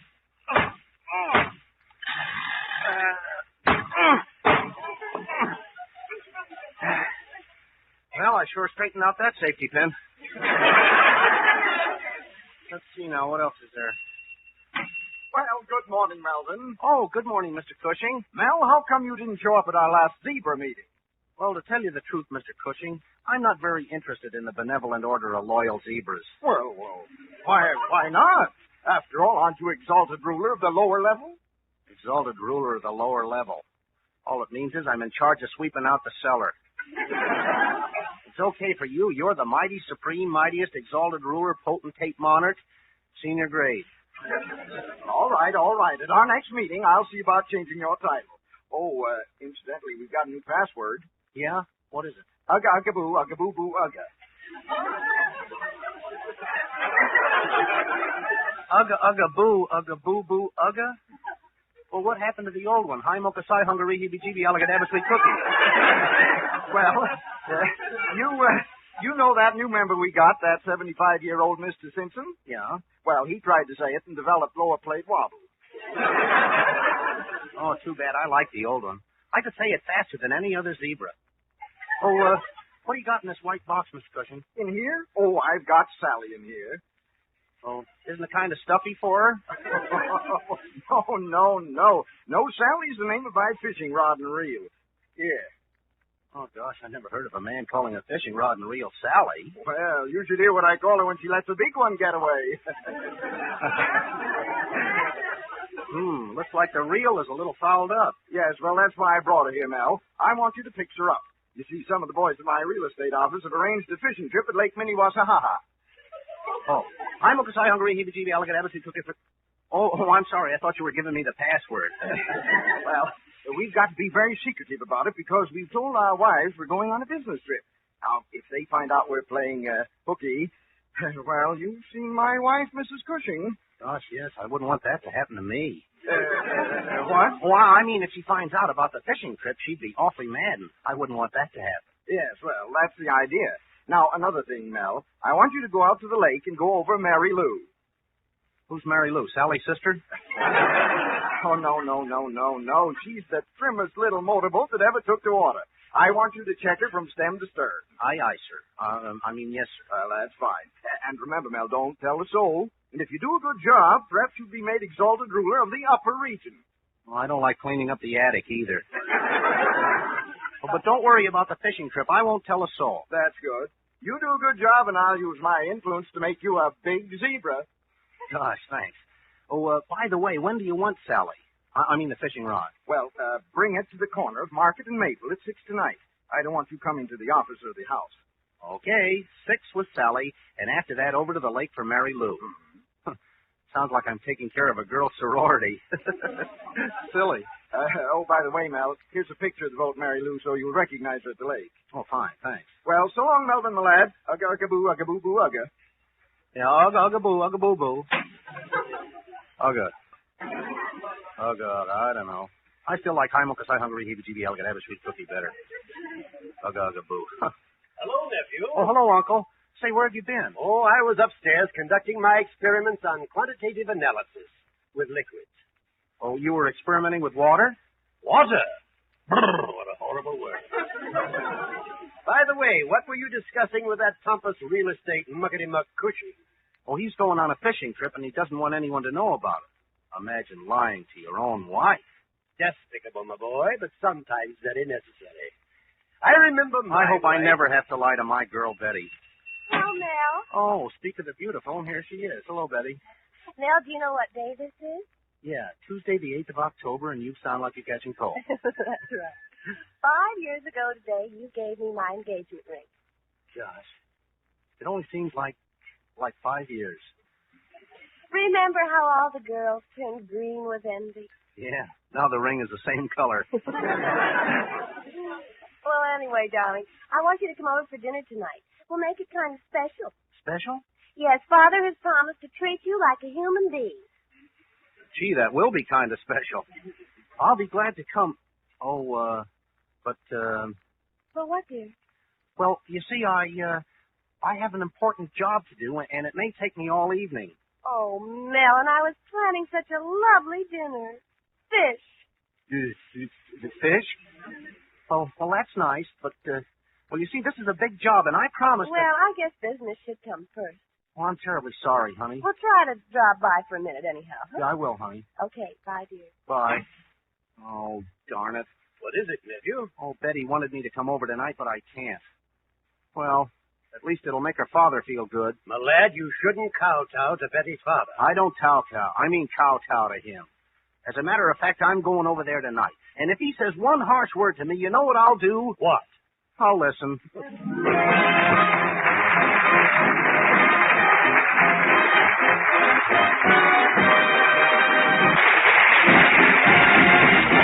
Use Colgate tooth powder, keep smiling just right. Use it each morning and use it each night. Don't take a chance with your romance. Use Colgate tooth powder. How often it happens, you meet a man and you think he's a nice fellow, but what? Well, you hate to say it, but it's that little breath of trouble. I mean, unpleasing breath. And the chances are this chap doesn't dream that a breath of trouble is tagging him, making him unpopular, hindering him in business, spoiling his fun. Without suspecting it, you may be the victim of unpleasing breath. So be on your guard against it. Just do this. Brush your teeth night and morning and before every date with Colgate tooth powder. For Colgate tooth powder cleans your breath as it cleans your teeth. Yes, scientific tests have definitely proved that in 7 cases out of 10, Colgate tooth powder instantly stops unpleasing breath that originates in the mouth. What's more, no dentifrice at any price cleans your teeth more quickly and thoroughly than Colgate tooth powder. Remember to buy it first thing. And remember the name Colgate tooth powder with the accent on powder. Don't take a chance with your romance. Use Colgate tooth powder. Well, Betty is disappointed that Mel can't have dinner with her on their 5th engagement anniversary. What Betty doesn't know is that she's playing second fiddle to a rod and reel Mel is secretly fixing for Mr. Cushing. Right now, Mel has dropped in for a few minutes at Betty's house. Hello, Betty. I thought I'd drop in for a minute. Oh, that's wonderful, Mel. Daddy Mel's here.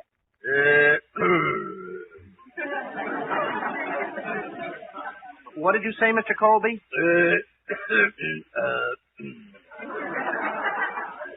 Yeah, it is a nice day, isn't it? You know, Mel, Father was looking forward to this evening. He even promised to go to the movies with us. Gee, that would have been swell. We could have stopped by for a soda and walked home in the moonlight, sat on the porch and held hands. I didn't promise anything like that. Oh, I mean Betty and me. You know I gave up a date at the bowling alley for this anniversary. Oh, I'm sorry, Mr. Colby. I know you spend at least one night a week in the alley. What? The bowling alley. Daddy, stop making Mel nervous. Honey, tell me about this big job you've got tonight. Oh, the job? Yeah. Well, I have a date to meet, Willie Johnson about fixing a card table. well, why should it take all evening to fix a card table? Well, after I fix it, we might have to play a few games to see if the table works. So, what are you talking Now, about? Daddy, let's not cross-examine Mel. Here, honey, here's some chocolate cookies I baked. Your favorite, all wrapped up for you. Gosh, thanks, Betty. Well, now I'd better go. Good night, Mr. Colby. What'd you say, Mr. Colby? Yeah, it is a nice day, isn't it? Well, goodbye, Betty. Goodbye, dear. Betty, come here. Did I hear Mel say he was going to see Willie Johnson? Yes, why? That's funny. I met Mrs. Johnson at the market today, and she said her son Willie is in New York and is going to stay there. Yes, but Mel said... I'll answer that. Hello? Oh, hello, Mel. Your uncle told me I'd find you at Betty's house. Now, just answer yes or no, because I don't want that big baboon Betty's father to catch on. Okay. Well, now listen. About our date, we have to change our plans. My wife gummed up the works. Very interesting. I mean, yeah. Now listen. My girl will pick you up on the corner of Market and Maple. And don't forget to bring Sally. Sally? I mean, yes. Anything else? No. Ugga-boo, ugga-boo-boo, ugga. Goodbye. So that's the way things are. What was it, Father? Boy, was I right about that innocent-looking boyfriend of yours. Come on. Well, where are we going? Market and Maple. If what I think is true, somebody's going to get an ugga-ugga-boo over his head.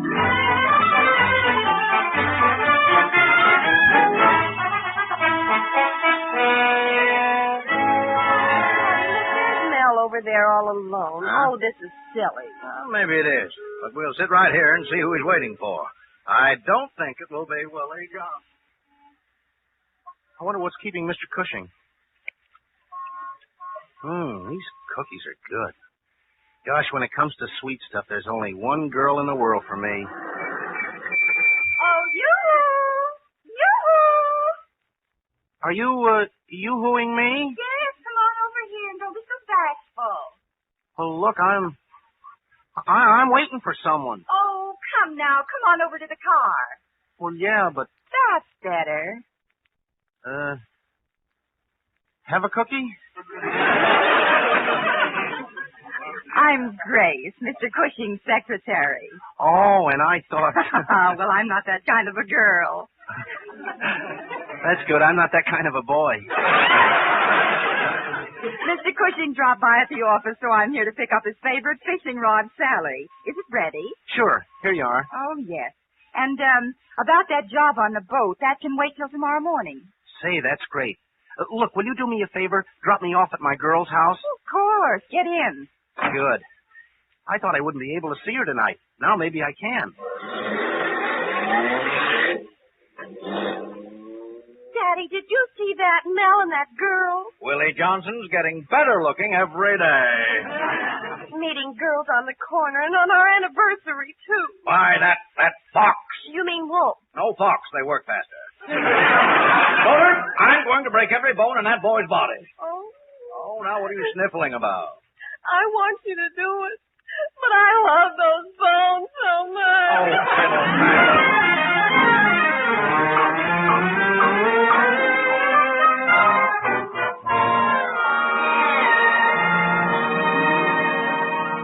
Gosh, I feel like a heel lying to Betty last night.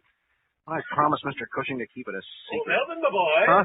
Zookie wants to know if you need him today. Zookie? Say, that's it. That's what I'm going to do. What, nephew? I'm going to send Zookie out to Lake Minnewasahaha to fix that boat. Yes, sir, and I'm going to spend all day with Betty. After all, Zookie knows engines inside out. Yes, and it's a pity he leaves them that way.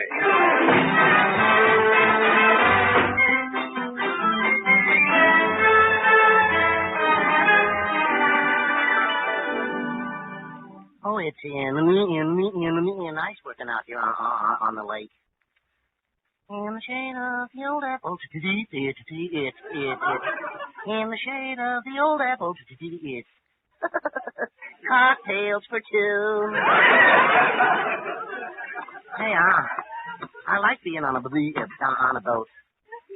Yeah, I like the water. This is sailing over the beach, sailing over the beach.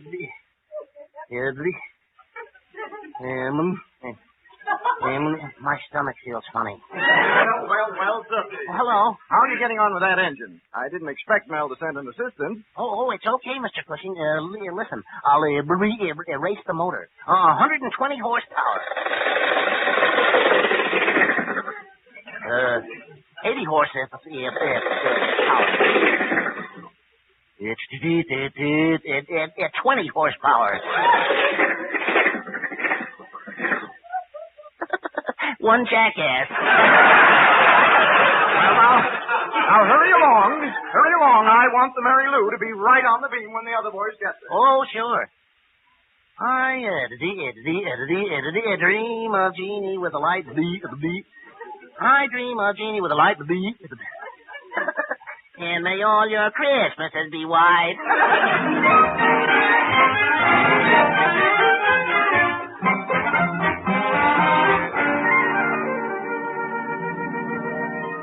Mel left the shop looking for you this morning, Betty. Oh, he did, Uncle Rupert? Maybe that's him now. Did you answer it? Yeah, all right. Hello, Mel Blanc, fix the shop. Oh, Betty, this is Yes. What is it, Zookie? How'd you know it was me?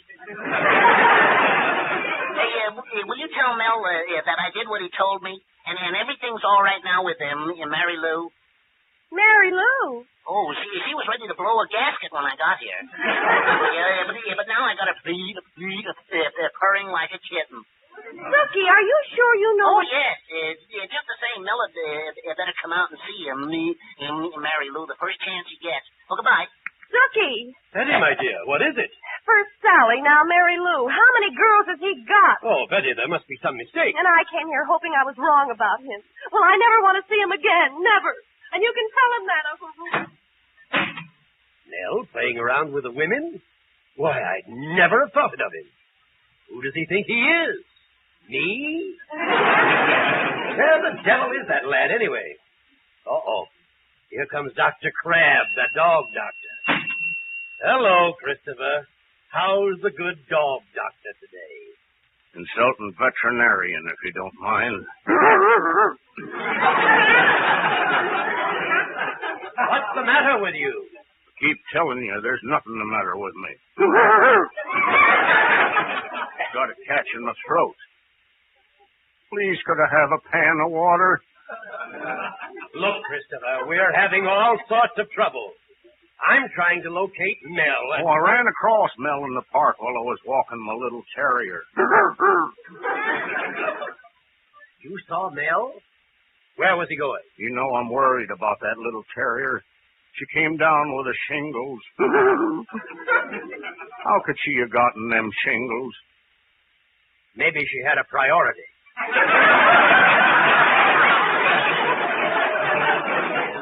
That is not a joke.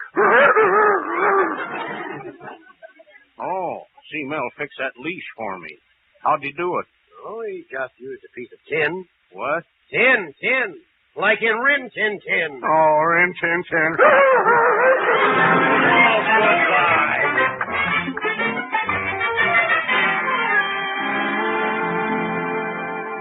Uncle Rupert, what are you talking about? What girls? I don't know, my lad, but you'd better get over to Betty's house right away. Girls. I don't know anything about girls. Well, I can't have a man-to-man talk with you now. Oh, but you know I don't have anything to do with girls. Except for Betty. I love her. So I don't think of her as a girl. Nephew, I'd better take you aside and have a man-to-man talk with you right now. Oh, how did I get into a mess like this? The best thing for you to do, my lad, is pour your heart out to Betty. Tell her the only sin you've committed was that of being a man. I refuse to tell her any such lie. I mean... Mel? Oh, Betty, what's the matter? As angry as I am for what you've done, I had to come down here. You know that silver-handled cane you gave my father for his birthday? Yes, and he never even used it. Well, he's going to use it now. He's coming down here to beat you up with it. Oh, you realize how much that cane cost? Oh, Betty, this is ridiculous. Is it ridiculous with Sally and Mary Lou? Oh, I haven't gone out with girls. Sally is a fishing rod and Mary Lou is a boat. Oh, Mel, if you think I believe that, you must take me for an idiot. Yes. I mean, no. Oh, look, if you don't believe me, ask the boat. I mean, ask Mr. Cushing. It's his Sally. I mean, it's Mary Lou's fishing reel. Oh, what am I saying? Melvin, here's that picture of the Mary Lou. Oh, the picture. That's wonderful. Uncle, you saved my life. Look, Betty, this will explain everything. This picture was taken when Mr. Cushing caught the biggest trout of the season. Huh? Yeah, that's Sally in his hand, the fishing rod. And you see the name on the boat? Mary Lou. What? Oh, that's what it does say. Oh, Mel. Oh, Daddy and I thought... Oh, Daddy. Mel Blanc. Mr. Colby, why are you staring at me like that? I'm looking for a spot that has the most bone. Well, stop looking at my head. Young man, when I get through with you, you're going to be the most horrible-looking mess anybody ever saw. That's nothing. You always say I look like that anyway. What? Come here, my boy. I'm not going to hurt you. No. Oh, you missed me. Not this time. Oh, Mr. Cushing, am I glad to see you. What's going on here? Somebody being initiated? Oh, boy, am I glad you came. Quick, tell Mr. Colby about Mary Lou and Sally before he kills me. Well, I don't know what all the trouble's about, but Sally is my fishing rod and Mary Lou is my boat, which I asked Mel to fix for me. And a very fine job he did, too. Well, I'll be... Oh, Mel, why didn't you say so? Well, I couldn't tell you. I promised Mr. Cushing to keep it a secret. That's what caused this whole trouble. Oh, well, as a matter of fact, Mel, we didn't have to be secretive about the whole thing all along. What? No. It seems the trip was something the fellas arranged as a surprise party for me, and my wife was in on it all the time. She was? Yes. Mel, why are you staring at me like that? Put down that can. Mel, remember, I'm a zebra. Ooga.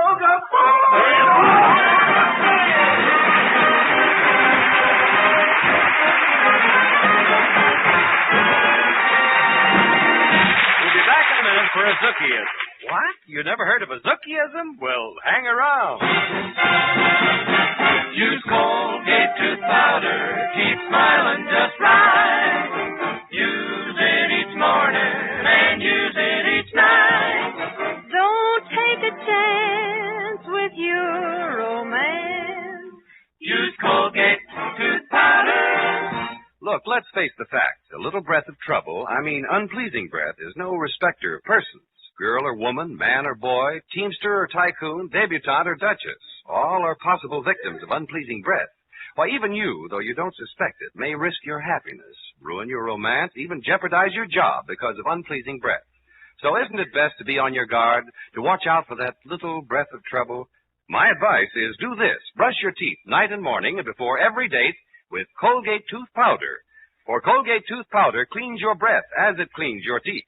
Yes, scientific tests have definitely proved that in 7 cases out of 10, Colgate tooth powder instantly stops unpleasing breath that originates in the mouth.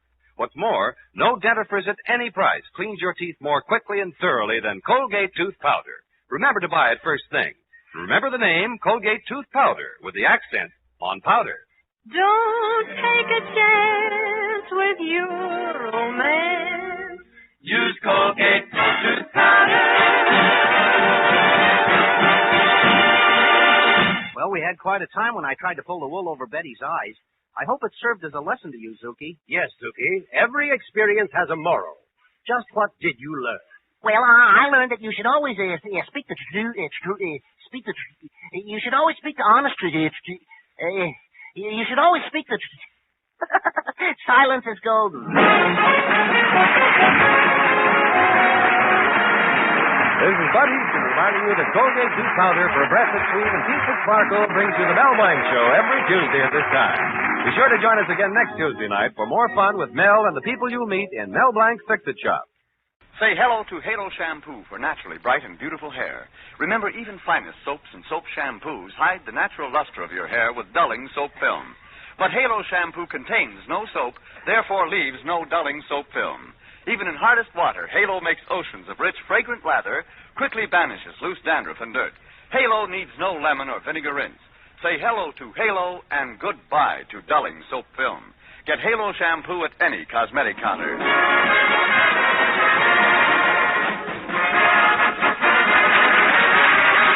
Mel Blanc every Tuesday night at this time. This is CBS, the Columbia Broadcasting System.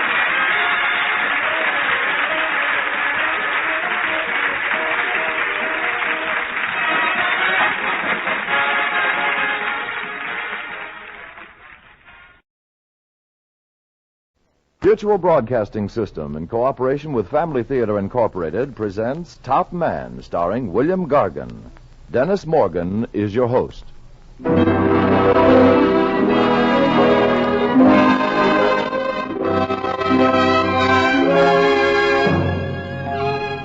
More things are wrought by prayer than this world dreams of.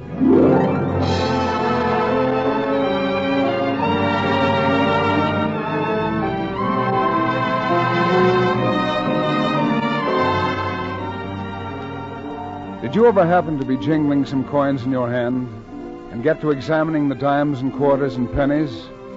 you'll see on every coin these words, "In God we trust."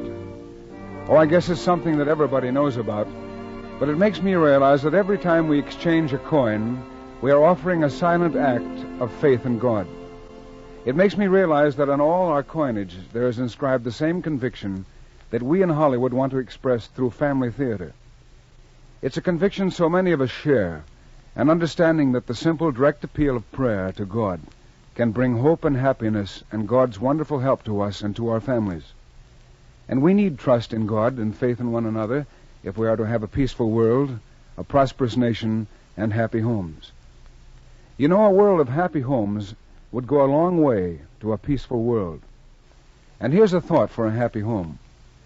Pray together as a family. Yes, pray together tonight and every night, because family prayer will help keep your family together and happy.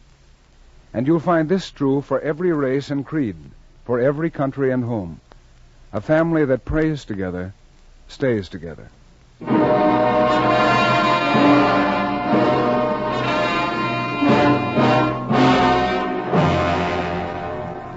The man is lonely tonight.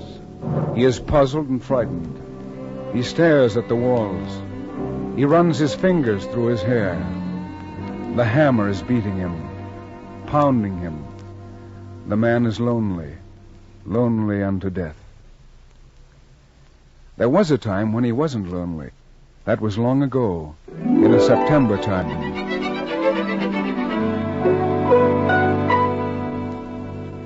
You got your trunk packed, Tommy? Yep, all except the shirts, Dad.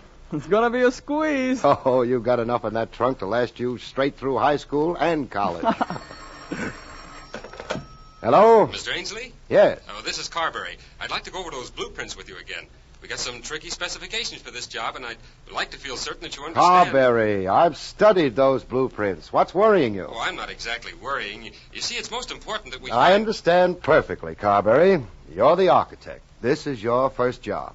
You don't want anything to go wrong. Is that it? Well, yes, in a way. All right. Now go to sleep like a good little architect and have pleasant dreams. We have enough neurotic engineers in the world without adding you to the list. And listen. Yes? When Edward Ainsley contracts to do a job for you, Ainsley looks after all the specifications. Well, I have complete trust in you, Ainsley. You understand that. Thanks, Carberry. Good night. Well, there you are, Tommy. Someday I hope you'll do that. Do what, Dad? What Carberry just did. Someday I hope you'll draw up your own blueprints and worry about them. Oh. Architects have a habit of getting into contractors' hair, but I like it. I won't worry about blueprints, Dad. Not if I have you for my contractor. Oh, wouldn't that be something, Tommy? I can see it already. Thomas Ainsley, architect. Edward Ainsley, contractor. What'll your first job be, a skyscraper or an auditorium? Oh, just a little house, Dad. Only a little one? A house with a lot of windows and a red tile roof. Go ahead. What else? Well, there'll be a lawn around it with flowers. And I'd like to have it on a hill, Dad. On a small kind of a hill. Tommy, I hope and pray that you'll do that someday. Sit down, Tommy, over there. I wanted to talk to you, and tomorrow you'll be off to boarding school. You're growing up, Tommy. You don't remember your mother. She was like you, her eyes, her mouth. I can see her in you in so many ways. I told you that your mother died when you were 2 years old. Yes, she died all right. Poverty killed her. Poverty, neglect, and... Well, you see, Tommy, we weren't always comfortable. There were days long ago when I didn't know where my next penny was coming from. We lived on hopes, dreams, your mother and I. She died of consumption in a public ward. Still dreaming of a house on a hill. The kind of house you just talked about. I want to put that kind of house on a hill for her, your mother. It'll be your house, Tommy. You draw the blueprints and I'll take the contract. Maybe someday you'll have a wife and kids of your own and all the things we never had, your mother and I.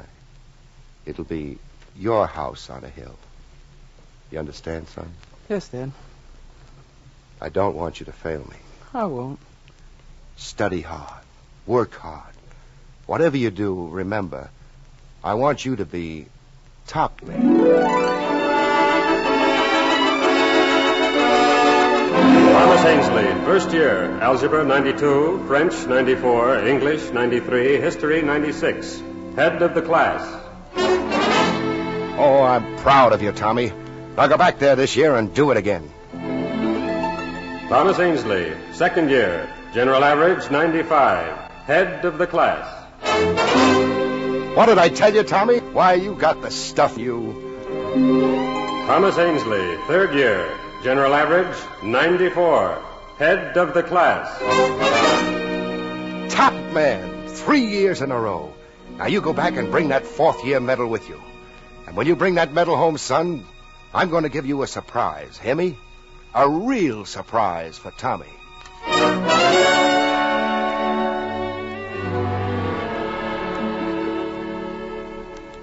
What are you worrying about, Ainsley? Oh, final exams. Heck, you'll bowl them over. The headmaster says you're a whiz. Yeah, sure, a whiz. Of course, the trouble with getting on the honor roll is it takes too much out of you. Now, take me. I don't believe in killing myself. 100 years from now, Caesar will still be dividing all Gaul into 3 equal parts. But where will it get you? Where will you and I be? That trigonometry's got me worried, too. Your father's got you worried. That's your trouble, Ainsley. You spoiled him. Now, take me. I don't go in for all this honor roll stuff. If I get over 65, my old man goes into ecstasy. There's nothing like hitting a healthy mediocre. And that history exam is going to be plenty tough, too. Not the way I take a history exam, Ainsley. What do you mean? Well, I got a system. When I don't remember the dates, I just have a simple rule. What's that? I look the dates up. That's research, kid. You mean you... Sure.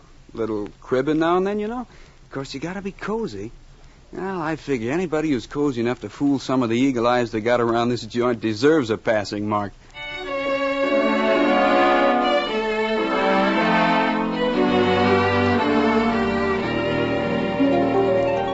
You have a half hour left in which to complete your examinations, gentlemen. When you have finished, write your name on the top left-hand corner of the... just a minute. You, sir, Mr. Ainsley. Yes, Mr. Feamer. What's that you're holding in your hand? It's a slip of paper, sir. Bring it up here. I'll take that slip of paper, Ainsley. Dates. History dates. You realize what this means, Ainsley? Yes, sir. Well, turn in your examination paper. Report to the headmaster's office. Yes, sir.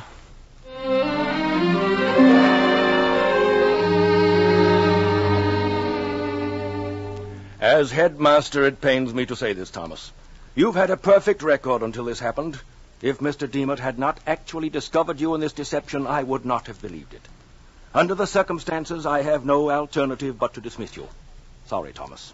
I understand, sir, but my Thomas, father... I trust you will tell him the truth, no matter how much it may hurt. Yes, sir. Goodbye, Thomas.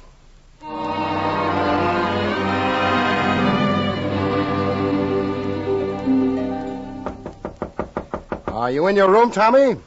Are you home, Tommy? Yes, Dad? Why, this is a surprise. You didn't let me know.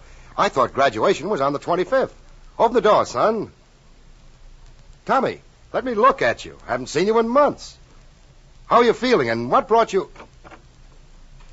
Tommy, your door is locked. I don't want to see you now, Dad. Tomorrow morning. What's the trouble? What's up? Please, Dad. Go to bed. It's late. I'll see you in the morning. All right, son. All right.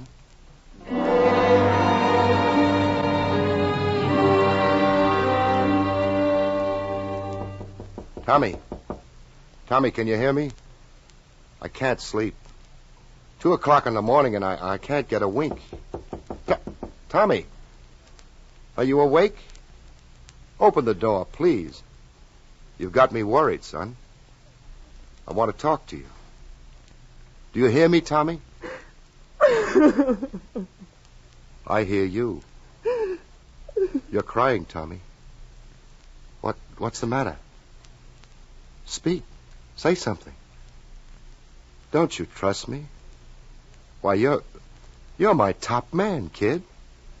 And if there's anything I can do, well, there's nothing I wouldn't do for you, Tommy.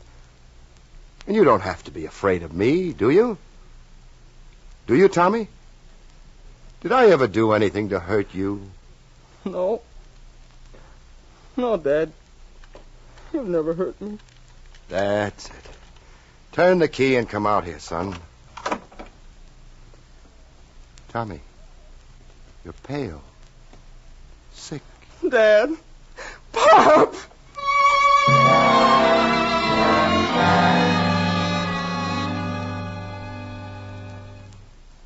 All right, son. You made a mistake. A serious mistake. But I forgive you. Remember when you were a kid, learning to say your prayers? The Our Father? Remember?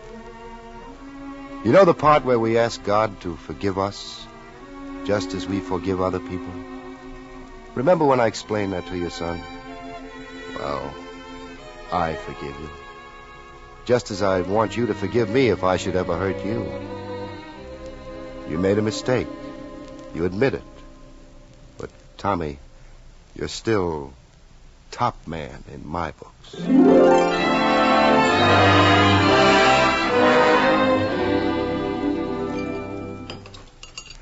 Another cup of coffee, Tommy? Not enough for me. Feeling better this morning? Much better, Dad. I told you I had a surprise for you. How old are you now? 17? Mm-hmm. Still feel like drawing up those blueprints for that dream house of yours? The one on the hill? Yeah. You really want me to be an architect, Dad? I do. And you're willing to give me another chance? Tommy, I'd be willing to give you 100 chances if I could bank on the day when you'll come around to me with your own blueprint. Okay, Dad. I'll do it. That's a promise? Yeah. All right. Go back to work again. I'll pick out a good school for you, the best.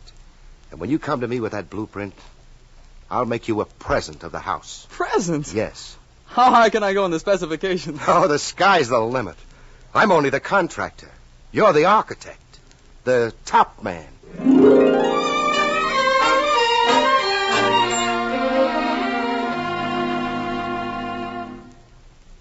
Well, how are you getting along, Ainsley? Okay, Kick. And that boy of yours? Tommy? Oh, he's doing all right.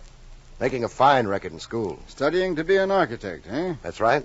Now, just between the two of us, Ainsley, how is the building line coming along, huh? Well, frankly, not so good, Charlie.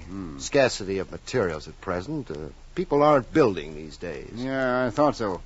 Did you hear about the Desmond brothers, contractors? What about them? They went out of business. Yeah. It's an old story, Charlie. You know, sometimes I wonder if I won't be folding up myself. You don't mind if I tell you something? Go ahead. Well, just between you and me, I think you're slipping. What do you mean? When did you get your last contract? Oh, maybe a couple of... Yeah, a couple of years ago. Well, but the trade, Charlie, it's this bottleneck. Yeah, sure. The trade, scarcity of materials, bottleneck, high prices. That's what they all say. But you're not blind, are you? Why, right now they've got 4 buildings going up in this town. And who's got the contracts? I'll tell you. It's guys like Spaulding and Richards and a few more. Now, wait a minute, Charlie. They're smart operators, Ainsley, full of push and drive. They know how to talk. They're all college graduates. And that's the kind of competition that you're running into lately. All right. So what? I'm not trying to corner the market. Corner the market? Ainsley, you ain't even got a toehold. And if you're honest enough, you'll admit it. Okay, Charlie. You're right. You're not telling me something I didn't know. Sure, I'll admit it. I'm not getting contracts, and it's got me worried. Where's my next move, Charlie? Well, let me see now. How about getting in on something smart, progressive? What, for instance? Stock. Oh, stock? Oh, not me. Now, if you suggested the horses, Charlie, I might listen, but I've never played the market before. Millions have never played the market, Ainsley, and millions are hungry. Here. Run your eyes over this sheet. Greek to me. Look, right here. See that stock? Yeah. Oh, this stuff's heading for a boom. Take my word for it. Now, buy in on it now, and you'll sell for double in 6 months. How much is it worth? As an old security salesman, I might ask at this point How much have you got? Well, I could scrape up maybe 11,000 ready cash. You got some life insurance? That's right. I've also got a trust fund for Tommy. No, skip the trust fund. You don't want to touch that. But if you want my advice, you'll borrow against your house and insurance. Take a loan on my house and my insurance? Well, you'll push your ante up to maybe 20,000, Ed. And let me tell you, that's a nice hunk of interest to have in this kind of stock. Well, 20,000 on a gamble. Don't use that word gamble. You remind me of Santa Anita and Belmont. Well, okay, Charlie, cut me in. Now you're talking. I'm doing it for Tommy's sake. A very sweet and paternal instinct. But seriously, I'm hopping on this wagon myself. This stock can't miss.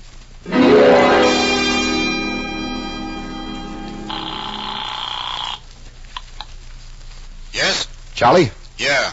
What's this I hear about that stock? I'm sorry, Edge is going down. It's one of those things. But you said that this stock was... Easy, Ainsley. I've been hit just as hard as you have. I'm ruined. The bank is already calling me on those loans I drew against my house and my insurance. I'll lose my home. Got any ready cash? Nothing but Tommy's trust fund. I can't dig into that. Listen. Yeah? What? Ask the bank for a 30-day extension on that loan. You hear me? I hear you. And after that, what? After that, well, just hang on. Hang on to what? The stock has dropped to less than half of what I bought it for, and it's still going down. Well, what do you want me to do? It was a gamble, Ed. Yeah, Charlie, a gamble. And it's going to have a funny payoff.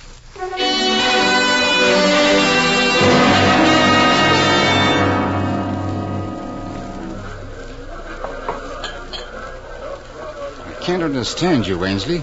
Why did you ever want to come out here to the racetrack? There are a lot of things about a lot of people you'll never understand, Charlie. But a racetrack, taking a gamble. Listen, I told you I've got to raise 9,000 in a week. The bank is calling in my entire loan. But you're not going to raise it on horses. Well, how do you know? When you got me interested in that stock, it was a gamble, wasn't it? Well, sure, but your chances out here... All right, this is a gamble, too, and I'll take my chances out here. Okay, it's your party. But if I were you, I'd be awfully careful. At this stage of the game, I can't afford to be careful. And don't forget it's Tommy's money you're juggling. It's his trust fund. I don't need to tell you that you've got obligations. Yeah, I know it, but with the bugle blowing right now, it's kind of hard to keep track of your obligations.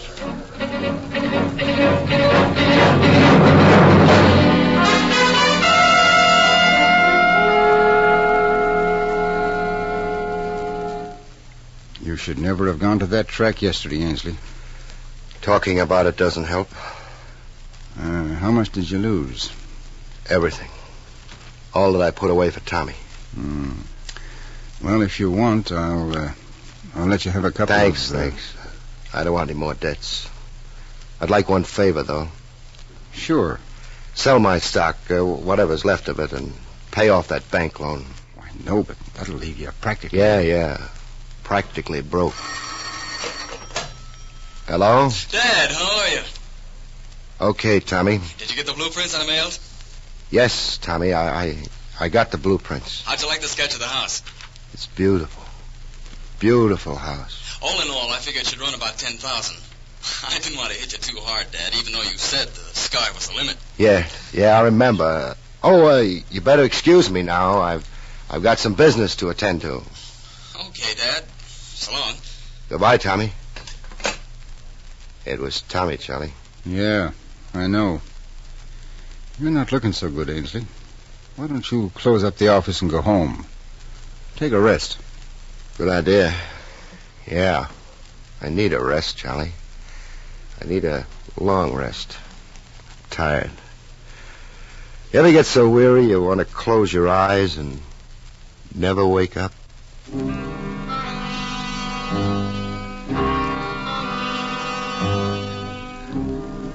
And so the man is lonely tonight. He is puzzled and frightened. He stares at the walls. He runs fingers through his hair. The hammer is beating him, pounding him. The man is lonely. Lonely unto death. Oh, my God. Forgive me. Forgive me. These are the words of a penitent. I didn't know what I was doing. Words of remorse. And Tommy, son, forgive me. For I have loved you, Tommy.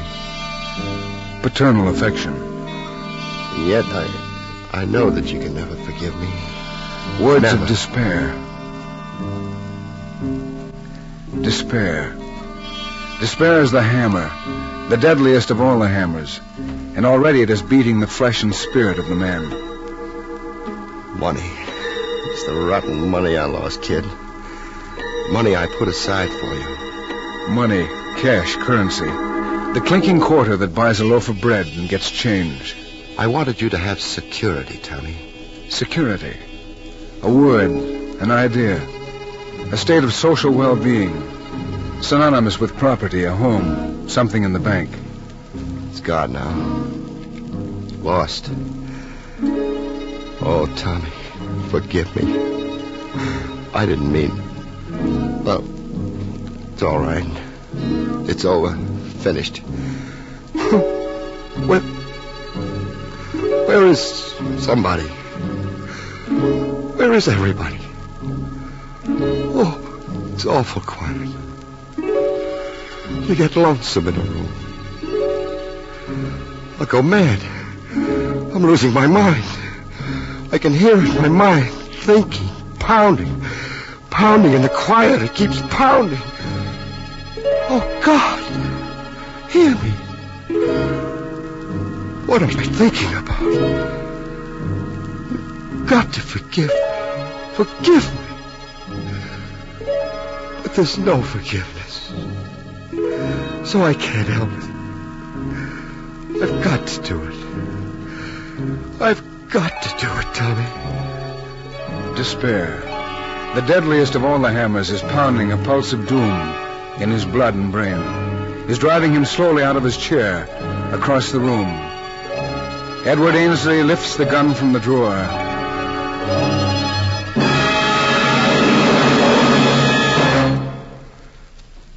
Be easier in the dark. I'll put out the light and I'll get used to the dark. Oh, my God. What am I doing? What am I doing? Dad, you just turned out the light. You're not asleep yet, are you? Dad? You can't be asleep yet. I got a phone call from a friend of yours, Charlie. Are you listening, Dad? He said you were worrying. Told me to come and see you. He said that you tried to make things easy for me and that, well, something about a bad investment. He told me you lost everything. You hear me, Dad? Dad, talk to me. Say something. You can hear me. You're not asleep yet. There's nothing to worry about. I didn't want you to, about that dream house. I didn't want you to take it too seriously. It was only sort of a game between us. You know that. Nothing to worry about, Dad. What if you did make a mistake? What if you did lose everything? Why, I forgive you, Dad. I forgive you. Hear me? And besides, you gotta remember, Dad.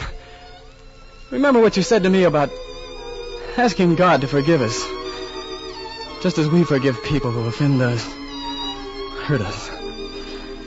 Don't you remember telling me a long time ago, telling me that no matter what we've done... Do you hear, Dad? You're the one who told me that. So what do you say? Come on out here in the light, I want to see you.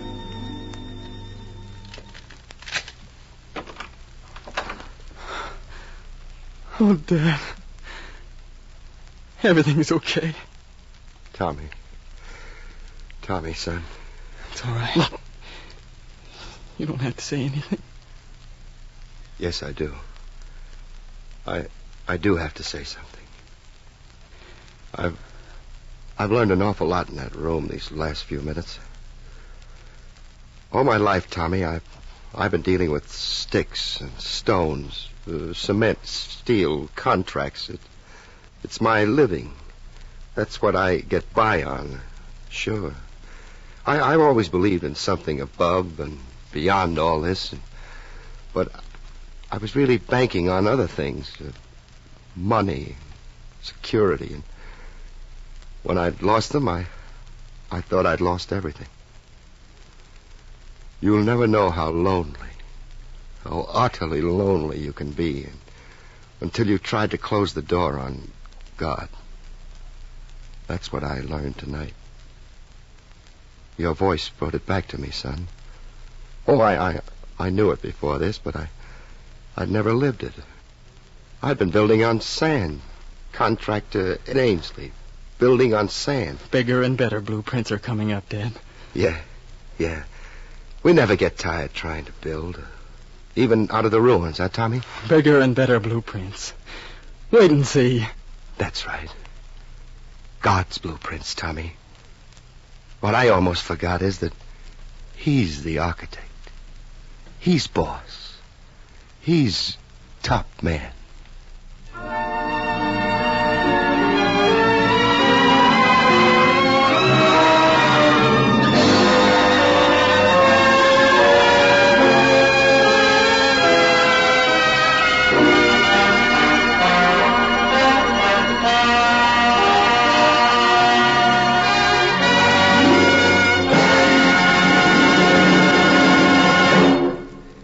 You have just heard William Gargan as Ainsley in Top Man. Family Theater is presented every week as a tribute to family life in the hope that in your home there will be faith and understanding. Yes, and forgiveness. In the hope that all the members of your family will be close together in affection and love. Pray for one another and with one another. Pray together as a family, because a family that prays together stays together.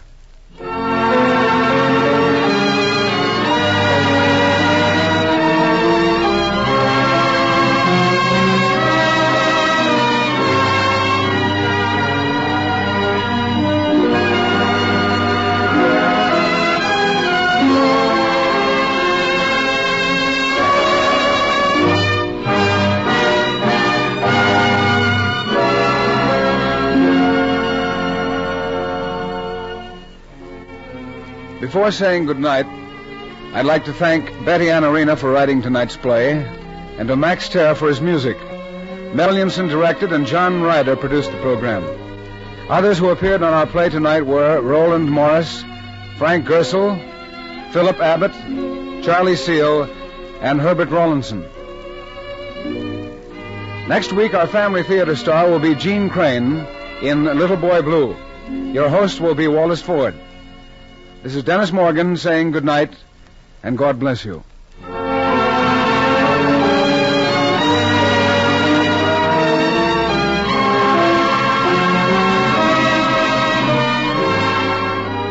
This series of the Family Theater broadcast is made possible by the thousands of you who felt the need for this kind of program, by the Mutual Broadcasting System, which has responded to this need, and by the actors and technicians in the motion picture and radio industries. This program is heard overseas through the facilities of the United States Armed Forces Radio Services. Tony Lafrano speaking. This is the Mutual Broadcasting System.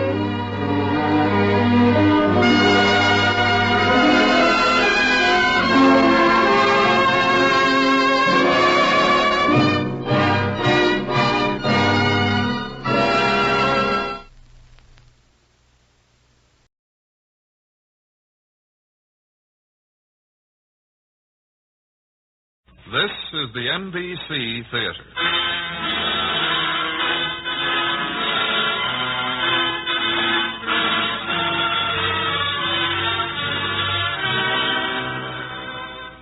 From the NBC Theater, transcribed in Hollywood, a story by Thomas Hardy.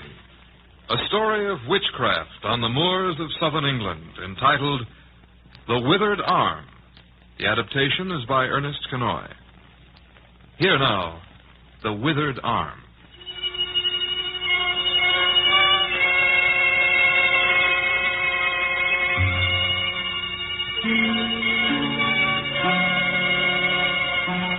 The wind do howl dismal over the slopes of Egdon Heath.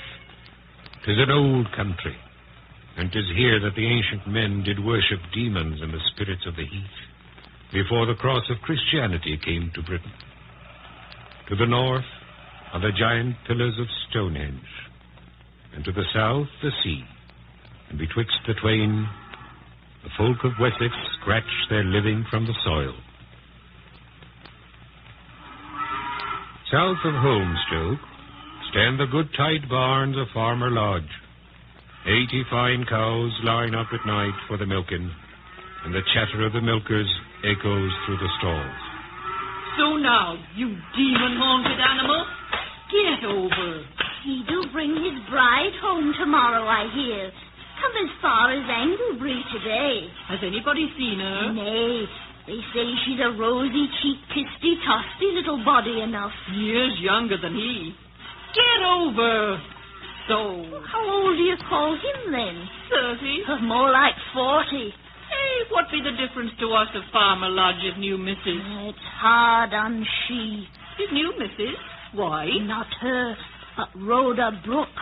He ain't spoken to her for years. Hush now. She'll hear you. She's at the other end of Barn. Can't be a pleasant day for her. Farmer Lodge bringing home a proper missus. So now, careful there. Stand. Now, you witch beast. You've upset the pail.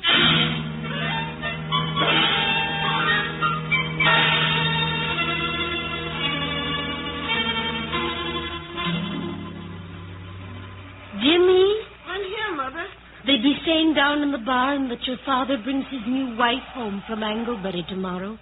Did they tell you? They didn't think I could hear. I shall want to send you for a few things to market. You'll be pretty sure to meet them. Yes, Mother. Is Father married then? Yes. You can give her a look and tell what she's like if you do see her. Yes, Mother. If she's dark or fair, and if she's as tall as I, and if she seems like a woman that has worked or one that show the marks on her of a lady, as I suspect she do. I'll try, Mother. See if you can notice if her hands be white, or if they look as though they've done housework, or are milkers' hands like mine. Look at her well, Jimmy. Mark it all and tell me.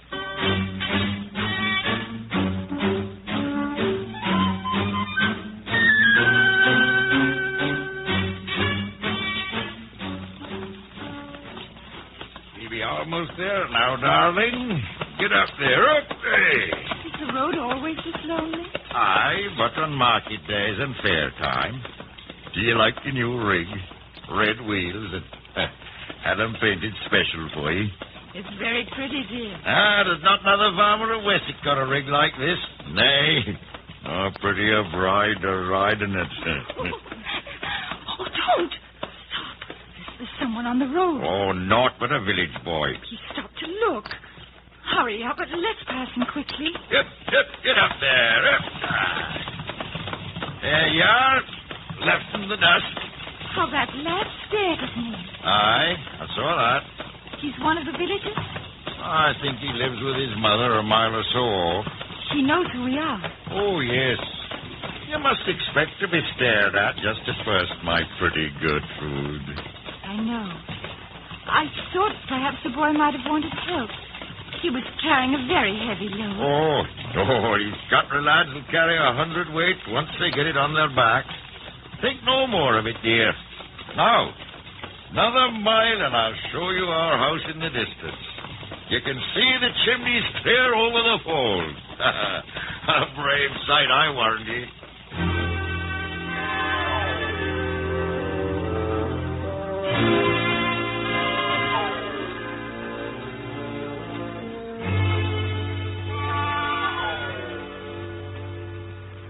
Did you see her? Yes, close. Is she ladylike? Yes, and more. A lady complete. Young? Well, she's growed up. She look a woman to me. What color is her hair and face? Lightish. Her face is comely and live dolls. Her eyes are not dark like mine. No, bluish. I couldn't tell if she were tall. She was sitting down. Then do you go to Holmstock Church tomorrow morning, go early, and notice her walking in, and then come home and tell me if she's taller than I. Why don't you go and see for yourself, Mother? I go to see her? I wouldn't look up at her if she were to pass the window this instant.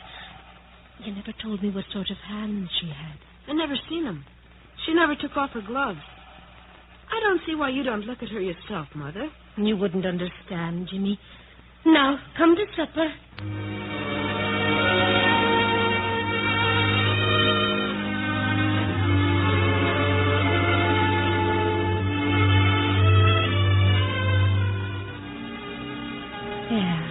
Blue-eyed, hands of white. Aye, that's what he would like. Jimmy, sleep already.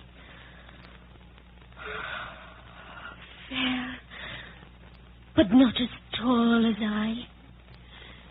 Not as tall as I. Who's there? What is it? I know you. Get out. Go away. I must come in, you know. Get away from me. Go away. But I've come to show you something. See? It's gold. My ring. Leave me alone. But you must see my wedding ring. Here, look. Look at it closely. Look. No. It's gold. It flashes in the light.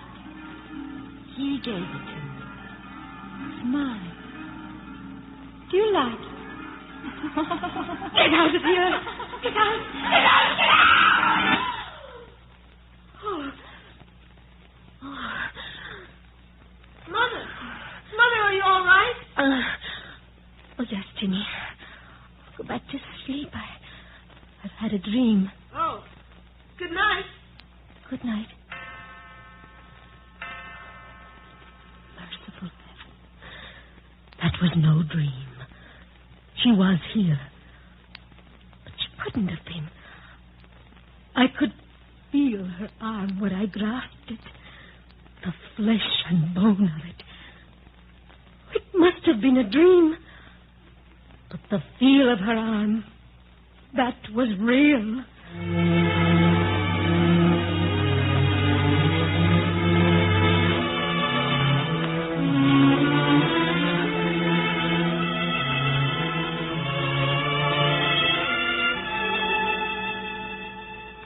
Jimmy, where are you? In the dooryard, Mother. Oh, come in here. I was only playing. Do you see anyone at the fork in the path? Am I dreaming again? Huh? Oh, that's only her. Farmer Lodge's wife. She said she would come. Said so. When? How does she know us? I talked to her in church. I told you never to speak to anybody from that house. She spoke to me first, and we're in church, not the house. What did you tell her? Nothing.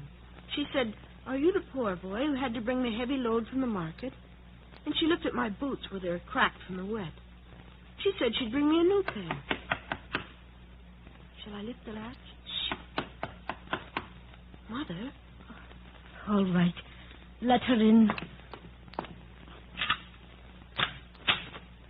Well, you are in. I thought I'd come to the wrong house. Is this your mother? Aye. I've brought your little boy a new pair of boots.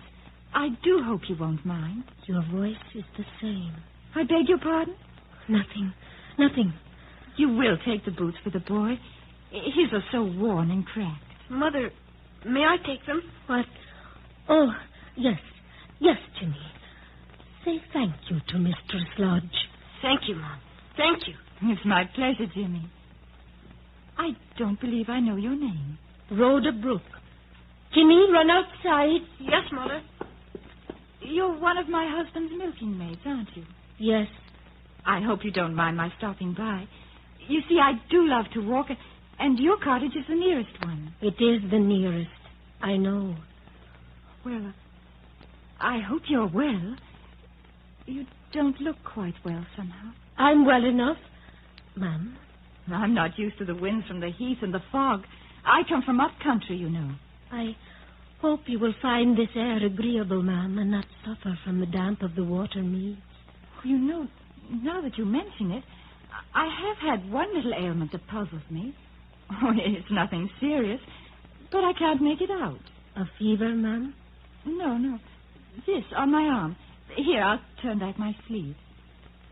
See? It's a mark, almost as if someone had grasped my arm. Oh, it must be some rash. But it does look strange, doesn't it? Almost as if you could see the shape of fingers. How did you get that? I can't tell. The other night I was asleep, dreaming. Dreaming? I felt I was away in some strange place. And suddenly a pain shot through my arm there. And I woke up. I tell my husband that it looks as though he'd flown into a rage and struck me there. I suppose it will go away soon. On what night did it come? Yesterday Eve. I was quite frightened by the dream. I didn't know where I was till I heard the clock strike 2. Well, good day, Rhoda. And I shall see you again. Good day, Ma'am. 2 o'clock. And I heard the chime when I woke. It can't be that I have that power. That's witch work. I didn't want to harm her. Not really.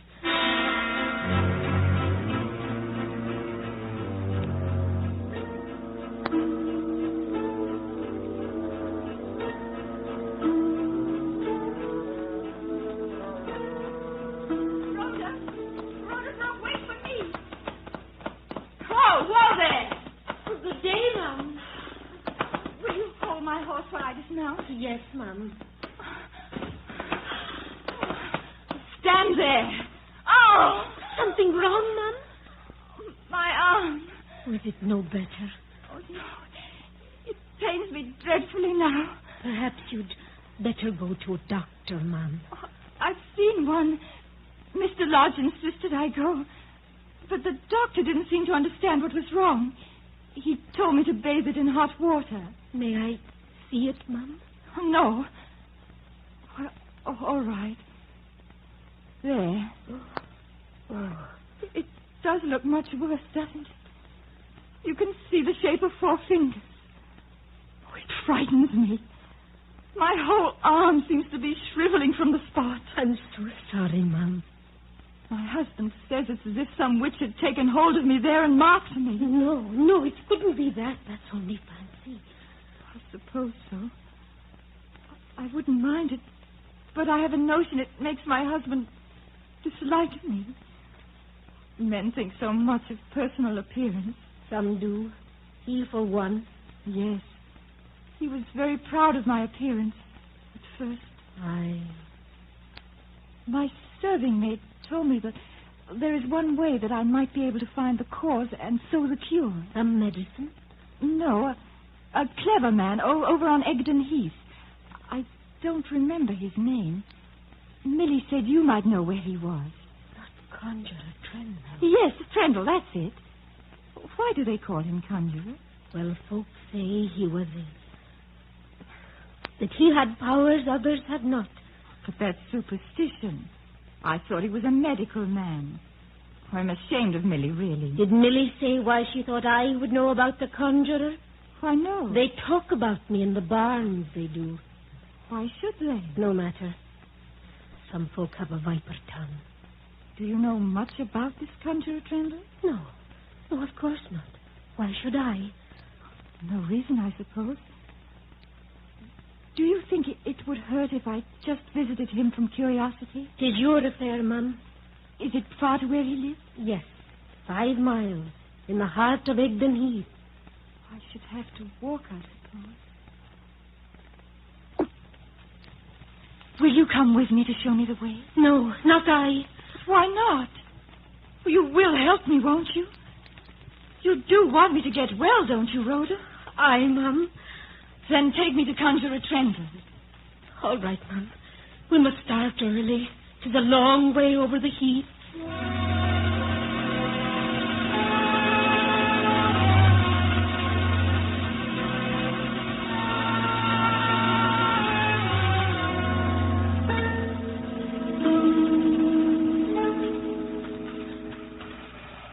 Is it much further, Rhoda?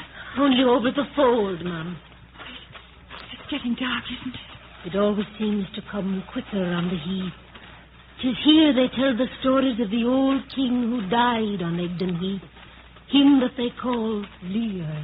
King Lear? King over all Wessex he was.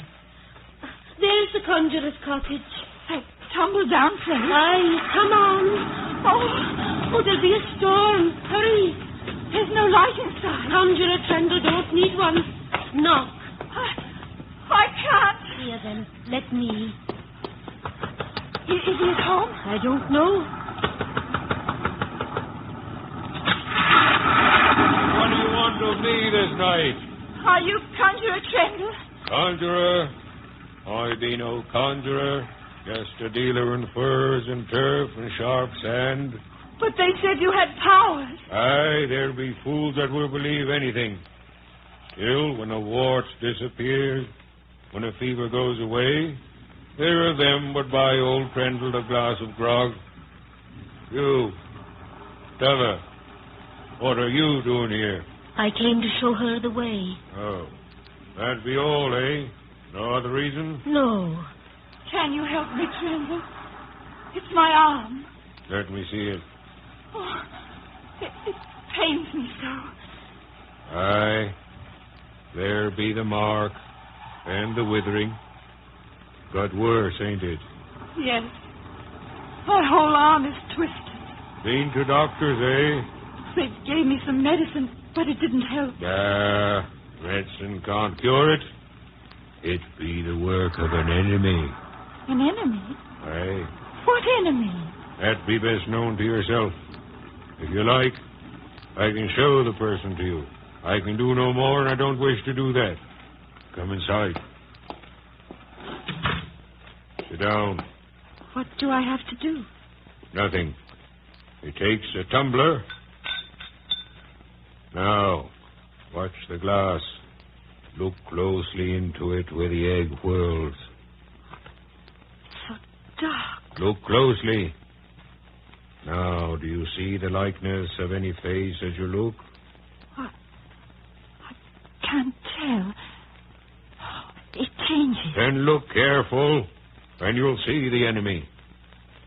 Do you see it? Do you see it now? I think so. I can't believe it. I don't understand. Did you see the enemy? Yes. Yes, I see it now. Rhoda, was it you that told me of this man? How strange.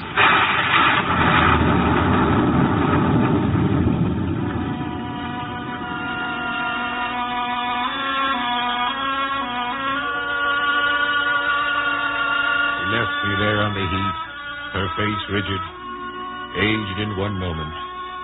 And as she walked, she held her arm close against her body to hide the twisted, withering shape. And behind her walked Rhoda Brooke.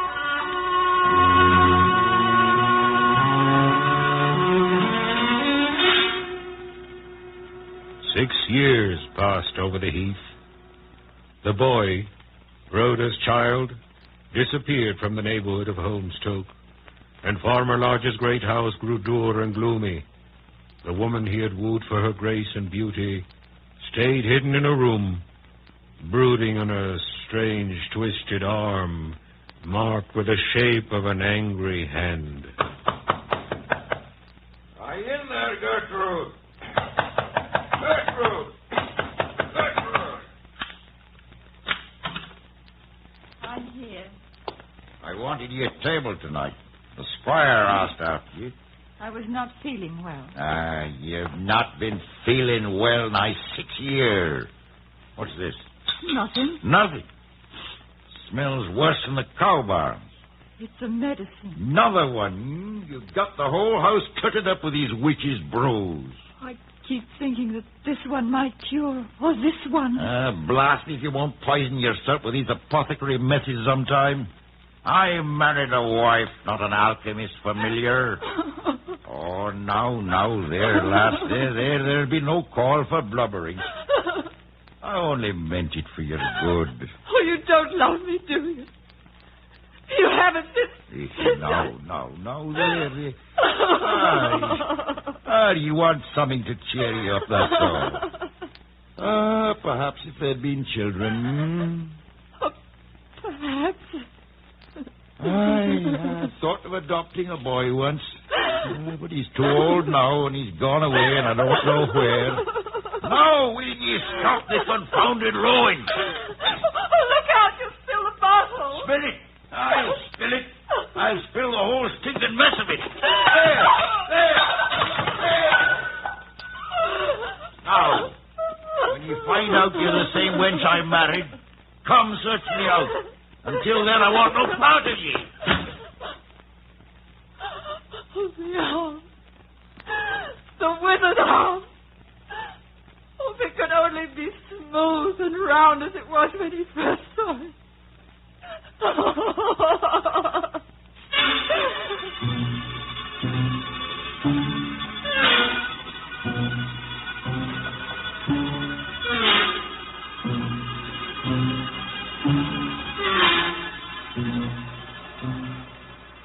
Conjurer, you must help me.